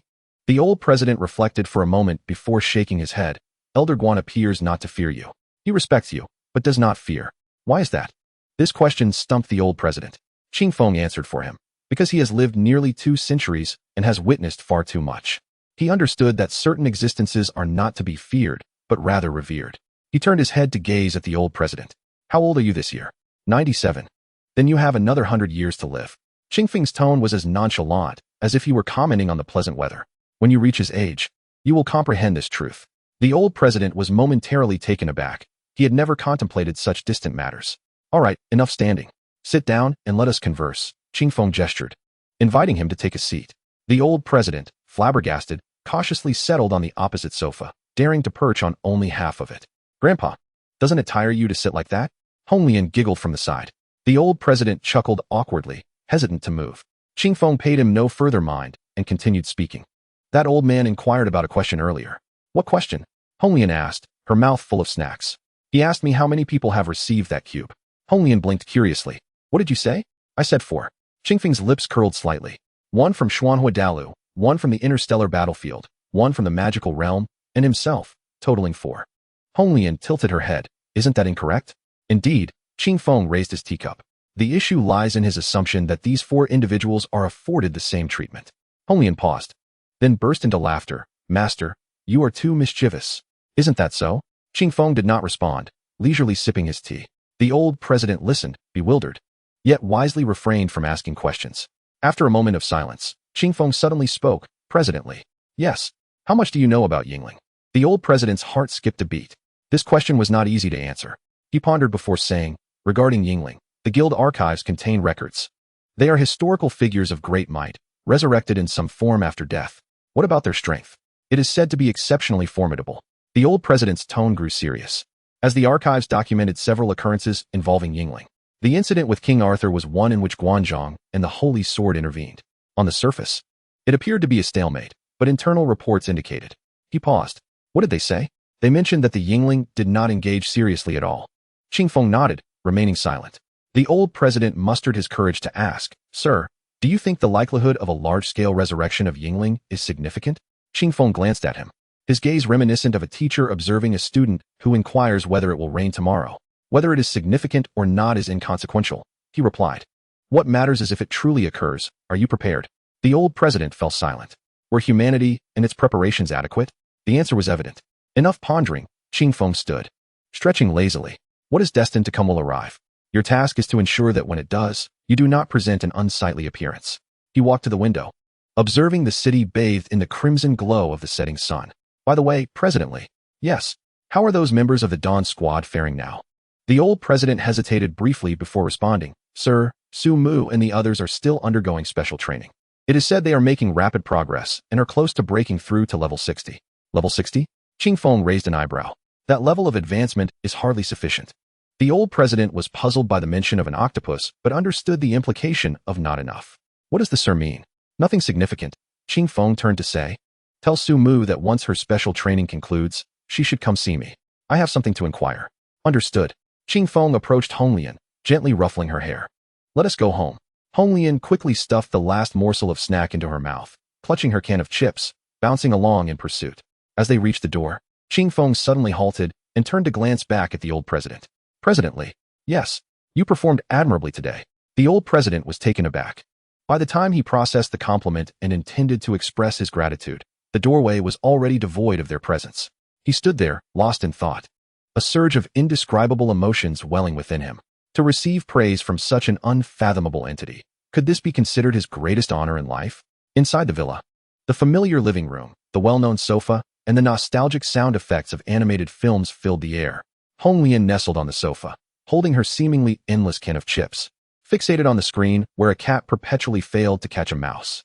Qing Feng seated himself beside her, toying with a jet-black stone.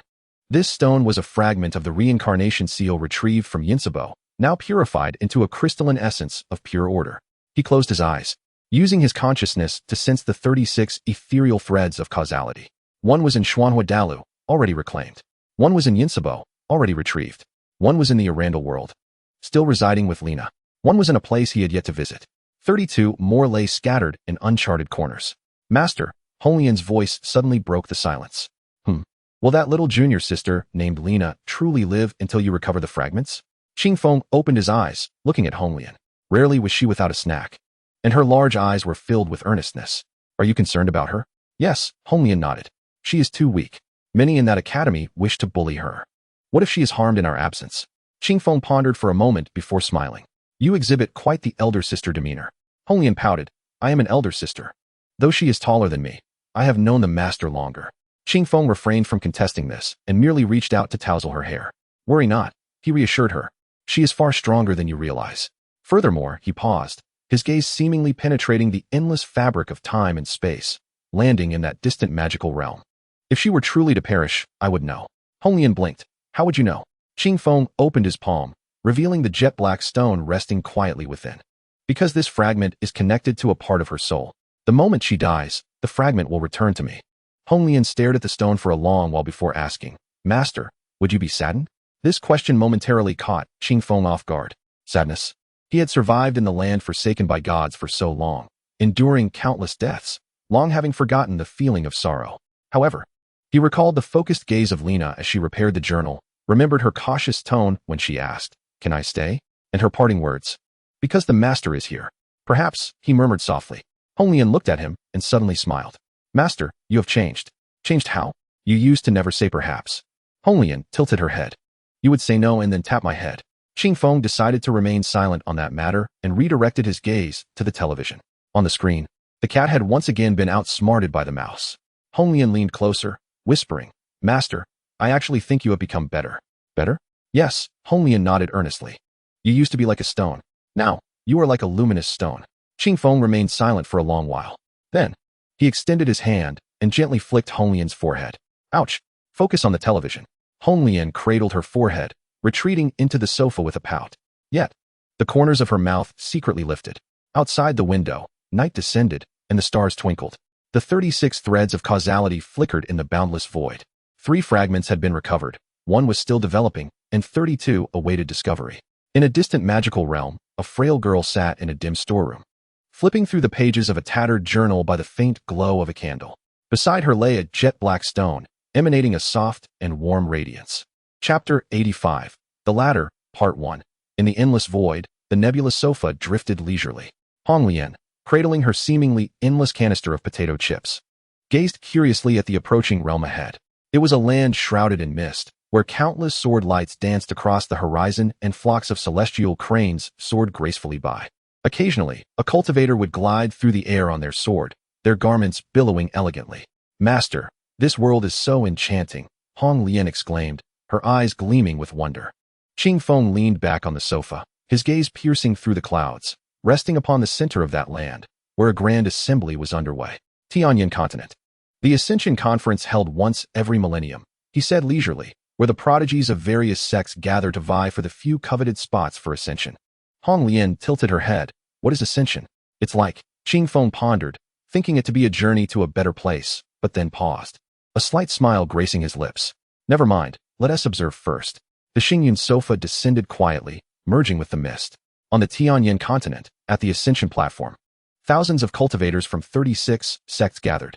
The lowest among them were in the Yuaning stage, while the most venerable, White-haired elders were already formidable beings in the tribulation stage. They sat high above, looking down upon the young talents below, who were anxiously awaiting the commencement of the conference. Among the crowd stood a boy clad in coarse linen, appearing utterly out of place. His name was Yun-che, 18 years old, a menial disciple of the Qing-Yun sect. With mediocre talent and a low cultivation level, he was not even qualified to participate in the conference. However, the Qing-Yun sect required expendable participants for the perilous tasks at the Ascension Conference. Thus, he was pushed forward. Look, that's the expendable one from Qing-Yun sect. How ridiculous for a menial disciple to attend the Ascension Conference. I've heard he hasn't even reached the foundation establishment stage. Going up there would be akin to courting death. Yun-che lowered his head, remaining silent. He had long grown accustomed to such mockery. After 3 years in the Qing-Yun sect, he had heard far worse. Yet, he was unwilling to accept it. Why should menial disciples be barred from ascension?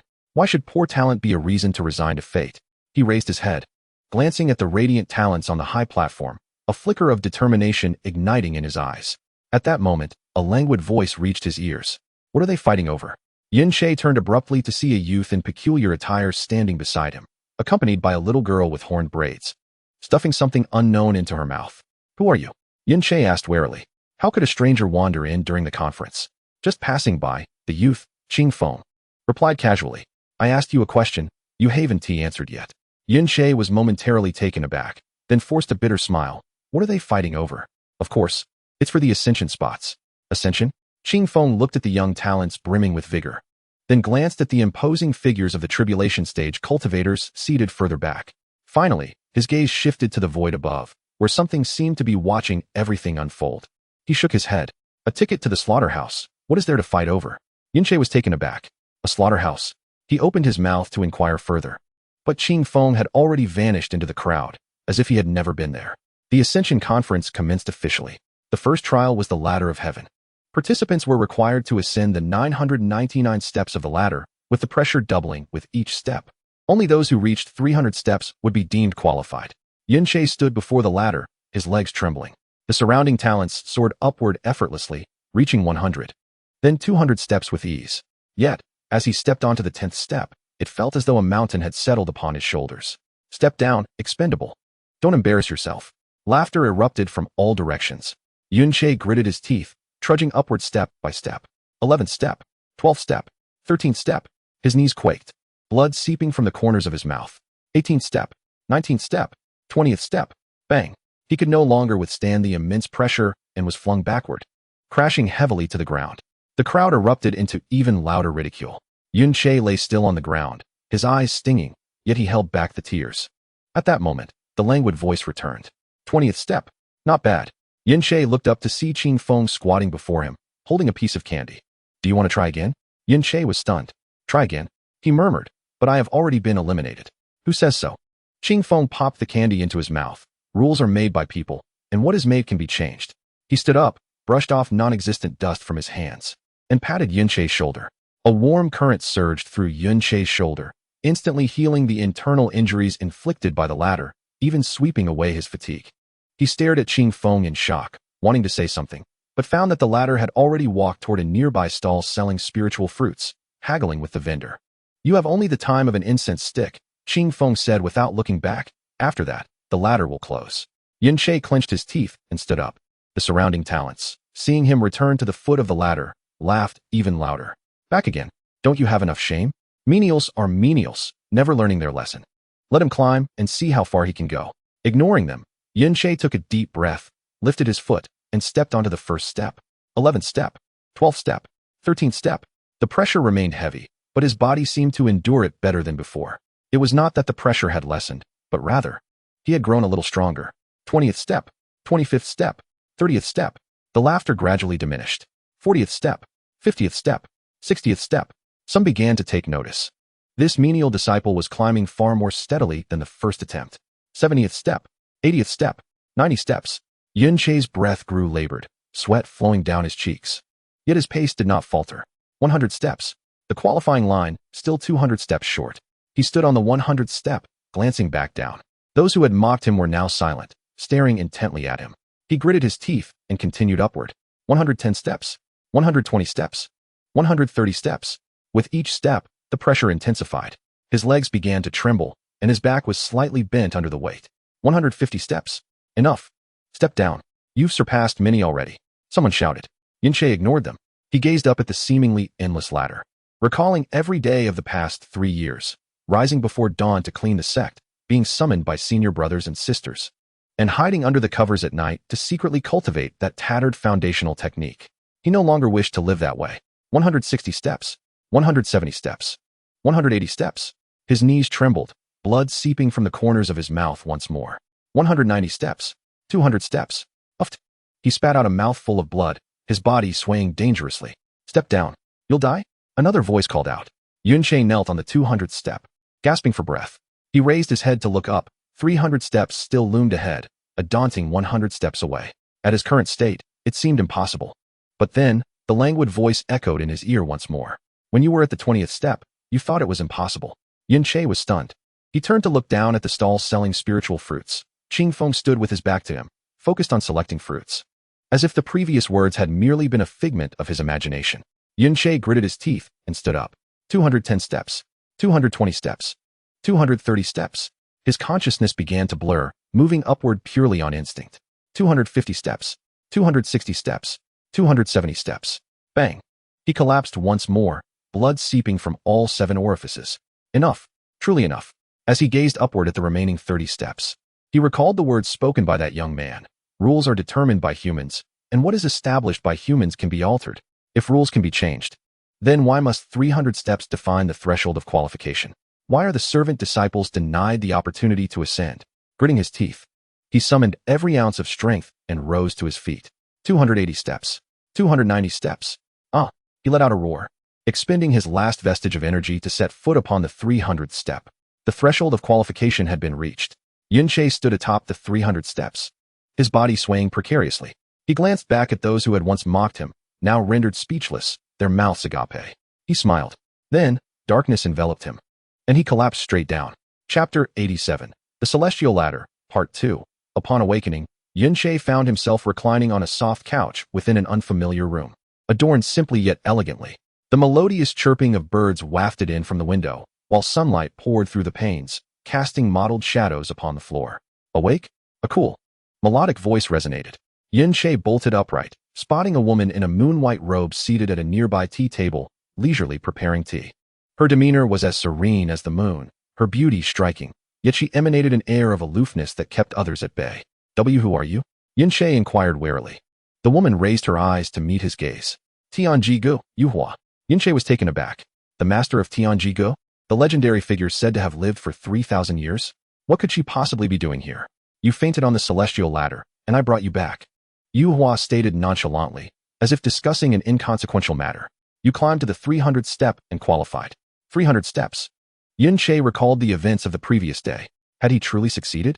However, given your cultivation level, ascending to the 300th step defies logic, Yuhua remarked, setting down her teacup and fixing him with a penetrating gaze.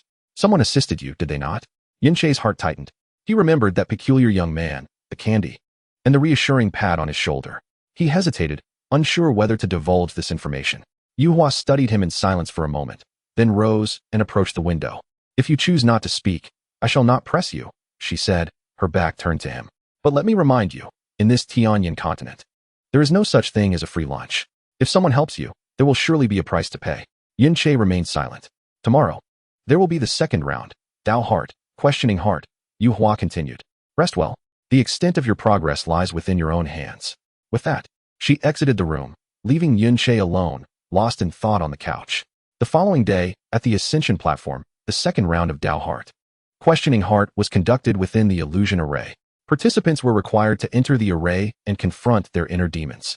Only those who could endure for at least a stick of incense would qualify for the third round. Yunche stood before the illusion array, his heart racing with trepidation. Would yesterday's miracle manifest again today? He scanned the crowd, searching for the figure of that young man. But today, he was nowhere to be found. Taking a deep breath, he stepped into the illusion array. Inside, he encountered many visions. He saw himself as a child, the hopeful eyes of his parents as they sent him to Qing Yunzong. He witnessed the ridicule and bullying he endured from his seniors over the past 3 years. He recalled the countless times he fell and rose again on the celestial ladder. He also glimpsed a scene where he stood amidst the clouds, revered by all realms. with everyone kneeling at his feet, calling him the Ascendant. That was the vision he most yearned to see. Yunche remained motionless before that illusion for a long time. Then he smiled. False, he declared. The illusion shattered. He pressed forward. New visions emerged within the array, his parents' tragic deaths, the annihilation of his sect, and him standing alone amidst ruins, devoid of everything. That was the sight he feared most. Yunche gazed at the illusion in silence. Then he smiled again. Also false, he stated. The illusion shattered once more. 1 stick of incense. 2 sticks of incense. 3 sticks of incense. When Yunche emerged from the illusion array, the crowd fell into a hushed silence. 3 sticks of incense. This was the best result in a millennium for the Ascension Conference. Upon the high platform, Yuhua observed the sweat-drenched youth before her, his eyes exceptionally clear, and a flicker of complex emotion flashed in her gaze. What is your name? She inquired. Yunche? He replied. Yuhua nodded but offered no further words. She simply instructed her attendant, take him to rest. Yunche was left in shock. Just like that? No acceptance as a disciple? No praise? Yet, he dared not question further and followed the attendant away. In the crowd, near a stall selling spiritual fruits, Hong Lian tugged at Qing Feng's sleeve. Master, that sister seems to dislike him? Qing Feng leisurely bit into the spiritual fruit he had just purchased, replying, not dislike. She is waiting. Waiting for what? Waiting for him to prove that he is more than just lucky. Chapter 88. 3,000 years of waiting beside Yuhua's tea table. Fragrant tea wafted through the air. Qing Feng finished 1 cup and poured himself another. Hong Lian finally abandoned the potted orchid and leaned over to ask for a cup. Grimacing after a sip. Bitter. Children do not understand, Qing Feng said slowly. This is called life. Yuhua found no pleasure in savoring tea. She fixed her gaze on Qing Feng, speaking each word with precision. Can you handle that fragment? Yes, Qing Feng replied simply and directly, but it is unnecessary. Why is it unnecessary? Yuhua's voice grew animated. Do you know how many geniuses have been reaped by it over the past 3,000 years? Do you know where all those spirited young individuals went after each Ascension Conference? I do. Qing Feng set down his teacup, looking at Yuhua. But have you considered why it only reaps ascendants? Yuhua was taken aback. Because it has no eyes, no ears, and no consciousness, Qing Feng explained. It only possesses instinct. Its instinct is to sense when something is leaving this world, and it pulls it away. It is not hunting, it is merely cleansing. The term cleansing sent a shiver down Yuhua's spine. So, as long as no one ascends, it will remain dormant, Qing Feng concluded. The issue lies not with it, but with why you insist on ascending. Yuhua fell silent. For 3,000 years, she had never contemplated this question. Ascension is the ultimate goal for all cultivators. From a young age, we are taught that the pinnacle of cultivation is ascension. No one is ever asked, why ascend? Where do we go after ascension? Because everyone else does, Yuhua murmured. Thus, a horde of blind ants line up to leap into the fire pit. Qing Feng remarked as he stood and approached the window, gazing at the starry sky, where the cleansing entity diligently performed its duty of clearing out the ants that had leaped in. He turned back to Yuhua. Do you wish to alter this cycle? Yuhua nodded vigorously. Then do not let the ants leap again. Yuhua smiled ruefully. Easier said than done. 3,000 years of tradition. The faith of 36 sects. How could it be changed so simply? Qing Feng offered no response, but directed his gaze toward Yunche, who had remained silent in the corner. What do you think? Yunche was momentarily stunned, then recalled the gazes of those geniuses when he reached the summit of the celestial ladder. Awe, jealousy, confusion, and a hint of something he could not quite articulate. He hesitated before speaking. I believe that if ascension truly is a fire pit, then the first to leap is a fool. But if everyone leaps, then the first one who refrains from jumping is also a fool. So, Yunche inhaled deeply. Everyone must understand that it is not a fire pit, but rather a fire pit. Qing Feng regarded him, a flicker of satisfaction glimmering in his eyes. You are a bit more astute than I anticipated. He snapped his fingers, and a sheet of paper materialized, gently floating before Yuhua. On it was written a single line. Ascension equals reaping. The truth is here, belief is yours to choose. Post it, Qing Feng instructed. The more conspicuous, the better. Yuhua stared at the paper, her hands trembling slightly. Will this be effective? Not necessarily. Qing Feng returned to his seat by the tea table, but at the very least, he hoped to make those who had yet to leap pause for reflection. He lifted his teacup and took another sip. The rest would be entrusted to time. The following morning, Lena was awakened by a cacophony. She pushed open the door to the storage room and beheld a throng gathered in the main square of the academy. Voices rose in shouts, some weeping, while others pointed animatedly at something posted on the bulletin board. She squeezed her way into the crowd and discovered a freshly posted notice. The preliminary investigation results regarding the fraudulent Lena incident sent a jolt through her heart. She continued reading. Upon investigation, it was found that Lina Xuanhua's use of magic in Madame Ella's class stemmed from her innate talent, with no evidence of prohibited magical artifacts being employed. Accordingly, the charges against her for using forbidden items were dismissed. However, her conduct remained contentious and warranted further observation. Dismissed charges? Lina was taken aback. She looked up to see Master Graham watching her from a distance. The elderly man gave her a slight nod before turning to leave. Lina stood frozen in place, unable to move. For the first time in 18 years, someone had told her, "You are not at fault." Chapter 89. Confrontation outside the gates of the Tiangong Pavilion. Dozens had gathered. Leading them were the elders of three sects, Liang Sect, Hanyu Palace, and Tianjin Gate. These three sects represented the most formidable powers aside from the Tiangong Pavilion itself. Behind them trailed a group of young disciples, participants in the upcoming Ascension Conference. Yuehua, accompanied by Yun Song, slowly emerged from the mountain gates. Esteemed guests, what brings you to the Tiangong Pavilion? Yuehua's voice was soft, yet resonated clearly in every ear. The elder from Liang Sect spoke first. Fair Yuehua, we seek clarification. Clarification regarding what? That menial worker from Qingyun's sect, he pointed at Yun Song. By what right did he ascend the celestial ladder? By what means did he endure 3 incense sticks in the heart-seeking array? How could a foundation establishment waste achieve such feats? Yuehua cast a glance at Yun Song, remaining silent. Yun Song inhaled deeply and stepped forward. I climbed it myself, walked it myself. He asserted, there is no need for justification. Nonsense. A young disciple from Tianjin Gate rushed forth, the one who had mocked Yun Song most fiercely the day before. You are but a menial worker, having never even learned a cultivation technique. How could you possibly surpass us? You must have resorted to some underhanded means. Underhanded means? Yun Song retorted. Your disciple was stumped. You accuse me of cheating. Where is your evidence? He regarded the disciple. You claim I used some method. What method? Speak it aloud for all to hear. The disciple's face flushed crimson, yet words eluded him. The elder from Liang's sect chuckled coldly. You have a sharp tongue, boy. However, this is the realm of cultivation, not a marketplace. If you assert you have not cheated, then prove it to us. How do I prove it? Fight me. The young disciple interjected. If you lose, you admit to cheating. Yun Song turned to Yuehua, who remained expressionless, merely stating, the choice is yours. Yun Song fell into silence, aware of his own limitations. To challenge a genius of at least Golden Core stage while being at Foundation establishment, that would be tantamount to courting death. Yet, if he refused, these individuals would not relent and would continue to create a ruckus, ultimately forcing Yuehua to surrender him. He clenched his teeth, about to acquiesce, when a languid voice broke through the crowd. Fighting is so dull, why not watch a show? Everyone turned towards the sound, spotting a strangely dressed youth perched on a nearby rock, idly munching on a skewer of candied hawthorn. Beside him stood a little girl, clutching a bag of something unknown, her face smeared with food. Yun Song's eyes brightened. It was him. Yuehua's pupils constricted slightly. The youth, Qingfeng, leisurely bit into a hawthorn, saying, Aren't you all curious why he could ascend? It's simple, because he wants to. Wants? The elder from Liang's sect frowned, perplexed by this reasoning. The reasoning is, Qingfeng stood, brushing off his clothing. You all have practiced for centuries, your hearts filled with thoughts of ascension, of becoming immortals, of surpassing others. But he is different. He pointed at Yun Song. What he thinks is, I no longer wish to be a menial worker. A hush fell over the crowd. Qingfeng continued, your hearts are too full. So full that they cannot accommodate anything else. His heart is empty, empty enough to hear what he truly desires. Preposterous. The elder from Tianjin Gate bellowed. Who are you to spout such nonsense here? Qingfeng smiled at him. Who I am is unimportant. What matters is, if you do not return soon. The precious elixirs and herbs your sect has stored may soon expire. As soon as he spoke, distant bells rang urgently. It was an emergency summons from the various sects. The faces of several elders changed, and they hastily retrieved their communication talismans. Moments later, their expressions grew even graver. Urgent matters await, we take our leave.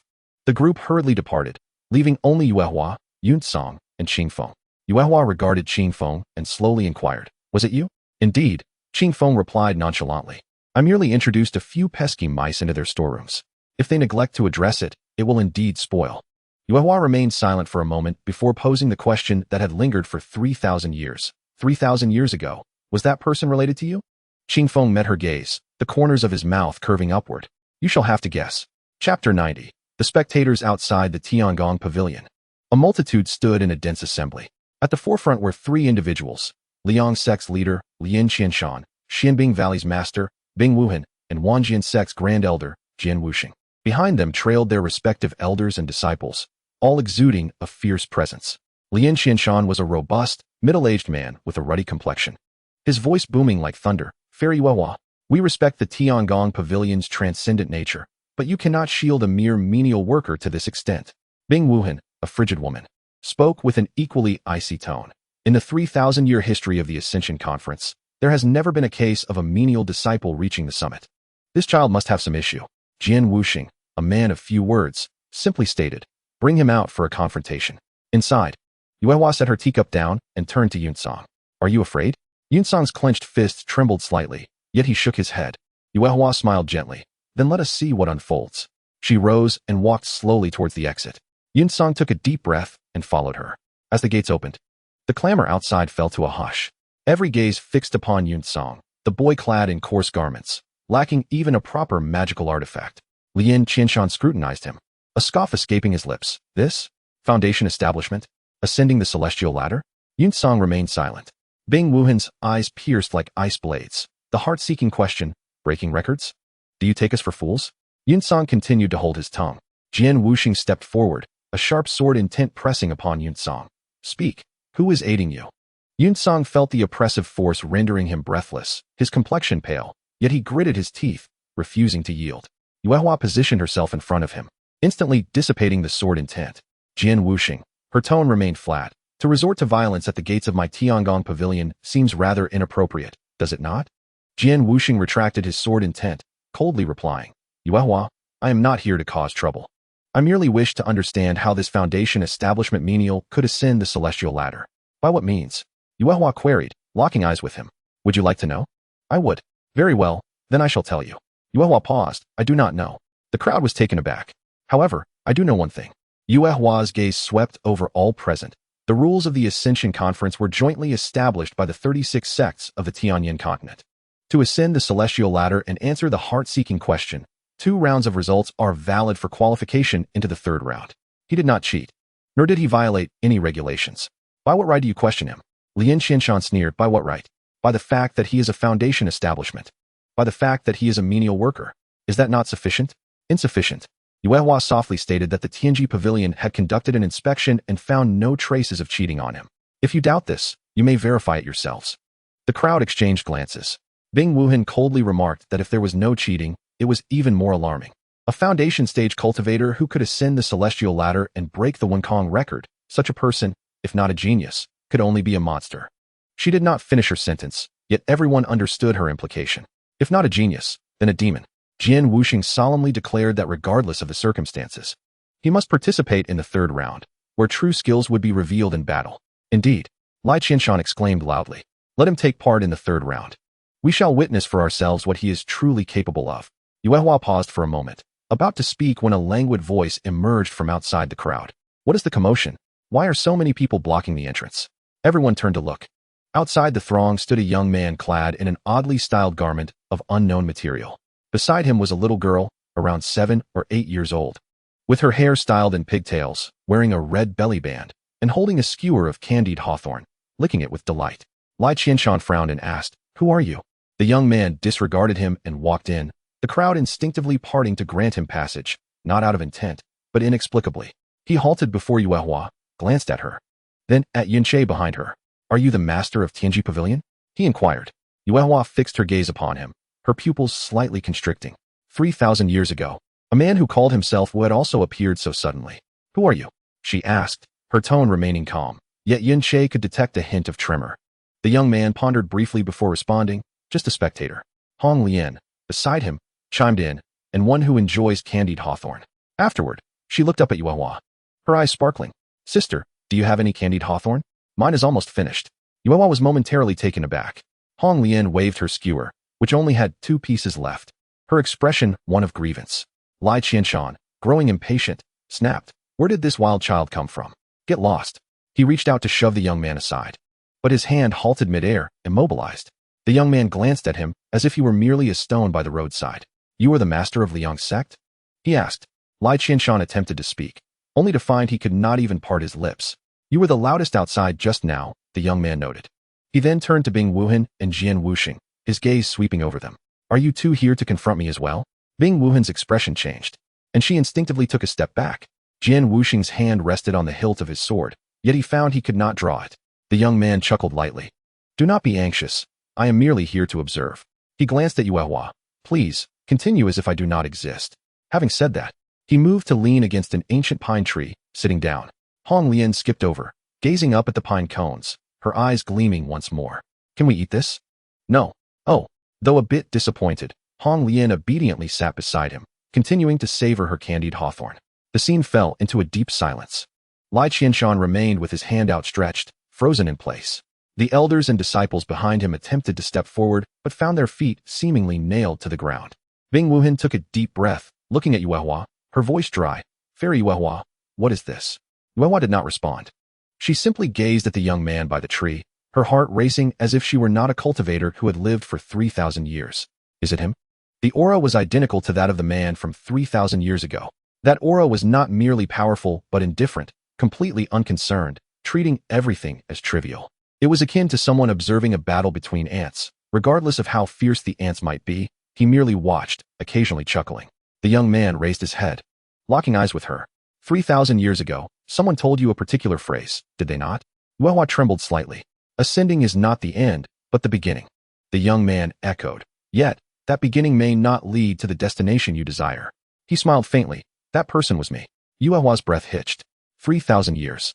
She had awaited this answer for 3 millennia, and it had now landed lightly before her. Yin Che stood nearby, utterly bewildered. The one giving him treats was an ancient being who had existed 3,000 years prior? Hong Lian muttered quietly, Master is pretending to be a senior again. Even though he just returned from that broken place not long ago. The young man flicked her forehead lightly. Hong Lian covered her head, pouting in grievance. Yuehua steadied herself and approached the pine tree, bowing respectfully. Senior, her voice trembled slightly. Today, I finally comprehend the words you spoke 3,000 years ago. The young man waved his hand dismissively. No need for such formalities. Calling me senior makes me feel ancient. He glanced at the sect cultivators still frozen in place. The answers you seek lie above. Once this ascension conference concludes, you shall understand. Finally, Lai Qianshan regained movement, staggering back a few steps, his face pale with terror. Jian Wuxing, having been able to finally draw his sword, chose not to. Bing Wuhan, after a moment of silence, suddenly asked, what will happen when the conference ends? The young man regarded her with a smile. Someone will discover that at the end of ascension, there is nothing. He rose, brushing off the dust from his clothing. All right, the spectacle is over. It is time for me to leave. Hong Lian promptly stood, shoving the last piece of candied hawthorn into her mouth, her cheeks bulging. Yuehua quickly interjected, Senior, what of it? The young man turned back to her. You have waited 3,000 years for this answer. Do you really need a few more days? Yuehua was momentarily stunned.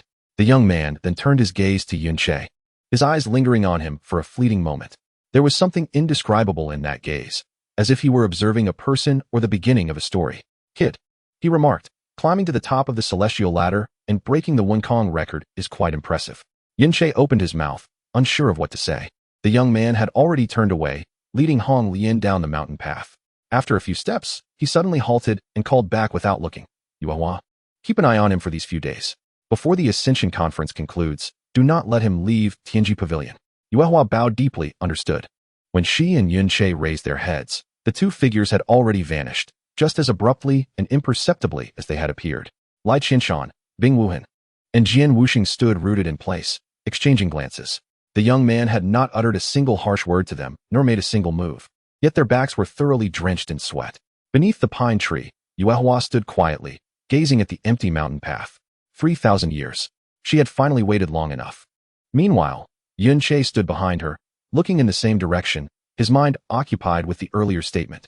Someone will discover that at the end of ascension, there is nothing. What, then, was the purpose of their relentless cultivation? He did not know the answer. However, he was certain that 3 days later, on the day the Ascension Conference concluded, all would be revealed. Outside Tianji Pavilion, Qing Feng walked along the mountain path with Hong Lian. Hong Lian, licking the remnants of sugar from the bamboo stick, mumbled, Master. Is that Yun Che the host of that fragment? Qing Feng remained silent. Hong Lian tilted her head in contemplation. No, you mentioned it was a half-controlled fragment of microdust. So it shouldn't be him. What is that thing behind Ascension? Qing Feng still did not respond. Hong Lian grew displeased. Master, speak up. Qing Feng looked down at her. About what? About that Yun Che? He pondered for a moment. He is merely an ordinary youth who wishes to live, to grow stronger, and to be respected by others. Hong Lian blinked. Then why did you glance at him a little longer? Qing Feng smiled slightly. Because he resembles someone. Who? Once upon a time, there was a person who ascended from the very bottom. Hong Lian, filled with curiosity, inquired, who is it? Qing Feng did not respond, but merely gazed up at the sky. The clouds that day were faint and light, reminiscent of a part of himself he had nearly forgotten. Chapter 91. After ascension 3 days later, the ascension conference concluded without any ascendants, as the portal to the heavens slowly dissipated above the ascension platform. And the golden light, symbolizing ascension, ultimately failed to descend upon anyone. A wave of shock swept across the entire Tianyin continent. The 36 sects and countless cultivators had waited for a millennium, only to receive this outcome? Surely, the Tianji Pavilion was behind this. That peculiar individual, named Qing Feng, disrupted the conference. And that Yunche, he must have employed some dark sorcery to ruin the Ascension's fortune. The Qingyun sect was the first to publicly accuse the Tianji Pavilion of harboring demons and disturbing the sacred ceremony. The Ziyang sect quickly followed suit, declaring their intent to unite with other sects to seek an explanation. However, there were also dissenting voices. The leader of the Taisu sect, having personally witnessed Qing Feng's seal, everyone's spiritual energy with a mere snap of his fingers, immediately announced a closed-door policy upon returning, forbidding his disciples from partaking in any discussions targeting the Tianji Pavilion. That individual is not someone we can provoke, he simply stated. The Tianjian sect was also divided. The younger disciples were incensed, clamoring for justice regarding the Ascension Conference. Yet, several elders who had seen the world remained silent, ultimately retreating into seclusion, allowing the sect to be engulfed in chaos. In just 3 short days, the realm of cultivators within Tianyin continent resembled a pot of boiling water, bubbling and threatening to overflow at any moment. Meanwhile, within the Tianji Pavilion, tranquility reigned. Yu Hua sat leisurely by the tea table, brewing tea at a relaxed pace. Qing Feng, seated on a cushion opposite her, held a tablet in his hands, engrossed in an animated show. Hong Lian sat cross-legged beside him, happily crunching on a bag of potato chips. Yunche lingered at the doorway, uncertain whether to enter or retreat. He was unsure of his purpose for being there. 3 days prior, Yu Hua had advised him to return and rest. He had returned to his residence, waiting for a day, 2 days, 3 days, yet no one came to seek him out. Today, he could no longer restrain himself and ventured over. Tentatively, he spoke. Yu Hua Pavilion Master, I wish to ask. Sit. Yu Hua gestured to the cushion beside her. Yunche obediently sat down. What do you wish to inquire? Yu Hua asked. Yunche glanced at Qing Feng, then lowered his head, hesitating for a moment before finally speaking. I wish to know, now that the Ascension Conference has concluded, what should I do? Yu Hua did not answer, but turned her gaze towards Qing Feng. Qing Feng continued to stare at the screen, not lifting his head. Do you wish to ascend, or do you wish to live? Yunche was taken aback. This question was one he had asked himself 3 days prior, and at that time, he did not know the answer. Even now, he remained uncertain. Ascend, he murmured. Is that the place I long to go? Neither Qing Feng nor Yu Hua responded. Hong Lian, munching on chips, mumbled. Qing Feng says that ascension is not the end, but the beginning. However, that beginning may not necessarily be the place you desire to go. Yunche looked at her. Hong Lian blinked. Where is the place you wish to go? Yunche opened his mouth, but found himself unable to respond. The place he wished to go? Since he could remember, he had been a mere errand boy in the Qingyun sect, chopping wood and fetching water at the beck and call of his senior brothers. His greatest aspiration was to one day become a formal disciple, to cultivate and stand out. But what comes after standing out? He had never considered that. You see, Qing Feng finally lifted his head, setting the tablet aside.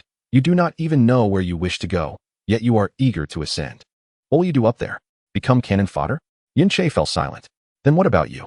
He summoned his courage to ask, where do you wish to go? Qing Feng pondered for a moment and replied, me? I wish to find a place to quietly watch animated shows. But there are always matters that come knocking, leaving me no choice. Hong Lian nodded in agreement. Exactly. We were initially watching Shi Yang at home when we sensed fragments here and came over. Fragments? Yu Hua sharply caught this keyword.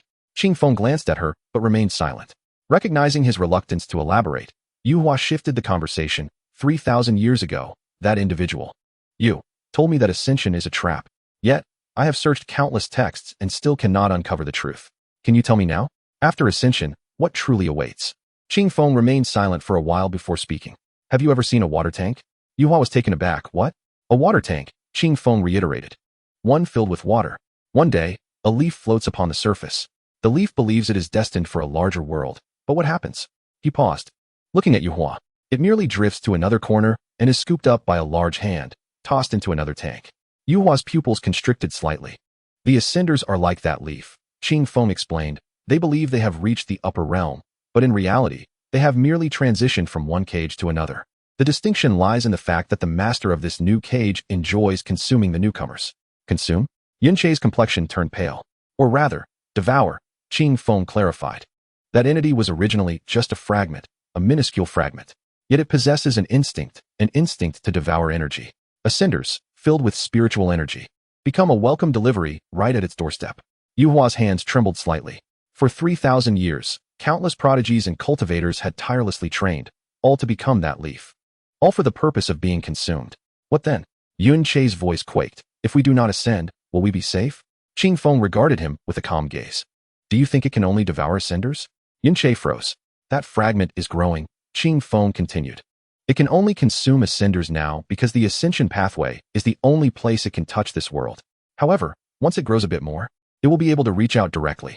He stood up and walked to the window, gazing at the sea of clouds outside. By that time, the entire Tianyin continent will be its banquet. A profound silence enveloped the room. Yuhua's complexion turned as pale as paper. Yunchei clenched his clothing tightly, his knuckles turning white. Only Hong Lian continued to munch on her potato chips, completely unfazed. Then, are you? Yuhua struggled to articulate. Are you here to save us? Qing Feng turned back to look at her. I am not here to save you, he said. I am here to retrieve that fragment. Perhaps, in passing, I might save you. Yuhua was taken aback. Suddenly, she laughed. For 3,000 years, she had been waiting for someone, waiting for an answer. Now, she had finally received it. Although this answer was far more terrifying than she had imagined, at least she had unveiled the truth. What should we do now? She asked. Qing Feng contemplated for a moment before responding. Wait for those sects to come knocking on our door, he replied. That fragment requires energy. It senses that so many cultivators are gathered here and will not let this opportunity pass. Once it reaches out, I will be able to locate its exact position. Yuhua took a deep breath and nodded. All right. At that moment, hurried footsteps suddenly echoed from outside. A disciple of the Tianji pavilion rushed in, panting. Pavilion master. It's bad. The Qingyin sect, Ziyang sect, and over a dozen other sects are uniting and heading towards the Tianji pavilion. They are calling for the extermination of demons and to cleanse the sect. Yuhua's expression changed, and she looked at Qing Feng. Yet, Qing Feng merely smiled. See, he remarked, what did I tell you? He turned and sauntered leisurely towards the exit. Hong Lian jumped up, clutching a bag of chips as she followed after him. Qing Feng, are you going to fight this time? Not fighting. Then what will you do? Show them something. What thing? Qing Feng did not answer, but raised his hand and snapped his fingers lightly. In the distance, a light suddenly illuminated the horizon. A radiant beam of golden light cascaded from the heavens above, piercing through the realms of earth and sky. The point of its descent was none other than outside the Tianji pavilion. The cultivators from various sects who were hastening toward this location abruptly halted in unison, gazing upward at the golden light, spellbound. As the brilliance gradually retracted, it coalesced into a single luminous point, suspended in midair. Within this point, something stirred, a colossal eye, gazing down through the golden rays, surveying the entirety of the Tianyin continent. At that moment, every individual held their breath. The eye was frigid, vacant, devoid of any emotion, reminiscent of a gaze cast upon mere ants. Then, a voice resonated. It was Qing Feng, his tone as calm and unruffled as ever. Do you see it? He inquired. That is the upper realm you have all longed for. He paused, allowing a slight smile to escape. If you wish to go, I shall not impede you. Yet. No one moved. No one dared to stir. After a brief moment, the eye closed slowly. The golden light dissipated, and the sky returned to its former state. However, the chilling gaze lingered in the hearts of all, cold, hollow, and steeped in despair. In the world of Yalanda, Lena awoke from her meditation with the Jingxin stone, beads of perspiration dotting her forehead. She glanced down at the stone in her hand and noticed it glimmered more brightly than before. Its soft radiance was warmer and steadier. Practicing again? Asked Alice, entering with a steaming cup of milk.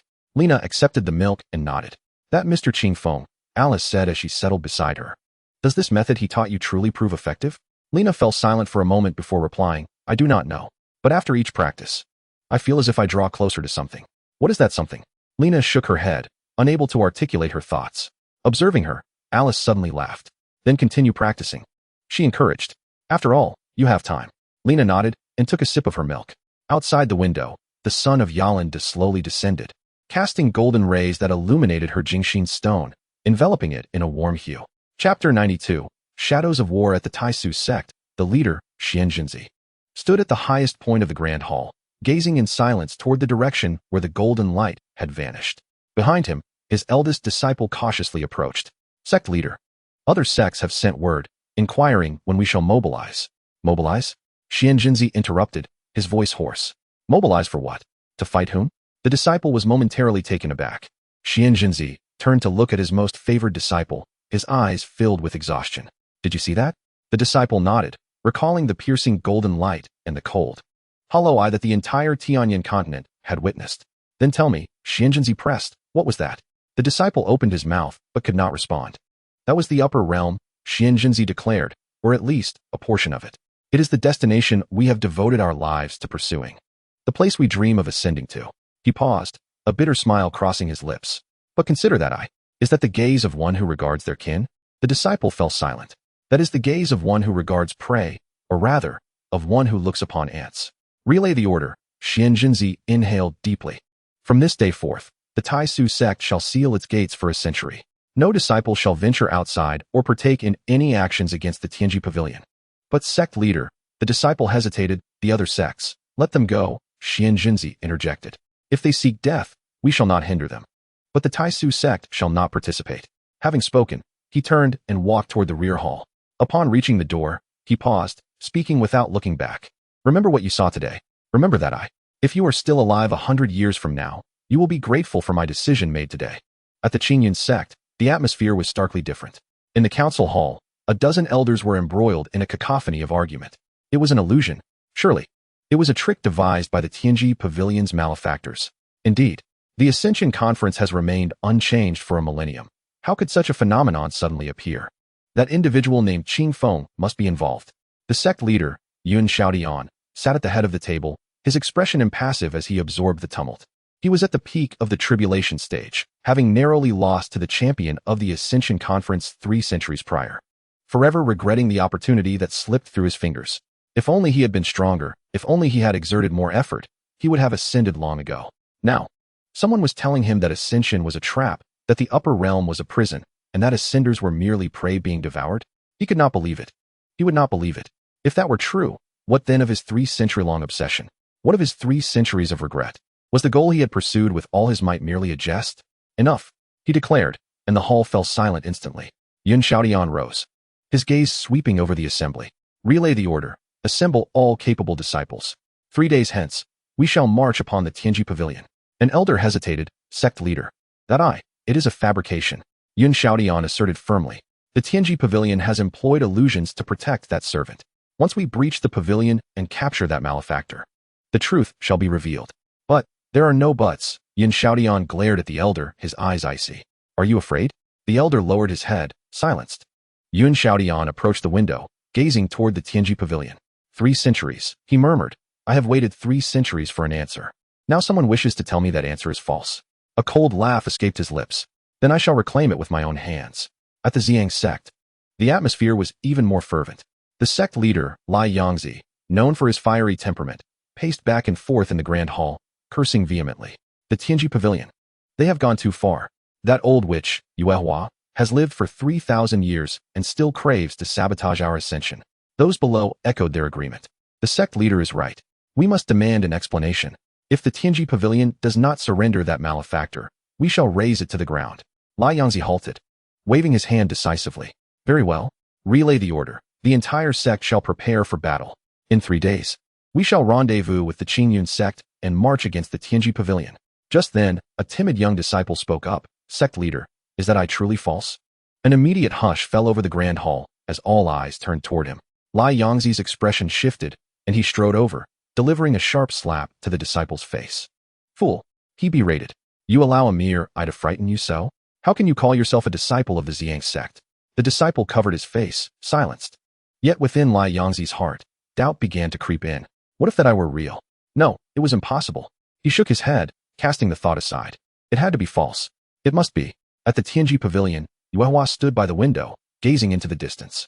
From here, she could see several beams of light igniting on the horizon, signals of the sect's gathering. They are coming, she stated. Qing Feng, seated by the tea table, was engrossed in a cartoon on his tablet. Hong Lian perched on his shoulder, equally captivated. He replied absent-mindedly. Do you truly not intend to take any action? Yuehua turned to look at him. More than a dozen sects united, at least 10,000 cultivators. Even if you are formidable, you cannot. She paused, suddenly recalling that this individual could seal the spiritual power of all with a mere snap of his fingers. For him, perhaps, the threat of thousands was negligible. It is not that I cannot, Qingfeng said, his gaze still fixed on the screen. It is that I do not wish to. Why is that? Qingfeng paused the animation and lifted his head to meet her gaze. Let me ask you, why have they come? Yuehua hesitated. Because they do not believe that I is real. Do they disbelieve, or are they unwilling to believe? Yuehua fell silent.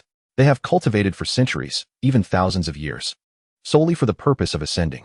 Qingfeng remarked that now someone has told them that ascension is but a trap, that their pursuits are mere illusions. How could they possibly accept this? He rose from his seat and walked to the window, standing side by side with Yuehua. Humanity, at times, would rather embrace a beautiful lie than confront a harsh truth. Accepting the truth would mean that all their efforts over the past centuries were in vain. He gazed at the distant lights growing ever brighter, his tone remaining unperturbed. Thus, they require an enemy, an adversary who can elucidate all of this. The Tianji Pavilion, Yin Shay, or myself, it matters not. As long as they can vent their anger, fear, and resentment, they can continue to deceive themselves. Yuehua fell silent, aware that Qingfeng spoke the truth. Over the past 3,000 years, she had witnessed too many such individuals. Shall we simply let them come at us? She inquired.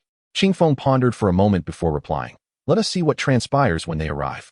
Perhaps they will turn back along the way. Yuehua offered a bitter smile. How could they possibly retreat?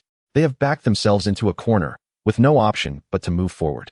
3 days later, outside the Tianji Pavilion, a throng of people stood in dense formation. 13 sects, including Qingyun sect, Ziyang sect, and Tianjin sect, with over 10,000 cultivators, surrounded the mountain, rendering it impenetrable. Banners waved, and spiritual light soared into the heavens. Yun Xiaodian and Liangzi stood at the forefront, flanked by elders and elite disciples from various sects. Yuehua stood at the entrance of the Tianji Pavilion, her expression tranquil. Fellow cultivators, it has been a while, she greeted. Enough with the pleasantries. Liangzi commanded with a wave of his hand. Yuehua, surrender that demon and the servant. We can let bygones be bygones today. Yuehua chuckled. Let bygones be bygones. You have surrounded my mountain gate, demanding I hand over individuals, and you dare to speak of forgiveness? Yuehua. Yun Xiaodian stepped forward. Do not be ungrateful. Even if your Tianji Pavilion is formidable, it cannot withstand the combined might of our 13 sects. Yuehua regarded him with a glimmer of pity. Yun Xiaodian. 300 years ago at the Ascension Conference, you lost to Zuan Zenzi of the Taishu sect, missing your chance at ascension. I imagine these 3 centuries have been quite painful for you. Yun Xiaodian's countenance shifted. Each night, you must ponder if only you had been a bit stronger or a bit more diligent. You have placed all your hopes on the next ascension. Yuehua's voice was soft, yet resonated clearly in every ear. Yet now someone tells you that ascension is a farce, that your 300 years of suffering and obsession are but a joke. You cannot accept this, hence you have come. Yun Xiaoyan's face flushed crimson. Silence. You think that by killing me and silencing the one who revealed the truth, you can continue to deceive yourself? Yuehua shook her head. It is futile. That eye you saw, you know whether it is real or not in your heart. The crowd fell silent. Yun Xiaoyan's chest heaved violently, his eyes flashing with struggle, anger, and fear. Then, with a wave of his hand, he commanded, attack. The battle cry echoed thunderously as over 10,000 cultivators surged forward. Yuehua took a deep breath and raised her hand in preparation for combat. At that moment, a sharp sound pierced the air. A crisp snap resonated, and everyone instantaneously froze. It was not by choice. Their bodies became utterly unresponsive, as if bound by an unseen force. Qingfeng emerged from behind Yuehua, holding a candied hawthorn. He bit into a berry, chewing slowly while observing those rendered motionless, his gaze tranquil. I had no intention of intervening, he stated. Allowing you to brawl and vent your frustrations, perhaps you would turn back. However, your noise disturbed my viewing of animated films. The arena was silent, with 10,000 cultivators maintaining their charge, utterly immobile. Only their eyes could move, filled with terror. Yun Xiaodian desperately willed himself to move and speak. But his body betrayed him. He watched as the oddly dressed youth approached him, an unprecedented fear surging within. Qingfeng halted before him, tilting his head in observation. 300 years of obsession is indeed difficult to relinquish, he remarked. Yet, such obsessions can sometimes lead to one's demise. He raised his hand and bit into another berry. Go back. Do not trouble me again. With another snap, all regained their freedom, yet none dared to move. Yun Xiaotian gasped for breath, staring at Qingfeng, his expression rife with fear and resentment. Who are you? Qingfeng contemplated for a moment. Just an observer, he replied, the kind who enjoys animated films. He turned and began to walk away.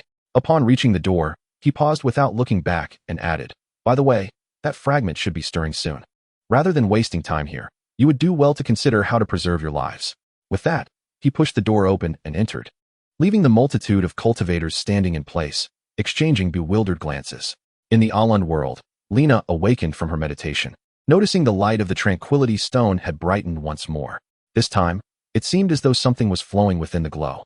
As she leaned closer, she discerned a faint golden hue, reminiscent of the light that Qingfeng had left behind upon his departure. She reached out to touch it, and the tranquility stone trembled slightly. A voice resonated in her mind. Continue your practice. When you are ready, I will come for you. Lena was taken aback. It was Qingfeng's voice. She looked down at the tranquility stone in her hand, determination flickering in her eyes. She would continue her training, without fail. Chapter 93. The awakening of the fragment outside the Tianji Pavilion. The sect cultivators who had besieged it had retreated for 3 days. Yet no one felt at ease. For the eye they had glimpsed loomed ominously in their minds.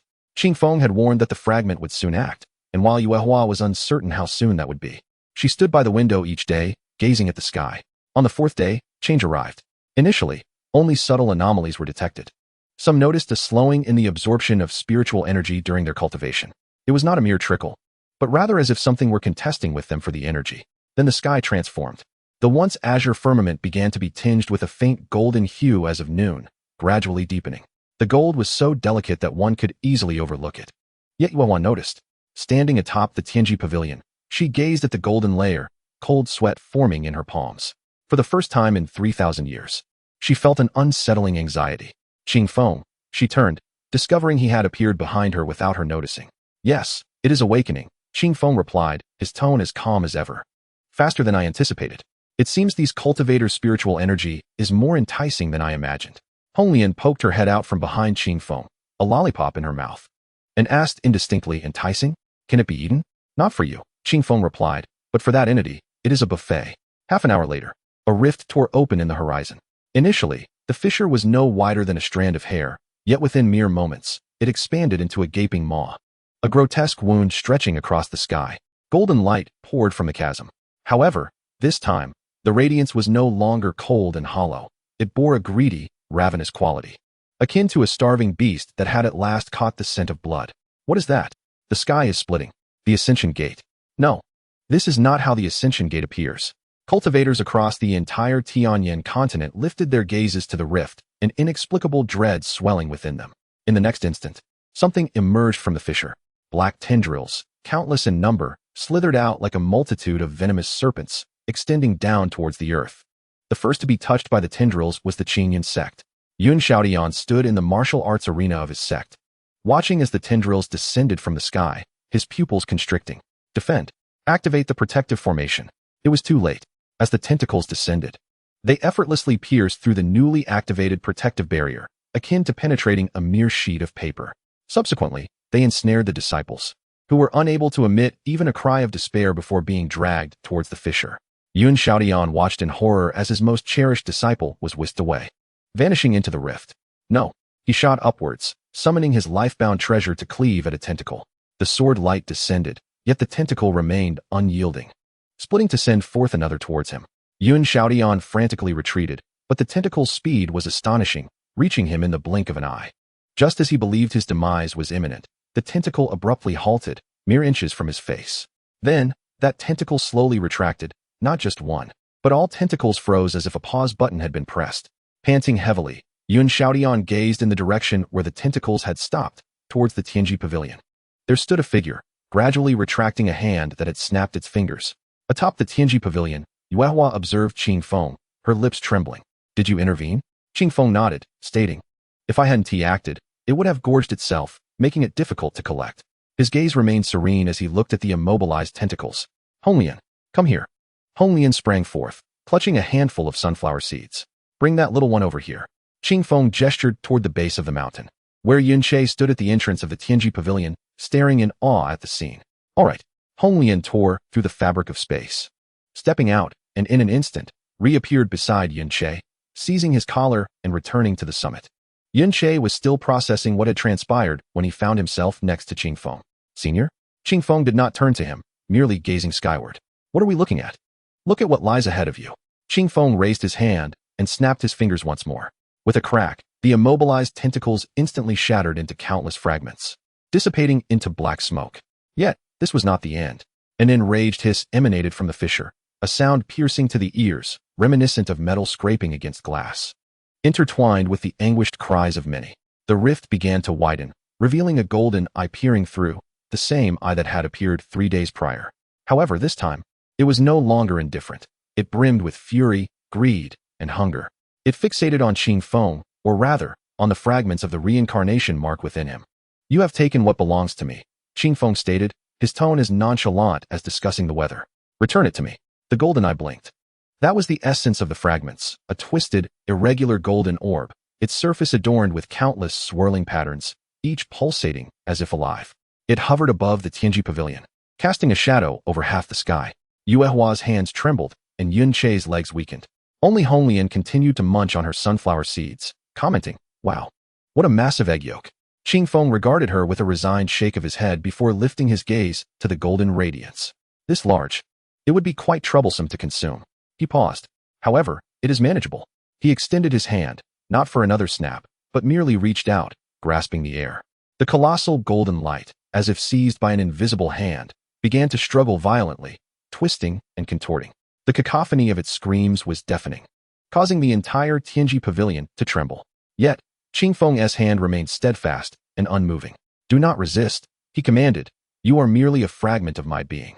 Returning to my possession is your destiny." He clenched his fingers. The golden light abruptly contracted, rapidly diminishing from its immense size to that of a fist. Before being drawn into Qing Feng's palm, the sky returned to its azure clarity, and the fissure gradually healed.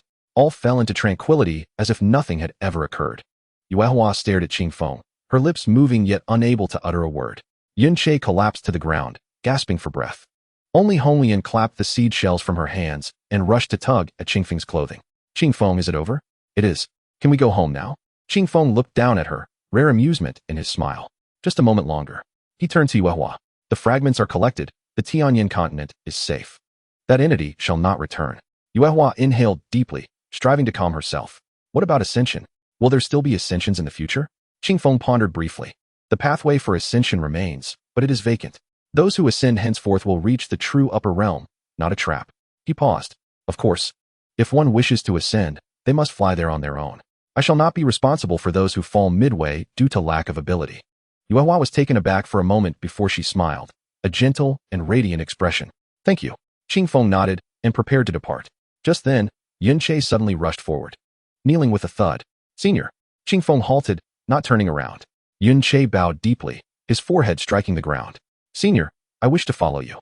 Qing Feng remained silent for a moment before finally turning to face him. "You cannot keep up." Yun Che's body stiffened. "Every step I take is an insurmountable distance for you." Qing Feng continued. "If you forcefully follow, you shall perish." Yun Che's eyes reddened. He did not wish to remain in this world. In this realm, he was but a servant, a useless pawn sent to die. Only by Qing Feng's side did he feel like a person. "Where should I go then?" Qing Feng regarded him, a flicker of gentleness passing through his gaze.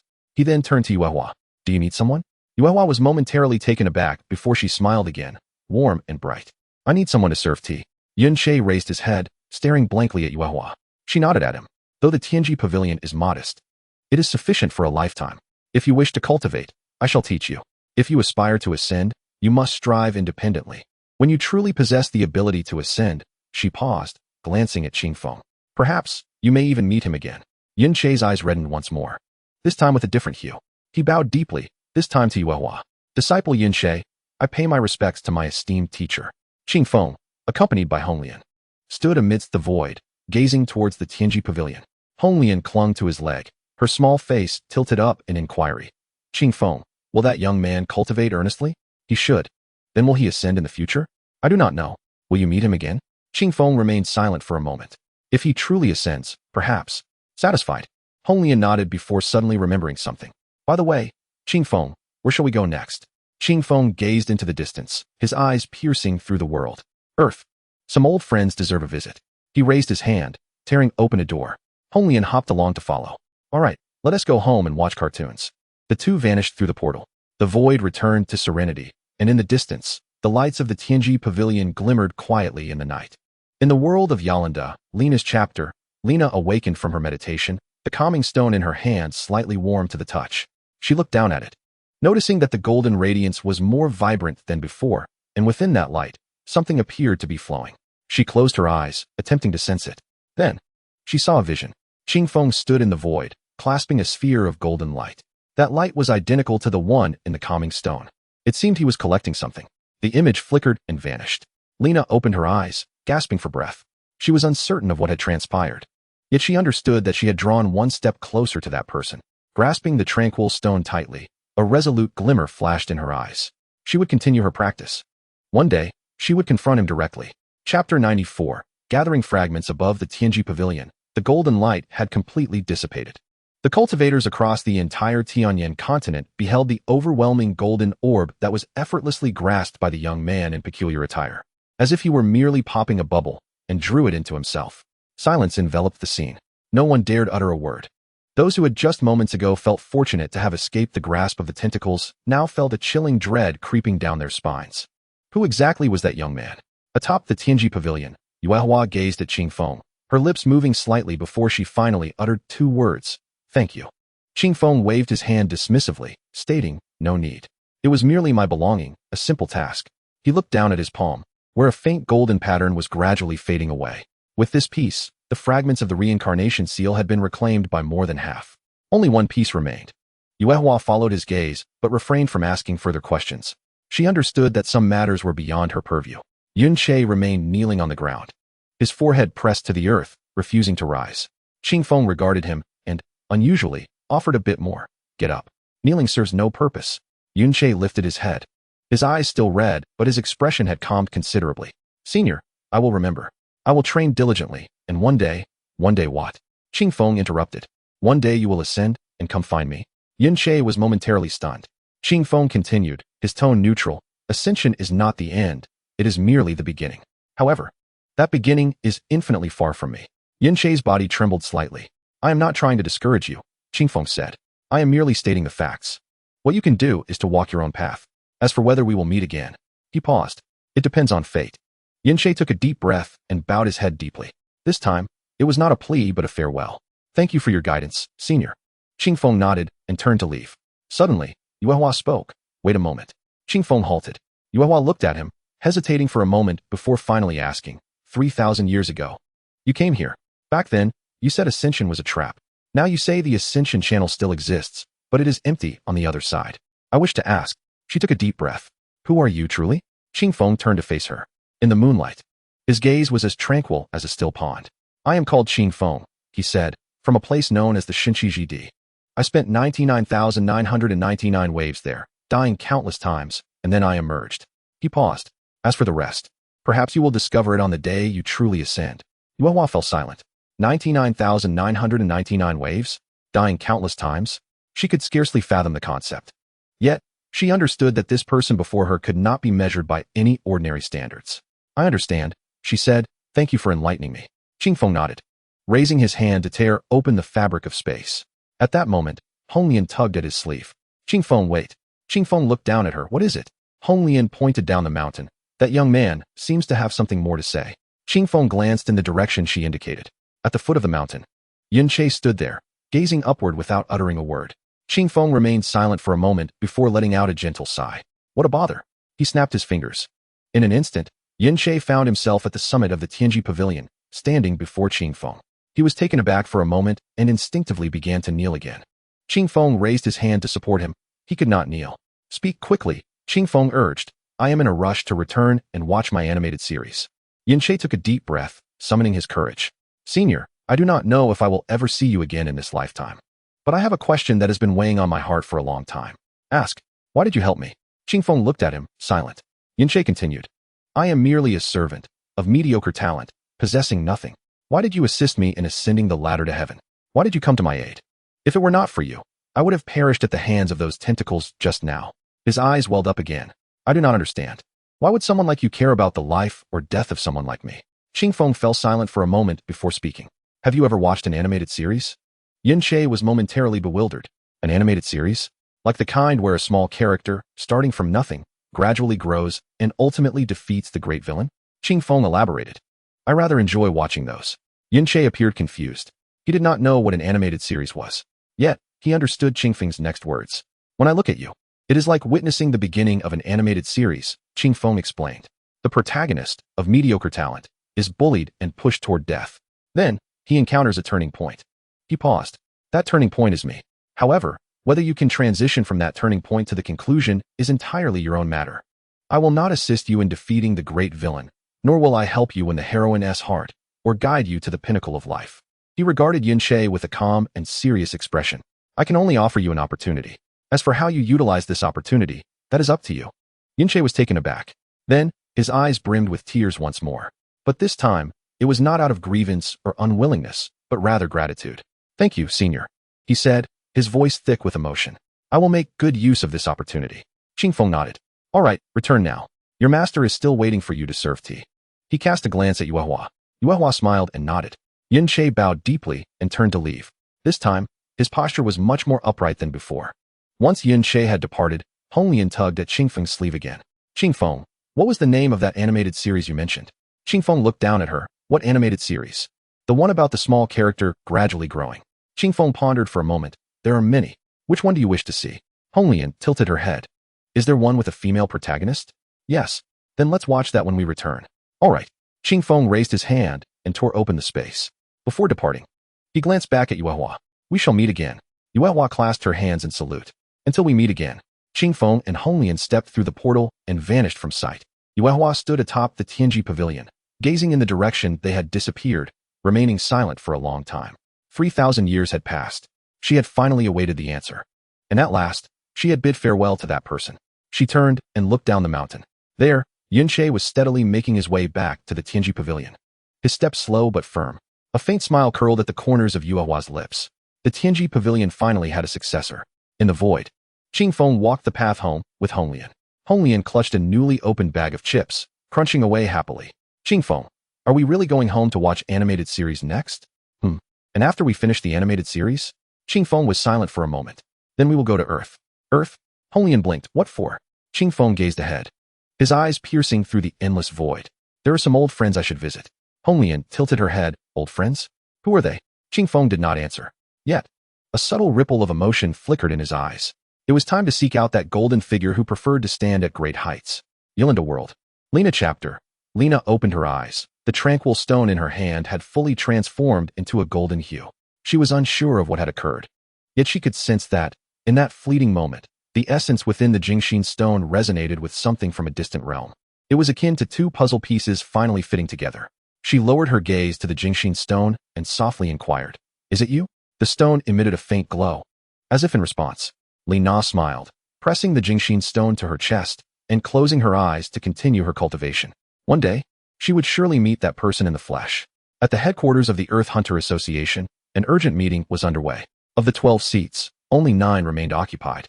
Gathered around a circular table, a colossal screen on the wall displayed footage captured by a satellite. At the summit of Tokyo Tower stood a golden figure, surrounded by countless floating lights.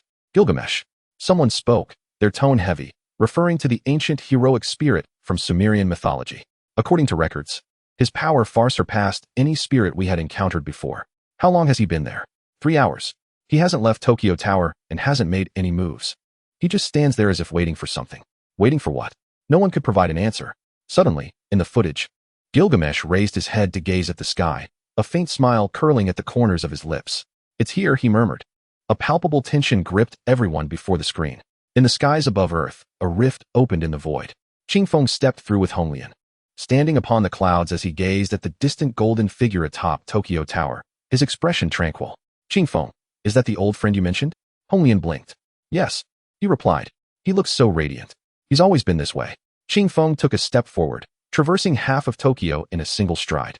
Landing on the rooftop opposite Tokyo Tower, Gilgamesh looked at him, smiling. Wang 50,000, you haven't changed a bit. Qing Feng regarded him with calmness. You too. Still fond of high places. Chapter 95. Old friends at the pinnacle of Tokyo Tower. Gilgamesh stood, his golden armor glinting coldly in the moonlight. Behind him, The lights of the king's treasure shimmered densely, resembling a sea of golden stars. Qing Feng stood on the opposite rooftop, clad in a t-shirt adorned with cartoon patterns. Hands tucked into his pockets, his demeanor placid. Hong Lian squatted by his feet, clutching a bag of potato chips, gazing up at the golden figure with wide eyes, mumbling, "Wow. It's so dazzling." The two maintained eye contact across several hundred meters, enveloped in silence for an extended period. Eventually, it was Gilgamesh who broke the stillness.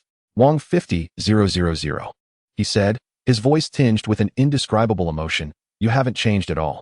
"Neither have you," Qing Feng replied, still so fond of standing in high places. Gilgamesh chuckled. There was no derision or hostility in that smile, only the warmth of a long-awaited reunion. "Shall we not descend and have a chat?" Qing Feng suggested. Gilgamesh pondered for a moment before stepping from the top of Tokyo Tower. In the blink of an eye, he stood on the rooftop opposite Qing Feng. The lights of the king's treasure vanished, and his armor faded away, revealing a simple black shirt with sleeves rolled up to the elbows. He looked less like an ancient king and more like an ordinary young man of the city, though his visage remained striking. "It has been 3,000 years, Gilgamesh remarked, and this world is still as dull as ever. Then why awaken?" Qing Feng asked. "I was disturbed," Gilgamesh replied with a hint of annoyance. "The spirits from your world awakened and disrupted my coffin." Qing Feng raised an eyebrow. "Your coffin? Aren't you buried in Uruk?" "That is merely a ceremonial tomb," Gilgamesh scoffed. "My true resting place lies beneath your hall of spirits. Those chaotic spirits stirred things up and roused me from my slumber." He paused, turning his gaze to Qing Feng. "By the way, this is somewhat your fault, isn't it?" Qing Feng considered for a moment.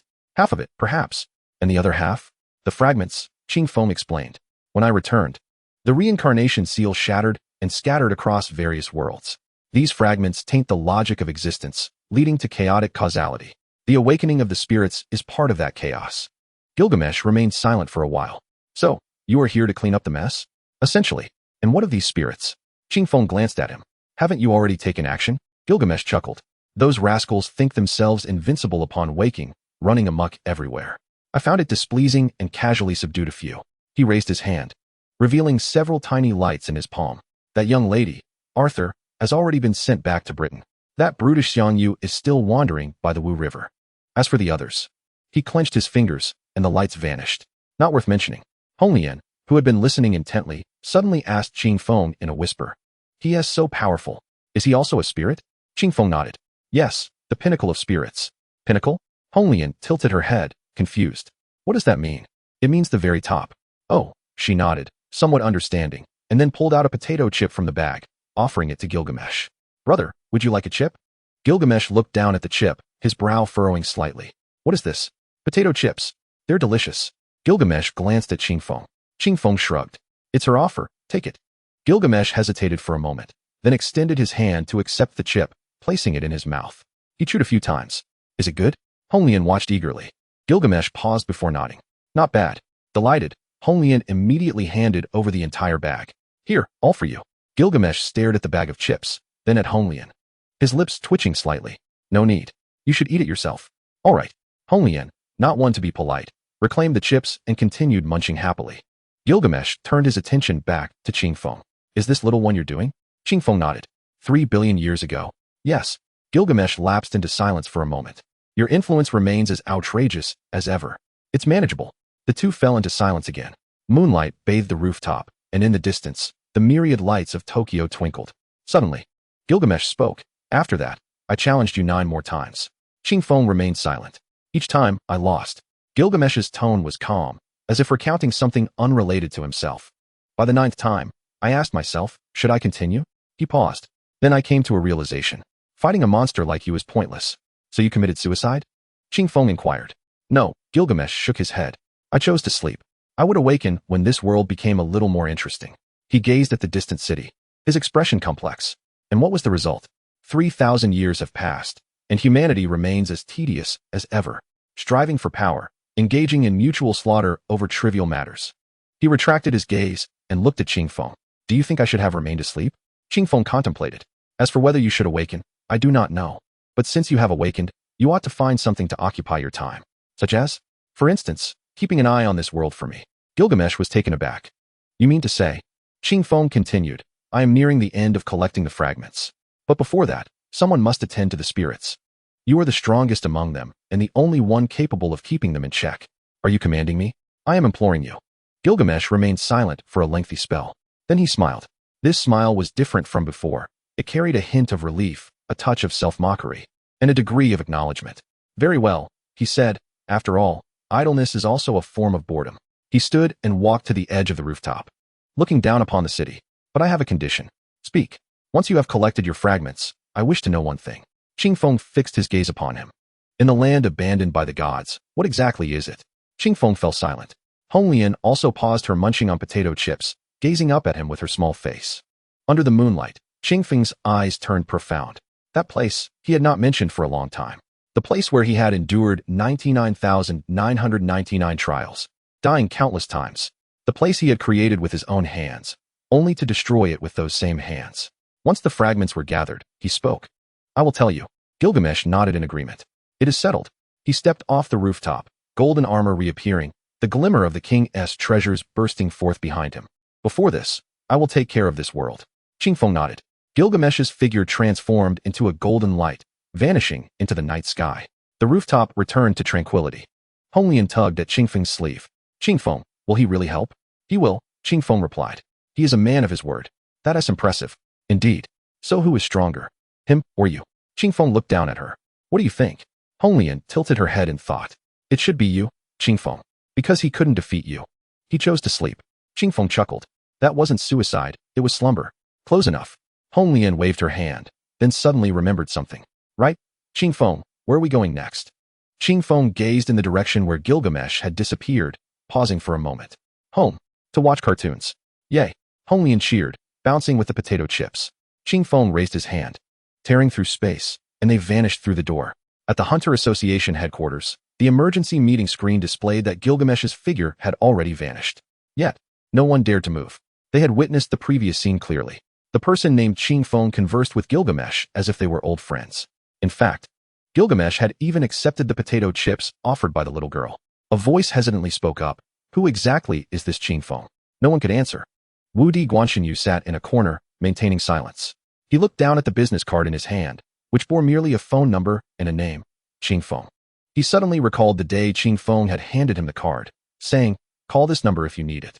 Guanxinyu tightened his grip on the card, inhaling deeply. Pass down the order, he said. All operations against the heroic spirits are to be temporarily halted. Await news of that individual. But there are no buts. Guanxinyu stood, his gaze sweeping over the crowd. You all witnessed that scene. That person is not someone we can provoke. Since he is connected to Gilgamesh, let Gilgamesh handle it. He paused. We shall wait. The conference room remained silent for a long time. Ultimately, no one opposed. In the Aland world, Lena awoke from her meditation, discovering that the light of the Tranquility Stone had brightened once more. Moreover, this time, it seemed as if something flowed within the light. She closed her eyes, attempting to sense it. Then, she beheld an image. A golden figure stood atop Tokyo Tower, surrounded by countless treasures, resembling a sea of golden stars. Opposite that figure stood Qingfeng. They were engaged in conversation. Lena could not discern their words, yet she sensed a profound understanding between them, as if they had known each other for ages. The image flickered and vanished. Lena opened her eyes, gasping for air. She looked down at the Tranquility Stone, noticing it was gradually cooling.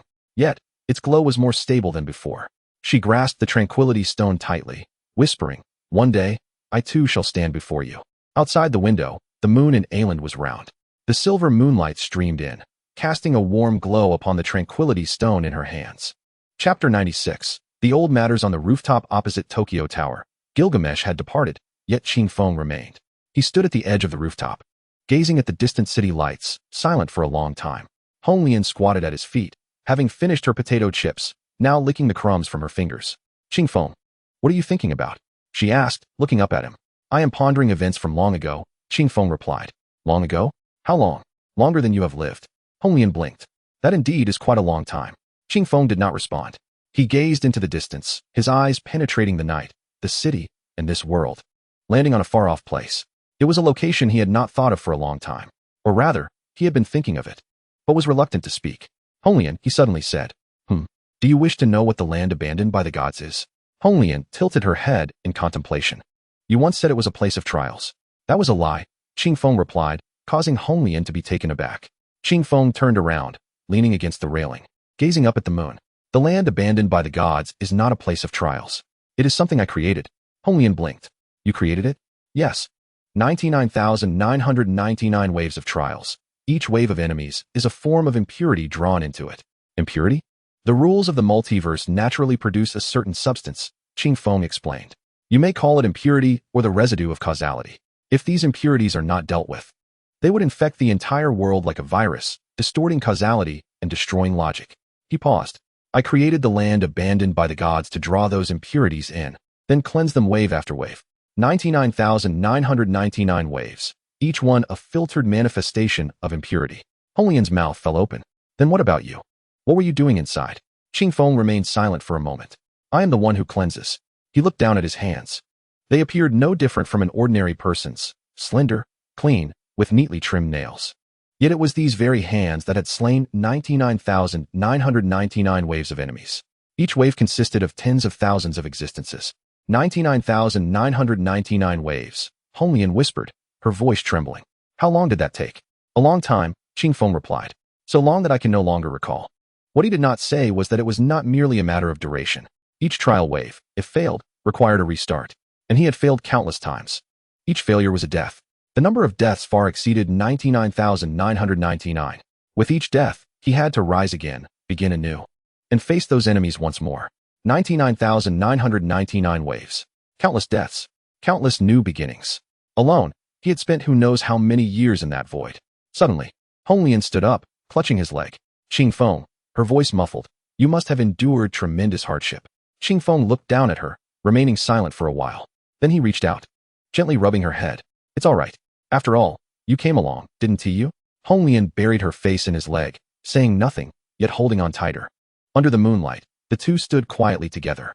After a long while, Holian finally lifted her head, her eyes red. Qing Feng, what about those enemies? They are impurities. Qing Feng said, neither human nor alive. Merely the residue of causality, waste produced by the rules. But, Holian bit her lip, they can speak, they can think, they can feel fear. Qing Feng fell silent. During the 20th wave, I suddenly said, there was an enemy, a little girl. She asked me, why are you killing me? Holian's body stiffened. I replied, because you are impurity. She asked, can impurities live? Qing Feng's voice was calm, as if recounting something unrelated to himself. I could not answer her, so I killed her. Then she appeared again, with the same face and the same words. In the next wave, it was still her. He paused for a moment. By the 30,000th wave, she no longer asked.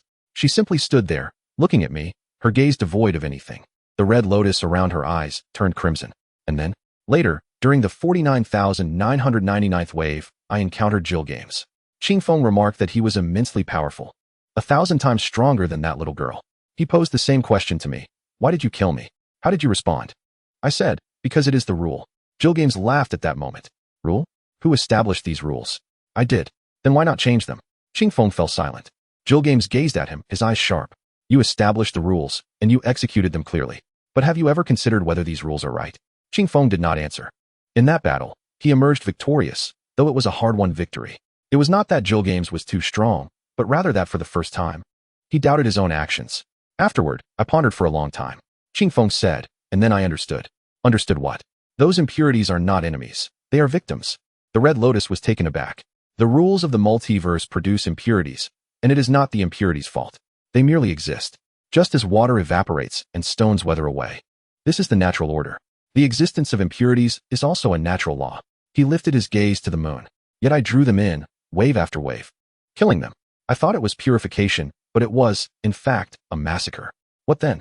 The voice of the Red Lotus trembled. Thus, I shattered the cycle seal. Qing Feng stated. The Red Lotus's eyes widened. Wasn't he the cycle seal already shattered? No. Qing Feng shook his head. I shattered it myself. He raised his hand, and a faint golden pattern emerged in his palm. The cycle seal is the core of my power. Shattering it will cause the godforsaken land to collapse. Those impurities still inside can escape, scattering across various worlds to begin anew. What about the fragments? The fragments are the cost, Qing Feng said. The shattering of the core will contaminate the logic of the world it inhabits.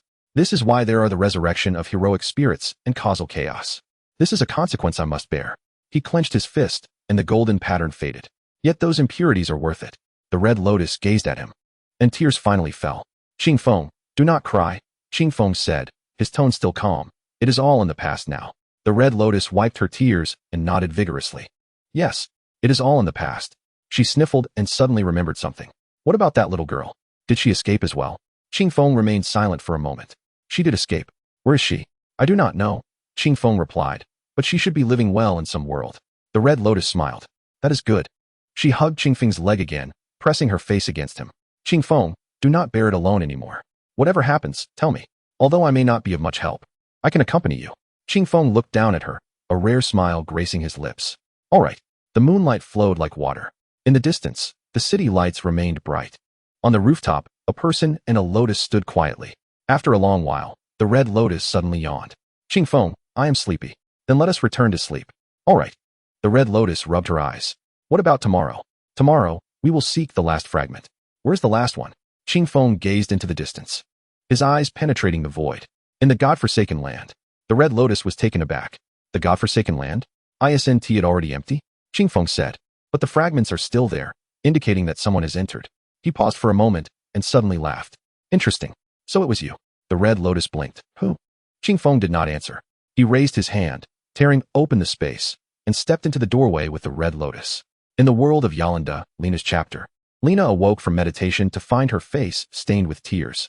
She did not understand why she was crying. While meditating, she felt an overwhelming sadness. That sadness was not hers. It came from the quieting stone. It was transmitted from that fragment. She looked down at the quieting stone in her hand, noticing its glow trembling slightly, as if it were weeping. Are you saddened? She asked softly. The quieting stone did not respond.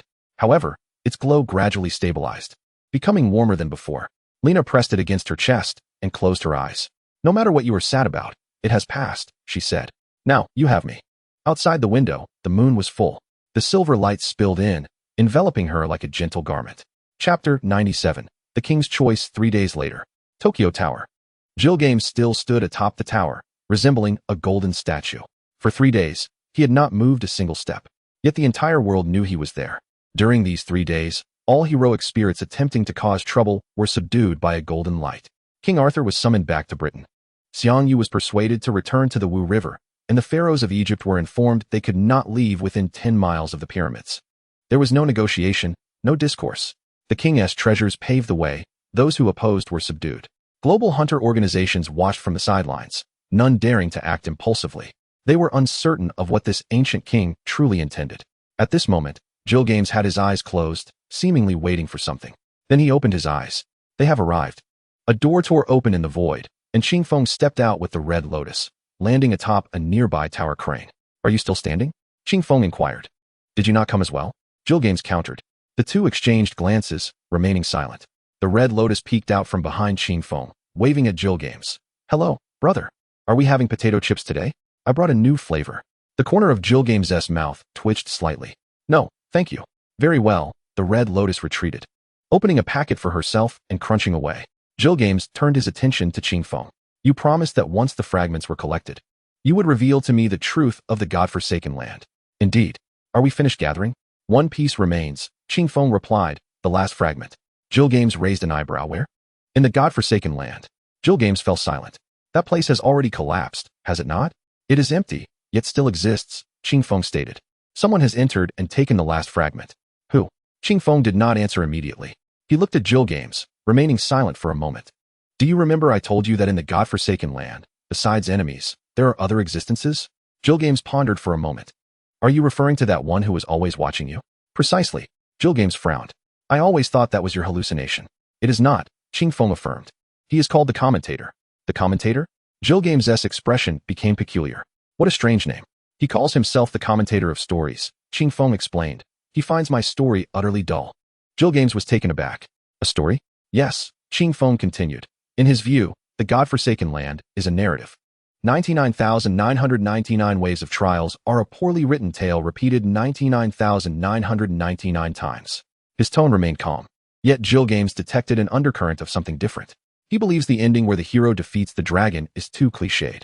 It should have a different conclusion. For instance? For example, the dragon wins. Jilgames remained silent for a long time. So he took your fragment too. To rewrite the ending, Qing Feng said. He wishes to stage the final act in the godforsaken land. The wind blew in from Tokyo Bay, lifting Jilgames' golden hair. He suddenly laughed. How interesting, he said. It is truly fascinating. He turned his gaze towards Qing Feng, a certain glimmer flickering in his eyes. Are you going? Indeed. To confront him? To reclaim what belongs to me. Qingfeng replied, adding, and perhaps, to have a conversation with him.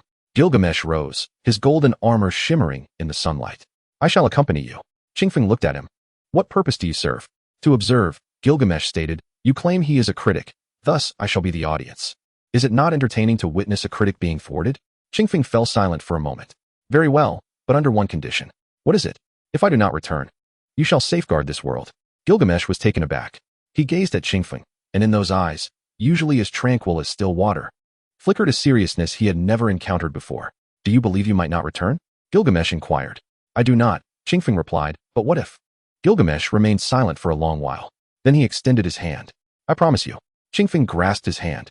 Two beings who had traversed countless epochs reached a tacit understanding above the Tokyo Tower. Honglian, observing from the side, suddenly raised a bag of chips. Cheers. Gilgamesh cast a glance at her, then smiled. Cheers. 3 days later, all heroic spirits received a message simultaneously. The message, originating from Gilgamesh, contained but a single sentence. I shall be away for a while. During this time, should anyone stir trouble, I shall return to obliterate them. No heroic spirit dared to disbelieve, for the last one who had, was reduced to a sieve by the king's treasures. Meanwhile, the Hunter Association also received a message. This one from Wudi Guanshan, equally succinct. All actions against heroic spirits are to cease. Await. No one knew what they awaited. Yet all sensed that a significant event was imminent. At the edge of the land abandoned by the gods, Qingfeng stood in the void, gazing into the gray-white expanse ahead. It had once been his prison, his battlefield, his slaughterhouse. Now it lay empty. Yet the familiar sensation returned. Qingfeng, Honglian tugged at his hand, her small face displaying rare anxiety. There, he is inside. Gilgamesh stood behind him, the king's treasures fully unleashed. What do you require of me? Simply wait here, Qingfeng replied. Should I require an audience, I will call for you. Gilgamesh frowned. Are you underestimating me? I am imploring you. Qingfeng turned to face him. If I enter and do not emerge, return and protect the earth. Gilgamesh remained silent for a moment, then nodded. Very well, but it is in your best interest to return. You still owe me a favor. Qingfeng smiled. Agreed. He turned, taking Honglian's hand, and stepped into the land abandoned by the gods. The gray-white space engulfed their figures. Gilgamesh remained rooted, staring into the void, unmoving for an extended period. In the land abandoned by the gods, everything appeared as it had when Qingfeng departed. A gray-white sky, a gray-white ground, an endless expanse of emptiness. Nothing existed. Yet Honglian sensed something, gripping Qingfeng's hand tightly. Qingfeng, there is someone. Indeed. Qingfeng halted, peering ahead. There sat a figure on a folding chair, a table before him bearing a cup of tea and a pair of spectacles. He resembled an ordinary middle-aged man, dressed in a casual suit. Gold-rimmed glasses perched upon his nose, his hair meticulously styled. Upon seeing Qingfeng, he smiled. It was a gentle smile, as warm as that of an old friend. You have arrived, he remarked, though a tad slower than I anticipated. Qingfeng regarded him, his expression tranquil. The critic. Indeed. The critic lifted the teacup, taking a sip. Please. Have a seat. The tea has just brewed. Qingfeng did not sit. The final shard rests in your possession. Correct. The critic set down the teacup, retrieving a golden shard from his pocket and placing it upon the table. It emanated a faint glow, identical to those Qingfeng had previously collected. Do you wish to return? The critic inquired. Yes. Then let us discuss the terms. Qingfeng scrutinized him. The critic smiled, his expression remaining gentle, yet a frenzied glint lurked within his depths. You see, I have always found your story rather tedious. A hero vanquishing a dragon, saving the world, then returning home to watch cartoons. Too cliched. He stood, leaning over the table, locking eyes with Qingfeng. This time, allow me to craft the conclusion. He lifted the shard, holding it before his eyes. The dragon prevails. The hero falters. The world is annihilated. He paused, a peculiar smirk curling his lips. Now that is a fine story, is it not? Honglian retreated behind Qingfeng, whispering, Qingfeng. This person is quite strange. Qingfeng did not turn, merely gazing at the critic. Are you finished? Yes. Then permit me to speak. Qingfeng stepped forward. First, the shard is mine. Return it to me. Another step. Second, you claim the hero defeating the dragon's conclusion is cliched. Yet that is only because you have not witnessed a good cartoon. Another step. Third, he halted, now merely 3 steps away from the critic. Who informed you that I am a hero? The critic's smile froze. Qingfeng continued to regard him, his gaze placid, yet beneath that calmness, something stirred. I am not a hero, he asserted. I am merely an ordinary person who enjoys watching cartoons, who happens to possess a modicum of skill. He raised his hand. Thus, do not bother me with your narrative aesthetics. The critic stumbled backward, the shard slipping from his grasp. Qingfeng reached out, gently catching it. The shard trembled in his palm before merging into his body. Golden light surged forth, enveloping him entirely. The cycle seal, now complete. The critic observed him, fear, resentment, and fury flashing across his features, which ultimately transformed into a complex sense of relief. So that is it, he murmured. You were never a hero. You were simply yourself. Qingfeng gazed down at his hands, feeling the long-lost power coursing through him. Indeed, he affirmed, I am who I am. He lifted his gaze to the critic. Your story concludes here. With a snap of his fingers, the critic's form began to dissolve, like sand sculptures scattered by the wind. Yet he exhibited no fear. Only laughter. Intriguing, so very intriguing. His voice grew fainter. Next time, I shall compose an even better tale. And then, he vanished. The land abandoned by the gods fell silent once more. Honglian cautiously peered from behind Qingfeng, surveying the surroundings. He has departed? Indeed. Will he return? No, he will not. Honglian sighed in relief, then grasped Qingfeng's hand. Qingfeng, is your cycle seal complete? Qingfeng sensed the complete force within him and nodded. Yes. Shall we go home? Qingfeng surveyed the gray-white expanse, remaining silent for a moment. Yes. Let us return home. He turned, guiding Honglian towards the exit. Halfway there, he suddenly paused, glancing back. The land abandoned by the gods remained gray-white, still desolate.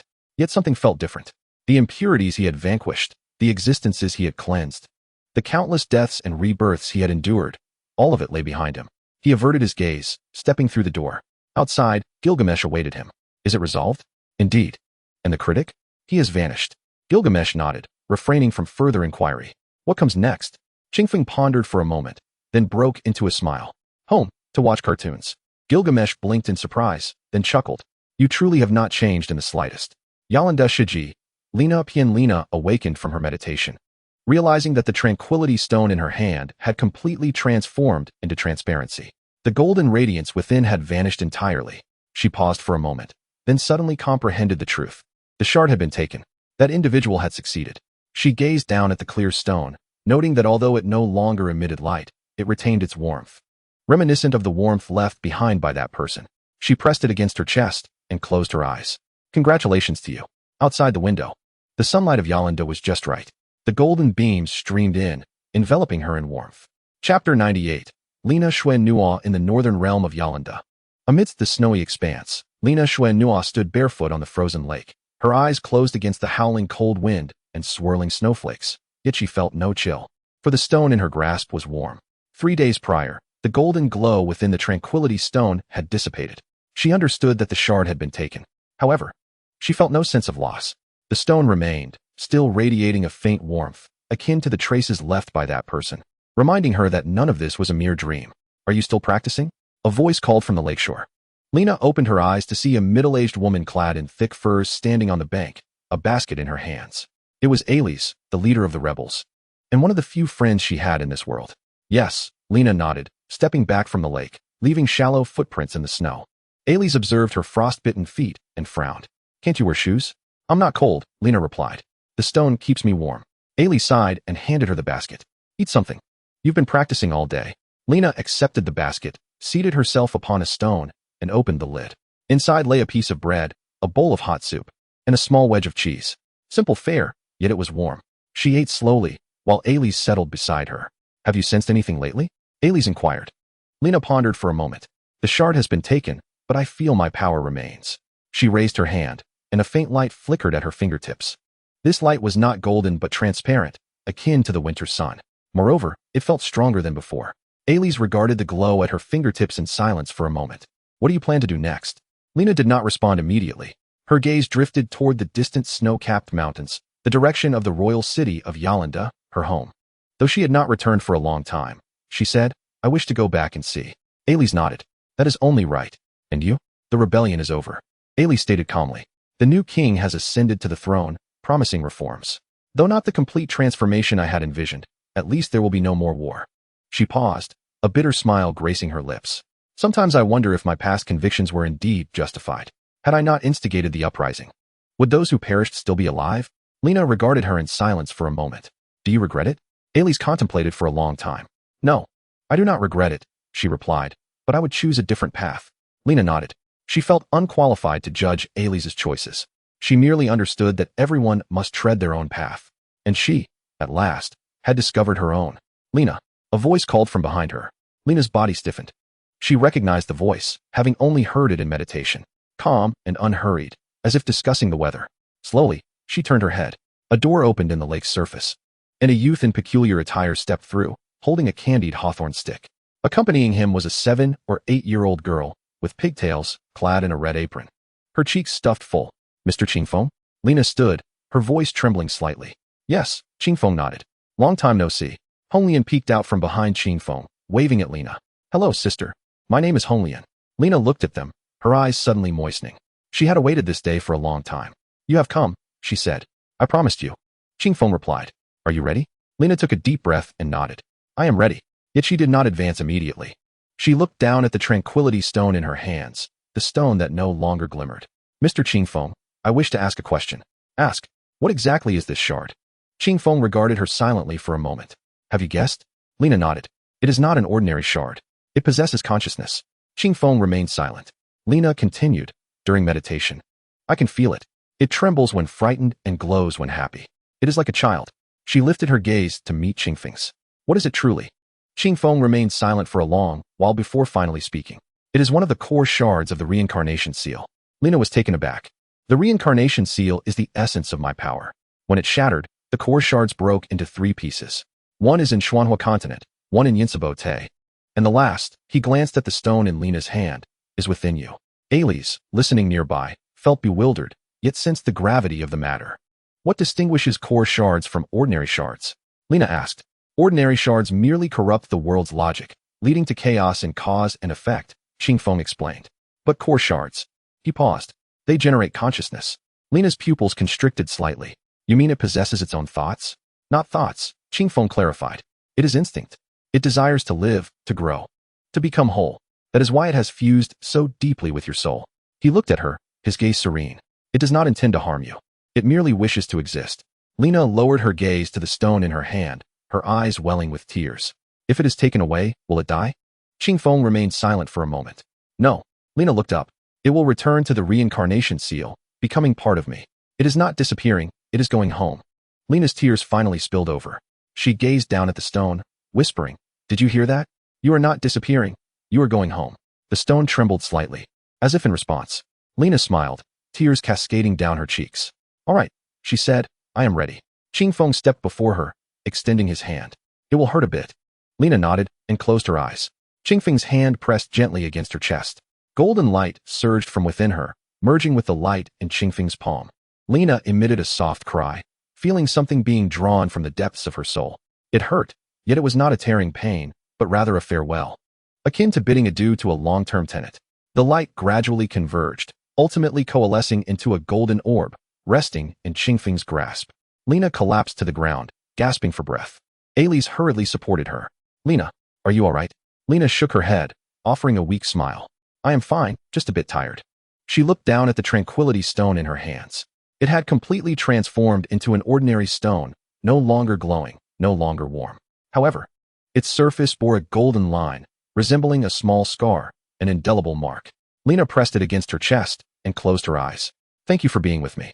She whispered. Safe travels. The stone offered no reply, yet Lena knew it had heard her. Qingfeng stowed the golden orb away, gazing at Lena. Your talent has awakened. Lena opened her eyes. What talent? Your own power. Qingfeng remarked. It is not granted by fragments, but is inherently yours. Practice diligently from now on. You will become formidable.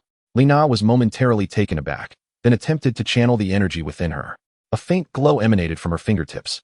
It was translucent, reminiscent of winter sunlight, more stable and purer than before. Is this truly mine? Yes. Lena gazed at the radiance of her fingertips and suddenly smiled, her smile radiant. Thank you, Mr. Qingfeng. No need for thanks, Qingfeng replied. It is you who has cultivated this. I have done nothing. He retrieved a business card from his pocket and handed it to her. Call this number if you need anything. The signal might be poor across worlds, so try several times. Lena accepted the card and glanced down. It bore only a name and a series of numbers. Qingfeng, just as she had imagined. She tucked it away and raised her head. Mr. Qingfeng, may I ask you something? What is it? Why do you choose to assist us? Qingfeng regarded her, pausing in silence for a moment. Because you are worthy. Lena was stunned. You carry a fragment of mine within you. Thus you have endured much that you should not have.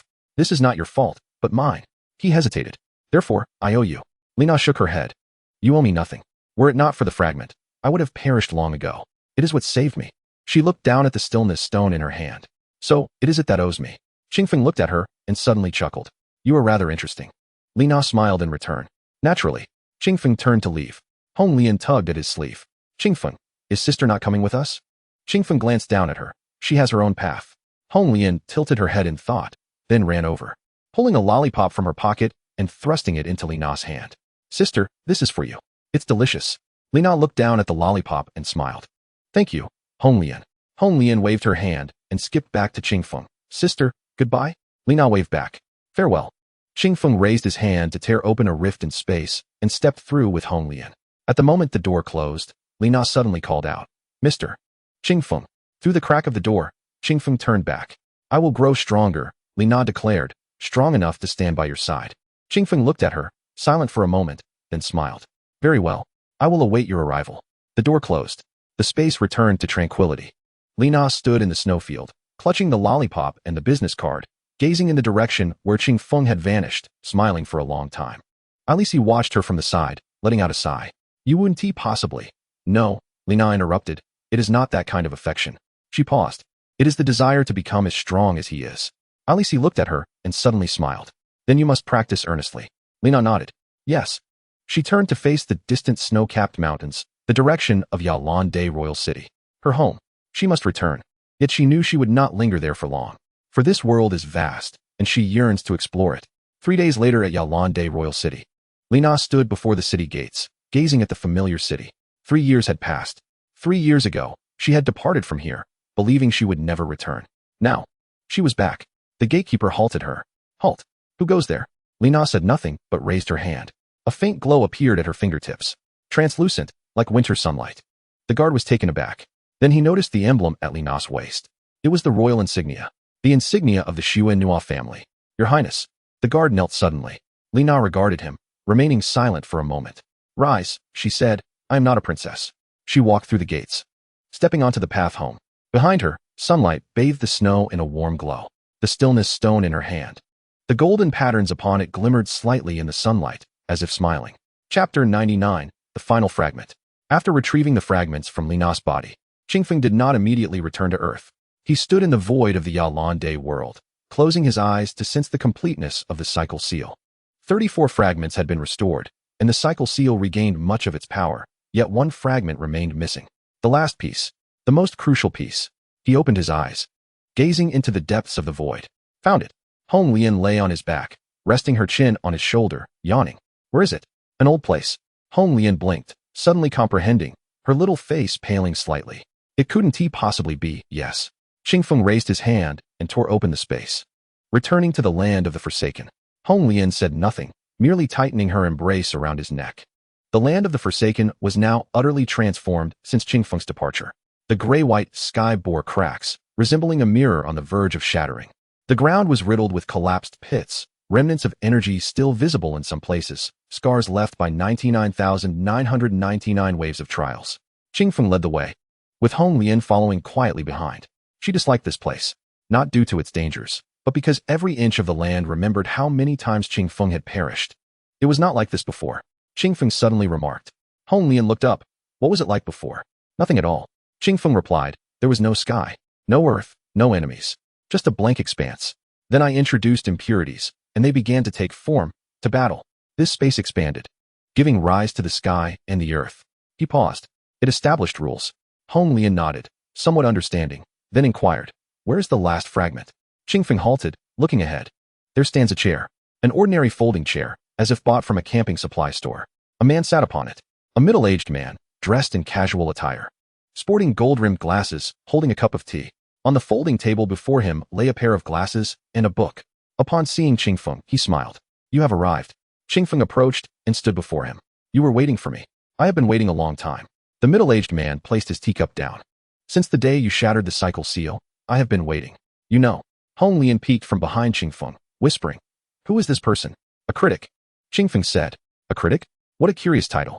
The middle-aged critic chuckled. Not a title, but an identity. Just as a chef calls himself a chef, and a painter calls himself a painter. I call myself a critic because I do but one thing. He turned to Qingfeng. I critique your story.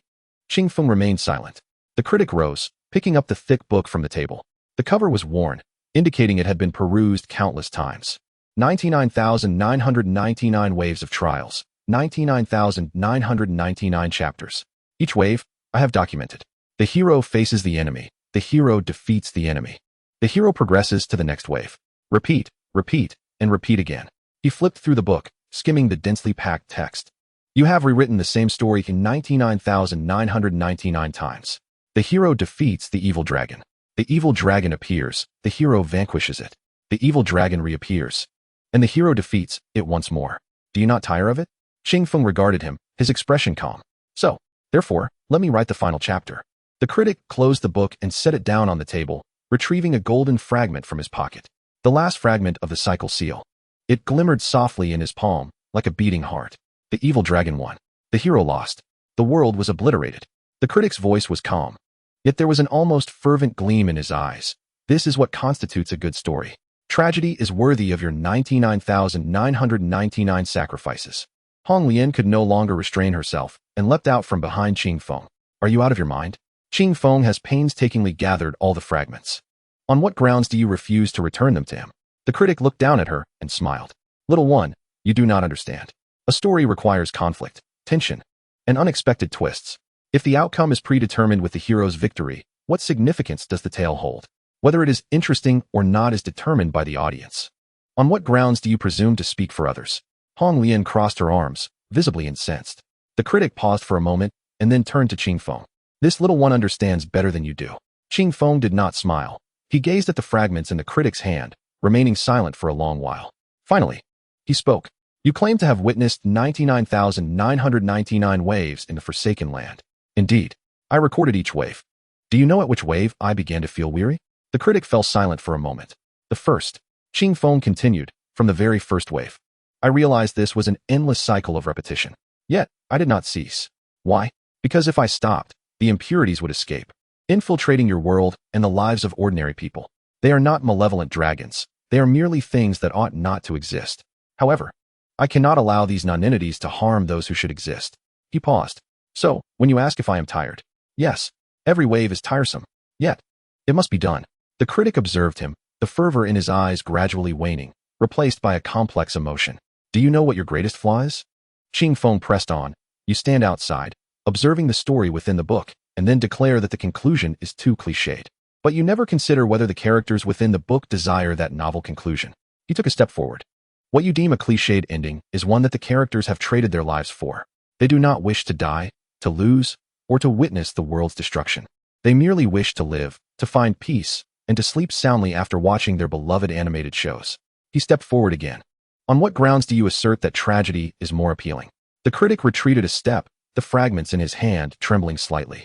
Qing Feng halted, extending his hand. Return the fragments to me. If you wish to write a story, do so on your own. Do not use the lives of others as mere material.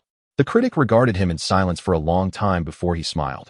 A smile distinct from before, devoid of fervor or obsession, and imbued with a sense of relief. You know, Qing Feng, I have observed your 99,999 waves, eagerly awaiting you to utter this phrase. He handed over the fragments. What I awaited was not tragedy, but your acknowledgement that your actions were not for the sake of rules or cleansing, but for humanity. Qing Feng took the fragments. A golden light surged forth from them, resonating with the cycle mark within him. The fragments soared, merging into his chest. A warm glow radiated from his being, illuminating the entire Forsaken Land. The grayish-white sky began to fade, transforming into a cerulean expanse. The collapsed ground began to heal, sprouting lush grass. The scars, the memories, the countless deaths and rebirths were all smoothed over in that moment. The critic beheld it all, tears glistening in his eyes. A good story, he murmured softly. This is indeed a good story. His figure began to fade, like a watercolor painting washed away by rain. Are you disappearing? Hong Lian inquired. Yes, I was merely a fleeting obsession attached to the fragments. With their return, I must depart. He turned to Qing Feng and uttered one last phrase. Next time, I shall craft an even better story. Until then, you must come to see it. Qing Feng nodded. Very well. The critic smiled, then vanished like a breeze, leaving no trace behind. The Forsaken Land had transformed completely. Beneath a blue sky and white clouds, verdant grass flourished, and a small river flowed in the distance. Hong Lian crouched down to touch the grass beneath her, exclaiming in astonishment, "It's real grass. It has a scent." Qing Feng stood still, gazing down at his hands. The cycle mark was complete. That long-lost power flowed within him, like a tranquil river. 99,999 waves, countless deaths, countless new beginnings. At last, it was over. Qing Feng. Hong Lian raced back, clutching a handful of wildflowers and thrusting them into his hands. "Here, to celebrate your completion of all the fragments." Qing Feng looked down at the bouquet, white, yellow, and purple flowers haphazardly tied together. "Where did you pick these?" "Over there. So many." Hong Lian pointed into the distance. Then suddenly recalled something. "Wait, could these flowers be the impurities transformed?" Qing Feng paused for a moment. "It's possible. Are they toxic?" "I do not know." Hong Lian's face paled. "I just smelled them." Qing Feng observed her anxious expression and smiled. "A rarity." "I was joking. They are not toxic." Hong Lian stared, then playfully punched him. "Qing Feng, you rascal." Qing Feng did not evade.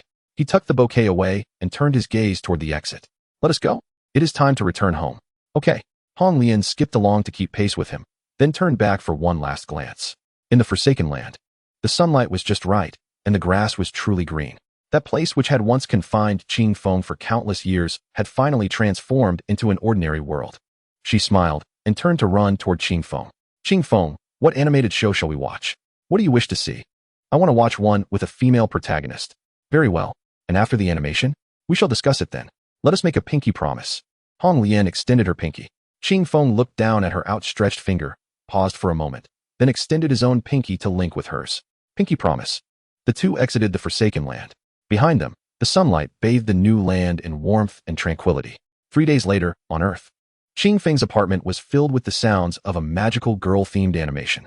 Hong Lian sat cross-legged on the sofa, clutching a bag of chips, her eyes sparkling as she focused on the screen. Qing Feng sat beside her, holding a tablet, perusing the latest reports from the Hunter Association. The situation regarding the resurrection of the heroic spirits had been brought under control. Gilgamesh had utilized some method to pacify most of the heroic spirits. The 12 seats had been reorganized, and the Dawn Squad had all been elevated to world-class status. Everything was progressing in a positive direction. "Qing Feng, look. The protagonist has transformed." Hong Lian exclaimed, excitedly tapping his arm. Qing Feng glanced at the screen.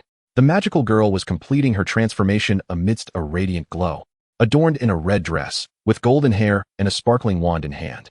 "Is it beautiful?" Hong Lian eagerly awaited his response. Qing Feng pondered for a moment. "It is acceptable." "Umph, you always say it's acceptable." Hong Lian pouted, turning back to the screen. Qing Feng did not retort. Lowering his gaze to continue reading the report, the corners of his mouth curving slightly. Outside, the sun dipped below the horizon, casting golden light that streamed in, enveloping both him and Hong Lian in warmth and quietude. Just like all stories, every tale deserves a good ending. At least this time it was. Chapter 100. Returning to place at the moment the cycle mark was completed, Qing Feng sensed a profound change. It was not a change in power, after all. That was inherently his, but rather a restoration of ownership. The true transformation lay in the connection between him and this world. Previously, in any world he occupied, he felt like a droplet of oil floating on water, belonging yet not belonging. Now, the oil had melded. For the first time, he felt as though he had genuinely settled in a place. Earth, the place of his birth, the place from which he had departed, the place to which he had returned. Hong Lian leaned over the armrest of the sofa, watching Qing Feng stare out the window in a daze for a full 5 minutes. "Qing Feng, what are you thinking about?" "I am contemplating something." "What is it?" Qing Feng fell silent for a moment. I pondered whether to shatter the Liang once more. Hong Lian nearly toppled off the sofa. "What? Are you jesting?" Qing Feng turned around, observing her terrified countenance, and, with a rare smile, teased, "Just scaring you." Hong Lian, fuming, seized a cushion and hurled it at him. "Qing Feng, you rascal. You nearly frightened me to death." Qing Feng caught the cushion and placed it back on the sofa. His expression returned to calm, yet his eyes held a rare, unburdened ease that Hong Lian seldom witnessed. "Hong Lian, what? Do you wish to meet those individuals?" Hong Lian blinked. "Which individuals?" "All of them." Gilgamesh was the first to sense it. He stood atop Tokyo Tower, suddenly lifting his gaze toward Qing Feng's apartment. The aura had shifted. It had not merely intensified but had become whole, akin to a puzzle finally completed. He smiled. This fellow truly managed to accomplish it. Behind him, the luminous points of the Wangzhicabag began to float and swirl around him, as if in celebration. He raised his hand, and the lights dissipated. Enough of this nonsense. He turned his gaze toward the city. It was time for action. He had declared that this world was entrusted to him. He leaped from the tower, a golden light slicing through the night sky. Lena sensed it during her meditation. The tranquil stone in her hand suddenly glimmered, then faded into complete dullness. It had not lost its radiance. Rather, it had fulfilled its purpose. It no longer needed to shine because the fragments had returned to their rightful places. Lena opened her eyes, gazing at the ordinary stone in her hand, and remained silent for a long while. Then she smiled. Congratulations. She tucked the stone away, stood up, and approached the window. The moon over Yolanda was full, its silvery light cascading over the snowfields like a layer of silver frost. She suddenly longed to see that person, not out of fondness, but gratitude, as if wanting to express her thanks for being pulled from a quagmire. There will be a chance, she reassured herself. Shi Yin was awakened during his seclusion. A golden light suddenly flashed across the sky of Xianhua continent, fleeting yet palpable. It was Qing Feng's aura. He looked down at the business card in his hand, the handwriting still clear. The name Qing Feng was scrawled awkwardly, reminiscent of a child's penmanship. He smiled. Senior, congratulations. He tucked the card away, closed his eyes, and resumed his training. One day, he would become strong enough to stand before that person and express his gratitude directly. Ayla had no business card. She only remembered Qing Feng's words. On the interstellar battlefield, there is a young girl named Ayla. She fights well. Keep up the good work. She stood on the edge of the interstellar battlefield, gazing into the infinite starry sky, her fists clenched. That person's voice had been calm, yet she remembered every word. She would persevere until the day she could fight alongside him. Guan Shangyue received the news at 3 in the morning. The Hunter Association's surveillance system detected an anomalous energy fluctuation at Qing Feng's apartment. The fluctuation lasted only 0.3 seconds, yet its peak exceeded all instruments' limits. Mr. Guan, should we send someone to investigate? Guan Shangyue remained silent for a long time. No. He looked down at the business card on the table, suddenly understanding something. That person did not require their disturbance. When the time was right, he would naturally appear. Relay the order. All monitoring systems are to cease tracking that address. But this is an order. The young hunter, though puzzled, saluted and departed. Guan Shangyue leaned back in his chair, exhaling deeply. Qing Feng, who on earth are you? The Dawn Squad received the news at the training ground. Lin Zhao's phone rang, a text from an unknown number. It contained only 4 words. Well done. Farewell. She was stunned for a long moment. Captain, who sent this? A teammate inquired as they leaned closer. Lin Zhao tucked her phone away, shaking her head. No one. She turned to face the training ground. Continue training. Although the team members were curious, they dared not ask further and returned to their positions. Lin Zhao stood still, gripping her phone tightly. She did not understand why Qing Feng had sent that message, but she knew that person likely would not return. With a slight sting in her eyes, she held it back and shouted, continue training. After sending the message, Qing Feng tossed his phone onto the sofa. Hong Lian, leaning beside him, observed his actions and tilted her head, asking, are you bidding farewell? Sort of. Why say farewell? Qing Feng pondered. Because we might not meet again. Hong Lian was taken aback. Why? Didn't you say all the fragments were collected? If there are no fragments left, can't we watch cartoons at home, every day? Qing Feng did not respond. He gazed out the window at the city lights, the daily lives of ordinary people. He suddenly recalled that he had not lived such a life for a long time. In the land forsaken by the gods, there was no day or night. Only endless battles. Traversing through different worlds, there was no pause, only missions.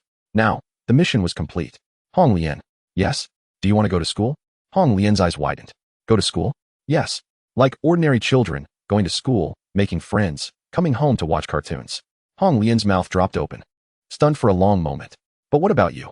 I'll find something to do, Qing Feng replied. Get a job, earn some money, support the family. Hong Lian's mouth gaped wider. You? Work? Earn money? Is that not acceptable? Hong Lian stared at him for a long time, then suddenly leaped forward, wrapping her arms around his waist. Qing Feng, have you finally come to your senses? You want to live like an ordinary person now? Qing Feng looked down at her, not denying it. Yes, I figured it out. Hong Lian buried her face in his embrace and murmured, then I want to go to school. I want to make lots and lots of friends. I want to bring them home to eat chips. All right, but you must earn money. School costs money. I know. What kind of job will you look for? Qing Feng pondered. I don't know. I'll start by sending out resumes. Hong Lian looked up, her eyes sparkling. Can I help you write the resume? You can write? I can't, but I can draw. Hong Lian exclaimed excitedly. I want to draw lots of flowers on your resume. Qing Feng watched her exuberance, choosing not to dampen her enthusiasm. All right, you can draw. Hong Lian cheered and dashed off to rummage for paper and pens. Qing Feng stood in the living room, watching her retreating figure, a faint smile gracing his lips. Outside, dawn was approaching. The first rays of sunlight pierced through the clouds, cascading down upon him, enveloping him in warmth and tranquility. 99,999 waves. Countless deaths. Countless new beginnings. Now, it could finally come to an end. He approached the window, pushing it open. The morning air rushed in, carrying the scent of earth and grass. Below, the breakfast shop had commenced its operations. Steam rising from the bamboo baskets. In the distance, the school bell rang, and children hurriedly entered the gates with their backpacks. An ordinary day, an ordinary morning. Qing Feng inhaled deeply and turned toward Hong Lian. Have you finished drawing? Almost there. Look at this flower, isn't it beautiful? Qing Feng glanced at the vibrantly adorned paper. This is a resume, not a greeting card. But the flowers are pretty. All right then. Sunlight streamed in, illuminating both him and Hong Lian. Laughter wafted from the window, merging into this ordinary morning. 3 months later, at the headquarters of the Hunter Association, Guan Shangyue received a peculiar resume. The position applied for was special consultant, and aside from basic personal information, the entire document was covered in colorful doodles. The only legible text read, "Can snap fingers." Guan Shangyue stared at the resume in silence for a long time, then smiled. Hired. The end.